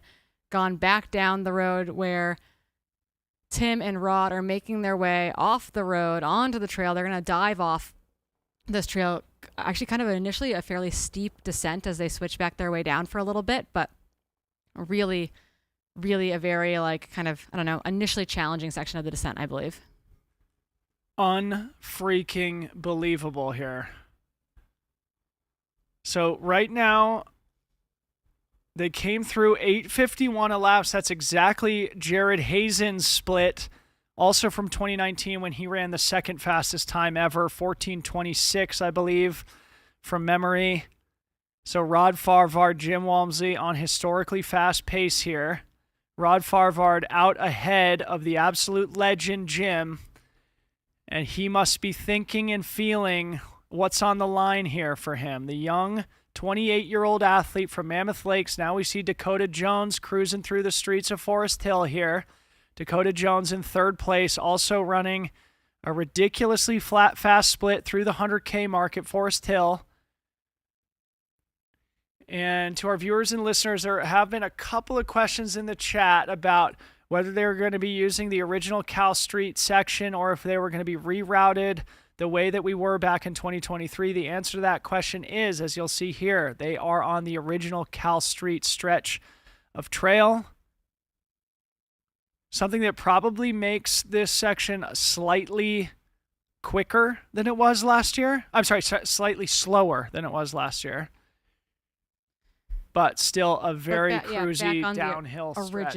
Original bit of this. It also bears mentioning here, we have never had a camera on the lead athlete here on Cal Street. I think this is Zach Marion with the Terra deck. It's so cool. We've never had a camera runner through here. And ripping on Cal Street with race leader Rod Farvard.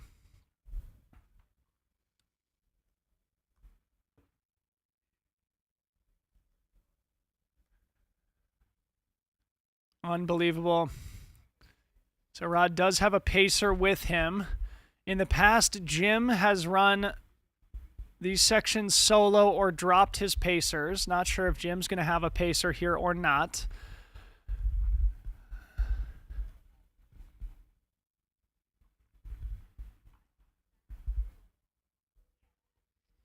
Who was that? Not having a pacer?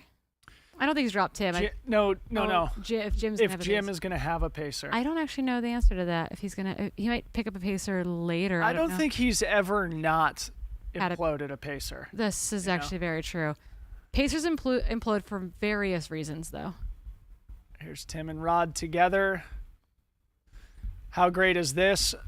A friend and mentor in Tim Tollefson sharing this critical section of the course together. For our viewers, you will know this Cal Street section of the course concludes with the iconic crossing of the American River, what they call Rucky Chucky, one of the most famous moments in trail and ultra running, when you have the gift of baptizing yourselves in these beautiful waters before the grueling climb up to Green Gate. There's about 15 miles separating Rod Farvard from that river crossing as the smoothies enter the studio here. Oh, we are so excited. This is Sounds how we survive. beautiful. Harmony's also losing her mind over Rod right now, so it's excellent timing. Ooh, potato chips. So we've been told that Jim, in one of his pre-race interviews, said that he would not be using a pacer here today. So that is what we are expecting as well.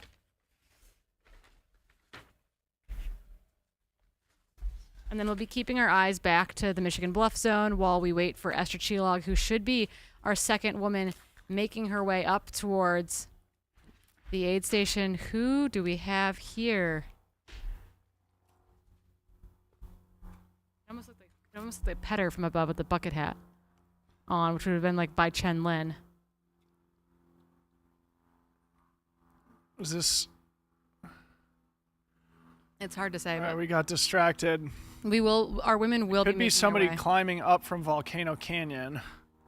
And who we would be looking for is Esther Chilog, Emily Hawgood, Shaylin, and Fu Zhaojiang should be that next handful of women. All right. Again, we see this burn scar here. This section has historically been shaded. No such luck here for the runners last year in this. It's a pretty solid net downhill all the way to what we call Cal 1, Dardanelles. There's 3 aid stations before you get to the river that we call Cal 1, Cal 2, Cal 3. Dardanelles, Peachstone, and Ford's Bar are their other names. They're more official names. They're all separated by about 4 or 5 miles each. From memory, it's like 40, 45 minutes between each or less. There's a few sort of frustrating climbs between Cal 1 and Cal 2. But again, Rod knows this like the back of his hand. He just ran this entire stretch 8 weeks ago when he won the Canyons 100K, where he got his golden ticket. And now, Corinne, an interesting thought that's just popping into my mind. If Rod was able to hold on here, he will be the 3rd athlete in the last handful of years to win Canyons and Western States. Beth Pascal did it. Adam Peterman did it. I think This years year, before, Rod Carr did it. I would say Rod Carr this. did it. Yep, historically, Magda's run it. I believe Kat Bradley's run it in her build for Western States as well. It's been a traditional building race. However, I think the net downhill course is not going to be as beneficial to as many athletes as the traditional uphill course or the double out and back course. Just because I do think it's a harder race to recover from. We saw that with MK Sullivan, dropped out of Broken Arrow, citing Canyon still being in her legs. Yep.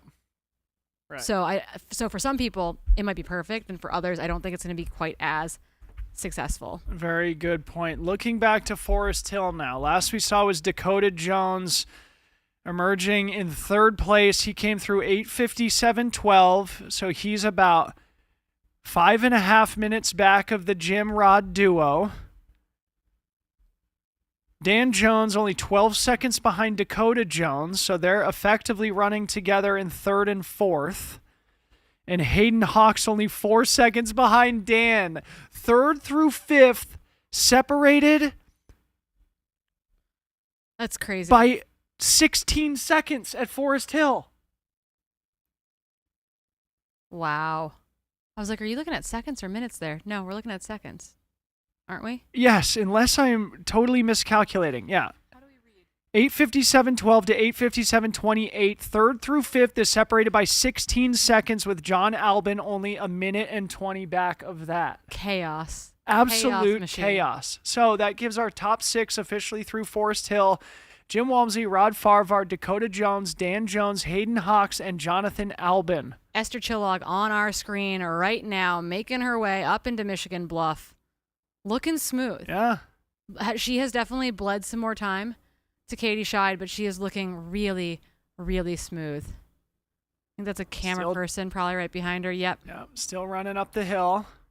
She had about 5 minutes on that trio of Chen Lin, Fu Zhaojiang, and Emily 3 Hoggood. minutes. She had 3 minutes. Only on 3. That. Yep. Behind. So yeah. still anybody's ball game here.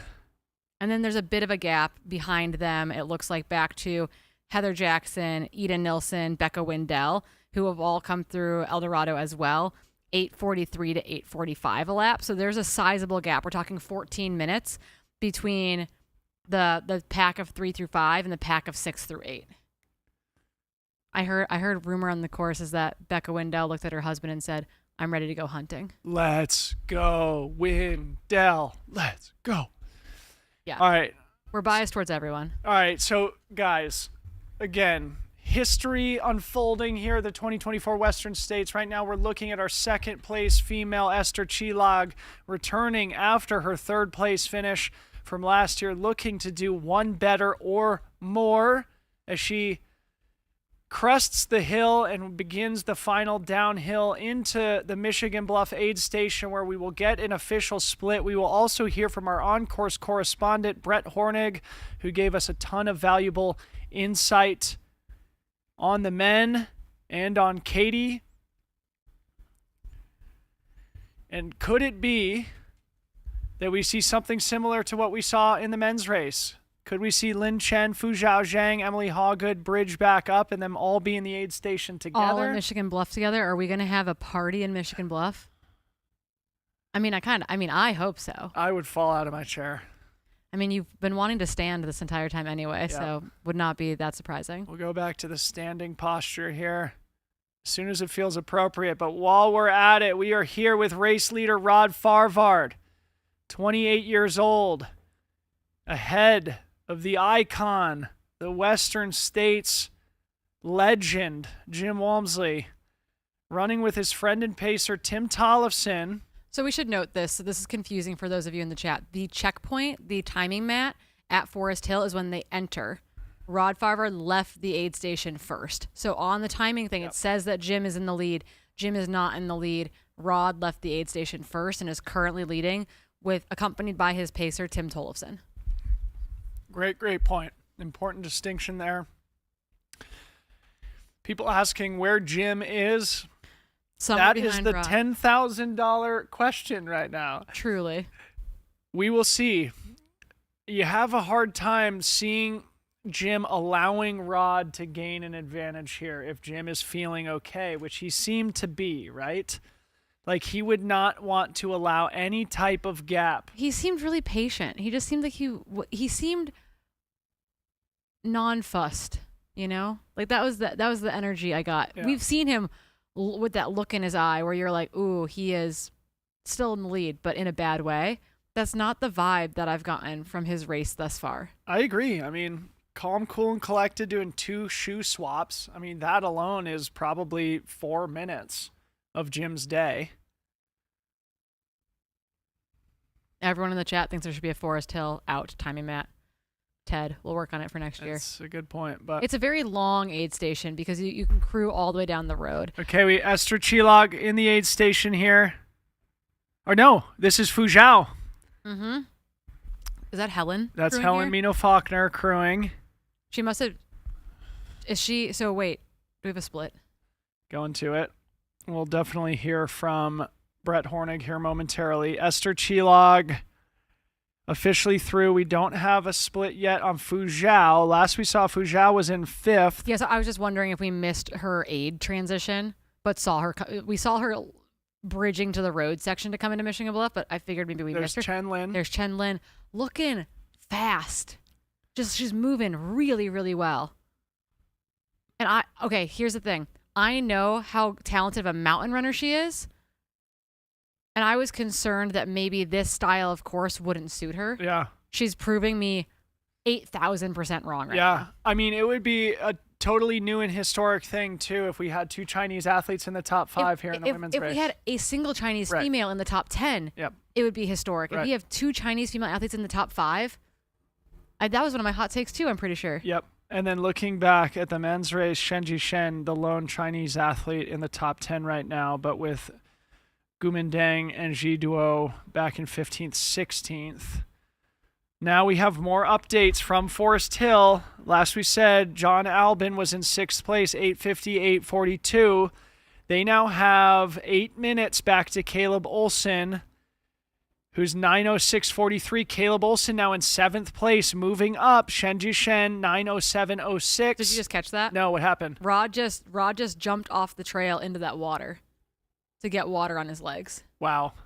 I thought he had fallen for a second, but no, he had intentionally gotten over into that water. There's This is Fuzhou. unbelievable. A big thank you to the huge team that we have working on this stream. The I have to folks say, at if this Mountain is your Outpost. first time, Holy cow. Mountain Outpost, if this is your first time watching the Western States broadcast, this is absolutely the best one yet, not only with how dramatic the racing is, but with our coverage and the technology that we have available to bring this race to your living room, wherever you're watching around the world. Back here, Michigan Bluff. Lin Chen getting soaked down, getting out of here. She means business. Tabor Hemming, are you ready? Tabor's got to jump into Pacer. I'm pretty sure at Forest Hill. I would certainly be nervous. Okay, so Shen Jishen threw in 8th place, 9:07.06 at Forest Hill. He's 1 minute and 40 seconds ahead of Tyler Green, still sitting in 9th. We're waiting on the Cole Watson split. Last we had seen, Caleb, Tyler, and Cole were sort of together. So Caleb put 2 minutes on Tyler in that stretch. Oh, interesting. Yeah. Because I feel like we saw Tyler do like a walking aid station versus Caleb had to take a bit more time at Michigan Bluff. So super curious what that looks like. We do have an update. Oh, there's Emily Hawgood. Emily Hawgood is also in to aid now. Still smiling. The trademark Hawgood. Facial expression. Team all around her getting things set up. Mike McMonagle getting the shots. Who's that crewing for? Obviously, that's Paul Lind with the That's her mom. polo shirt. In the paler yellow orange shirt to our left is her mother. Who came all the way from Zimbabwe to be here for this race. I think that looks like Jeshrin, maybe. Jeshrin Small, 5th at OCC.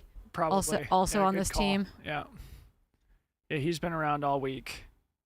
All right, so while we watch Emily Hawgood here, let's just give some updates. Katie Scheid now 40 minutes ahead of second place runner Esther Chilog, meaning 5 more minutes back officially. Yep. Yeah, she got 5. She gained another 5 minutes over the women's field on the climb out from El Dorado Creek. Only 1 minute and 10 seconds back, Fuzhou Zhang, who then is only 3 seconds ahead of Chen Lin, who's only 2 minutes ahead of Emily Hawgood. Corinne, again, 3 minutes separating F3 and F5. This has never happened in the history of the Western States. And now there should probably be a 6 to 8 minute gap back to our next pack, which is Heather Jackson, Eda Nilsson, Becca Wendell.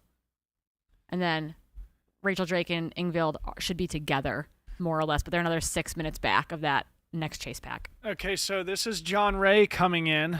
He is either making up massive time on the group of men in front of him, or we have missed the likes of Cole Watson, Chris Myers, Ryan Montgomery, and Jupiter Carrera.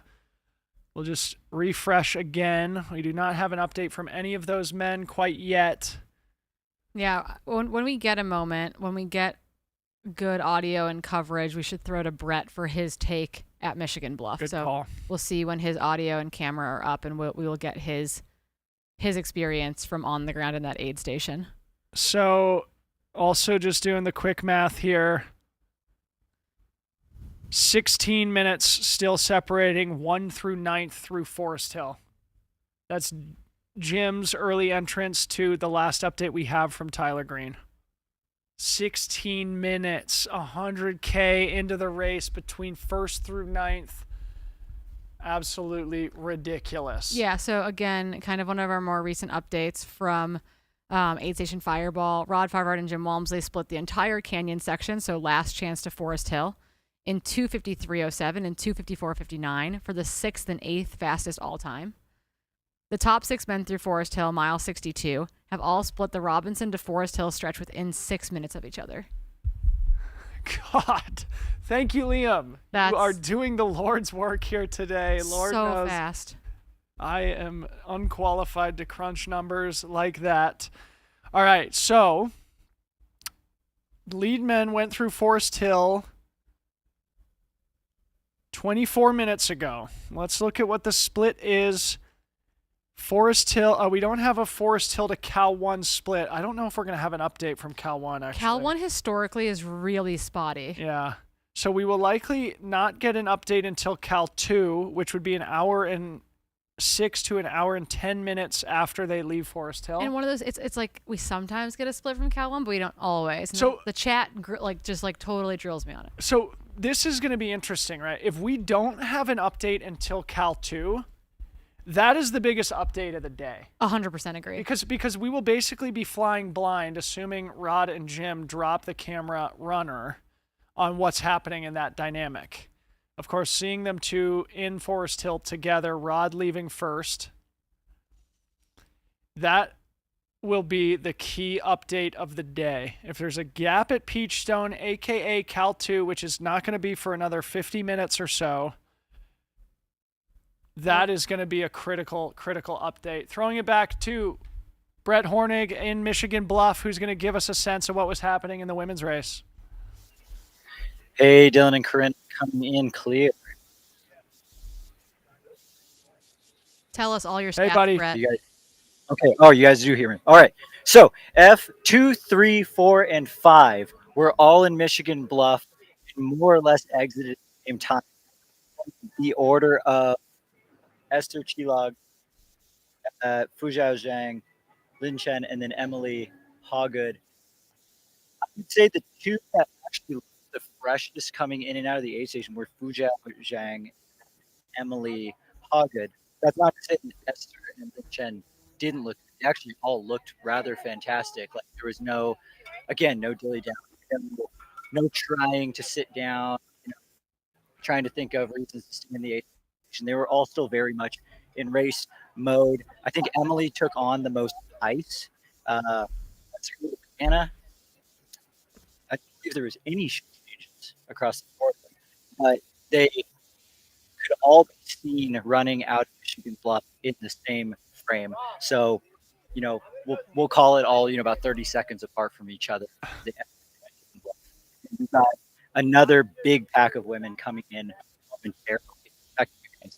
Thank you, Brett. Appreciate that intel. We will throw it back to you just as soon as we get a visual on the rest of the lead group of women. Sorry, I would call it, I guess, the chase group of women who we expect to be the likes of Heather Jackson, Ida Nilsson, Becca Wendell, Rachel Drake, Ingvild Kaspersen, Lottie Brinks, Leah Yingling, etc., etc. Appears we're looking, I think, at John Ray exiting. Yeah, I think we had Robert Hanel in the aid station maybe, and then John Ray at Michigan Bluff, and then John Ray leaving on the Cal Street section. Right. Okay. What do we have here? Nick Curry in the building. A big shout out to Nick Curry from Phoenix, Arizona. Of course, part of the team, at least spiritually, from Aravaipa and the Mountain Outpost crew who's doing the broadcast here today. Nick Curry, famous for his back half carnage sweeping, his negative splitting. Looking strong here, probably somewhere in, what do you think, 27, 28th overall, something in that neighborhood? Yeah, in the overall, he's got, what, I think, 4 or 5 women up ahead of him. 27th overall. That was just a total guess on my part. Great. So math. At El Dorado Creek, Nick Curry was 9 minutes ahead of Heather Jackson, so it still might be a bit until we see that next group of women. Here we have Jim Walmsley here. We are back with Jim Walmsley on Cal Street. Presumably pacerless is my understanding. Impossible to know where he is in relationship to Rod Farvard unless our camera runner can somehow give us some kind of an indication.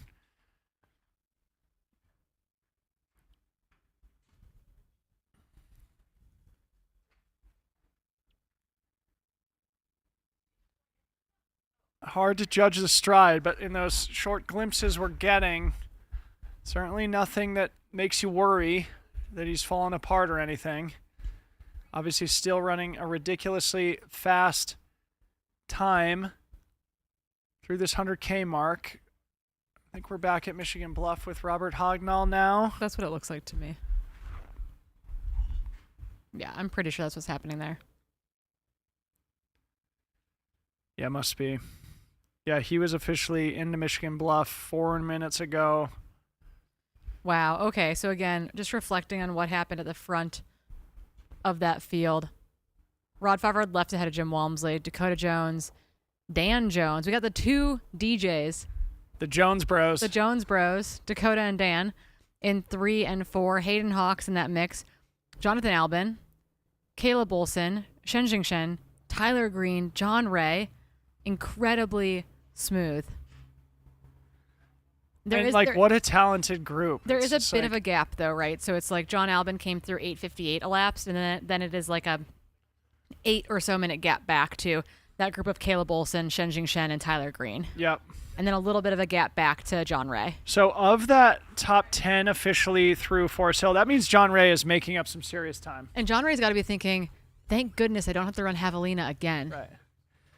Get that bib, bud. But we've seen John Ray fall apart in the second half a couple of times. So here he is moving into the top 10 here. Shout out to John the Big Cat Ray from Boulder, Colorado.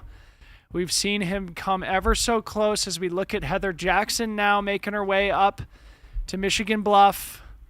Heather Jackson sitting in, I think, 6th overall in the women's race. Just a reminder again, the split that you get at Forest Hill is at the near end of the aid station. Mm-hmm. You can crew the entire length. This is for those of you just joining us. You can crew the entire length of Cal Street. So again, the banner that shows up, the results on the live timing are going to show Jim leading. However, we know that he pulled off to see his crew as Rod continued to kind of blitz his way through the aid station. So we did get kind of a sizable gap formed in that little bit of an aid station zone right at the very end of Cal Street. Okay, so to Liam Tryon, we now officially have 10 men through Cal Street.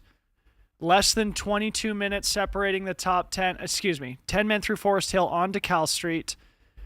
So officially less than 22 minutes separating M1 through M10. Cole Watson now coming in 11th position. I would say most interestingly as we wait for Heather Jackson to come into Michigan Bluff, we're going to watch Cole Watson come in here to Forest Hill. But what I was going to say, if we look at the men's top 10 and we think who's outperforming expectations, the only people you could say is maybe Rod. Of course, he's all know Rod's not outperforming his expectations or Danny Moreno's the global trail running community's expectations. Yes, agreed. I think that while we are elevating Katie Scheid's Canyon's performance, I think Rod's Canyon's performance was outstanding, but for whatever reason, we're like, oh, it was good, Rod, like A+. And really it was like a A+++. Right. And so I think it's like recognizing that he has gone back to the drawing board. He has made some changes that are really paying off in a really big way, including actually dialing in his nutrition and hydration, which I think he is owing a lot of his recent success to. That's what he mentioned after his amazing Canyons performance. I think we're seeing that here play out in a big way. And it's also really inspiring because this is his 4th appearance at Western States. Just missed the top 10 last year. It's truly he very, could very win here today. He might he could potentially win today. Yeah. We can go from 11th last year to the Cougar this year. That to a DNF, previously a DNF. Yep. Very, very inspiring. A lot of Rod fans in the chat. That would truly put Mr. Rod Farvard on the map beyond the core trail fans like Corinne and myself. Rod Farvard probably making a lot of new fans here today. And we got a Cal 1 split somehow. Yes. And the Cal 1 split currently has Rod with a 70-second gap. A small gap, but a gap. Small gap, but a gap. Have we ever seen 2 men within 70 seconds at this point in the race? I would be shocked. Not in the gym history, right? I guess maybe Tom and Dakota last year, because Dakota was still in it at Cal 1 last year. Yeah, I think it was Cal 2. We maybe didn't have a split at Cal 1 last year, but it was at Cal 2 where we started getting worried. Wait, what's happening to Dakota? Because all of a sudden he wasn't well there. Off the back. Yep, exactly. Wow. So finishing my thought, I think the only other person that we could really say is maybe outperforming the global trail consciousness's expectations is Caleb Olson, the young 28-year-old from Salt Lake City, Utah, currently sitting in 7th place, but hot on the heels of the likes of John Albin, Hayden Hawks, etc. Caleb Olson due for a breakout here on an international stage. Here's Heather Jackson. Yeah. On her way into Michigan Bluff. She's made it a lot further into the race this year. And again, you got to remember Heather Jackson in her pre-race interview said, I don't care if it's a silver buckle or a bronze buckle. I'm getting a buckle. As long as it's a buckle. Let's go back to Michigan Bluff if we can. Love to see Heather make that transition and hear from Brett. Then we can come back to Hella.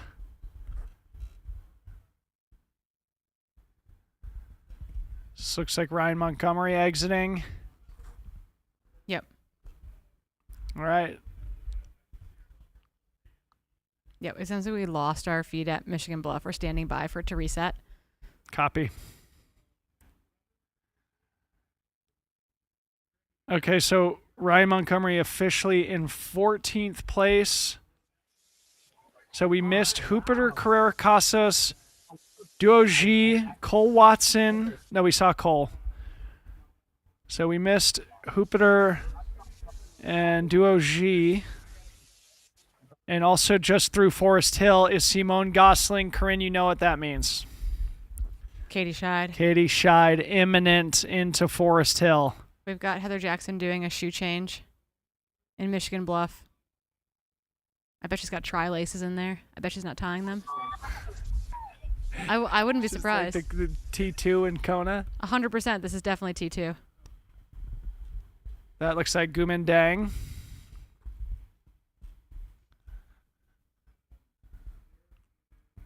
Crisp camera feed here on Jupiter and Duo G exiting together. What a crew. Wow, we've got his high school coach, and a bunch of other like fellow grads from the same program in Eugene just losing their minds right now for Rod's current performance. So let's go. Sending him lots and lots of energy.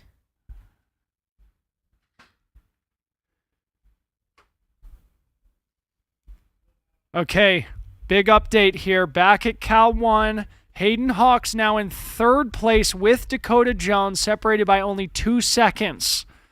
They are now 5.5 minutes back of Jim Walmsley, who's 70 seconds back of Rod Farvard. So there's a ever so slight of a gap opening between the lead duo of Rod Farvard, Jim Walmsley, and the 5.5 minutes back to Hayden Hawks. But then that pack is pretty darn close together. We're waiting for Dan Jones to split through there again. The Cal 1 aid station split can be a bit rocky. All right, let's just revisit what's happening here as Becca Wendell and Ida Nilsson both make their way into Michigan Bluff. So simultaneously, what's happening? The women's top 10 all coming into Michigan Bluff basically together. Simultaneously, we have Katie Scheid almost into Forest Hill on course record pace, while the top 5 men are within 5 minutes of each other at Cal 1. This is the most exciting Western States 100 broadcast that we have ever had, potentially the most exciting Western States 100 that we've ever had. And let's not forget, behind... Yeah, I think, has Heather left yet, or is she still sitting there? Haven't seen her leave. That's her team. That's the Dirt Brigade team. So is Heather still there? If Heather is still there... That looks like her chair. It looks she's like out. She's gone. Okay. Oh, we've got Brett. Brett can enlighten us here. Hey, guys. Heather looked great. And, as we all know, last year, this is where Heather dropped due to a couple ankle rolls in the canyons. Great spirits. You guys totally called it with the tri-laces. She did a shoe change, sock change, lots of ice. Ida Nilsson's actually on her way out of Michigan Bluff right now. Nice bucket hat. Check that bucket hat. We have a race. Ida's only maybe 90 seconds back from Heather. Heather was all smiles, feeling great, very, very coherent. She looks like she would be one of the ones that I expect to see moving up quite a bit over the second half of this course, as it's definitely getting into much more. Katie Scheid into Forest Hill here, folks. Don't move a muscle. How? Katie Scheid in a 9:30 elapsed now. We will do a quick assessment of how far she is now under Courtney DeWalter's course record splits. She's giving a bunch of... 9:30 elapsed, you said? 9:30 is what we are at right now. Okay, so it's about 18, 19 minutes. So we've definitely lost some more time, but she is still 30 minutes ahead of her time from last year. Okay, so lost 3 or 4 minutes on the course record splits, but still no woman has ever come through Forest Hill this early in the Western States 100. We are witnessing history here, folks. Katie Scheid, the American from Maine who lives in France, UTMB champion, Diagonal des Fous champion, the second fastest woman ever here on the Western States course, firmly in the lead, at least 40 minutes ahead of her nearest competitor, who last we saw was Esther Chilog battling it out with a group of women hot on her heels, but Katie Scheid well and truly dominating the Western States 100 through 100K. The question is, will Katie have the first and third fastest time on the course at the end of the day, or the second and third fastest time on the course at the end of the day? Either way, cementing her name in history here in a very, very big way. Yep, exactly. So we should see the Gaylord contingent here doing the crew transition momentarily.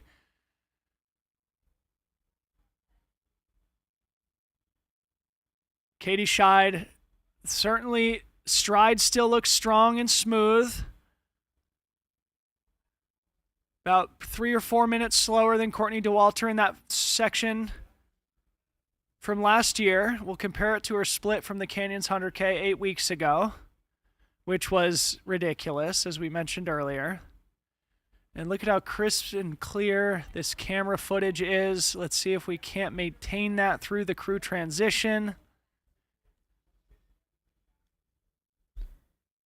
Yeah, historically, just so everyone's aware, we almost only ever have footage within the aid stations.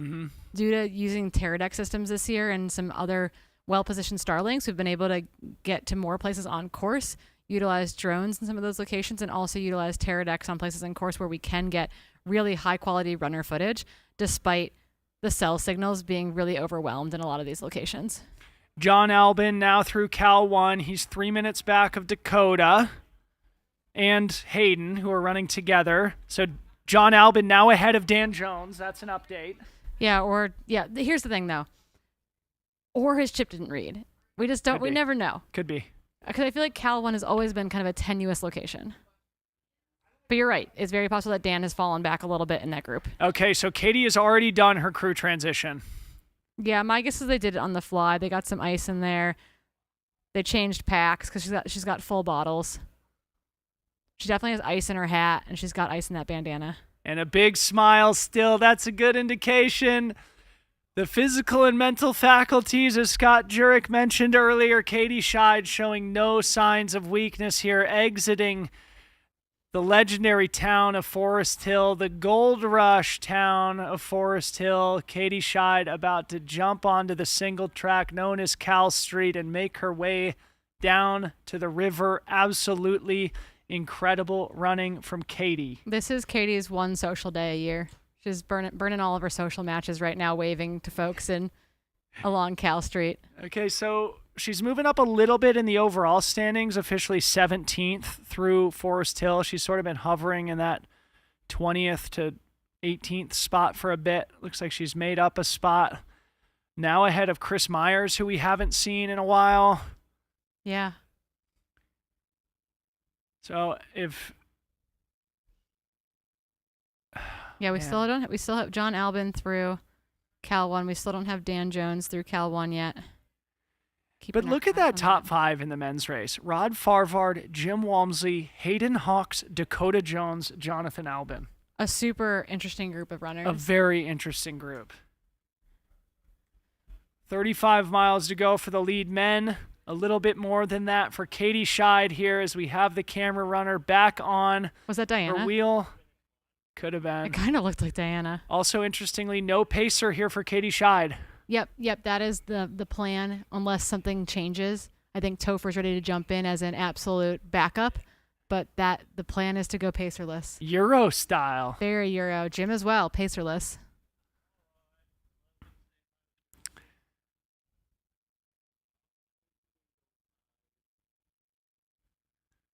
Unfreaking believable Katie Scheid.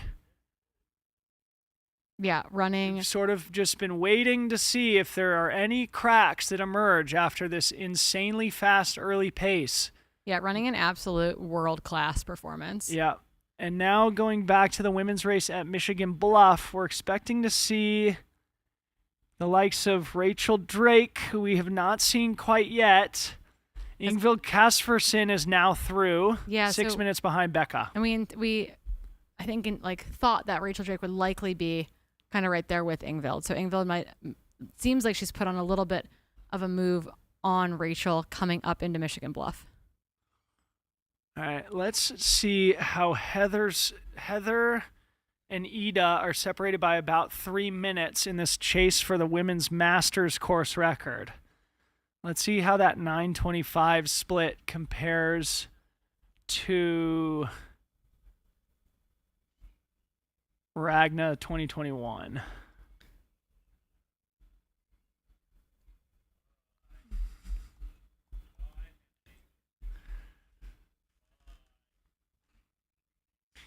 Okay, so Ragna's split through Michigan Bluff was 9:29, so they're slightly ahead of Ragna's Masters course record splits, 4 minutes ahead. Okay, so that we're still up on it. Okay. Slightly. Interesting. Very, very slightly. Interesting. We'll have to keep our eyes on that and hope too that their pacers are aware when they get to Forest Hill, like, hey, let's dig a little bit. Let's stay on this time. So interestingly, again, from Liam Tryon, 8 Station Fireball, for reference, in any race that he's been a part of, Jim has always led through Forest Hill by no less than 12 minutes. 2019 over Jared Hazen, and by as much as 54 minutes in 2017 over Ryan Sands. Rod Farber and Jim Walmsley split the entire canyon section last year's at Forest Hill, again in the 6th to 8th fastest times. Wow. So Jim has never led by less than 12 minutes at Forest Hill. Wow. Wow. I don't know what to do with that. Neither do I, honestly. I'm like kind of scared and nervous and stoked at the same time. Well, yeah, and that's the thing, right? Like, what does that split end up being of the favorability there? Because Jim is clearly is the clear favorite coming into this race, but Rod is putting on what is a world-class performance right now. Yep, absolutely. Following up the best performance of his career with potentially a way better performance here at Western States. I'm just looking at my phone here for the first time in a while, and it looks like that was Diana Fitzpatrick standing at the top of Cal Street, who Katie had waved at. And also a hilarious update here from Jordan Carey, who just texted me a shark emoji. Jordan Carey is Tyler Green's crew Sounds like there's blood in the water, and well, Tyler's going hunting. Breaking news here. A follow-up text just says 9-6. Not sure what that means. It could be that Tyler entered in 9th, left in 6th. Jordan, if you're within the sound of my voice, please confirm via text if that is indeed accurate. The shark emoji would indicate it is so. Unbelievable. Now, I'm going to text the Gaylord contingent. See what they can tell us here.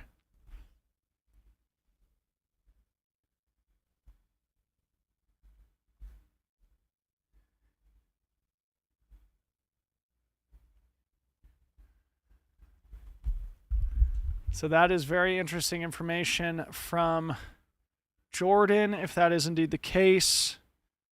Because we saw Tyler officially... Oh, yes. Tyler in 6th at Cal 1. Holy smokes. So Tyler now 6.5 minutes back of Jonathan Albin, who's just basically running together... No, sorry. Jonathan Albin about 3 minutes back of the Hayden Hawks, Dakota Jones duo. Tyler 6 minutes back of John Albin, running with Caleb Olson in 7th. Okay. Shark emoji. Blood in the water. Blood in the water. Shout out Jordan Carey. Thank you for that update. Good buddy. Good eyes on that, Jordan. Moving back to Michigan Bluff, we now have Rachel Drake officially through. 5 minutes ago, she is sitting in the top 10, rounding out the top 10. A minute and a half behind Ingvild Kaspersen, who's sitting in 9th. Next, we will likely see Lottie Brinks and Leah Yingling, and then Kareth Arnold, Priscilla Forgy, Emily Smits rounding out the top 15.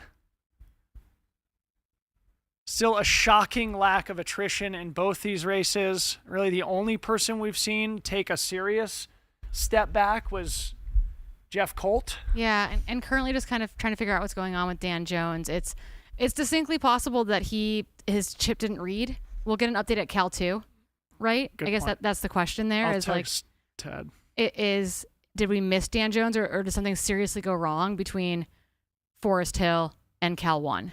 Because that's what we're looking at, right? Like because it's not, Tyler and Caleb are moving really well, but Dan should be through there. Yep. Here's Blake. All right, I'm going to text Ted and see if I can get any intel.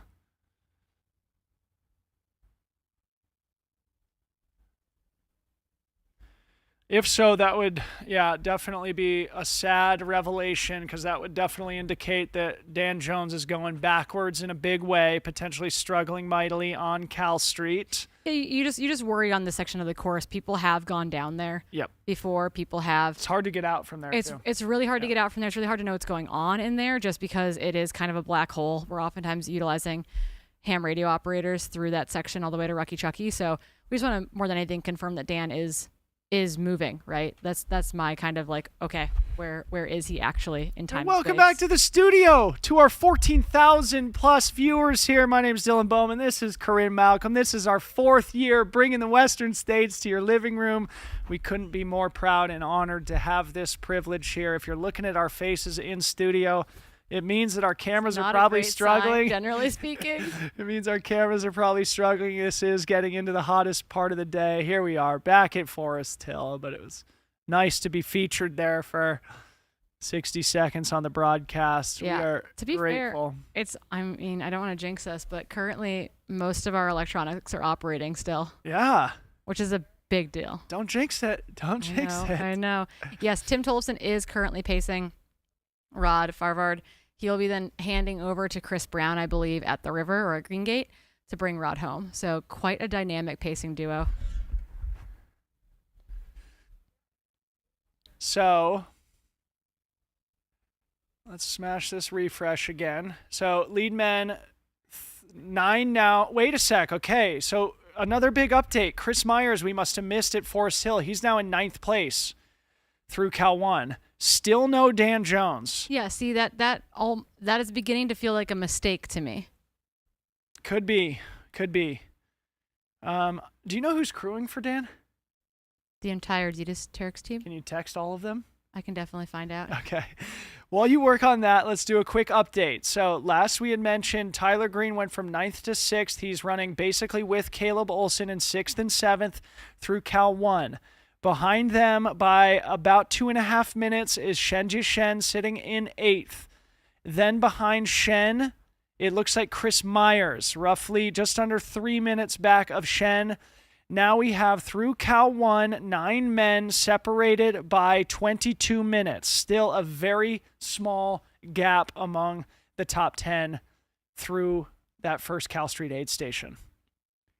And I'm going to just keep hitting refresh till we get through that top 10. If Dan Jones is going backwards, the next person we expect to see is the likes of John Ray, who had actually a decent gap back to the John group. Ray is through Cal 1 as well, 2.5 minutes back from Chris Myers.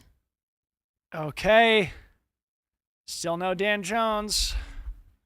Yeah, I mean, the thing is that I can text all his crew all I want, but they don't know either. Right. They're not going to know until he shows up at Rucky Chucky or Cal 2. Yeah. So we need Cal 1 to let us know. This is our guy, Hella Sidibe. Doing a little mic check. Excited to get an update from Hella here in just a second.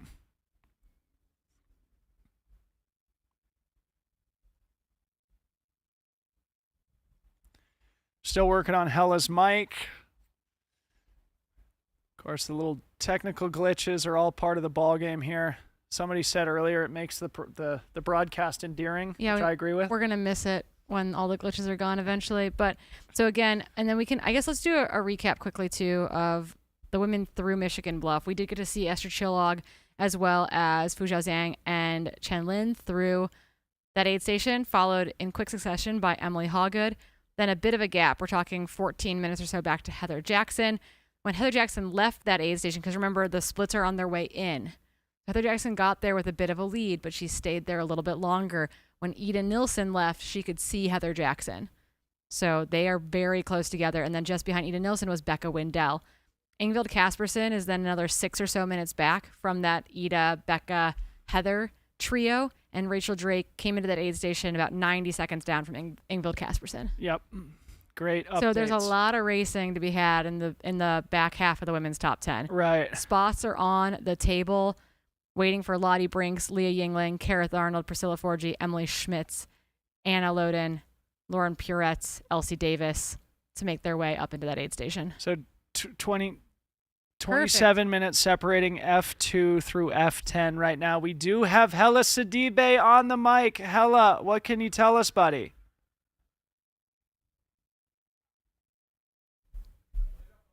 Can't hear him in the studio. Yeah, we still don't have audio. Sorry to our viewers. Sorry to Hella. We're working on it.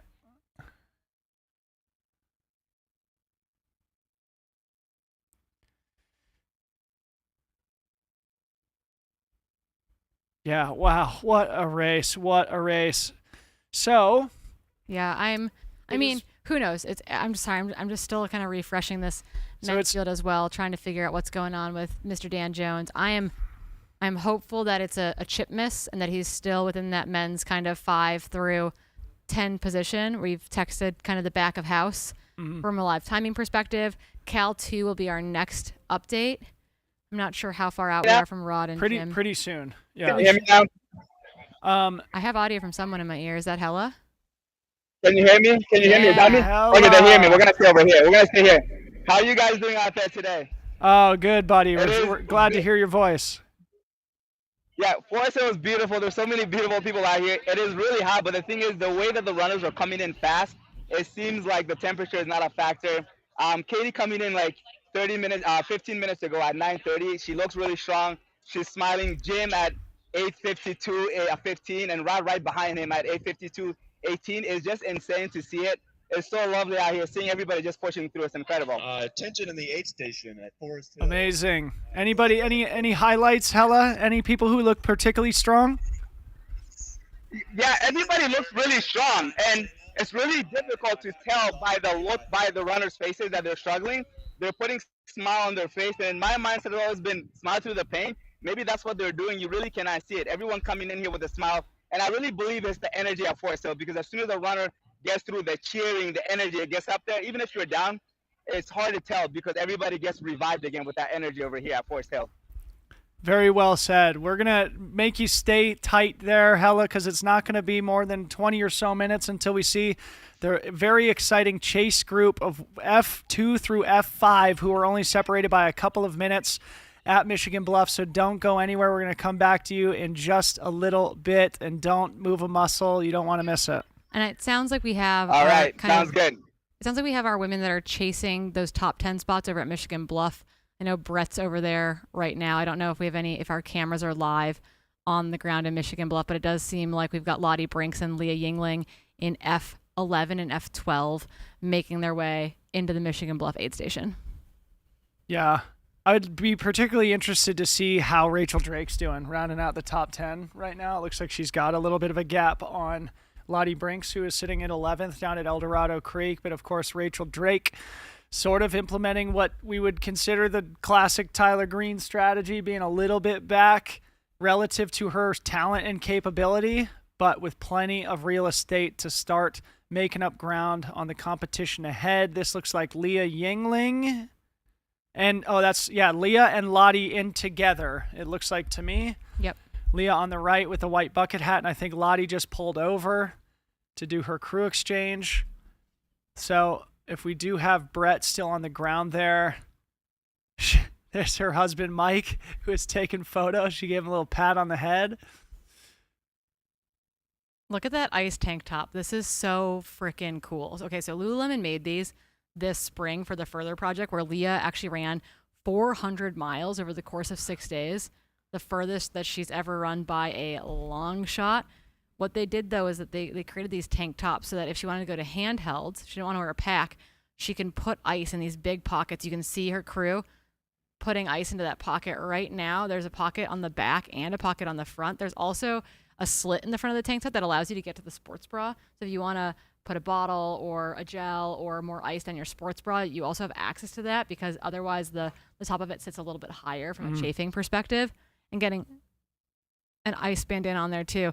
Hey, Brett, walk us through this beautiful aid transition right now. If there's anything that I know, it's that Leah's crew knows how to put on a clinic. Lottie Brink's on her way out of the Michigan Bluff aid station. Leah's taking on lots of ice. As you pointed out before, she has these super baller Lululemon tanks with ice pockets on the front and the back. Leah's dumped the pack and is going to be switching to handhelds. Don't appear to see a shoe change, but it's drinking smoothies and just cooling off. But she's like very good spirits, talking through. She's literally already talking with her crew what we're planning for Forest Hill. Like, as she's being crewed at Michigan Bluff, she's talking about what she wants it for. That's of planning that Leah. Thanks so much for that update, Brett Hornig. We would love to hear about Lottie Brinks when you have a second. I think we saw them coming into the aid station together. Can you give us an update on Lottie? Lottie looked fantastic. Super steady. A word that I would probably use to describe both Leah and Lottie coming in was just solid. Like, they both looked like they would have the power to run up some of these steeper climbs, because there definitely is still some punchy stuff after Michigan Bluff, and both of them looked like they had power, pop in the stride. Lottie did not sit down, I believe, just dumped bottles, grabbed new ones, ice bandana, go, left the aid station just, maybe 10 or 15 seconds in front of Leah, but I imagine they'll probably back up on their way to Forest Hill. Thanks so much, Brett. That's a great update, a great dynamic duo, Leah Yingling and Lottie Brinks, now probably trying to move back into that women's top 10. As we know, as you've said throughout the week, Leah doesn't like to move into the top 10 until after Forest Hill. So we will wait to see whether or not they can do that. A quick update from me. I'm just sort of looking at the historical splits, reminding our audience that the lead duo in the men's race of Rod Farvard and Jim Walmsley came through Forest Hill right about on Jared Hazen's 2019 split, which ended up being the second fastest time in race history. If they remain on or around that split, we would see them likely coming through Cal 2 aid station, which will be our next update in about 6 or 7 minutes. So don't go anywhere. Again, we will not have a camera there at Cal 2, but we will have a split update. And that is going to be a critical moment that will hopefully give us some intel as to who potentially is stronger between that lead duo. And again, for those of you wondering where Mr. Dan Jones is, we're assuming there's a chip error going on, that for some reason his chip did not read at Cal 1, because that is more optimistic than thinking that he's having some sort of catastrophic issue on his way to Cal 1. So we're going to stay optimistic that he's in that group, that his chip didn't read. We saw that happen early in the race. Yep. There's no service in that area. So we're going to wait for the Cal 2 updates as they make their way towards Rucky Chucky. Yep. I mean, Katie should be at Cal 1 here pretty soon. We still haven't seen like Jupiter Carrera, Duoji, Cole Watson, Ryan Montgomery. Last we saw, Simone Gosselin was in 16th at Forest Hill, which means Katie was probably in 17th. So my guess is Katie is 12 to 15 minutes until Cal 1. That's mile 65.7. And critically, we will start to see the likes of Esther Chilog, Chen Lin, Fu Zhao Zhang, and Emily Hawgood likely coming into the energetic atmosphere of the Forest Hill aid station pretty soon here. Esther left Michigan Bluff about 47 minutes ago. That split for the women is probably 55 minutes to an hour, I would guess. That's my guess. So probably see Esther, Fu Zhao, Chen Lin, Emily Hawgood in the next 15 minutes or so.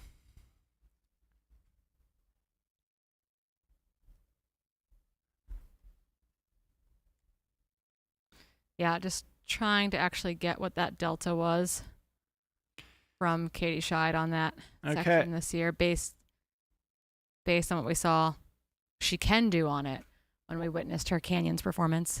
While we're looking at Katie Scheid here. All right, so quickly, I've got an update on Katie, but let's do this course profile here quickly. So through Forest Hill, take a left on Cal Street, dumps you onto the single track, and then it's Rip City. Downhill, basically some nice switchbacks before you start hitting kind of this high shelf plateau where you traverse a little while. You touch Cal 1, and then you have a few frustrating climbs here between Cal 1 and Cal 2, aka Peachstone, which is about 4.5 miles down the trail from Cal 1. You're just high above the American River, working back and forth.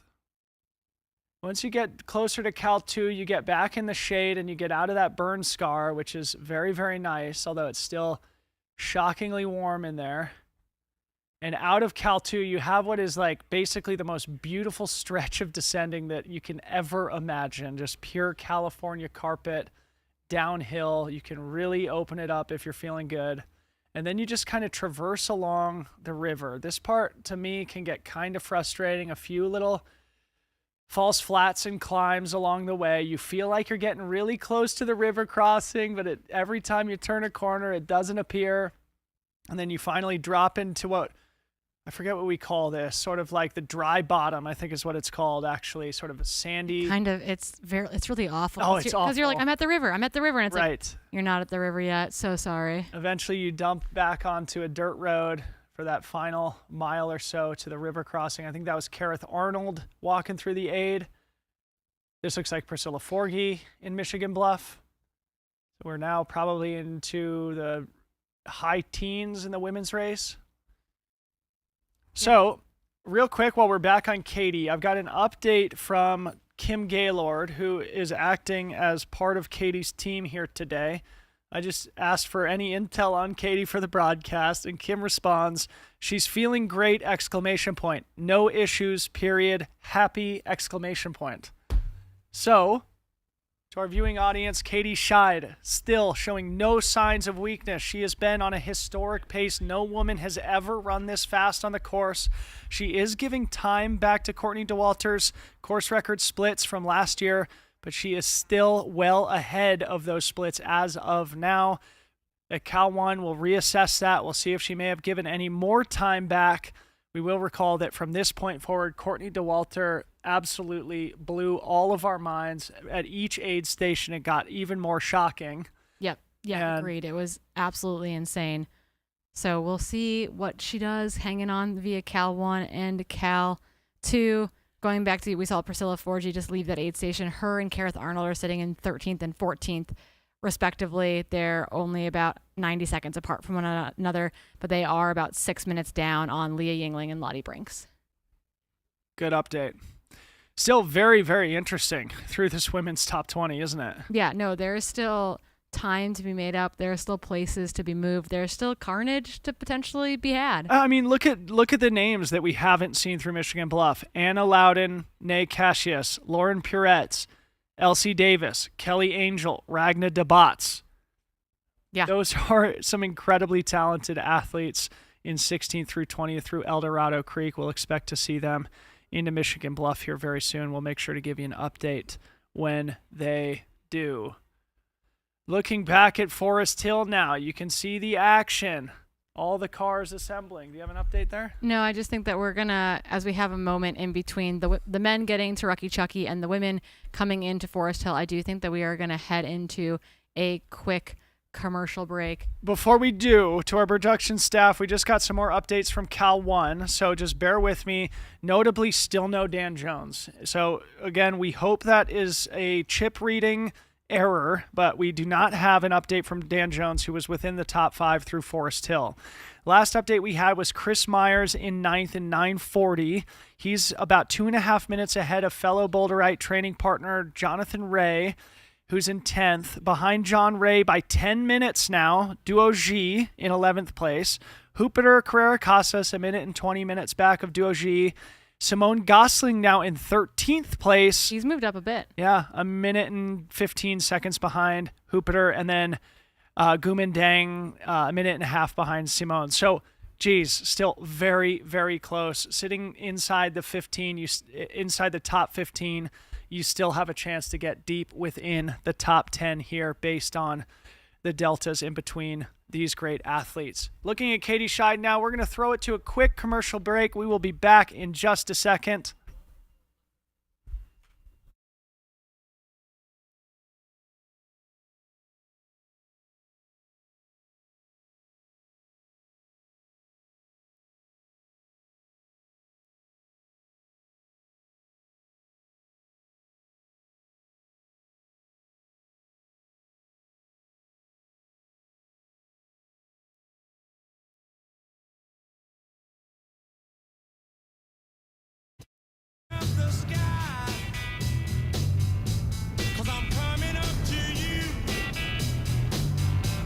So send down your wings and let them bring me to you. You know I'm standing at the station, ready to go. Oh, big old aeroplane, I'm trusting your soul. Get on up, big bird, to my baby love.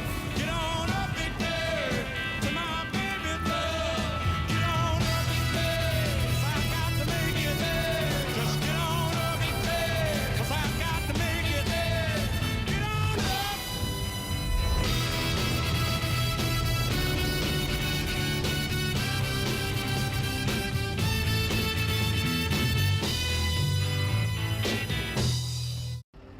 Hey, good morning. Let's go.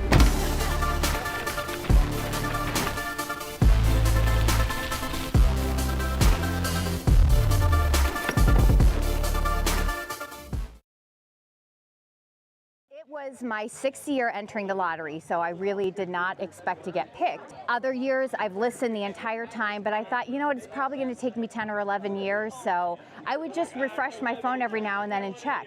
And then all of a sudden, I'm at home, and I get a text from my cousin that said, "Oh my God, did that just happen?" And then another text that said, "Pack your things, we're going." And I immediately started sobbing, partially because I was so excited, partially because I knew this was going to be a really big challenge for me. And I literally could not stop shaking for an hour straight. I just was shaking, shaking, shaking.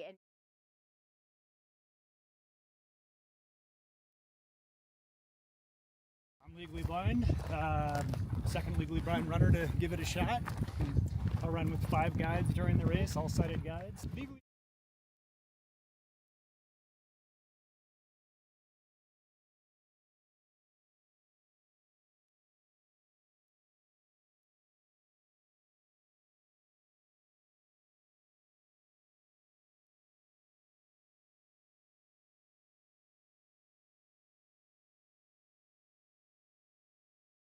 I live in Raleigh, North Carolina. It was my 6th year entering the lottery, so I really did not expect to get picked. Other years, I've listened the entire time, but I thought, you know what, it's probably going to take me 10 or 11 years, so I would just refresh my phone every now and then and check.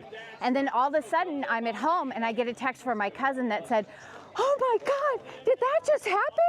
And then another text that said, "Pack your things, we're going." And I immediately started sobbing, partially because I was so excited, partially because I knew this was going to be a really big challenge for me. And I literally could not stop shaking for an hour straight. I just was shaking, shaking, shaking, and making phone calls. It will be in my world, one of the greatest accomplishments of my life, just because being from Ohio, this is only the second time in my life I've really seen mountains like this. It's still, I can't believe that I can climb mountains, and that buckle is going to mean so much to me. It really will be one of the greatest accomplishments of my life for me personally because of what my heart is. Oh my God, I can't wait to meet Sally McRae because I have always been terrified of vomiting in a race, like absolutely terrified of it. And after watching her throw up, and then she's okay. What I really want to do, like every plane ride, I'm looking for a vomit bag. I've been asking the flight attendants, and I want to meet Sally, and I want her to sign a vomit bag for me because she has helped me normalize vomiting, which means so much to me. I cannot even tell you. And I want to frame the vomit bag with a picture of me with Sally. Okay, and welcome back to the 2024 Western States 100. I love those pre-produced content pieces from the great runners who are taking part in this year's Western States 100, but we have potentially the biggest update so far today from Cal 2, aka Peachstone, mile 70.7 on the Western States course, officially in the final 50K here today. Our new race leader, the three-time champ, Jim Walmsley, is back. He is through Cal 2 in 10:01:19. That means he is now 80 seconds ahead of still second place runner Rod Farvard, who came through in 10:02:36. Last we saw at Cal 1, Jim was about a minute and 10 seconds behind. So that means, Corinne, Jim has made up 2.5 minutes in the 4-mile stretch between Cal 1 and Cal 2, running without a pacer. Jim Walmsley, now your race leader. I'm so glad we got a Cal 1 update, because if not, we would have had to wait that entire time to get that update of the change back there. On our screen right now is Petter Engdahl making his way into Forest Hill. Definitely not having the day that he wants, but as I think I told everyone earlier, like, I feel like he just has to get this 100-mile monster like off of his back. You know, he's had 2 attempts at things over the 100K distance that haven't gone well, and I feel like it sounds like, from what I heard on the ground from Chloe, that at Bath Road he was in good spirits. Great. So it's just like he looks tired but in good spirits. I It's mean, like, he's cool, we such can a work sweet with that. guy, right? We can work with tired Yeah. but in good spirits. Yeah, so here's Petter Engdahl, the Swedish champ that lives in Norway, He'll be picking not up- having the day that he wants, but admirably continuing on. Very easy to drop out, save the energy for a different race. Picking up pacer Eric Lapuma, who just put a big old ice bandana on himself as well. Unbelievable. Big shout out to Petter Engdahl. And as we await an update from back at Cal 2 with the rest of the men's top 5, who we will remember are basically running together or within a couple minutes of one another in an unprecedentedly close race this deep in the Western States 100. I do just want to say a big thank you to our production staff behind the scenes. And if you would like to chip in to today's broadcast, you can do so here on this YouTube channel. We are taking donations. 100% of those funds go to the 501c3 nonprofit that is the Western States 100, and all those proceeds go to us being able to continue to invest in this broadcast each and every year to take it to a new level. And a big thank you to Mountain Outpost, who's allowed us to do this here in 2024 for the first time, head and shoulders above anything we've been able to do on this broadcast. And again, Corinne and I have the easy job, the best job, wouldn't trade it for anything in the world. No, but we are officially warm, I think, on the track. Is that a fair assessment of our sensations here in studio? That's a fair assessment of my sensations. I'm feeling a little warm. I just smashed a sparkling water, Okay, so good. I've probably had a gallon and a half of fluid so far today. Yeah, I smashed that entire smoothie that Harmony made, and I was like, you know what? Sitting here with the smoothie is pretty darn nice. Unbelievable. So I'm smashing refresh on Ultra Live here. We're waiting for the likes of Hayden Hawks, Dakota Jones, John Albin, maybe a sneaky Dan Jones, God willing. Yeah, God willing, his tracker just had an issue at Cal 1, and we're going to get an update at Cal 2. Again, we are waiting for our podium women, our chase pack of women to make their way up to Forest Hill as we speak. Katie Scheid through Cal 1 10 minutes ago now. So Katie Yeah, that's Scheid. what we saw on the screen. Oh, did Before we the see it? commercial, Okay. She was in that aid station. That's where our Terradeck runner stopped, and she ran away from us as we went to commercial break. That was her at Cal 1 getting ice put into her hat by the volunteers there. Excuse me, got a little ahead of myself there, a little excited. She's still just behind her friend from France, Simone Gosselin, Katie Scheid. It looks like now in 15th overall, slowly moving up and just ahead of Ryan Montgomery. Where are we on the course right now? It's like, is this Fu Zhao Zhang in Forest Hill? That's what I'm wondering. And there's Esther Chillog. Wow. Oh my goodness, we are in Forest Hill with our lead women. Yep. Okay, Fu Zhao official split through Forest Hill was a minute and a half ago. And we definitely just saw Esther Chillog as well. So we definitely have 2 and 3 in that, which means that where is That's Chen Lin. Oh my.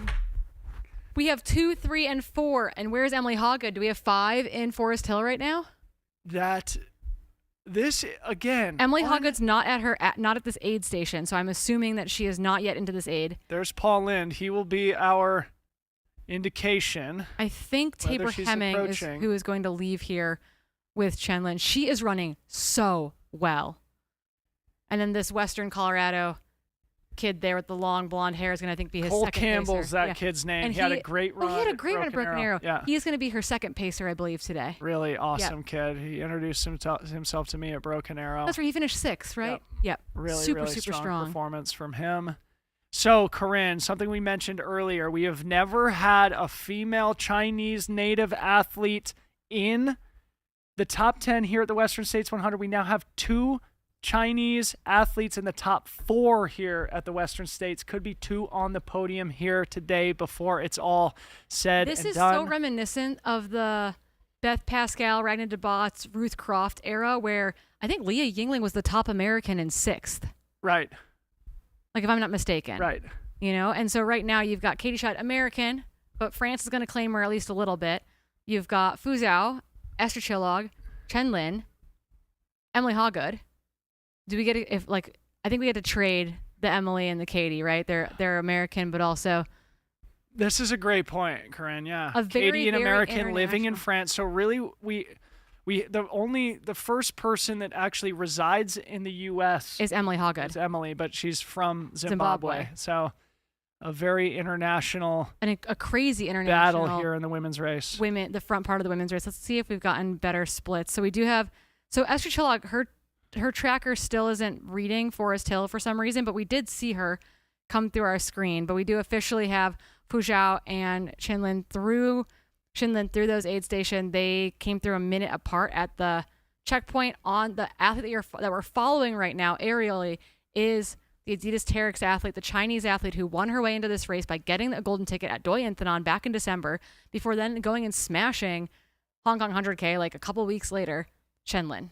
Awesome running from Chen Lin, somebody who I am very unfamiliar with, here making her name on an international stage, her first race in the USA, looking extremely strong here, running through the streets of Forest Hill before taking the hard left-hand turn onto California Street. Looking back at Cal 2 in the men's race, now Hayden Hawks in 3rd place. He is through 6 minutes, 20 seconds behind Rod Farvard, so roughly 7+ minutes behind race leader Jim Walmsley. Hayden Hawks still very much in the fight for the Cougar here today.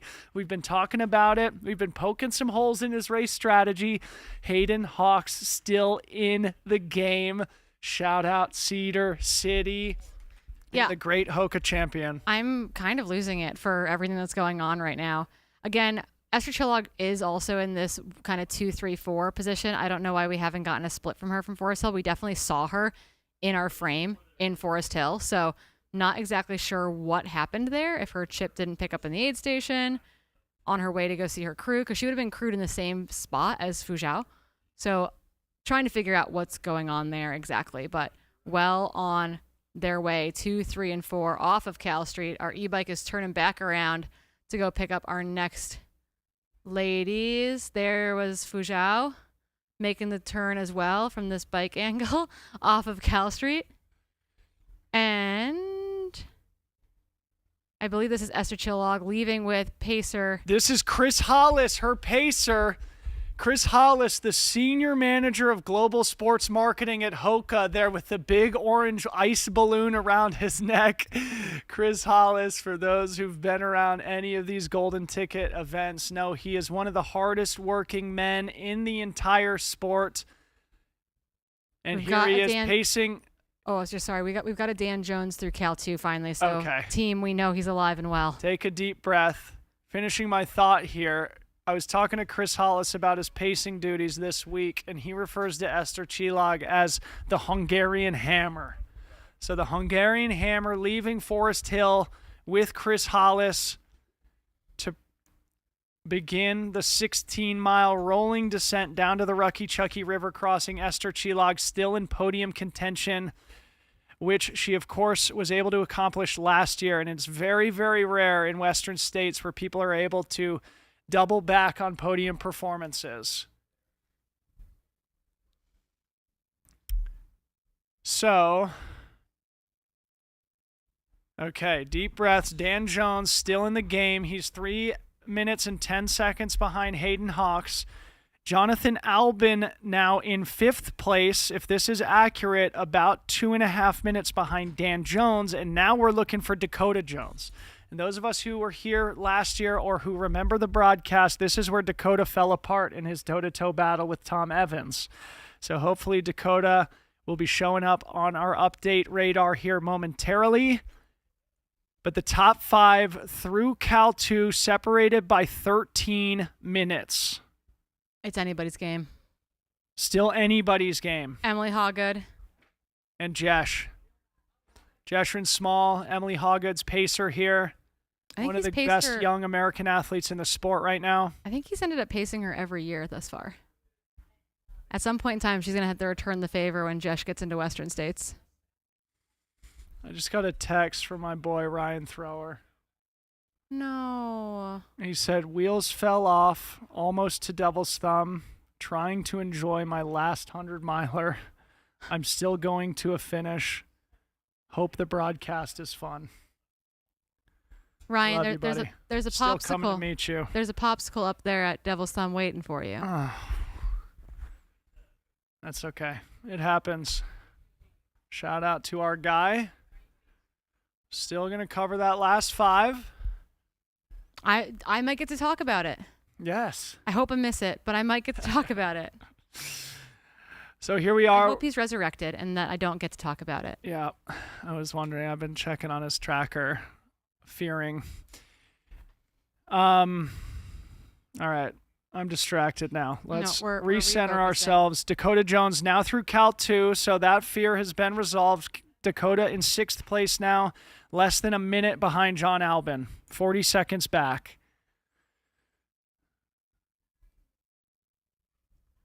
So, again, if you're just joining us here, we, in our pre-race analysis, determined there are clear favorites in both the men's and women's races, that being Jim Walmsley and Katie Scheid. We have not been proven wrong in that fact, both now leading the Western States 100, though by very different margins. Jim Walmsley being pushed to his limit by an incredible group of a chase pack of men, most notably Rod Farvard, who's still hot on his heels, only 70 seconds back, more than 70 miles into the race. Unbelievable. Behind Rod, Hayden Hawks in 3rd, Dan Jones in 4th, John Albin in 5th, Dakota Jones in 6th. Meanwhile, conversely, the women's race, the race favorite who we determined before it kicked off here on Saturday, Katie Scheid, the American living in France, the UTMB and Diagonal Day Food champ, the returning 2nd place finisher, is off to a dominating hot start through the first 70 or so miles. We would expect to see her into Cal 2 in the next 25 to 30 minutes, I would guess. And behind her, the chase for the podium is heating up between the Chinese duo of Fu Zhaozhang and Chen Lin, plus the Hungarian hammer, Esther Chilog, all coming through Forest Hill basically together. Followed closely by Emily Hawgood. Right. But I will say, if you're looking at the live tracker, Esther Chilog's chip didn't read in Forest Hill. It's not going to read until she gets to Cal 1. So don't panic when you see Esther fall out of that top 10. It will pick back up at Cal 1. Presumably. We're going to assume it's going to pick back up at Cal 1. We did see her leave the aid station right behind those 2 Chinese athletes. So right now we've got American living in France, Chinese athlete, Hungarian living in Hong Kong as our top 4. Right. And then Zimbabwe, like a gal from Zimbabwe living in America. Just down the road from here, literally. Yeah. So many stories. A ton How of do we amazing keep them stories. straight? I know. I want to check back in on some of the runners that we had on panels this week as well, who are representing their communities. For example,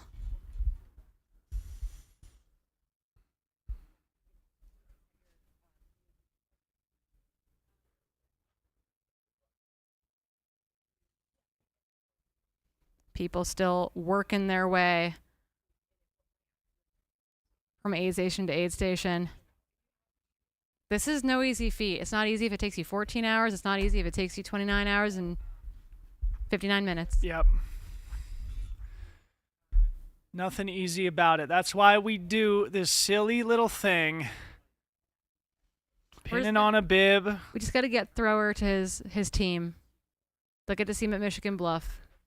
They'll get to recenter his Zen. Yep. And then he'll get to pick up a good friend. Yep. I've done the walk between Devil's Thumb and Michigan Bluff myself. Yeah. We've all had some moments out there in a very, very big way. Yeah. All right. I think our camera operator is just searching for shade there at Forest Hill, and now we are back on the main drag as we wait for the rest of the women's top 10 through 15, who are also still very close together. Yeah, and then we'll honestly be getting ready pretty darn soon to throw to Rucky Chucky, where I know Mark is on the camera there with Bailey Kowalczyk, and that's what we'll be looking for, I think, from our next update. Okay, awesome. Now over 15,000 people watching the 2024 Western States 100. I think we are breaking viewership records year after year here today. And each one of the 15,000 people who are watching, Corinne, are being greeted by something that has never happened in this race ever before. The density of competition in both the men's and women's races. Knock on wood, the lack of attrition that we've seen ensue here is something that is quite unusual and that is definitely making this edition of the Western States 100 the most exciting in my 10-year, 11-year experience with this amazing event. Yeah, someone in the chat just pointed this out, that Katie hit Cal 1 this year in the same time she hit Forest Hill last year. Huge stat. Repeat that for the audience. Yeah, so this is from Barry in the chat. Wanted to point out that Katie Scheid hit Cal 1 this year, mile 65.7, in the exact same time that she hit Forest Hill last year, mile 62. Yeah. So she's effectively 4 miles ahead of where she was last year. Goodness gracious sakes alive. So maybe just going back into the archive here, Corinne, reminding our audience that back in 2012, Ellie Greenwood did the unthinkable, running under 17 hours to win the women's race in 16:47. That record had not even been challenged. Nobody had been within 30 minutes of that record until last year, when both Courtney Dauwalter and Katie Scheid eclipsed it. Now, like the 4-minute mile, Katie Scheid well ahead of her own ridiculously fast pace from last year, which means very well ahead of Ellie Greenwood's record-setting pace from 12 years ago. Can Katie Scheid continue to maintain this dominant level of performance here today, or will she start to feel the fatigue and start to deteriorate on the notoriously grueling Cal Street section? That's Becca Wendell's crew right there, getting ready for her to come into Forest Hill. And as she said to her husband, she was ready to go hunting. Yeah. So incredibly excited to see what Becca Wendell looks like when she makes her way into Forest Hill. And honestly, we should be seeing that next chase pack. Again, Heather Jackson, Eden Nilsson, Becca Wendell should all be making their way into this aid station. This is going to be really exciting to see. I mean, they will likely be coming through within 5 or 10 minutes of each other. So we will likely have no clarity as to where the women's top 5 to top 10 are going to shake out until very late in today's broadcast. Of course, Corinne and I are going to be sitting in these chairs until such time that F10 finishes. Of course, we'll also be doing our favorite thing, which is finish line interviews with our winners and podium performers here this evening. But the women's top 10, the men's top 10, still very much in the air here. We have no clarity whatsoever as to how this will evolve. Usually by this point, we sort of have a sense of who the contenders are, who are going to take home podium positions here at Western States. It is definitely not the case here in 2024. Yeah, there are people knocking on the door of this top 10 on both sides. There is movement within the top 10. We've got these really interesting chase packs. similar to what we saw last year. Obviously, we had Courtney and Katie off the front, and then we had this mass chase pack from like 3rd through 10th, for example. We're seeing the same thing here. These little pockets of 3 or 4 women, 3 or 4 guys, you know, going back and forth every aid station. Here's Robert Hodnall, it looks like. Is that right? Yes, I believe so. Crew? Yep. Yeah, it looks like Robert Hodnall, again, Romanian athlete, previous podium performer at UTMB in very tough conditions. Probably not having the day that he wants outside the men's top 10 here coming into Forest Hill. Men's top 20, I should say. And any second now, because I recall, he was in Michigan Bluff for a long time. Yeah, he was in there when the Ida, Heather Jackson, Becca Wendell trifecta came but through. he spent a lot of time in Michigan Bluff, so I don't know if that was a big hard reset for him, and we're going to see him move up through that section. Yep. But we are looking for that Heather, Ida, Becca trio to make their way into this aid station, and in all likelihood, they might all be together, or there might be a little bit of a back and forth that's gone on in that group. Again, Heather Jackson got to Michigan Bluff first, but left there only just ahead of Ida Nilsson, Becca Wendell making her way shortly out behind them. Becca and Ida coming into Michigan Bluff together. I think Ida getting out of there just ahead of her. Yep. So we'll be curious to see what that actually looks like when they make their way into Forest Hill, which should be very, very soon. Yeah, should be.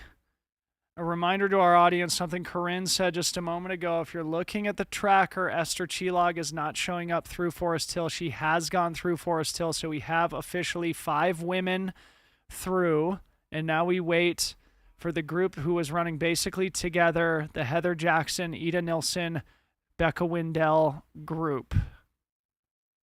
Yeah, we're keeping our eyes peeled in Forest Hill.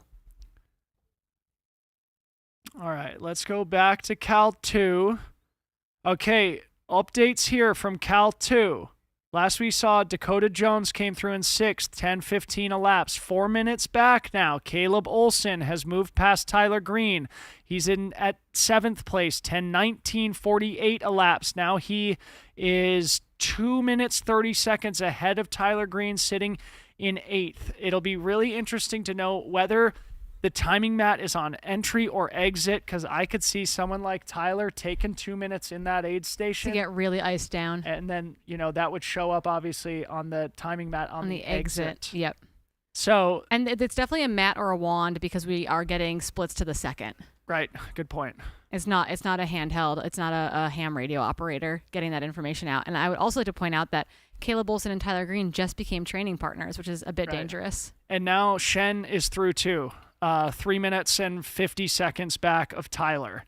So still top 9 separated by 24 This is Heather minutes. Jackson on our screen. I know it is very pixelated, but this is Heather Jackson. She's being escorted in by Paula Finley, professional triathlete. One of the best in the world. One of the best triathletes in the world. I fangirled super hard giving her a shirt the other day. And she was like, I really want this shirt. And I was like, I really want to give you this shirt.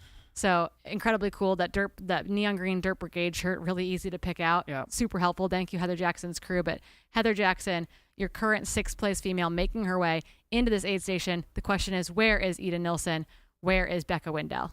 We'll remember too that Paula Finlay was there to crew for Heather when she ran that ridiculous second fastest time in history at the Javelina 100 back in August. So who knows? It could be that Heather Jackson is inspiring her former triathlete colleagues to take on trail. Come on, Paula Finlay tags in for a pacing shift. Can you imagine her doing like way too cool? Oh my, she would be Smash dangerous. Dangerous. And Paula Finlay, she is mostly, she's racing in the what is it called? The T100? T100 series. So she's more of like a half Ironman talent than anything else. And she is very, very talented. Yeah, there's some people in the chat dropping the TTL.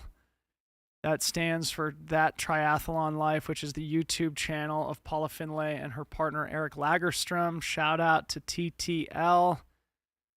So cool to see the crossover here. Yep, Heather Jackson, your top exiting. masters athlete as well. Great point. We should check the official split back to Ragna. Heather's looking enthusiastic. She's looking cheerful. She's doing fist pumps. Yes. A lot of people rocking your shirt there, Corinne. She is a hype machine. We got a handmade shirt right there too. All right, so I'm going to check Ragna's splits. And I'm going to check. I'm going to base it off of Ida Nilsson's splits from last year, just because Ida Nilsson came up 2 minutes short. Okay. I'm just kind of curious at how Ragna paced it versus how Ida paced it. Okay, great. If that makes sense. We'll tag team it. So I've got mine up. Okay. Ragna came through Forest Hill in 10:40 in 2021. That is the official Masters course record split, which would put Heather up by 10 minutes here. Yep. And Ida Nilsson came through in 10:53. And she only finished 2 minutes off of it last year. So Heather Jackson is right on the money to get that Masters course record. It could take a big margin. And we will remember Heather did not make it this far in last year's Western States 100. She dropped at Michigan Bluff. And the rest of this course from Forest Hill to the finish is Heather Jackson territory. Could be that she ends up chewing up a bunch of ground on that group of Fu Zhao, Chen Lin, Emily Hawgood, Esther 100%. Chilog. I wouldn't want. Who do I not want chasing me in the final 20 miles? Someone like Heather Jackson, who's got 100-mile experience and good marathon speed. Absolutely. Just Looking so many really great smooth. stories here. Back to the follow cam of Heather Jackson. Sure, everybody knows we've mentioned it. Heather Jackson, the former professional Ironman triathlete. She's been a podium performer at Kona at least once, I think twice, at least top 5 twice. I think she's been on the podium of the 70.3 World Championship during her triathlon career. Now, one of the best gravel cyclists in the world, and clearly one of She's the best getting trail closer. runners in the world as well. Getting closer to that being top 5 in both. Because they say she's in 5th right now, but she's actually in 6th. Right. We have to remember that. It says she's in 5th, but she's actually in 6th. Esther Chilog's chip did not read. So we're just going to keep reminding ourselves that that's our new mantra. Heather Jackson is in 6th. If she wants to be top 5 in both Unbound and Western States, she's got to pick off one more person. Chris Myers now through Cal 2, 2 minutes back of Shen in 10:20. Oh, we got Jim Walmsley and Rod Farvard through Cal 3. Ford's Bar still separated by only 2 minutes. Cal 3, Jim Walmsley through in 2:22, Rod Farvard in 2:24. And again, even minutes. So we're getting handheld splits there. But we will point out that means that Rod hasn't lost that much time on that section because it was about 80 seconds at the last aid. And so the likelihood is that it could be 90 seconds. It could be 1 minute 45 because we're getting splits on the even minute because they're radio splits. So Liam, actually, I can probably pull this up because definitely the closest anybody has been to Jim at Cal 3 or the River was Jared Hazen in 2019. We've got Nick Curry making his way into Forest Hill as well. So at Ford's Bar in 2019, Jim had 10 minutes on Jared Hazen. So obviously, by far, the closest this race has ever been, the most Jim Walmsley has ever been pushed this late in the race, the 3-time champ. Not on the ropes, but clearly being challenged by the young 28-year-old Mammoth Lakes, California resident, the 2024 Canyons 100K champ, Mr. Rod Farvard, who's being paced by Tim Tollefson. Back here to Heather Jackson doing the crew swap at Forest Hill, taking some time in the chair. It's her husband, Waddy, with the black hat, squatting there on the ground. The Dirt Brigade t-shirts, like you said, Corinne, spot them from a mile away. Paula Finlay's in the white tee that you see on the left-hand side there. Does it look like Paula might be exiting with Heather? She's wearing an ice bandana. Is she wearing a pacer bib? Becca Wendell coming through here, we think now in 7th place. Yep. Well, they got her in 8th, so I'm wondering if Ida Nilsson's already in Forest Hill. Okay. So I think that we are looking at Ida Nilsson, Heather Jackson still sitting in that chair. Together. And Becca Wendell all there together. So Heather Jackson is up and moving again. And they crewed her way on the far end of Cal Street because she just made that left-hand turn. Great call. Heather Jackson on Cal Street. Can you ID that pacer? Is that... Well, there's Ella. There's Ella Hagen. So I think she'll fall off. I don't know cool. who left with Heather, though. It bears mentioning. So Ella Hagen, who we just saw running with Heather, cheering her on. Heather sort of acting as a mentor to Ella, who's one of the top high school athletes in the country, who's also sort of part of Team Hoka through the NIL revolution that's taking place right now. Here's Ida Nilsson now. So Ida now definitely behind Becca Wendell. Heather Jackson, Becca Wendell, Ida Nilsson coming through in quick succession in that order. Still anybody's game here. Ida Nilsson now sitting in 8th place overall, last year's 7th place finisher. Seems she's moving a little gingerly. She could just be assessing the menu. So or Ida looking Nilsson for is her wearing crew. an ice vest right now, which is probably also quite heavy. They probably brought that to her at Bath Road, and she's been running in it up the hill to try to cool things down. Yeah, that looks like Tommy Sullivan here, giving her some encouragement. I think it's going to be MK Sullivan probably jumping in for the pacing duties here out of Forest Hill. As I smash the refresh once again, because we're about to see a bunch of guys come through Cal 3, and we now have Hayden Hawks, who's 10 minutes back of race leader Jim Walmsley through Ford's Bar, a.k.a. Cal 3. They are now 73 miles into the 2024 Western States 100. I think Becca's leaving. She's got a bunch of ice in her arm sleeve. She's got ice in a new fresh bandana. She's clearly been soaked down, so it looks like she is on her way out of this aid. There's David Roche, her coach there, giving some words of encouragement along with her pacer. Can you ID her pacer there? Oh, I don't know which athlete is pacing her right now, but she's got a big Washington crew with her. I know that for sure. Awesome, awesome. Becca Wendell having a breakout day here at Western State, sitting in 7th place, only a couple minutes back, if that, from 6th place runner Heather Jackson. Let's see if she can bridge that gap on Cal Street. So we see Heather dropping down here onto the single track. And this is a section where I feel like when things are falling apart, you just catch so many people. Yeah. I mean, that's how the rest of this race course is. If you start to unravel, you unravel so hard and so fast, and people are on top of you before you have a chance to even try to problem solve. Yeah, it's which, of pretty course, brutal. Just makes things discouraging if you are the one who's suffering.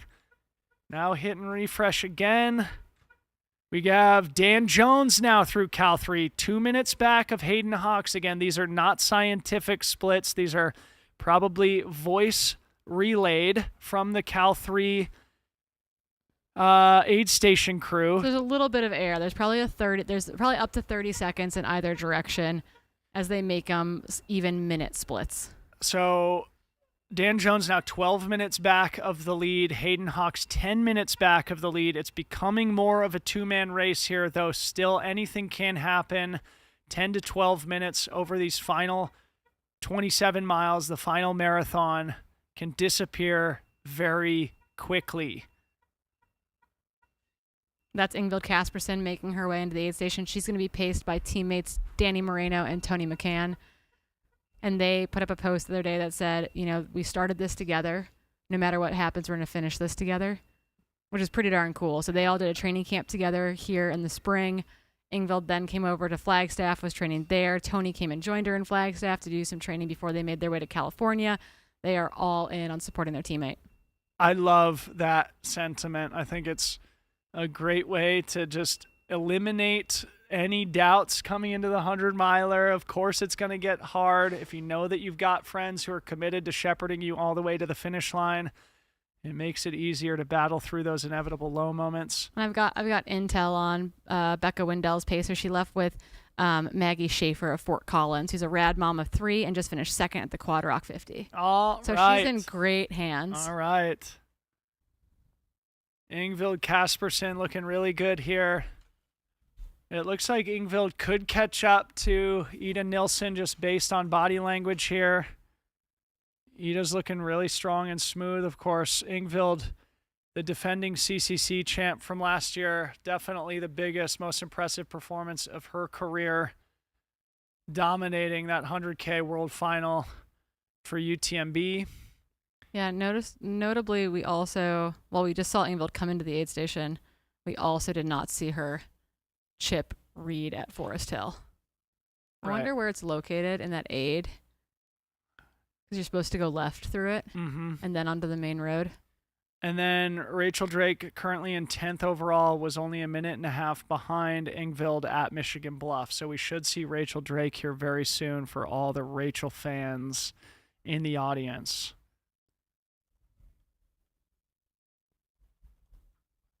And then we're going to be waiting for the Lottie Brinks, Leah Yingling duo, who we remember sort of left Michigan Bluff in tandem. Yeah, so again, an update we'll have to probably give pretty constantly here. If you're looking at the live tracker, Esther Chillag is currently in 4th position. She left Forest Hill behind the two Chinese athletes, Fu Zhaozhang and Chen Lin. She is in 4th. Emily Hawgood 5, Heather Jackson 6, Becca Wendell 7, Eden Nelson 8, Ingvild Casperson 9, and then we're anticipating Rachel Drake in 10 before there's a little gap back to Lottie Brinks and Leah Yingling. Yep. Great reminder. John Albin in 5th place now through Cal 3, 3 minutes back of Dan Jones, 15 minutes back of the lead. So top 5 separated by only 15 minutes at mile 73, which makes me think that we should see a split from Rucky Chucky with the lead duo of Jim Walmsley and Rod Farvard here pretty soon. It looks like Jared Hazen's split was 10:56 back in 2019. Jim is still right on Jared Hazen's splits from 2019, so that would put Jim at the river in 15 minutes from right now. And then it will be very interesting to see, where is Farvard? Yeah, we want that split for sure. We do have cameras down at the river, but it sounds like those signals have been pretty unstable. There's a Starlink down there, I think, on each side of the river, but again, that I don't think the signal has been very stable, and I think they had some equipment overheating. So we're trying to get that up. I do know that Mark's down there. I do know that Bailey Kowalczyk is down there. So we will see if we can get that feed up, but we do know that it's been a bit unstable. So interesting here. So Jim's fastest split to the river. Fastest. Well, I don't have his 2016 split up, but his fastest split where he won the race to the river was 10:51. That was from 2021. Of course, 2016, he may have gone a little bit faster, but we all know what happened with the missed turn that year. He finished, I think, 18th overall. So he's probably closer to that 2019 split of Jared Hazen, 10:56. Excuse me. I'm sorry. He ran 10:46 in 2019 where he won the race. Jared was 10:56. Jim will be closer to that 10:56 split. Too many numbers in my head, excuse me. There's a lot of numbers in both of our heads right now, and that we're trying, us and our computers are trying not to completely melt down. We'll see how it goes. But again, we've never seen footage from this part of the course, particularly moving footage. And again, I believe it's Zach Marion with the Terra Deck. I think so. Doing hot laps. Hey, on this part of Cal Street. Here's a good update. Now the two Chinese athletes through Cal 1. Fu Zhaozhang slightly ahead of Chen Lin, 40 minutes. Okay. In total. So that's holding steady. Yep. If anything, they've moved up a little bit. Okay. Katie's not taking a handful of minutes back right now. No. It's staying pretty darn stable on this section of the course. And I guess the next question is, we should see Esther Chillag's chip come through Cal 1. Mm-hmm. Unless it followed by Emily Hawk. Unless it pulls a Dan Jones on us. Yep.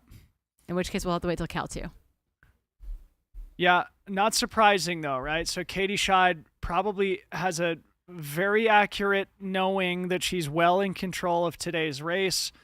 Doesn't need to be taking any risks here on Cal Street. Meanwhile, Fu Zhao and Chen Lin are knowing that they're pushing each other towards podium performances here. So the gap is not widening between F1 and F2 or F3, which is interesting. We should see Katie Scheid through Cal 2 here very soon. And again, we're not crossing the river on boats this year. We're crossing on foot, and both the river level and the speed is very, I would say, is on the low side The speed for sure is on the low side, and the river level itself is a little bit on the low side. Waiting to see if we see the likes of Dakota Jones, Caleb Olson, Tyler Green through Cal 3 here, which we would expect pretty soon. Same with Shen and Chris Myers, not far back. It does look like things are stringing out a little bit. To be expected, obviously. But right now, we are 23 minutes elapsed since Jim went through Cal 3.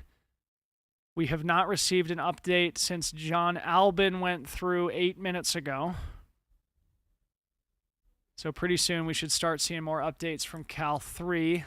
We remain on our 6th place runner in the women's race here, Heather Jackson and Pacer. Heather's looking really smooth. Couple of switchbacks here. It's kind of a precipitous descent. Yeah, and I actually wonder too, again, Heather Jackson has been working on her downhilling, but she's definitely better on the flatter and uphill terrain.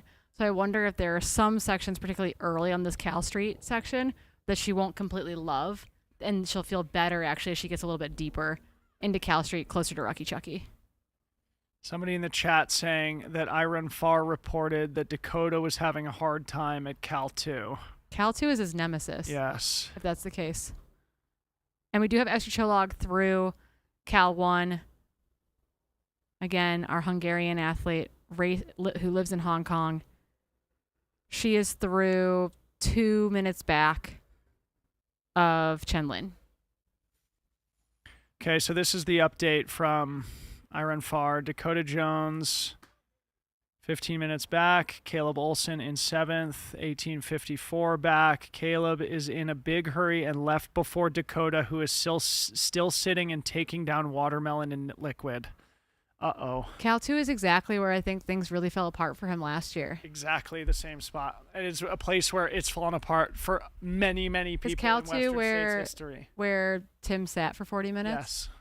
And, same spot. And unfortunately, they're not their best volunteer, because I'm sure all their volunteers are great, but one of their key volunteers, their medical, their usual medical person, is actually in the race this year. Right. So what's her name again? Joanna. Joanne. Okay, so that means Caleb Olson now into 6th place. A huge breakout performer here today. Caleb Olson. Rachel Drake and Keely Henninger on your screen. Keely Henninger planning to pace 35 miles for Rachel. That is a very talented duo there. Training pals in Portland, Oregon before Rachel and Tyler just relocated to Salt Lake City. I'm sure Rachel's getting updates on Tyler, who we will likely see come through this Cal 3 mark pretty soon.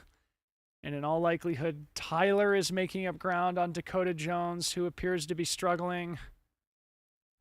In which case, Tyler would bump up into 7th place behind Caleb Olson. What is this? We've got Rod Farvard walking here. This is the nasty hill that I hate, though. Is this 6 Minute Hill? I think this is 6 Minute Hill. Okay. Does this mean that Rod Farvard is in the lead of the race? I think he's probably in second. And that Jim is ahead of us on 6 Minute Hill. You're probably right. It's definitely a little climb here. We're more than likely right, but we could be wrong. Okay.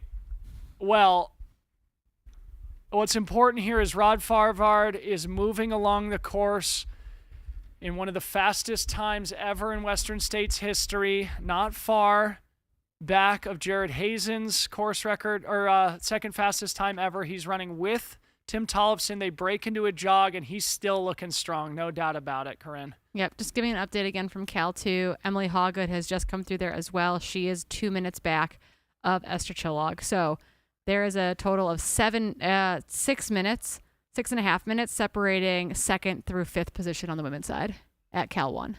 Holy smokes. Tight racing. Tight. All right, now I'm very, very interested to know what is happening in front of Rod. Could it be that we are looking at the race leader here, or did Jim sneak past pacerless a couple minutes ahead of Rod like he was at Cal 3? Either way, Rod running the race of his life here at the Western States 100. hitting this smooth fire road. Again, Jared Hazen's split at the river, which is what they've basically been on now for the past hour or so, is 10:56 elapsed, which would be 6 minutes from now. The second fastest time ever? Second fastest time ever. I think Jared's time was 14:26 from memory, 17 minutes back of Jim's winning time that year, 14:09. As we look behind Rod here. Are we going to see Jim in frame? Oh! Oh my goodness, everybody. This appears to be Jim Walmsley running in second place alone without a pacer behind race leader Rod Farvard. Massive breaking news here on the broadcast. That is definitely Jim Walmsley in second place, and he still looks really good. Just behind Rod and Tim. I mean, he still looks very strong. He looks super, super smooth. So I don't know if he left the aid station after Could Rod. be that he had to pull over, take a quick pit stop. He's been messing with his shoes a bunch today. Who knows what's happening? But either way, our new race leader here is Rod Farvard. Here as they river approach crossing the river is going to crossing. be insane. I'm going to have a heart attack. Chris Brown's got some work to do. Jim Walmsley's got some work to do. This is absolutely one for the ages here, folks. This has never, ever happened like this before. Jim Walmsley still having a very solid day here. It's not as if he's running a slow time. It doesn't look like he's really suffering. He is running solo without a pacer, but I don't think that's a major disadvantage for him. Again, I don't think he's ever not completely dropped his pacers or run solo in his illustrious history here at the event. He looks to be running well. He's probably about a minute behind Rod, which means if these splits are accurate from Cal 3, that Rod has made up about 3 minutes on Jim in only about 3 miles, which would indicate that Jim probably had to pull over or experienced a bout of major suffering.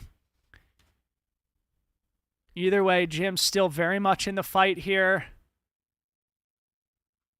They're going to be on this dirt road all the way to the river crossing. They should be there in about 5 or 6 minutes, I would guess. We are not crossing the river with boats this year. We are crossing the river under our own power. So that is actually an important distinction, because if you jump in the same boat together, you're in good shape. If you got to take independent boats, it can slow the second person down significantly. Sounds like we might have a natural complication out on course. Someone in the chat brought this up, and then also messaging with Kim Gaylord. There is a small, I think, a brush fire over east of ALT, and we're trying to get word on what's going on out there. Could it get more dramatic here today? Just a small brush fire near the course. I've texted people on the ground to try to get updates as to what's going on. We have not heard anything here in studio. Okay, and a reminder, it's still pretty close and dense, competitive behind this lead duo of Rod Farvard and Jim Walmsley. Unbelievable drone footage here. You can probably see out in the distance, you can't quite see exactly where they crossed the river, but sort of just out there in the distant horizon, what you can see on your screen. They're in the closing stretches of this Cal Street section of the course. Cross the river and hit the final 20 miles of the iconic Western States course, where it is ripping fast, single track, effectively the whole way back, with the exception of the dirt road climb up from the river. You do have a lot more shade here in this final 20 miles, a respite after the burn scars and long stretches of exposed sun like we see now, as we cut back to Leah Yingling, now making her way into the Forest Hill aid station. Leah Yingling, a 2-time top 10 finisher here at Western States from Salt Lake City. Looks like Leah sitting in 11th place overall. As we have said many times here today, Leah has never been inside the top 10 until the river. That is the case here today, as we see Lottie Brinks now coming into Forest Hill. Looks like Lottie's in 12th place. Although actually it seems to me like she might be slightly ahead of Leah Yingling. Lottie's looking strong, running with Christina Randrup there. Her friend and pacer.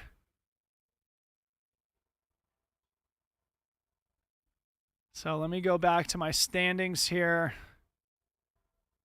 In the women's list, through Forest Hill, we have Lottie Brinks officially, yes, ahead of Leah. We're still waiting on Leah's update, but Lottie now sitting in 11th place, 5 minutes behind Rachel Drake, who's in 10th. Leah maybe a minute, 90 seconds, maximum 2 minutes behind Lottie, though we'll see how that changes based on these aid transitions. Not sure if Lottie has seen her crew yet or not.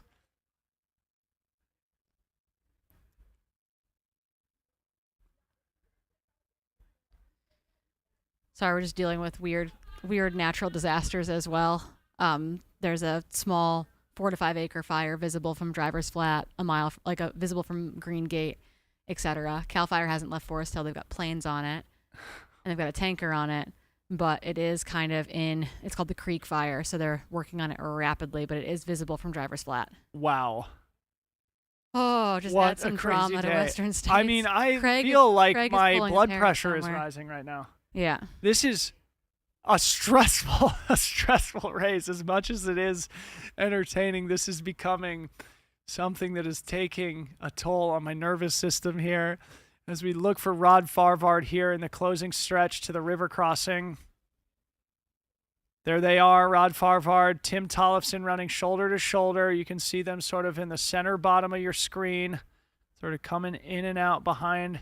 We'll get an accurate split from the river. I do know that Ted Knutson from Ultra Live said that they are online at Rucky Chucky, so we will have an exact split. And then really, Corinne, a major moment is going to be that climb up to Green Gate.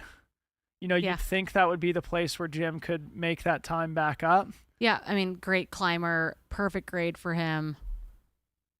That would seem to be an ideal location for him to put in a move. Okay, so this is Jim here.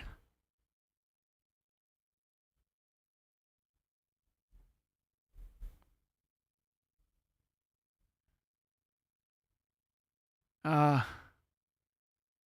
to tell. He's still looking good, I feel like. No, it looks like he's running really well. Wait a second. That's Dan Jones?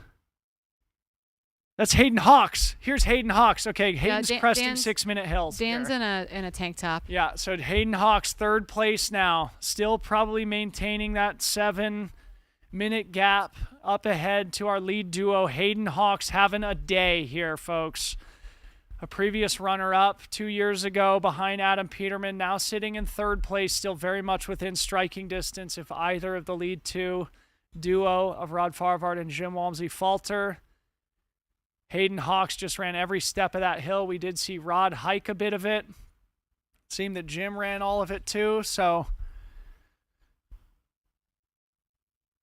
my goodness. What happens if the race was just had to be neutralized all of a sudden? Is this the year of the 80-mile Western States? I would literally cry. I don't know what I'd do with myself.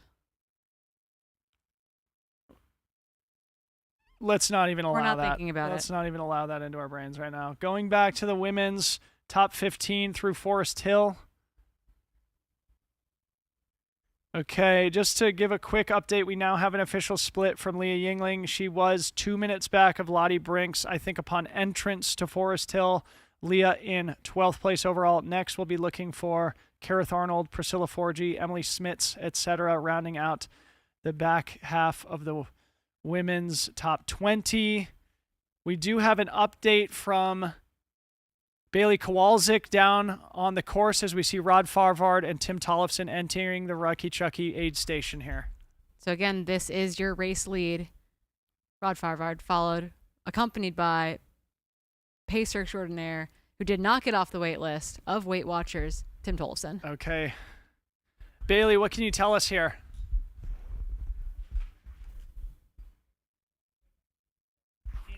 No audio on Bailey.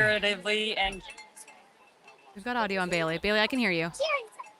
Okay, awesome. Things are heating up. Things are definitely heating up.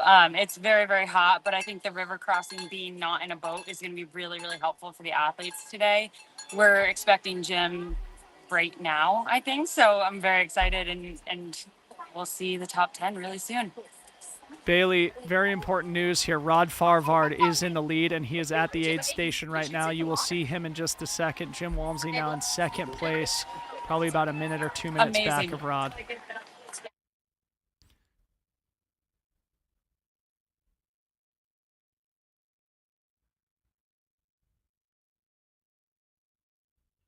Okay, we're getting an update here that we have to switch streams here on YouTube. Nothing will happen for the viewing audience. Yeah. So, okay, stay tuned. You're going to be automatically redirected to the live stream as we see Rod Farvard now entering the American River, getting the dunk on. Your race leader here of the 2024 Western States 100 from Mammoth Lakes, 28 years young. But Jim is going to be right here.